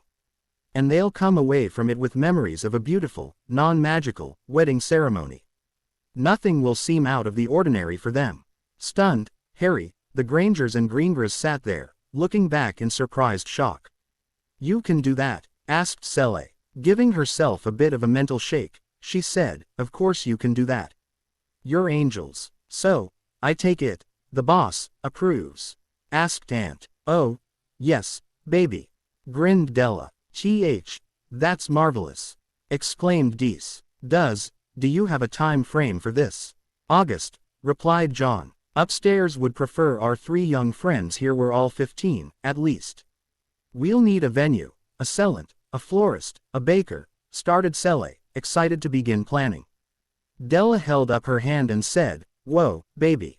When Sele settled down again, Roma said, you have plenty of time for that. There are aspects of a wedding that are different for magicals from non-magicals, and aspects of a magical wedding that will not be required because of the soul bonds. Candace Marigold knows most of that. When necessary, one of us will stop by to help steer her in the right direction. For your part, Celeste Marie, we understand the tradition of the mother of the bride in the wedding arrangements. We ask you to work with Candace Marigold, as we know you both can, so you can equally plan this day. Both women glanced at each other before turning back and nodding. Turning to the 3 teens, John said, Harry James, Daphne Anna, Hermione Jean, you have done wonderful work, so far. The tapestry of life is returning to balance quite nicely. You have come a long way towards putting Heavenly Father's great plan back on track, but we also need you to hurry a few things up, now. The 3 teens perked up and really focused. First, complete the bonds between now and June. I know your parents didn't want to hear that, but they need to know for the wedding ceremony. Harry James, you'll need the bond firmly established before you arrive at the cemetery. Second, have Sirius Orion collect the locket as soon as possible. Have him take it to you as soon as you return to Hogwarts, and use the circle to destroy the evil within it. Third, Harry James, when you return to Hogwarts, send Albus Wulfric after the ring as soon as you can. Your plan to do that works for us. That will leave just the magically warped S, and Tom Marvolo, himself. You'll know what you need to do when the time comes. Wait, said Matthias. Harry has to face V volume. Tom Riddle. Looking back at Matthias for a long moment, John replied, yes. It is part of his destiny. Della added, you are allowed that knowledge because there's a prophecy sphere within your Department of Mysteries that contains the prophecy concerning this. Harry James, Daphne Anna and Hermione Jean have a concept plan to replace that sphere with one of their own making. They will need your help to carry that out. With that, we'll talk to you soon, said Roma, before all 3 angels suddenly winked out. Well, exclaimed Dees, as they all turned back. I think it's time we organized these 3 their room, upstairs, give everyone a chance to clean up, and meet back down here in, say, half an hour for dinner. Sirius Black should be here by then. Sirius is coming here? Asked Harry, suddenly excited. Yes, replied Matthias with a smile. We felt it would be unfair for Hermione to have her family here if you didn't have yours.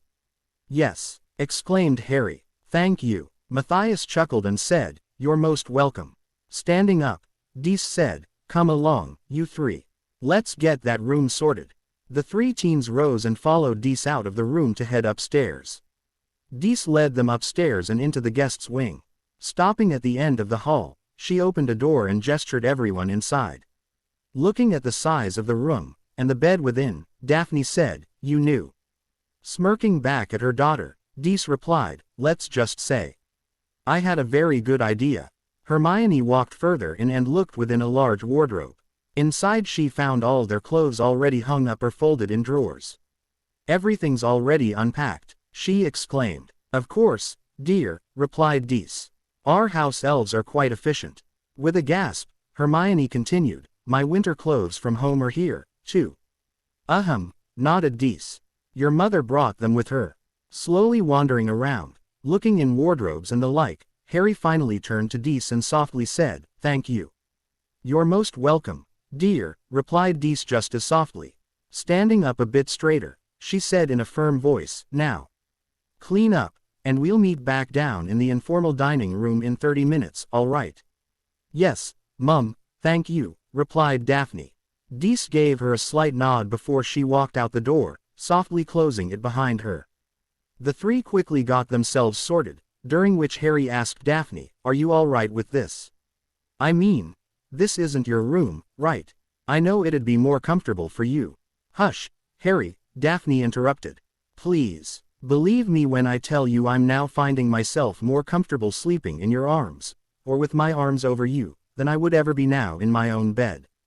You keep the nightmares away. You know," mused Hermione with a grin. "We've just been instructed by our guardian angels to hurry up and have." Harry grinned back before he turned to Daphne. "But, we still won't do it until we're all ready." Daphne blushed a little but kept her eyes locked on Harry. "Let's set that aside until we get back to Hogwarts. I'm sorry, but I'd rather wait until we're not under the same roof as my parents. Don't want them to hear your cries of orgasmic release?" he asked, with a smirk. The blush that only hinted at color in her cheeks before now burned brightly on her face and neck. "Keep up with remarks like that, Mr. Potter, and you'll be sleeping alone, on the floor." "She's right," added Hermione. "Now, apologize for being crossing." Holding his hands up in the surrender gesture, Harry quickly said, "Sorry." "You're right, it was crossing." She mused before turning to Daphne. "Do we forgive him? We'll write it off as boyish excitement at getting new instructions from his guardian angel," mused Daphne. "But, if he's CR again, floor." Nodding, Hermione said, "Agreed." Harry slowly lowered his hands and said, "I can't win." "Of course you can't," said Daphne. "Now, get your cute tushy in the bathroom and wash your face and hands." With a sigh of relief, Harry ducked into the bathroom and did as he was told. 20 minutes later, the three were descending the stairs with Daphne in the lead. As she knew the layout of the house, she led them the shortest route to the informal dining room. As they walked in, they saw Sirius standing off to the side. "Sirius," Harry happily exclaimed before ducking across to give his godfather a hug. One Sirius was happy to return. "I hear you've been frustrating old Twinkles a lot since I last saw you," said Sirius. "Yep," beamed Harry. "I figure he'll soon lose his temper with me enough to act without proper thought, and create a situation we can use to get him fired from at least one of his titles." Sirius chuckled before pretending to sniffle and wipe a tear from his eye. "Your father would be so proud. Quite the little marauder you're turning into." "All right, that's enough, you two," said Dees, chuckling a little. As she was speaking, the Grangers walked in. "What did we miss?" asked Aunt. Sirius encouraging Harry to misbehave, replied Matthias, holding a chair for Dees. With an equal number of males to females, the ladies were all sat at the same time. Harry sat between his bondmates on one side of the table, opposite Sele who sat between Aunt and Sirius. The Greenger adults sat at opposite ends. After a very enjoyable meal, Matthias opened the semi-serious discussion after dessert by turning to Sirius. "You need to congratulate your godson, Sirius," he said. "Why?" asked a surprised Sirius. "Did he score all outstandings on his end-of-term exams?" "No, he asked Aunt and I for the hands of our daughters in marriage, this afternoon," Matthias calmly replied. Sirius's head snapped to stare in surprised happy shock at Harry. "Pup," he exclaimed. "Well done, and faster than." "Wait," he quickly looked at Matthias and Aunt before asking, "Did you two say yes?" "Yes," both fathers replied. "With the bond," Matthias replied, before his voice trailed off. "Well, it's going to happen magically soon, anyway." Turning to grin back at Harry, Sirius exclaimed again, "Pup." Leaning forward, he asked, "So, when's the wedding?" "August," Harry replied. "When in August is up to Dees and Sele." "Well done," Sirius said again. Turning to Matthias, he asked, "Do we need to negotiate a contract?" "Not if they don't want one," Matthias replied, indicating the teens. Surprised by the question, Harry replied, "I don't know." Turning to look at Daphne, he raised an eyebrow to her in question. "We'll discuss it," Harry, she replied. Turning back to Sirius, Harry said, I didn't know contracts were still used. But, Daphne's right, we'll discuss it. We'll need to, Sirius said, quite serious all of a sudden. As well as being the head of House Potter, you're also my heir designate for House Black. I would be remiss in my duties as both your head of house for House Black and supposed regent for House Potter if I didn't. Recognizing the seriousness of the situation, Harry nodded almost solemnly back. Good, Sirius said with a firm nod of his own. Now that the legally stuff is out of the way, have you collected the engagement rings yet?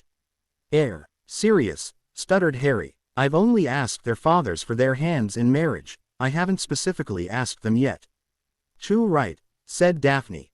I expect bended knee, the works, Mr. Potter. Then, how about we go to Gringotts tomorrow, and we ask the goblins if we can go into the heirloom vault to pick up rings? He asked. I'm sure there'll be plenty from which to choose from within the vault. Or, we can go to a jeweler and you can pick something new. When he saw his bondmates wanted to see each other, Harry sat back to allow them. The girls leaned forward at the same time and looked at each other. A few moments later, Daphne said, new, while Hermione added, matching. A jeweler, it is. Harry firmly stated, which is good. You two need to decide whether you want something to pair with the promise rings, or simply replace them with the engagement rings. Wow, said Sele. That was just, wow. It's like they've been married for years, already, isn't it? Asked Dees. All the adults nodded in response. The three teens blushed. Suddenly realizing what Harry had said, Sele sat forward and looked pointedly at Hermione. Promise rings, she asked. Blushing in emberment for not showing her parents before, Hermione held her hand out palm down to her mother, across the table. Taking her daughter's hand by the fingers, Sele looked down and saw the ring on her finger, up close. It's beautiful, she softly said. I've never seen anything like it. While Hermione explained the significance of the stones, their layout and the metal chosen, Daphne was showing hers to her mother. Harry had no idea the Greengers hadn't seen the rings before. Who designed them? Asked Dees. I did, Harry sheepishly replied. But, it was the young Elle at the jeweler's who cleaned up the design before sending them off to be made. Still, did you design the layout? She pressed. I did, he replied. And what stones to use, the cut, in what order, and why? Well, they're perfect, Dees firmly stated. The right amount of stone and they tell a story, as such rings should. Unique and understated. They'll immediately be family heirlooms when you pee and will come to represent part of your family history for future generations. Shall we retire to the parlor? Matthias suddenly asked. With nods, the party of 8 moved into the parlor. Plans were made for the following day for the teens. Christmas shopping was also arranged. The next morning, all 8 flew to the Leaky Cauldron before immediately heading into the alley. Sirius took the 3 teens directly to the jeweler's while Dees went with Aunt and Sele went with Matthias to start their own Christmas shopping. They'd planned to meet for lunch back at one of the cafes in the alley. Harry led his party direct to the jeweler's. Entering, Harry was happy to see the same Elle behind the counter. Hello again, he said to her. And, hello again, Mr. Potter, she looked back with a twinkle in her eye and a matching smirk. Yes, well, he blushed. I hope you'll forgive me for the little subterfuge of our last meeting. Of course, she said. And, what can I do for you, today? I'll be needing matching engagement rings, he softly replied. Looking back in happy surprise she said, well, that was fast. She turned to the 2 girls and asked, and you're the 2 lucky ladies who've found themselves bonded to our Mr. Potter? We are, replied Daphne, a little aloof, while Hermione only nodded. Their demeanor was lost as both girls blushed a little. The sales witch grinned back before she moved over to slide a large tray of rings out from under the display case. Beckoning the 3 over to look, she asked, see anything there you like, or will we be designing custom rings again? It's up to you 2 ladies, Harry softly instructed his bondmates. If there's nothing there that takes your fancy, I'm sure we can find something else, or, go custom. Daphne looked up and asked the sales witch, anything more suited to a future Mrs. Potter? Certain standards must be kept. Of course, the sales witch smoothly replied. She reached into a set of drawers behind her and drew forth another tray. As she laid the tray on the display case alongside the first, Harry could see this one had more intricate rings with larger stones. Better, Daphne muttered, and both girls moved to scan through the second tray. Something with emeralds in a 3-stone setting. Or, multi-stone? Daphne asked Hermione. Yes, and either, Hermione softly replied. Suddenly, Hermione's hand snapped up with a finger pointing close to and at a ring. That one. Nice pick, said Daphne, looking closer. Set it aside, and we'll see, that one. Her own hand with pointed finger had come up to indicate another ring. Looking forward, as well, Hermione breathed, niece. We'll set it aside, too. The girls trawled through the entire ring collection, both expensive and cheaper, and had a good dozen rings set aside of similar styles. All of them had a single large diamond, or many smaller diamonds. All were settings offset with emeralds. All were solid gold bands. After the first 15 minutes Harry had drifted away from watching over the girls to the other side of the shop. And, while the girls were occupied, whispered with Sirius about buying matching earrings and necklaces. Thinking about the sort of settings and arrangements the girls were looking at, Harry and Sirius quickly had a selection in mind. These would look nice for both of them for the ball, Sirius whispered. However, there are far nicer pieces within the Potter heirloom vault. I understand that. However, I want the first 2 sets I give the ladies to be their own, replied Harry. Sirius nodded in understanding and gave Harry's shoulder a gentle squeeze. Harry, called Daphne. It seems the ladies have reached a decision, Sirius whispered into Harry's ear. Both menfolk walked back to the other side of the store where both girls stood waiting. What have you two been up to? Hermione asked a little accusatory. Browsing, replied Sirius. Before Hermione could start to question more, Harry smoothly cut in and asked, reached a decision. Both girls looked at each other before turning back. We need your help, replied Daphne. Both girls stepped apart and indicated 2 rings sitting side by side on a black velvet cloth on the display case. One was a cluster of diamonds ringed with tiny emeralds, the other was a solitary diamond with a similar ring of tiny emeralds.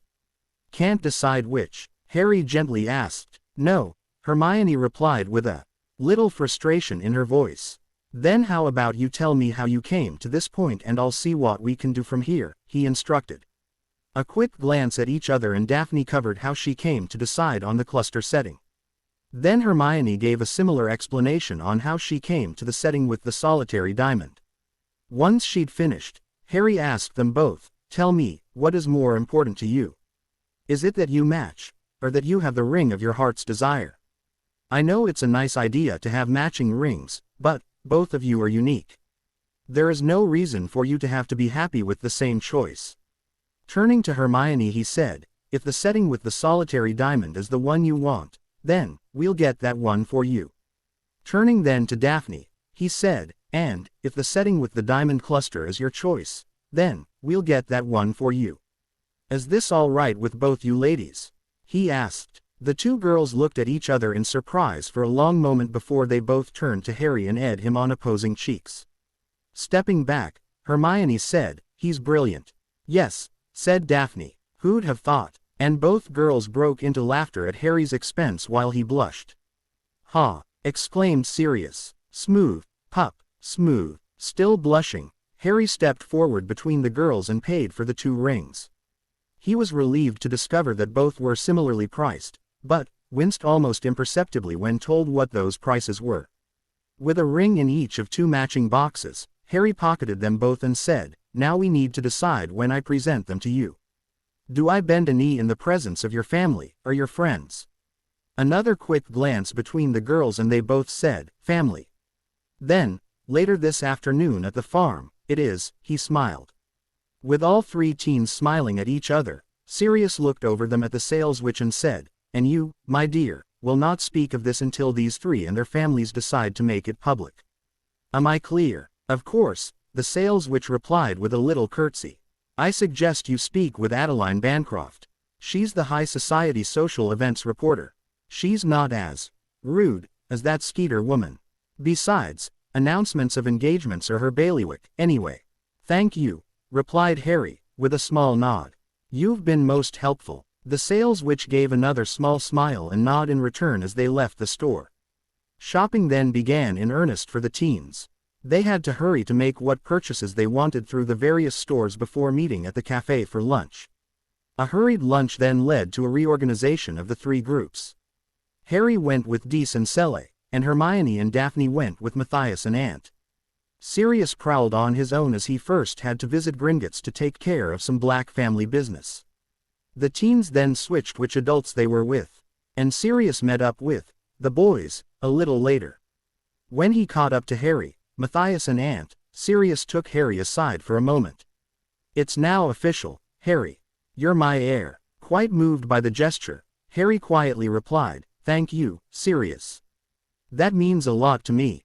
However, I hope you'll soon find someone who'll be the next Mrs. Black and produce an heir of your own." "I plan on it, pup," his godfather replied with a smile and a hand on Harry's shoulder. "However, I'm not rushing things. And I wanted to make sure that Spawn of Malfoy couldn't get his hands on the Black Fortune." Harry just nodded in response.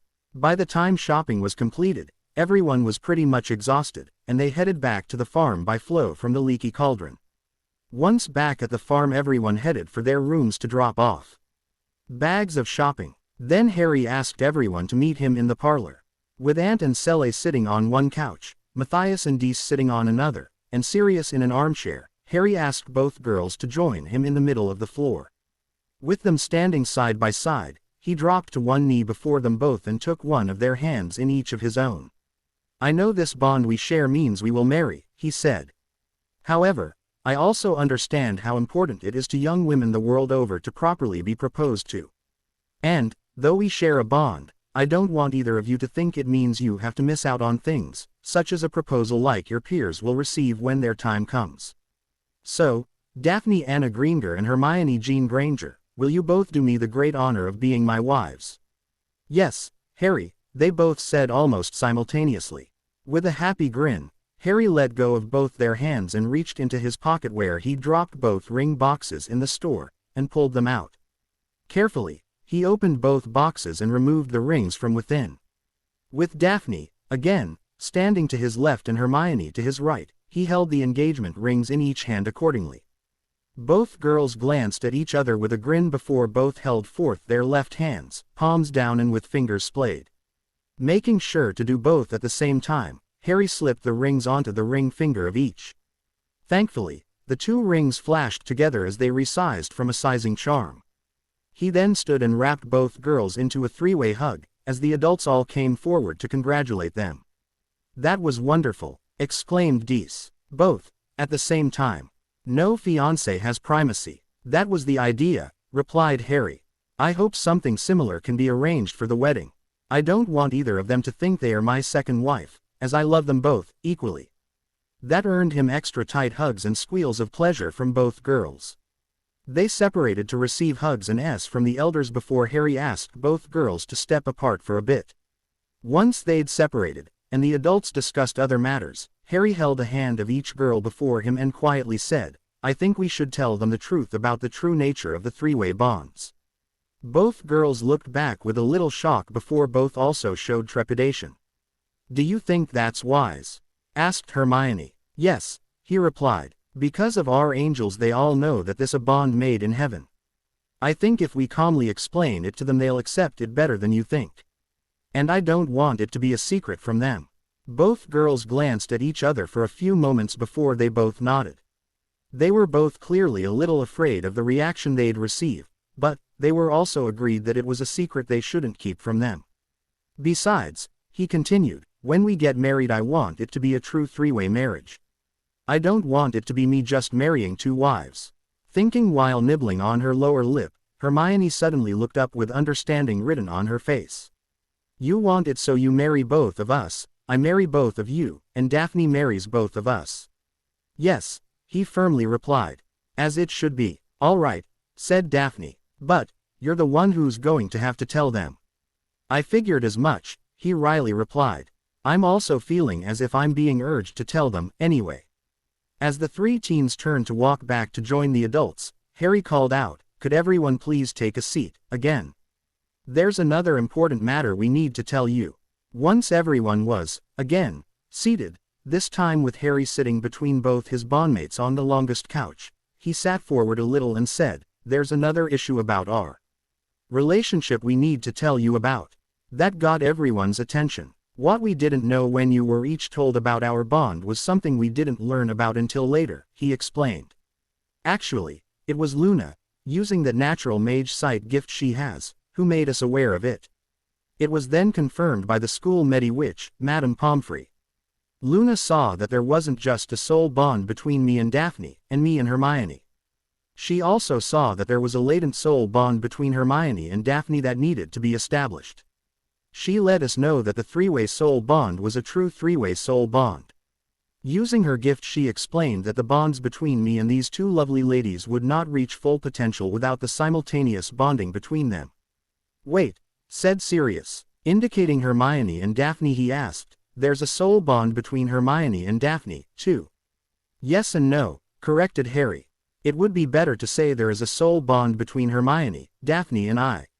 It's one bond with the three of us. We had only been working on 2/3 of the bond and didn't know about the final third. That final third is the part between Hermione and Daphne." Clearly confused, Matthias asked, "But, how can you possibly finalize such a bond?" Hermione replied, "With Luna's and Madame Pomfrey's help, we have discovered that it is not the physical act of love that will strengthen or finalize a bond. It's all based on emotion. What we have discovered or otherwise determined is that the bond strengthens when our feelings of commitment and intimacy with one another is strengthened. If you think about it, intercourse, coitus, besides being a physical act of love, is a representation of the ultimate in intimacy between two people." Harry logically argued that a soul bond couldn't form between two people when the act of intercourse did not also contain emotional intimacy, such as what occurs in an act of prostitution, or. "That's quite profound," said Dees, sitting back and thinking to herself. "It would mean that what we have come to believe about the creation, development and sealing of bonds is wrong." "Well, the creation of them is right," corrected Harry. "Just not why it's right. John clarified it for me." "And why is it that establishes the bond?" asked Matthias. "For exactly the same reason a Dementor out your soul through the mouth with the Dementors," replied Harry. "As odd as it sounds, the mouth is the most direct route from outside the body to the soul. Plus, connecting mouth to mouth is quite an intimate act. That is the time when two souls come their closest to one another in a moment intimate for both involved. Hence the term, love's first." "Have you established the part of the bond between Hermione and Daphne?" asked Dees. Both girls blushed while Harry calmly replied, "Yes. It occurred a few days after we found out about it, in the presence of both Luna and Madame Pomfrey, in the infirmary at Hogwarts. And, yes, there was also the bright flaring of silvery aura between them. Only this time, it also covered me." Immediately after the aura glow faded, Madame Pomfrey confirmed the establishment of the part of the bond between them. "And why have you decided to tell us about this, now?" asked a visibly but quietly perturbed aunt. "Because, when we marry in August, I think it's a good idea for the wedding, not to be just me marrying Hermione and Daphne, and each marrying me, but, me marrying Hermione and Daphne, Hermione marrying me and Daphne marrying me and Hermione, a true three-way marriage. And Dees and Selle needed to know this for their plans for the wedding." "You're all right with this?" Aunt asked Hermione, directly. "Yes, Daddy," Hermione quietly, but firmly, replied. "Remember who set this up?" With a visible sag of surrender, he said, "I don't know how those three angels are going to work this so our family and friends don't see anything wrong." "There is nothing wrong to see, anyway, sir," Harry firmly interrupted. "I know the mores of Christianity erroneously view a marriage must only be between a man and a woman, but you know now that is incorrect. You know it." With a gesture of his hands in quick surrender, Aunt quickly said, "Forgive me, please. It was a poor choice of words." With a sigh, he continued, "I meant, how the angels would stop our family and friends seeing that which would completely shake their personal worldviews." "I don't think that's what's going to happen, Aunt," said Matthias. "From what I figure, your family and friends will still see everything, it just won't appear to be anything out of the ordinary for them. I dare say they'll be magically compelled not to talk about it later. That was my impression, As well, added Dees. If it doesn't happen, their memories of the event will have to be removed from them. What? Why? Asked Selle. The International Statute of Wizarding Secrecy for our world was established in 1692 to hide us away from the Muggle world, explained Matthias. However, that was well before the creation of spells and potions that could remove the memory of the magical world from the minds of Muggles. It was also too much, too late. By 1692 the witch hunts, in England, were at an end. The last known witch to be executed was a Muggle-born witch by the name of Temperance Lloyd, a decade earlier. And, very quickly after that, witch hunting became a crime punishable by death in the Muggle English courts. No such witch hunting that has led to the death of another has occurred since. No, the statute was only penned by the newly formed ICW, the International Confederation of Wizards, because of the rise of such witch hunts in other parts of the world. It was no longer a problem here. Though, to be fair, we didn't know that until about a century later. And, though magical Britain doesn't know it, or won't accept the truth of it, those in senior enough positions of authority within the United Kingdom, Muggle Britain, government are well aware of the existence of magical Britain and the rest of the wizarding world, added Harry. Pardon? Asked a clearly shocked Matthias while Dees looked back in fear.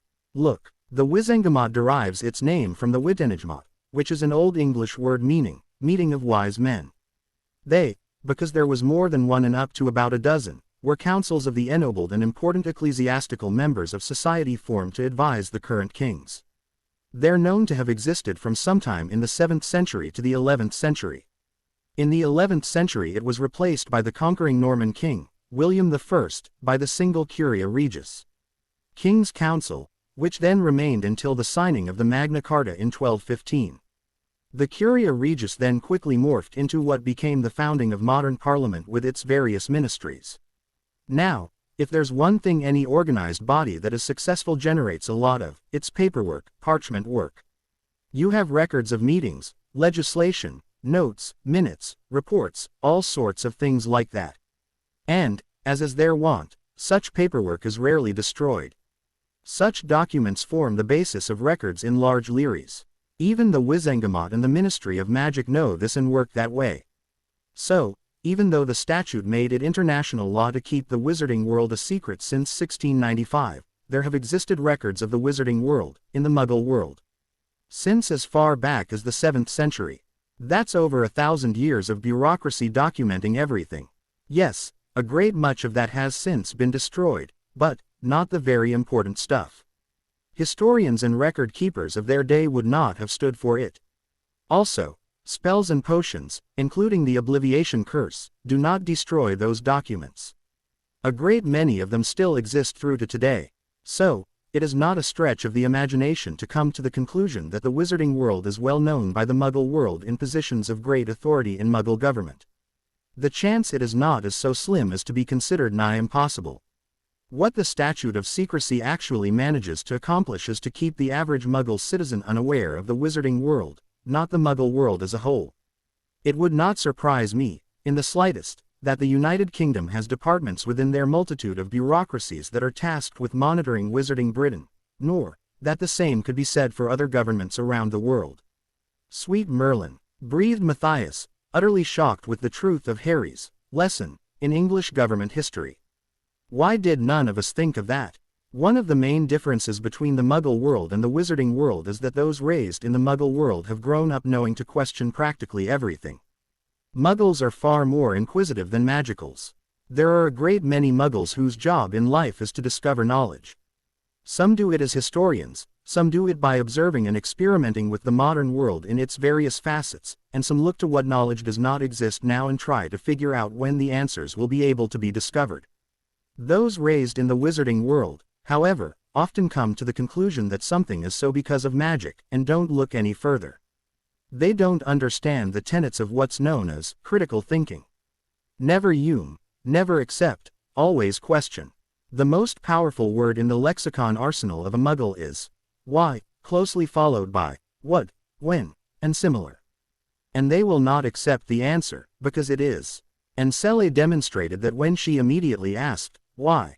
When you said the Obliviators would need to be called in if the angels didn't do their thing to the Muggle guests at the wedding. For her, it was nearly an instinctive reaction to ask. "NNND, that's just brought us back to the original question," said Dees. "I suggest we leave things there so we can go and enjoy the evening meal the elves have made for us. I don't know about the muggles having their worldviews upset, but that knowledge has just upset ours."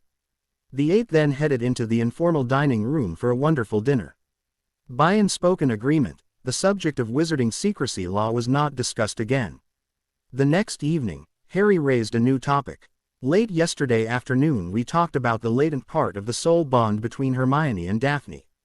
I know that came as quite a shock because, as Matthias asked, how would we finalize such a bond? At that time we told you how we figured out it has more to do with the emotional side of love, rather than the physical side. Now that you've had time to think that over, I think I need to explain further the nature of souls." With head nods from the adults, Harry explained, "I had a bit of, what do they call it, an epiphany. A sudden understanding of the concepts of life, body and souls. I've now come to understand that matter better. I think it was our angels who first got me thinking about it. And I think my angel, specifically, had something to do with that." Seeing the understanding on the faces of everyone else, he continued. "People tend to think we are what you see before you, the flesh and blood and personality, and that we have souls. I believe that is incorrect." Seeing the confusion, he clarified, "I believe we do not have souls, we are souls, and we have bodies. Now, think about that for a minute.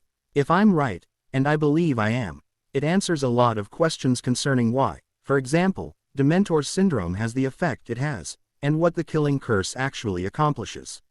Harry could see the dawning understanding on the face of Matthias, Dees and Sirius, but not Ant and Selle.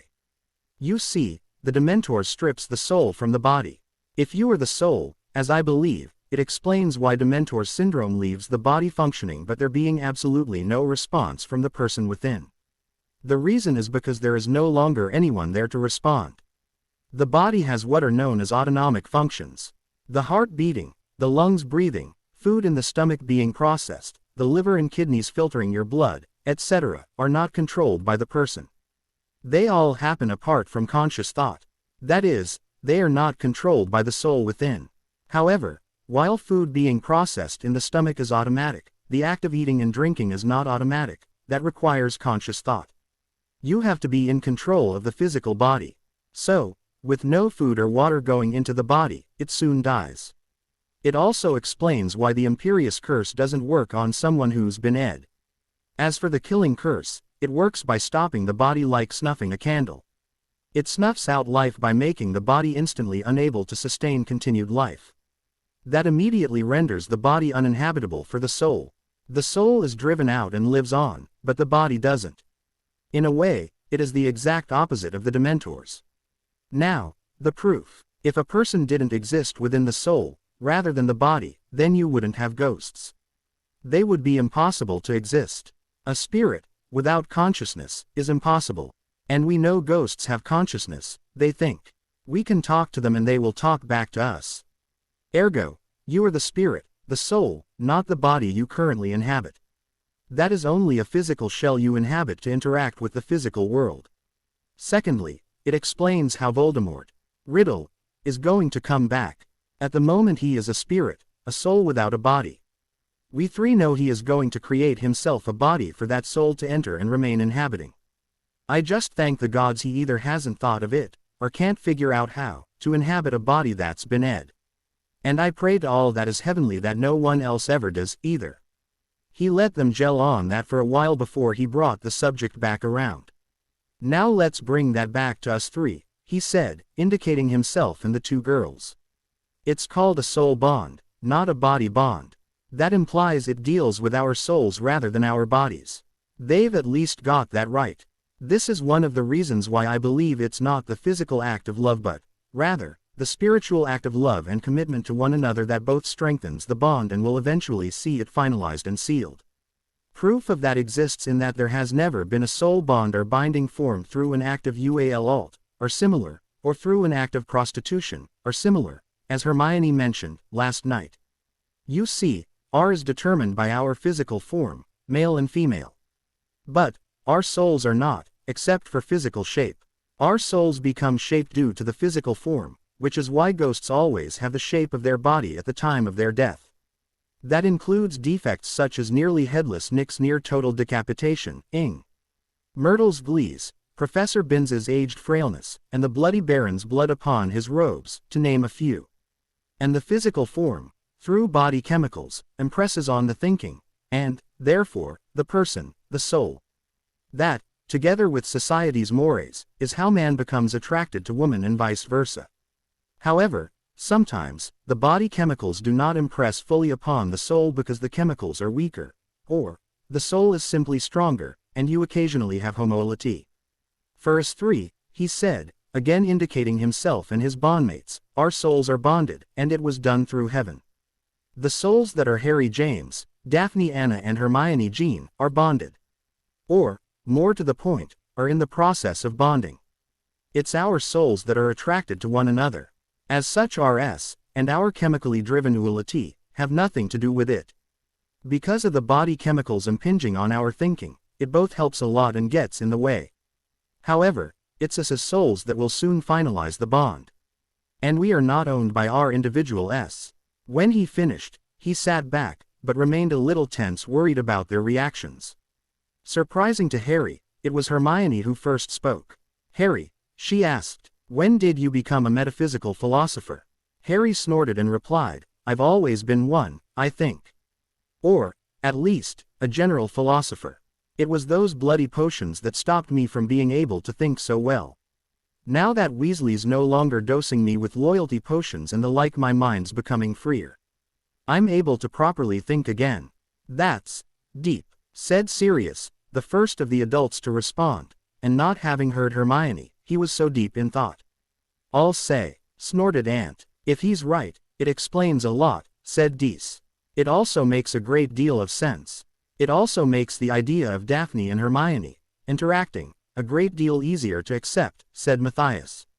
Which, I think, is the reason he explained it, added Selle. Harry smiled and nodded. So, what you're saying is, asked Ant, we need to stop thinking of you three as the physical you, and start thinking of you as the soul you. No and yes, replied Harry. You know us as the physical us. I cannot expect you to think any differently to that on that matter. What I'm asking you to start considering is the soul us, as well. I know society's mores makes it hard for you to accept there will be a more intimate relationship between Hermione and Daphne. I'm trying to give you something to help you rationalize it, so you'll be more comfortable with it. It does help, said Selle. And I can't believe I've just realized that. It helps me, said Daphne, giving Harry a very direct look. I just wish you'd shared it with us, first. Sorry, Harry sheepishly replied. But, something inside me told me the time wasn't right until now. You're going to have to give me this talk again later, Harry, grouched Hermione. I don't have the manuscript for our book on hand. This needs to go into the book. Book? Asked Dees. We've been asked to write a book about soul bonds by Madame Pomfrey, explained Hermione. She wants us to document everything we learn so people's understanding of soul bonds can be enhanced, or corrected. You're not using your names, are you? Asked a suddenly worried Matthias. No, she replied, we'll use pseudonyms for the actual characters. And we've agreed to use nom de plumes, pen names, for the authors. Not even the eventual publishers will be allowed to know our real names. When you've got the time to write it down, Hermione, ask Matthias if you can borrow his pensieve to check your own memory of this, suggested Harry. That's a good idea, said Matthias. Nodding. I think I'll do the same. There are aspects of that lesson that I want to speak with others about. Dementor's syndrome and the effects of the killing curse, for example. If Harry's right, and I think he is, it'll open up new research into both of those. Gathering herself, Dees asked, I think we all need time to absorb what we've just heard. Who's up for an evening libation? With affirmatives from the group, a house elf was called to take orders. Once everyone had a drink of their choice, Harry started on the next part of what he wanted to share with them. Now, on the matter of ghosts, he said, licking his lips of suds of butterbeer. Does anyone know the reason why only magicals become ghosts? Or why, after centuries of searching using vivisection and the like, they've never actually been able to find what it is in the physical body that makes a muggle different to a magical. After head shakes all round, he explained. Both those subjects have, essentially, the same answer. It's because witches and wizards don't control magic with their bodies, they control it with their souls. And that's because magic is channeled through the soul, not the body. When you think about it, the proof is before you when you meet a ghost and discover that only magicals can become ghosts. A ghost, as you now know, is a soul that has yet to pee on to the afterlife. And, it's only through their ability to wield magic that a soul doesn't immediately pee on with the death of the physical body. If magic was part of the body instead of the soul, then as soon as the soul departed the body it would be no different to the soul of a muggle. Therefore it would, just as muggles' souls do, pee on.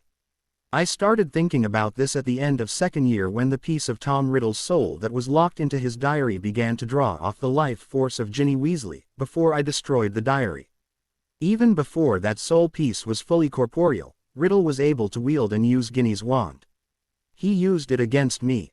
If the magic is channeled through the physical body, that should not have been possible. So, too, should it not have been possible if magic is not channeled through the soul. Next, ghosts can talk. We can hear them. That should not be possible without magic. Air does not pee through lungs and out over vocal cords to make sound, which we hear as speech.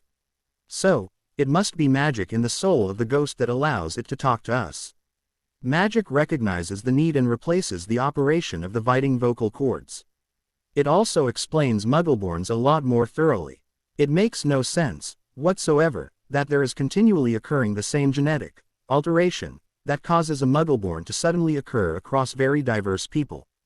However, it becomes obvious when you understand the number of children born to magicals has substantially dropped off. Those souls waiting to be born have to go somewhere. So, it's into the forming bodies of Muggle fetuses they go. After Harry quietened and sat back again, Matthias said, "Again, that makes a lot of sense. I'm definitely going to have to talk to some people about this." "Damn, Potter," muttered Daphne. "You're both full of surprises and a lot smarter than you act." Harry just impudently grinned back. Talk then devolved to lighter topics for the rest of the evening before bed. With the Yule Ball taking place at the school the next night, the Greenvers arranged for their Yule dinner the evening before, Christmas Eve. The intervening days since their major shopping trip to Diagon Alley saw a trip shopping at a Muggle shopping mall, led by the Grangers, quiet days at the farm, Daphne attempting to teach Harry and Hermione how to ride a horse, somewhat successful for Hermione, but an unmitigated disaster for Harry, Harry coaxing Hermione onto a broom for more advanced lessons in riding a broom, and time spent together for Harry to get to know his future in-laws and his godfather better, and the girls to get to know their own future in-laws. By Christmas Eve even Aunt had come to accept his daughter was soon to be married to two people, one of whom was another girl. The next morning, the combined families were gathered in the parlor around the Christmas tree, under which was piled the gifts in a manner similar to Muggle families. Matthias offered the position of gift giver, the person who sits near the tree and hands the gifts out, to Sirius. And Sirius was both deeply honored and quite moved by the gesture. With gifts being pedded out in quite an orderly fashion, there did not exist the usual large mess of torn and shredded Christmas wrapping paper, of which the Greenger elves seemed somewhat disappointed. Harry picked up a usual haul, without the cheap and homemade sweets and jumper from the Weasleys, this year. He also watched carefully as he and Sirius gave each other a direct look as he paid Harry's gifts to both girls. Harry, feeling quite pleased with himself, watched as both opened their gifts at the same time and saw the earrings and necklace chokers within. He'd bought them when he was with Aunt and Matthias and the girls were off with Selle and Dees during their shopping within the alley. Both girls looked completely dumbfounded by the gifts, at first, before Daphne softly said, "Ooh, Harry." They then both attempted to snog him to within an inch of his life before both Aunt and Matthias directly and pointedly cleared their throats as their wives unabashedly grinned and Sirius was trying not to laugh. All three teens were blushing as they separated. Giving his own throat a little clearing cough, Harry said, "I thought you might like them to wear for tonight." "They'll be perfect," gushed Hermione, again looking down at the earrings and choker within its velvet-lined box. Hummed Daphne with a verbal nod in agreement, still looking down at her own earrings and choker. Remus even stopped in to wish everyone a Merry Christmas and was immediately invited to stay for a while and enjoy Christmas lunch. He told them what he'd been up to since they last saw him at Hogwarts, and how he was, yet again, looking for work. For what looked like it might have been an often offered offer, Sirius offered Remus access to the London house at Grimmauld Place for him to stay, and Remus gratefully declined, yet again. Trying to reduce the emberment, or add to it, he knew not which. Harry said to Sirius, "He probably has a secret girlfriend he doesn't want you to know about yet, Padfoot." With his eyes alight with glee, Sirius turned to Remus and asked, "Is that it, Moony ol' mate? You've got a secret GIIIRRRL friend?" Blushing, Remus stammered back, "And no, nothing like that, no." Remus asked Harry for a quiet word after lunch, and they stepped into the entrance hall for a few minutes. "What did you want to talk to me about, Moony?" asked Harry. Harry could see his other honorary uncle thought it was a difficult matter to discuss and took a few moments to compose his thoughts. Eventually, he sighed and asked, "Harry, do you suddenly dislike Dumbledore? Has he done something that's greatly offended you?" Harry stared back for a few moments before he replied, "That depends. Is it you asking, or is it you asking on his behalf?" Confused, Remus asked, "Does it matter?" "Yes," he replied, almost coldly. "It's time for flat-out, straight-up honesty, here, Remus. So, is it you asking, or did he ask you to ask on his behalf?" Still somewhat confused, but now quite aware this was something important to his cub, Remus quietly but honestly replied, "It's me asking, cub." Allowing the tension that he didn't realize he had been feeling to ease out of his body, Harry said, "Then, yes and no. I've recently put a great deal of thought into what's been happening in my life, both before and after starting at Hogwarts, and have come to understand that Dumbledore has been responsible for almost all the bad things that have happened to and around me. He is responsible for ignoring the wishes of my parents in where I was to be placed if I was orphaned. He is responsible for not checking up on me to make sure I was being well cared for while under the abusive hands of my Muggle aunt and uncle. He is responsible for knowingly and continually sending me back to an abusive environment when both I and Madame Pomfrey made him aware of the condition of my health. When I arrived at Hogwarts as an 11-year-old, he has illegally, and with full understanding of the law, often cast legilimens upon me. He has known Snape does the same thing. He blocked me from receiving any mail from someone not on his personal approval list, and that included Gringotts. He is partly responsible for Sirius not being given a trial, and being sent straight to Azkaban. He is responsible for Sirius not getting a trial when he escaped, when he had it in his power to do so. He was supposed to be responsible for looking after my family's financial holdings until I was emancipated, and didn't do it, causing great financial harm to me and mine. He attempted to use compulsion charms on both myself and my bondmates to force our compliance, and was caught red-handed in the act. He had both Hermione and me loaded up with tracking charms left, right and center, and some of those were blood-based, which is illegal.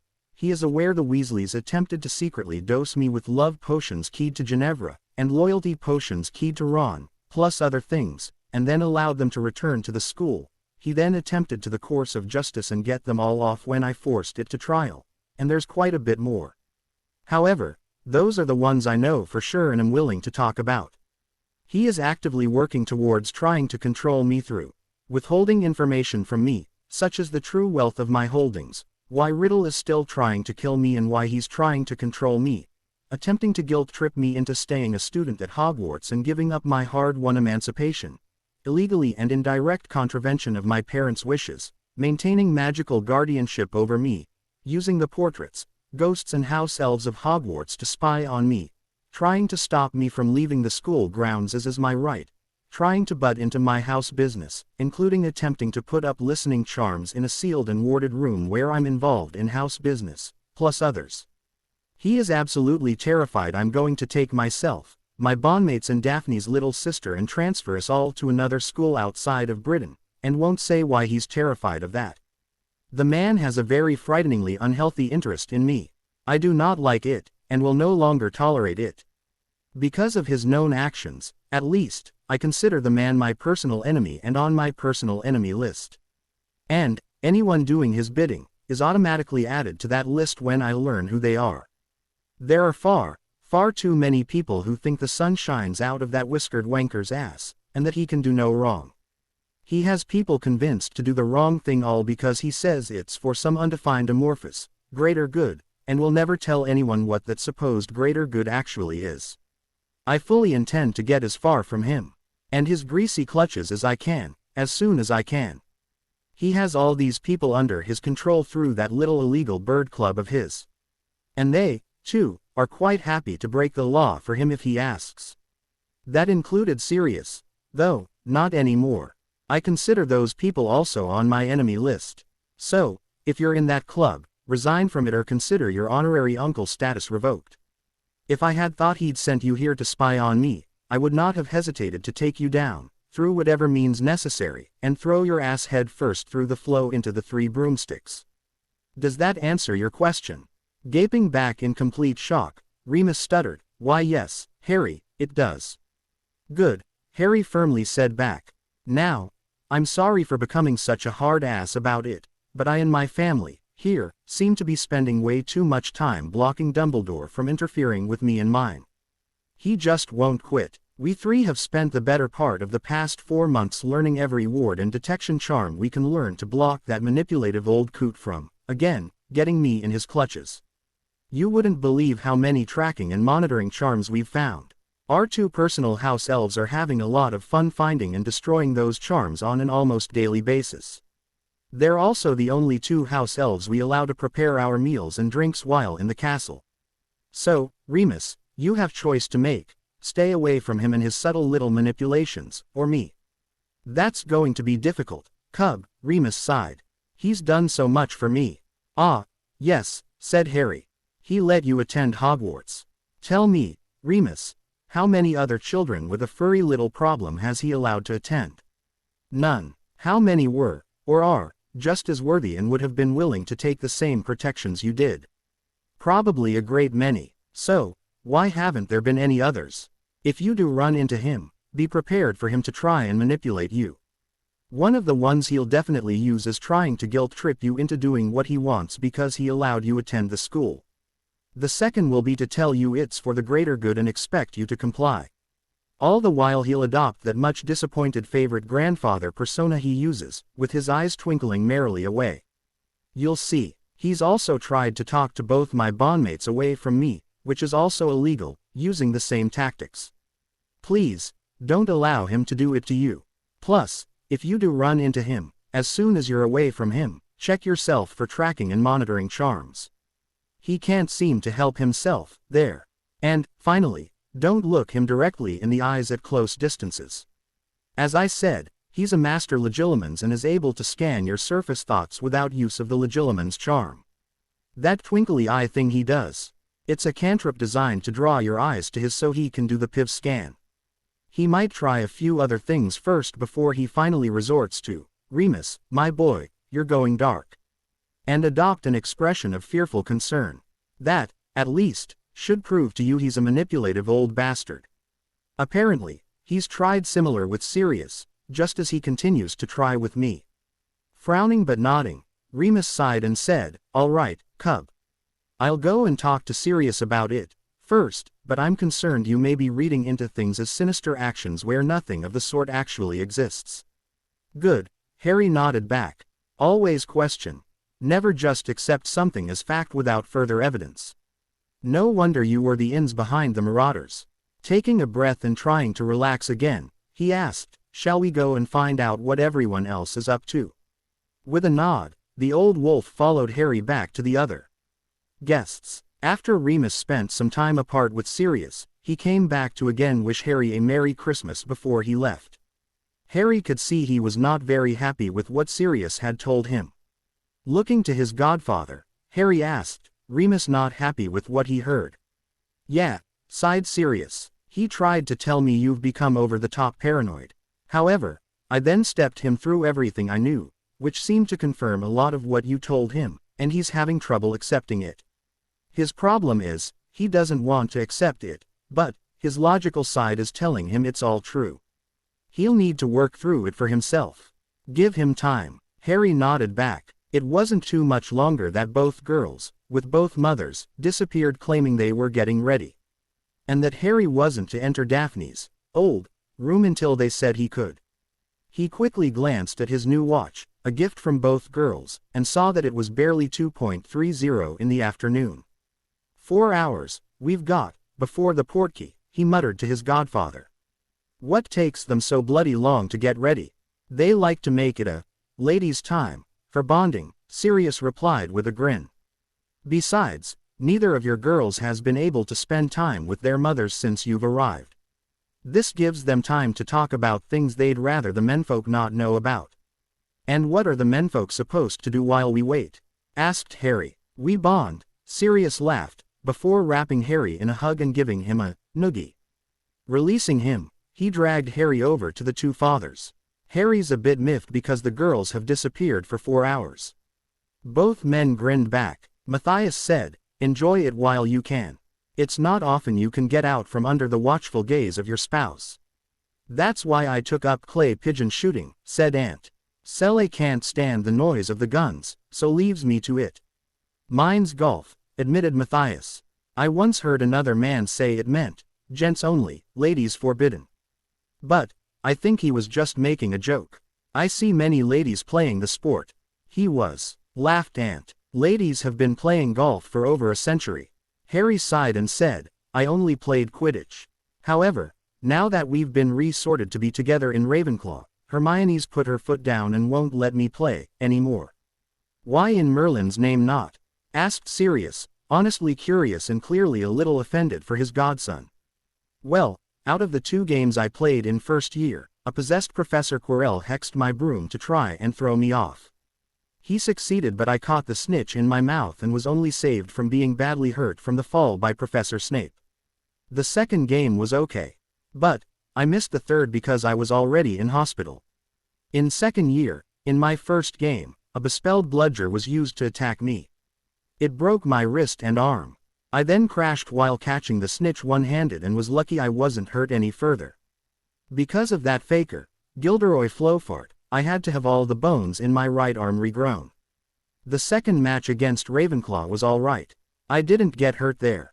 And the third game was cancelled because it was the day Hermione and Penelope Clearwater were petrified by the basilisk.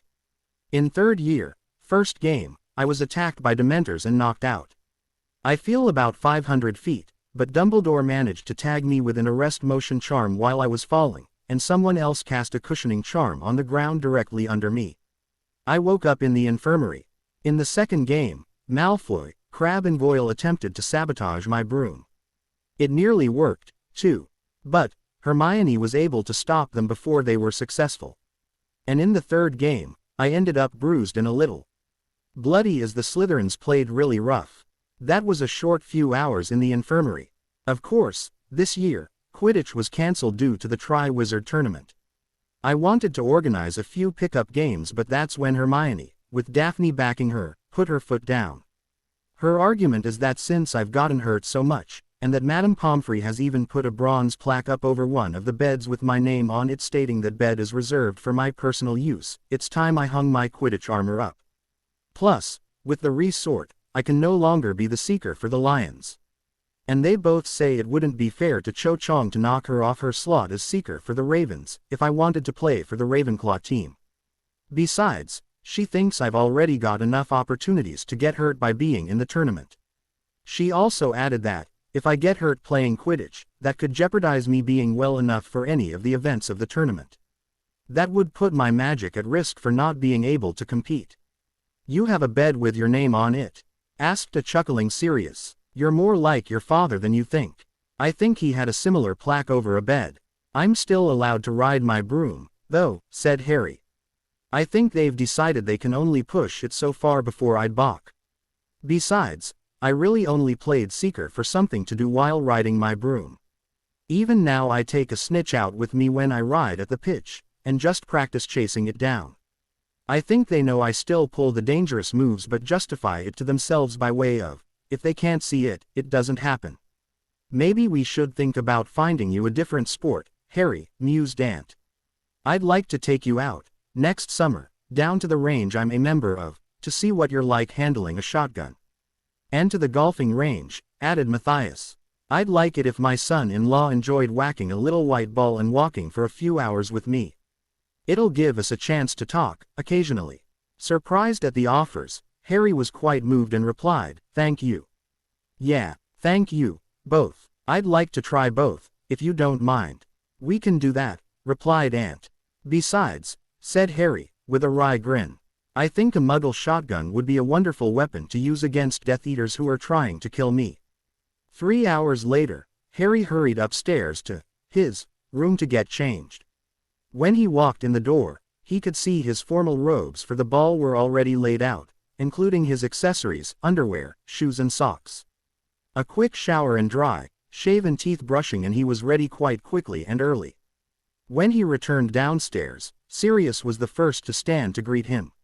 "Looking suave there, pup." His godfather then walked across and adjusted a few things before stepping back to take another look. "Yeah, looking good. I think there's going to be quite a few young witches who are going to be quite jealous of our Daphne and Hermione," said Matthias. The men teased him for a little while longer before both fathers were called upstairs. A minute later they were each leading their daughters back downstairs. Harry took one look at his girls and forgot to breathe. He just stood there, not realizing his mouth was agape until his godfather reached across and used a finger to push his jaw closed. That's when he discovered he was quite lightheaded from lack of oxygen. He swayed a little before stepping forward. "You both look divine," he softly told them. Daphne was wearing a shimmering green dress with one bare shoulder. It hugged her torso to low on the hips before it was met with a gathering of material that fell as a loose skirt to the ankle. The entire dress was trimmed with very fine silver beading. With her hair done up in soft waves, the jewelry Harry bought her for Christmas accessorized it all perfectly. She held in her gloved hand a small silver clutch purse. Hermione was wearing a similar style dress. However, her bodice had both shoulders covered, sleeveless and with a modestly plunging neckline in silver with emerald highlights, before it ended with a similar flare at the hips akin to Daphne's, also dropping as a skirt to the ankle. Unlike Daphne, she showed just the hint of cleavage between her s. Her hair was in a similar style but was shaped with soft curls to drop over one shoulder. She, too, was carrying a similar clutch purse in a gloved hand and was wearing the jewelry Harry bought her for Christmas. Again, they were perfect on her. The three stood for photographs, for a little while, before Matthias said, "You'll need to go beyond the wards before your portkey will work. I'd say flow to the 3 broomsticks first, but you don't want to get any soot on you. I had Mikey clear a patch of path on the other side of the front gate, a little while ago," said Dees.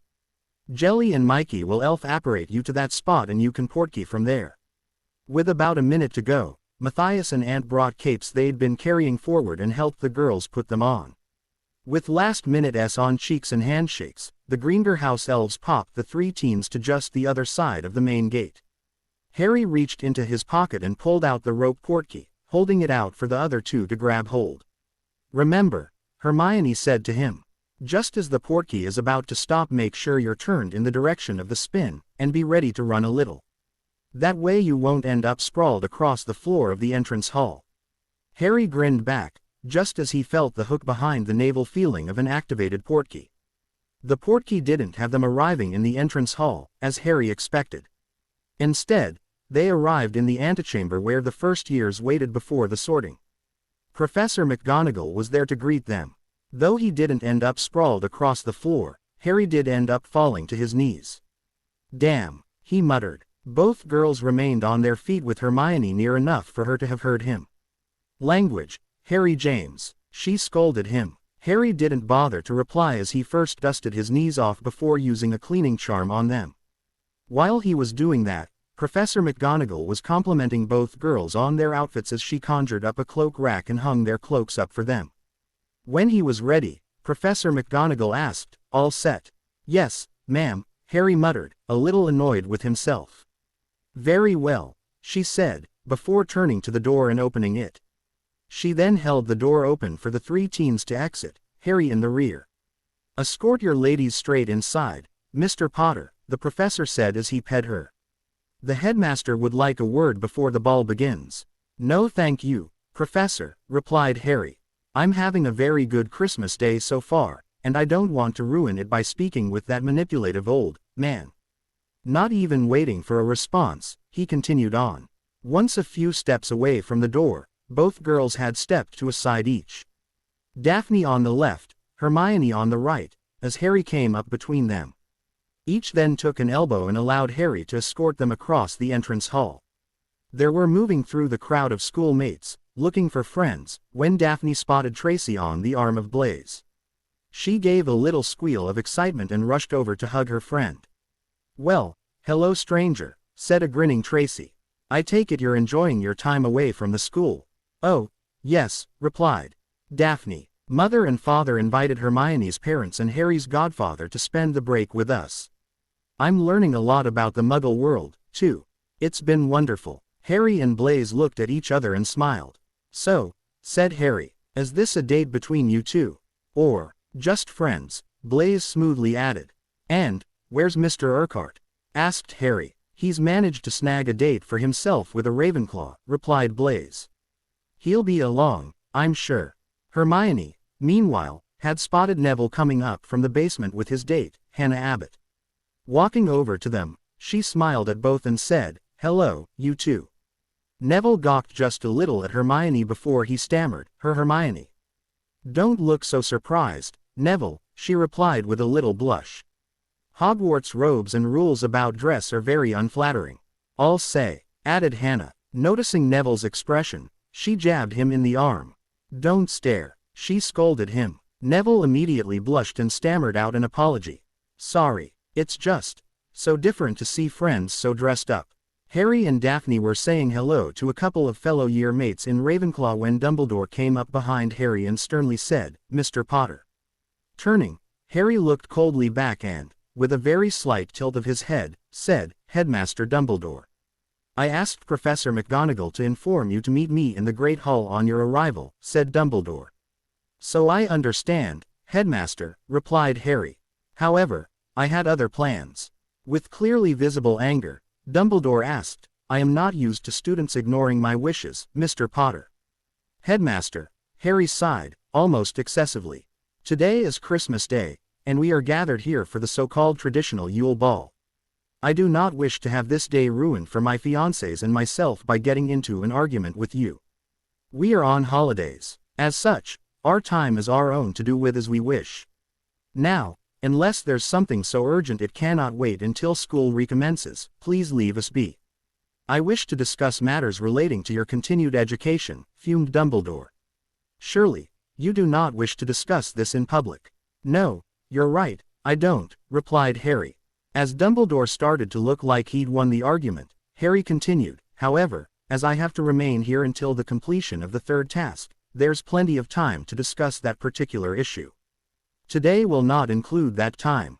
After I return on the express in a little over a week from now we can sit down with my bondmates and my legal representative and discuss the matter then. In the meantime, I'm still under instruction from Madam Bones and Mr. Ackerman, my legal representative, not to meet with you in private. Will there be anything else, Headmaster?" Throughout, Harry kept his tone light and respectful, though his expression remained closed and cold. Dumbledore stood there for a few moments more before he finally said, "No, Mr. Potter. That's all. I'll see you when you return." As the old man was about to turn away, Harry quickly asked, "Is that the time you want to meet with me, my bondmates and my representative, Headmaster?" "The evening we return. I need to know so I can organize for Mr. Ackerman to be here." "Another time, Mr. Potter," muttered the headmaster before he quickly hurried away and back into the Great Hall. As the entrance hall was becoming uncomfortably full, Professor McGonagall opened the doors to the Great Hall and announced all those except the champions could enter. "Please, quickly find your seats so our champions can make their entrance." With a fiancé on each arm, Harry led his two girls into the hall immediately behind Blaise and Tracy, and Horison. His date, Lisa Turpin.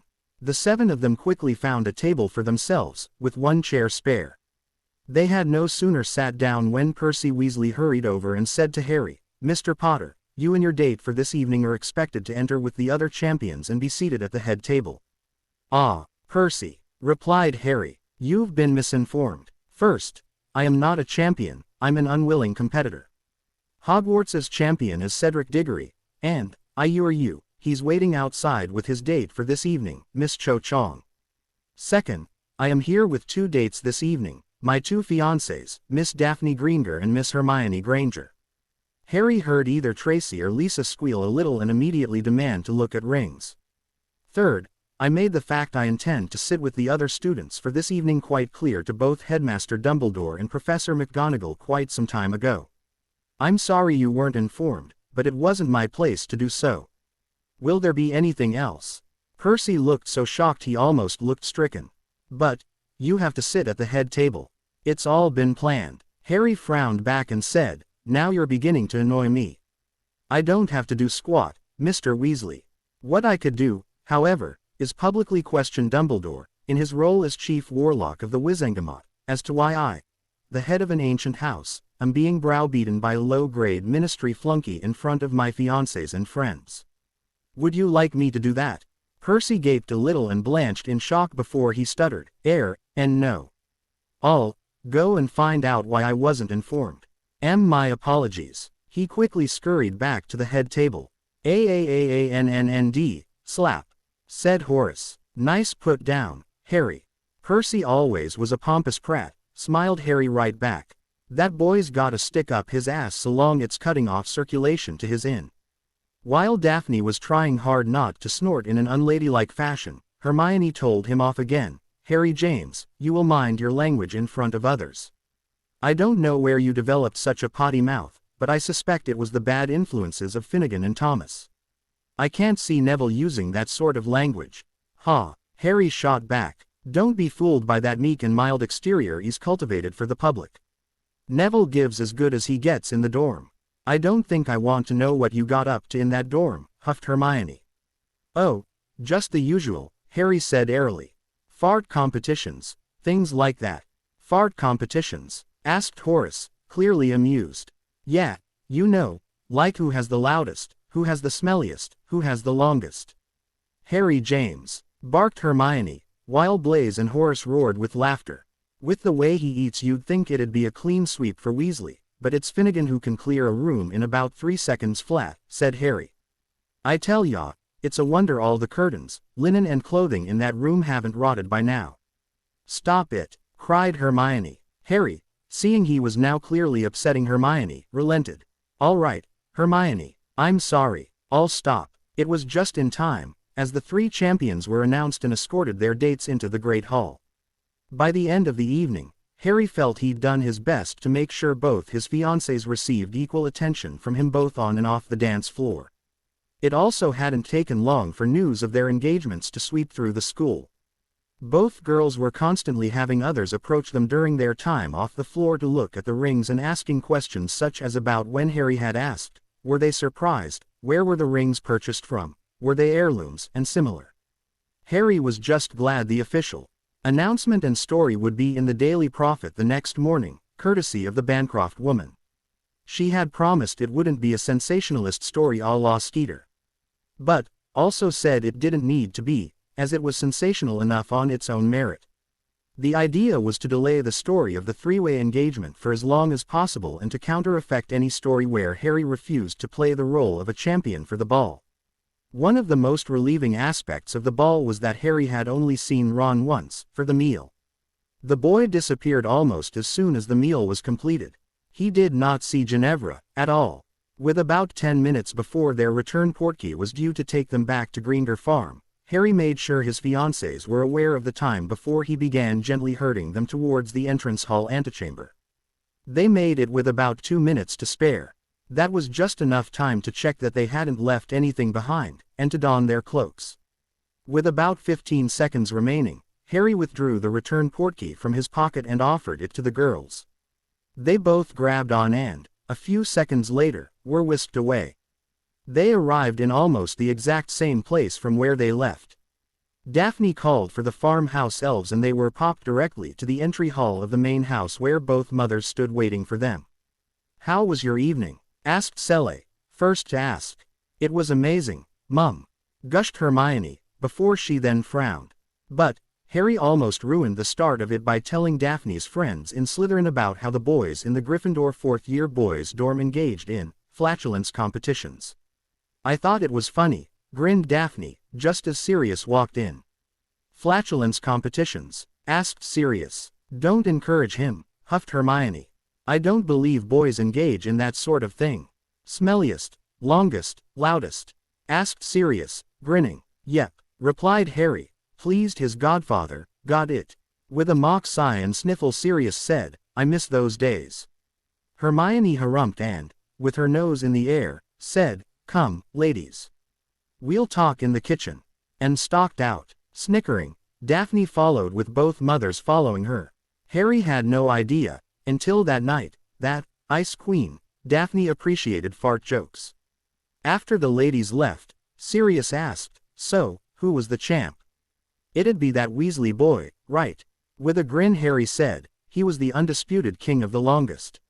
No surprise considering how quickly he shovels food into his mouth. But, it was Finnegan who consistently had the smelliest, and it was a toss-up between me and Thomas for who had the loudest. With us, it was the rat, Sirius said quietly. He had the record for them all. It was about the only thing he was good at. To get past the uncomfortable silence, Harry said, well, I learned tonight that Daphne appreciates good fart humor. It surprised the hell out of me, to learn that. Then the evening wasn't a complete loss, smirked Sirius. With both of them laughing, Sirius led Harry into the parlor where the two fathers were quietly conversing over a GL of some alcoholic beverage. What's so funny? Asked Aunt, looking up as they walked in. Harry learned tonight that Daphne appreciates the subtle nuances and rules of the fart competition, replied a chuckling dogfather. Oh, yes, said Matthias, smirking back. Her humor has always been of the more ribald variety. Anyway, said Aunt, did you have a good evening? But, more importantly, did both girls have a good evening? Yes to both, replied Harry, sinking onto a couch with a sigh. I made sure both ladies had plenty of dances, and they enjoyed showing their engagement rings to all and sundry. I think they also enjoyed some of the jealous looks some of the other girls were throwing their way. Their outfits were a hit, their hairstyles were a hit, their jewelry was a hit, the news of our engagements was generally a hit, and both utterly loved it. Good, said Matthias. Now that you've experience in attending balls, expect to receive invites for the summer months. Society will want to meet you and the two future Mrs. Potters. Besides that you're quite famous in your own right, there'll be many who want to see your unique relationship in action for themselves. Yeah, breathed Harry, I'll get Daphne to take care of those sorts of things. As you should, nodded Matthias. The social aspect of running a house is the responsibility of the lady of the house. That'll be Daphne and Hermione. Nodding, Harry said, I kinda figured that. Sitting forward again, he sighed and said, anyway, this is way beyond my usual bedtime. So, if you'll excuse me, I'm heading for bed. Good night. Good night, the other three replied as Harry headed for the stairs. 2 days later, Matthias took them into Nocturne Alley under heavy glamour. They had gone to get their second wands. The store was, as per most stores in that particular alley, quite nondescript. However, inside it was clearly a place that had done quite a bit of business. They were met inside by a kindly-looking man who immediately led them through to a workshop behind the counter. Unlike with Ollivander, where their wands were pre-made from a narrow selection of core materials, their new wands came from a wider variety. Eventually, Harry came away with a wand that contained basilisk eye-string in an elder wood. It was pretty close to being a match for length with his holly and phoenix feather wand. A true combat wand, that one is, young sir, the wandmaker said. Daphne came away with a mahogany and thestral hair wand, good for combat, defense and transfiguration. And Hermione picked up a spruce and griffin mane hair wand, whippy, good for charms and enchanting. When they returned to the farm, Harry and both girls immediately donned their second wand holsters and fitted them to their left wrists. It was Hermione who first mastered the skill of shooting both wands into her hands at the same time. Using the room of requirement over the past few months, all three had already developed some skill with casting with their off hand. They now looked forward to practicing casting with a wand in each hand. Thankfully, Greenger Farm had a well-provisioned practice range in the basement, and all three spent quite a bit of time under instruction and receiving advice from Matthias on how to maximize the use of two wands in fighting. Very few can master it, he said. It requires you to be able to think extremely quickly. At times, you'll need to hold, for example, a shield in place, while you cast an attack with the other wand. It means you'll need to maintain, and pump magic through, two different spells. However, even if you can't reach that feat, being able to cast through two wands means you can rapidly shift from one spell to the next, switching from one hand to the other and back again. That's the first stage you need to master before moving on to simultaneous casting. While spending a lot of time practicing with their new wands, the three also spent time just being themselves. Outings included trips to the cinema, to some of the wizarding sites, and also to Godric's Hollow. This time, Harry didn't have the Horcrux hunt hanging over his head while visiting the graves of his parents. They took along the parents and, with effort, convinced Sirius to accompany them. That night, after Sirius was able to compose himself after a delayed reaction and breaking down at the gravesite, he told them some wonderful anecdotes of Harry's parents. Harry always enjoyed hearing stories about his parents. A couple days later, Remus returned to visit the farm and asked for a private chat between him, Sirius and Harry. Matthias loaned them the use of his business meeting table in his private study. Entering and without putting up any anti-eavesdropping charms or wards, the three went to the table and sat around it. Remus, looking quite agitated, took a few moments before he began to speak. Dumbledore sent me and Al to come and talk to him, he explained. His note said it had to do with something of mutual importance, I think, was the actual phrase. Anyway, when I arrived in his office at Hogwarts, he wanted to know if I'd been talking to you, Harry. When I said I had, and that I'd visited you here on Christmas Day, he asked what we'd talked about. Both Harry and Sirius remained silent, letting Remus tell it his way. That got my hackles up, he explained. So, I told him it was only about what we'd both been up to recently. So, he then wanted to know what you'd told me. I told him it was a private discussion between the two of us and I didn't feel comfortable discussing it with him. This time Remus sighed. Dumbledore then tried those things you said he would, Harry. He raised how he was disappointed in me, raised how he'd allowed me to go to school there and make friends, and then tried the greater good angle. I was shocked, he continued, getting a little angry.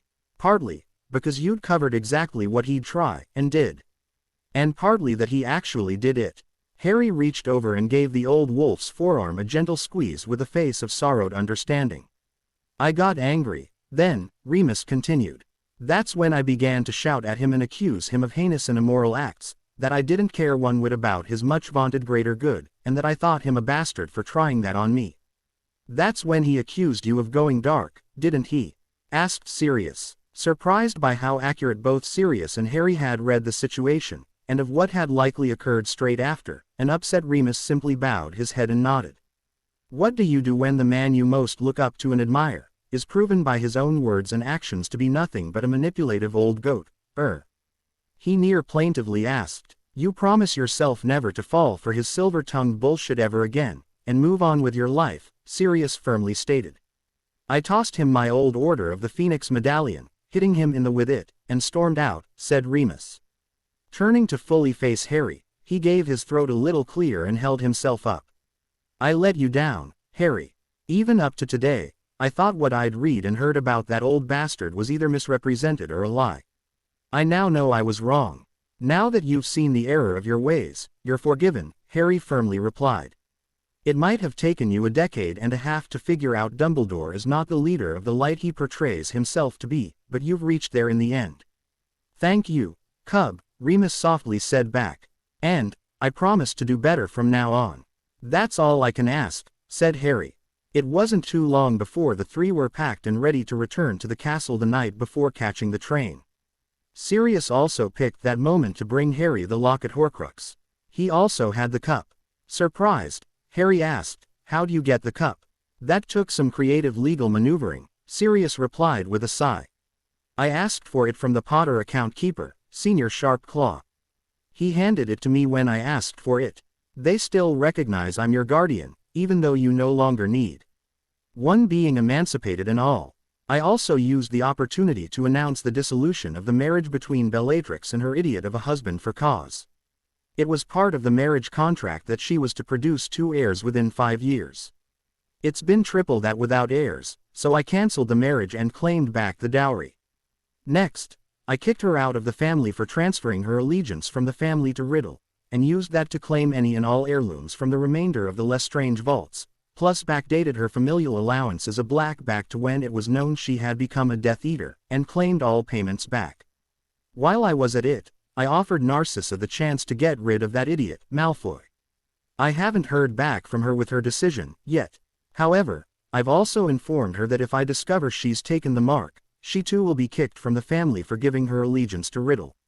I've also blocked Malfoy Jr. from ever becoming an heir of Black by proving Malfoy Sr. had taken the mark, and the sins of the father P to the son. Finally, I've brought the Tonkses back into the family and made Andromeda next in line after you to inherit if anything, Merlin forbid, happens to you. Smirking back, Harry said, "You've been holding out on us, Sirius.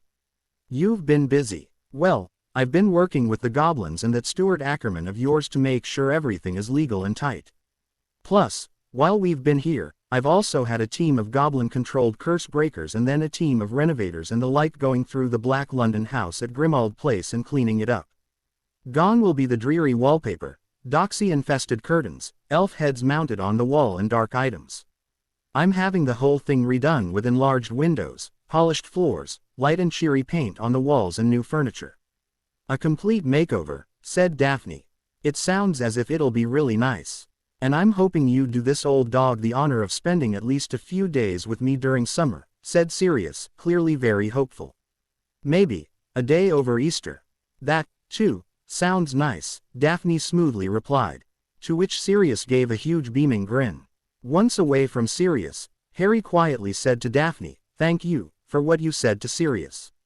He really wants to be a good godfather, and feels he has 12 years to make up for." "That was my impression, as well," replied Daphne. "Plus, it would be nice to spend a couple of days with him. He's a lot less psycho now," said Hermione. "I suspect he'll be even better by Easter." "Hermione Jean, what a horrible thing to say," Daphne softly exclaimed. "No less true, though," muttered Harry. "I just hope Remus can get over his shattered Dumbledore hero worship soon, so he can spend more time with him. Beyond anything else, I think what Sirius needs is the company of friends, both old and new." With both Horcruxes, current and goblin stripped, wrapped separately in heavy silk, and then stored in the bottom of Harry's trunk in his new secret compartment, the three went to bed for their final night of Christmas break at Greenger Farm. To be continued. I hope you enjoyed this story. Also remember to subscribe and like this video. See you in the next video.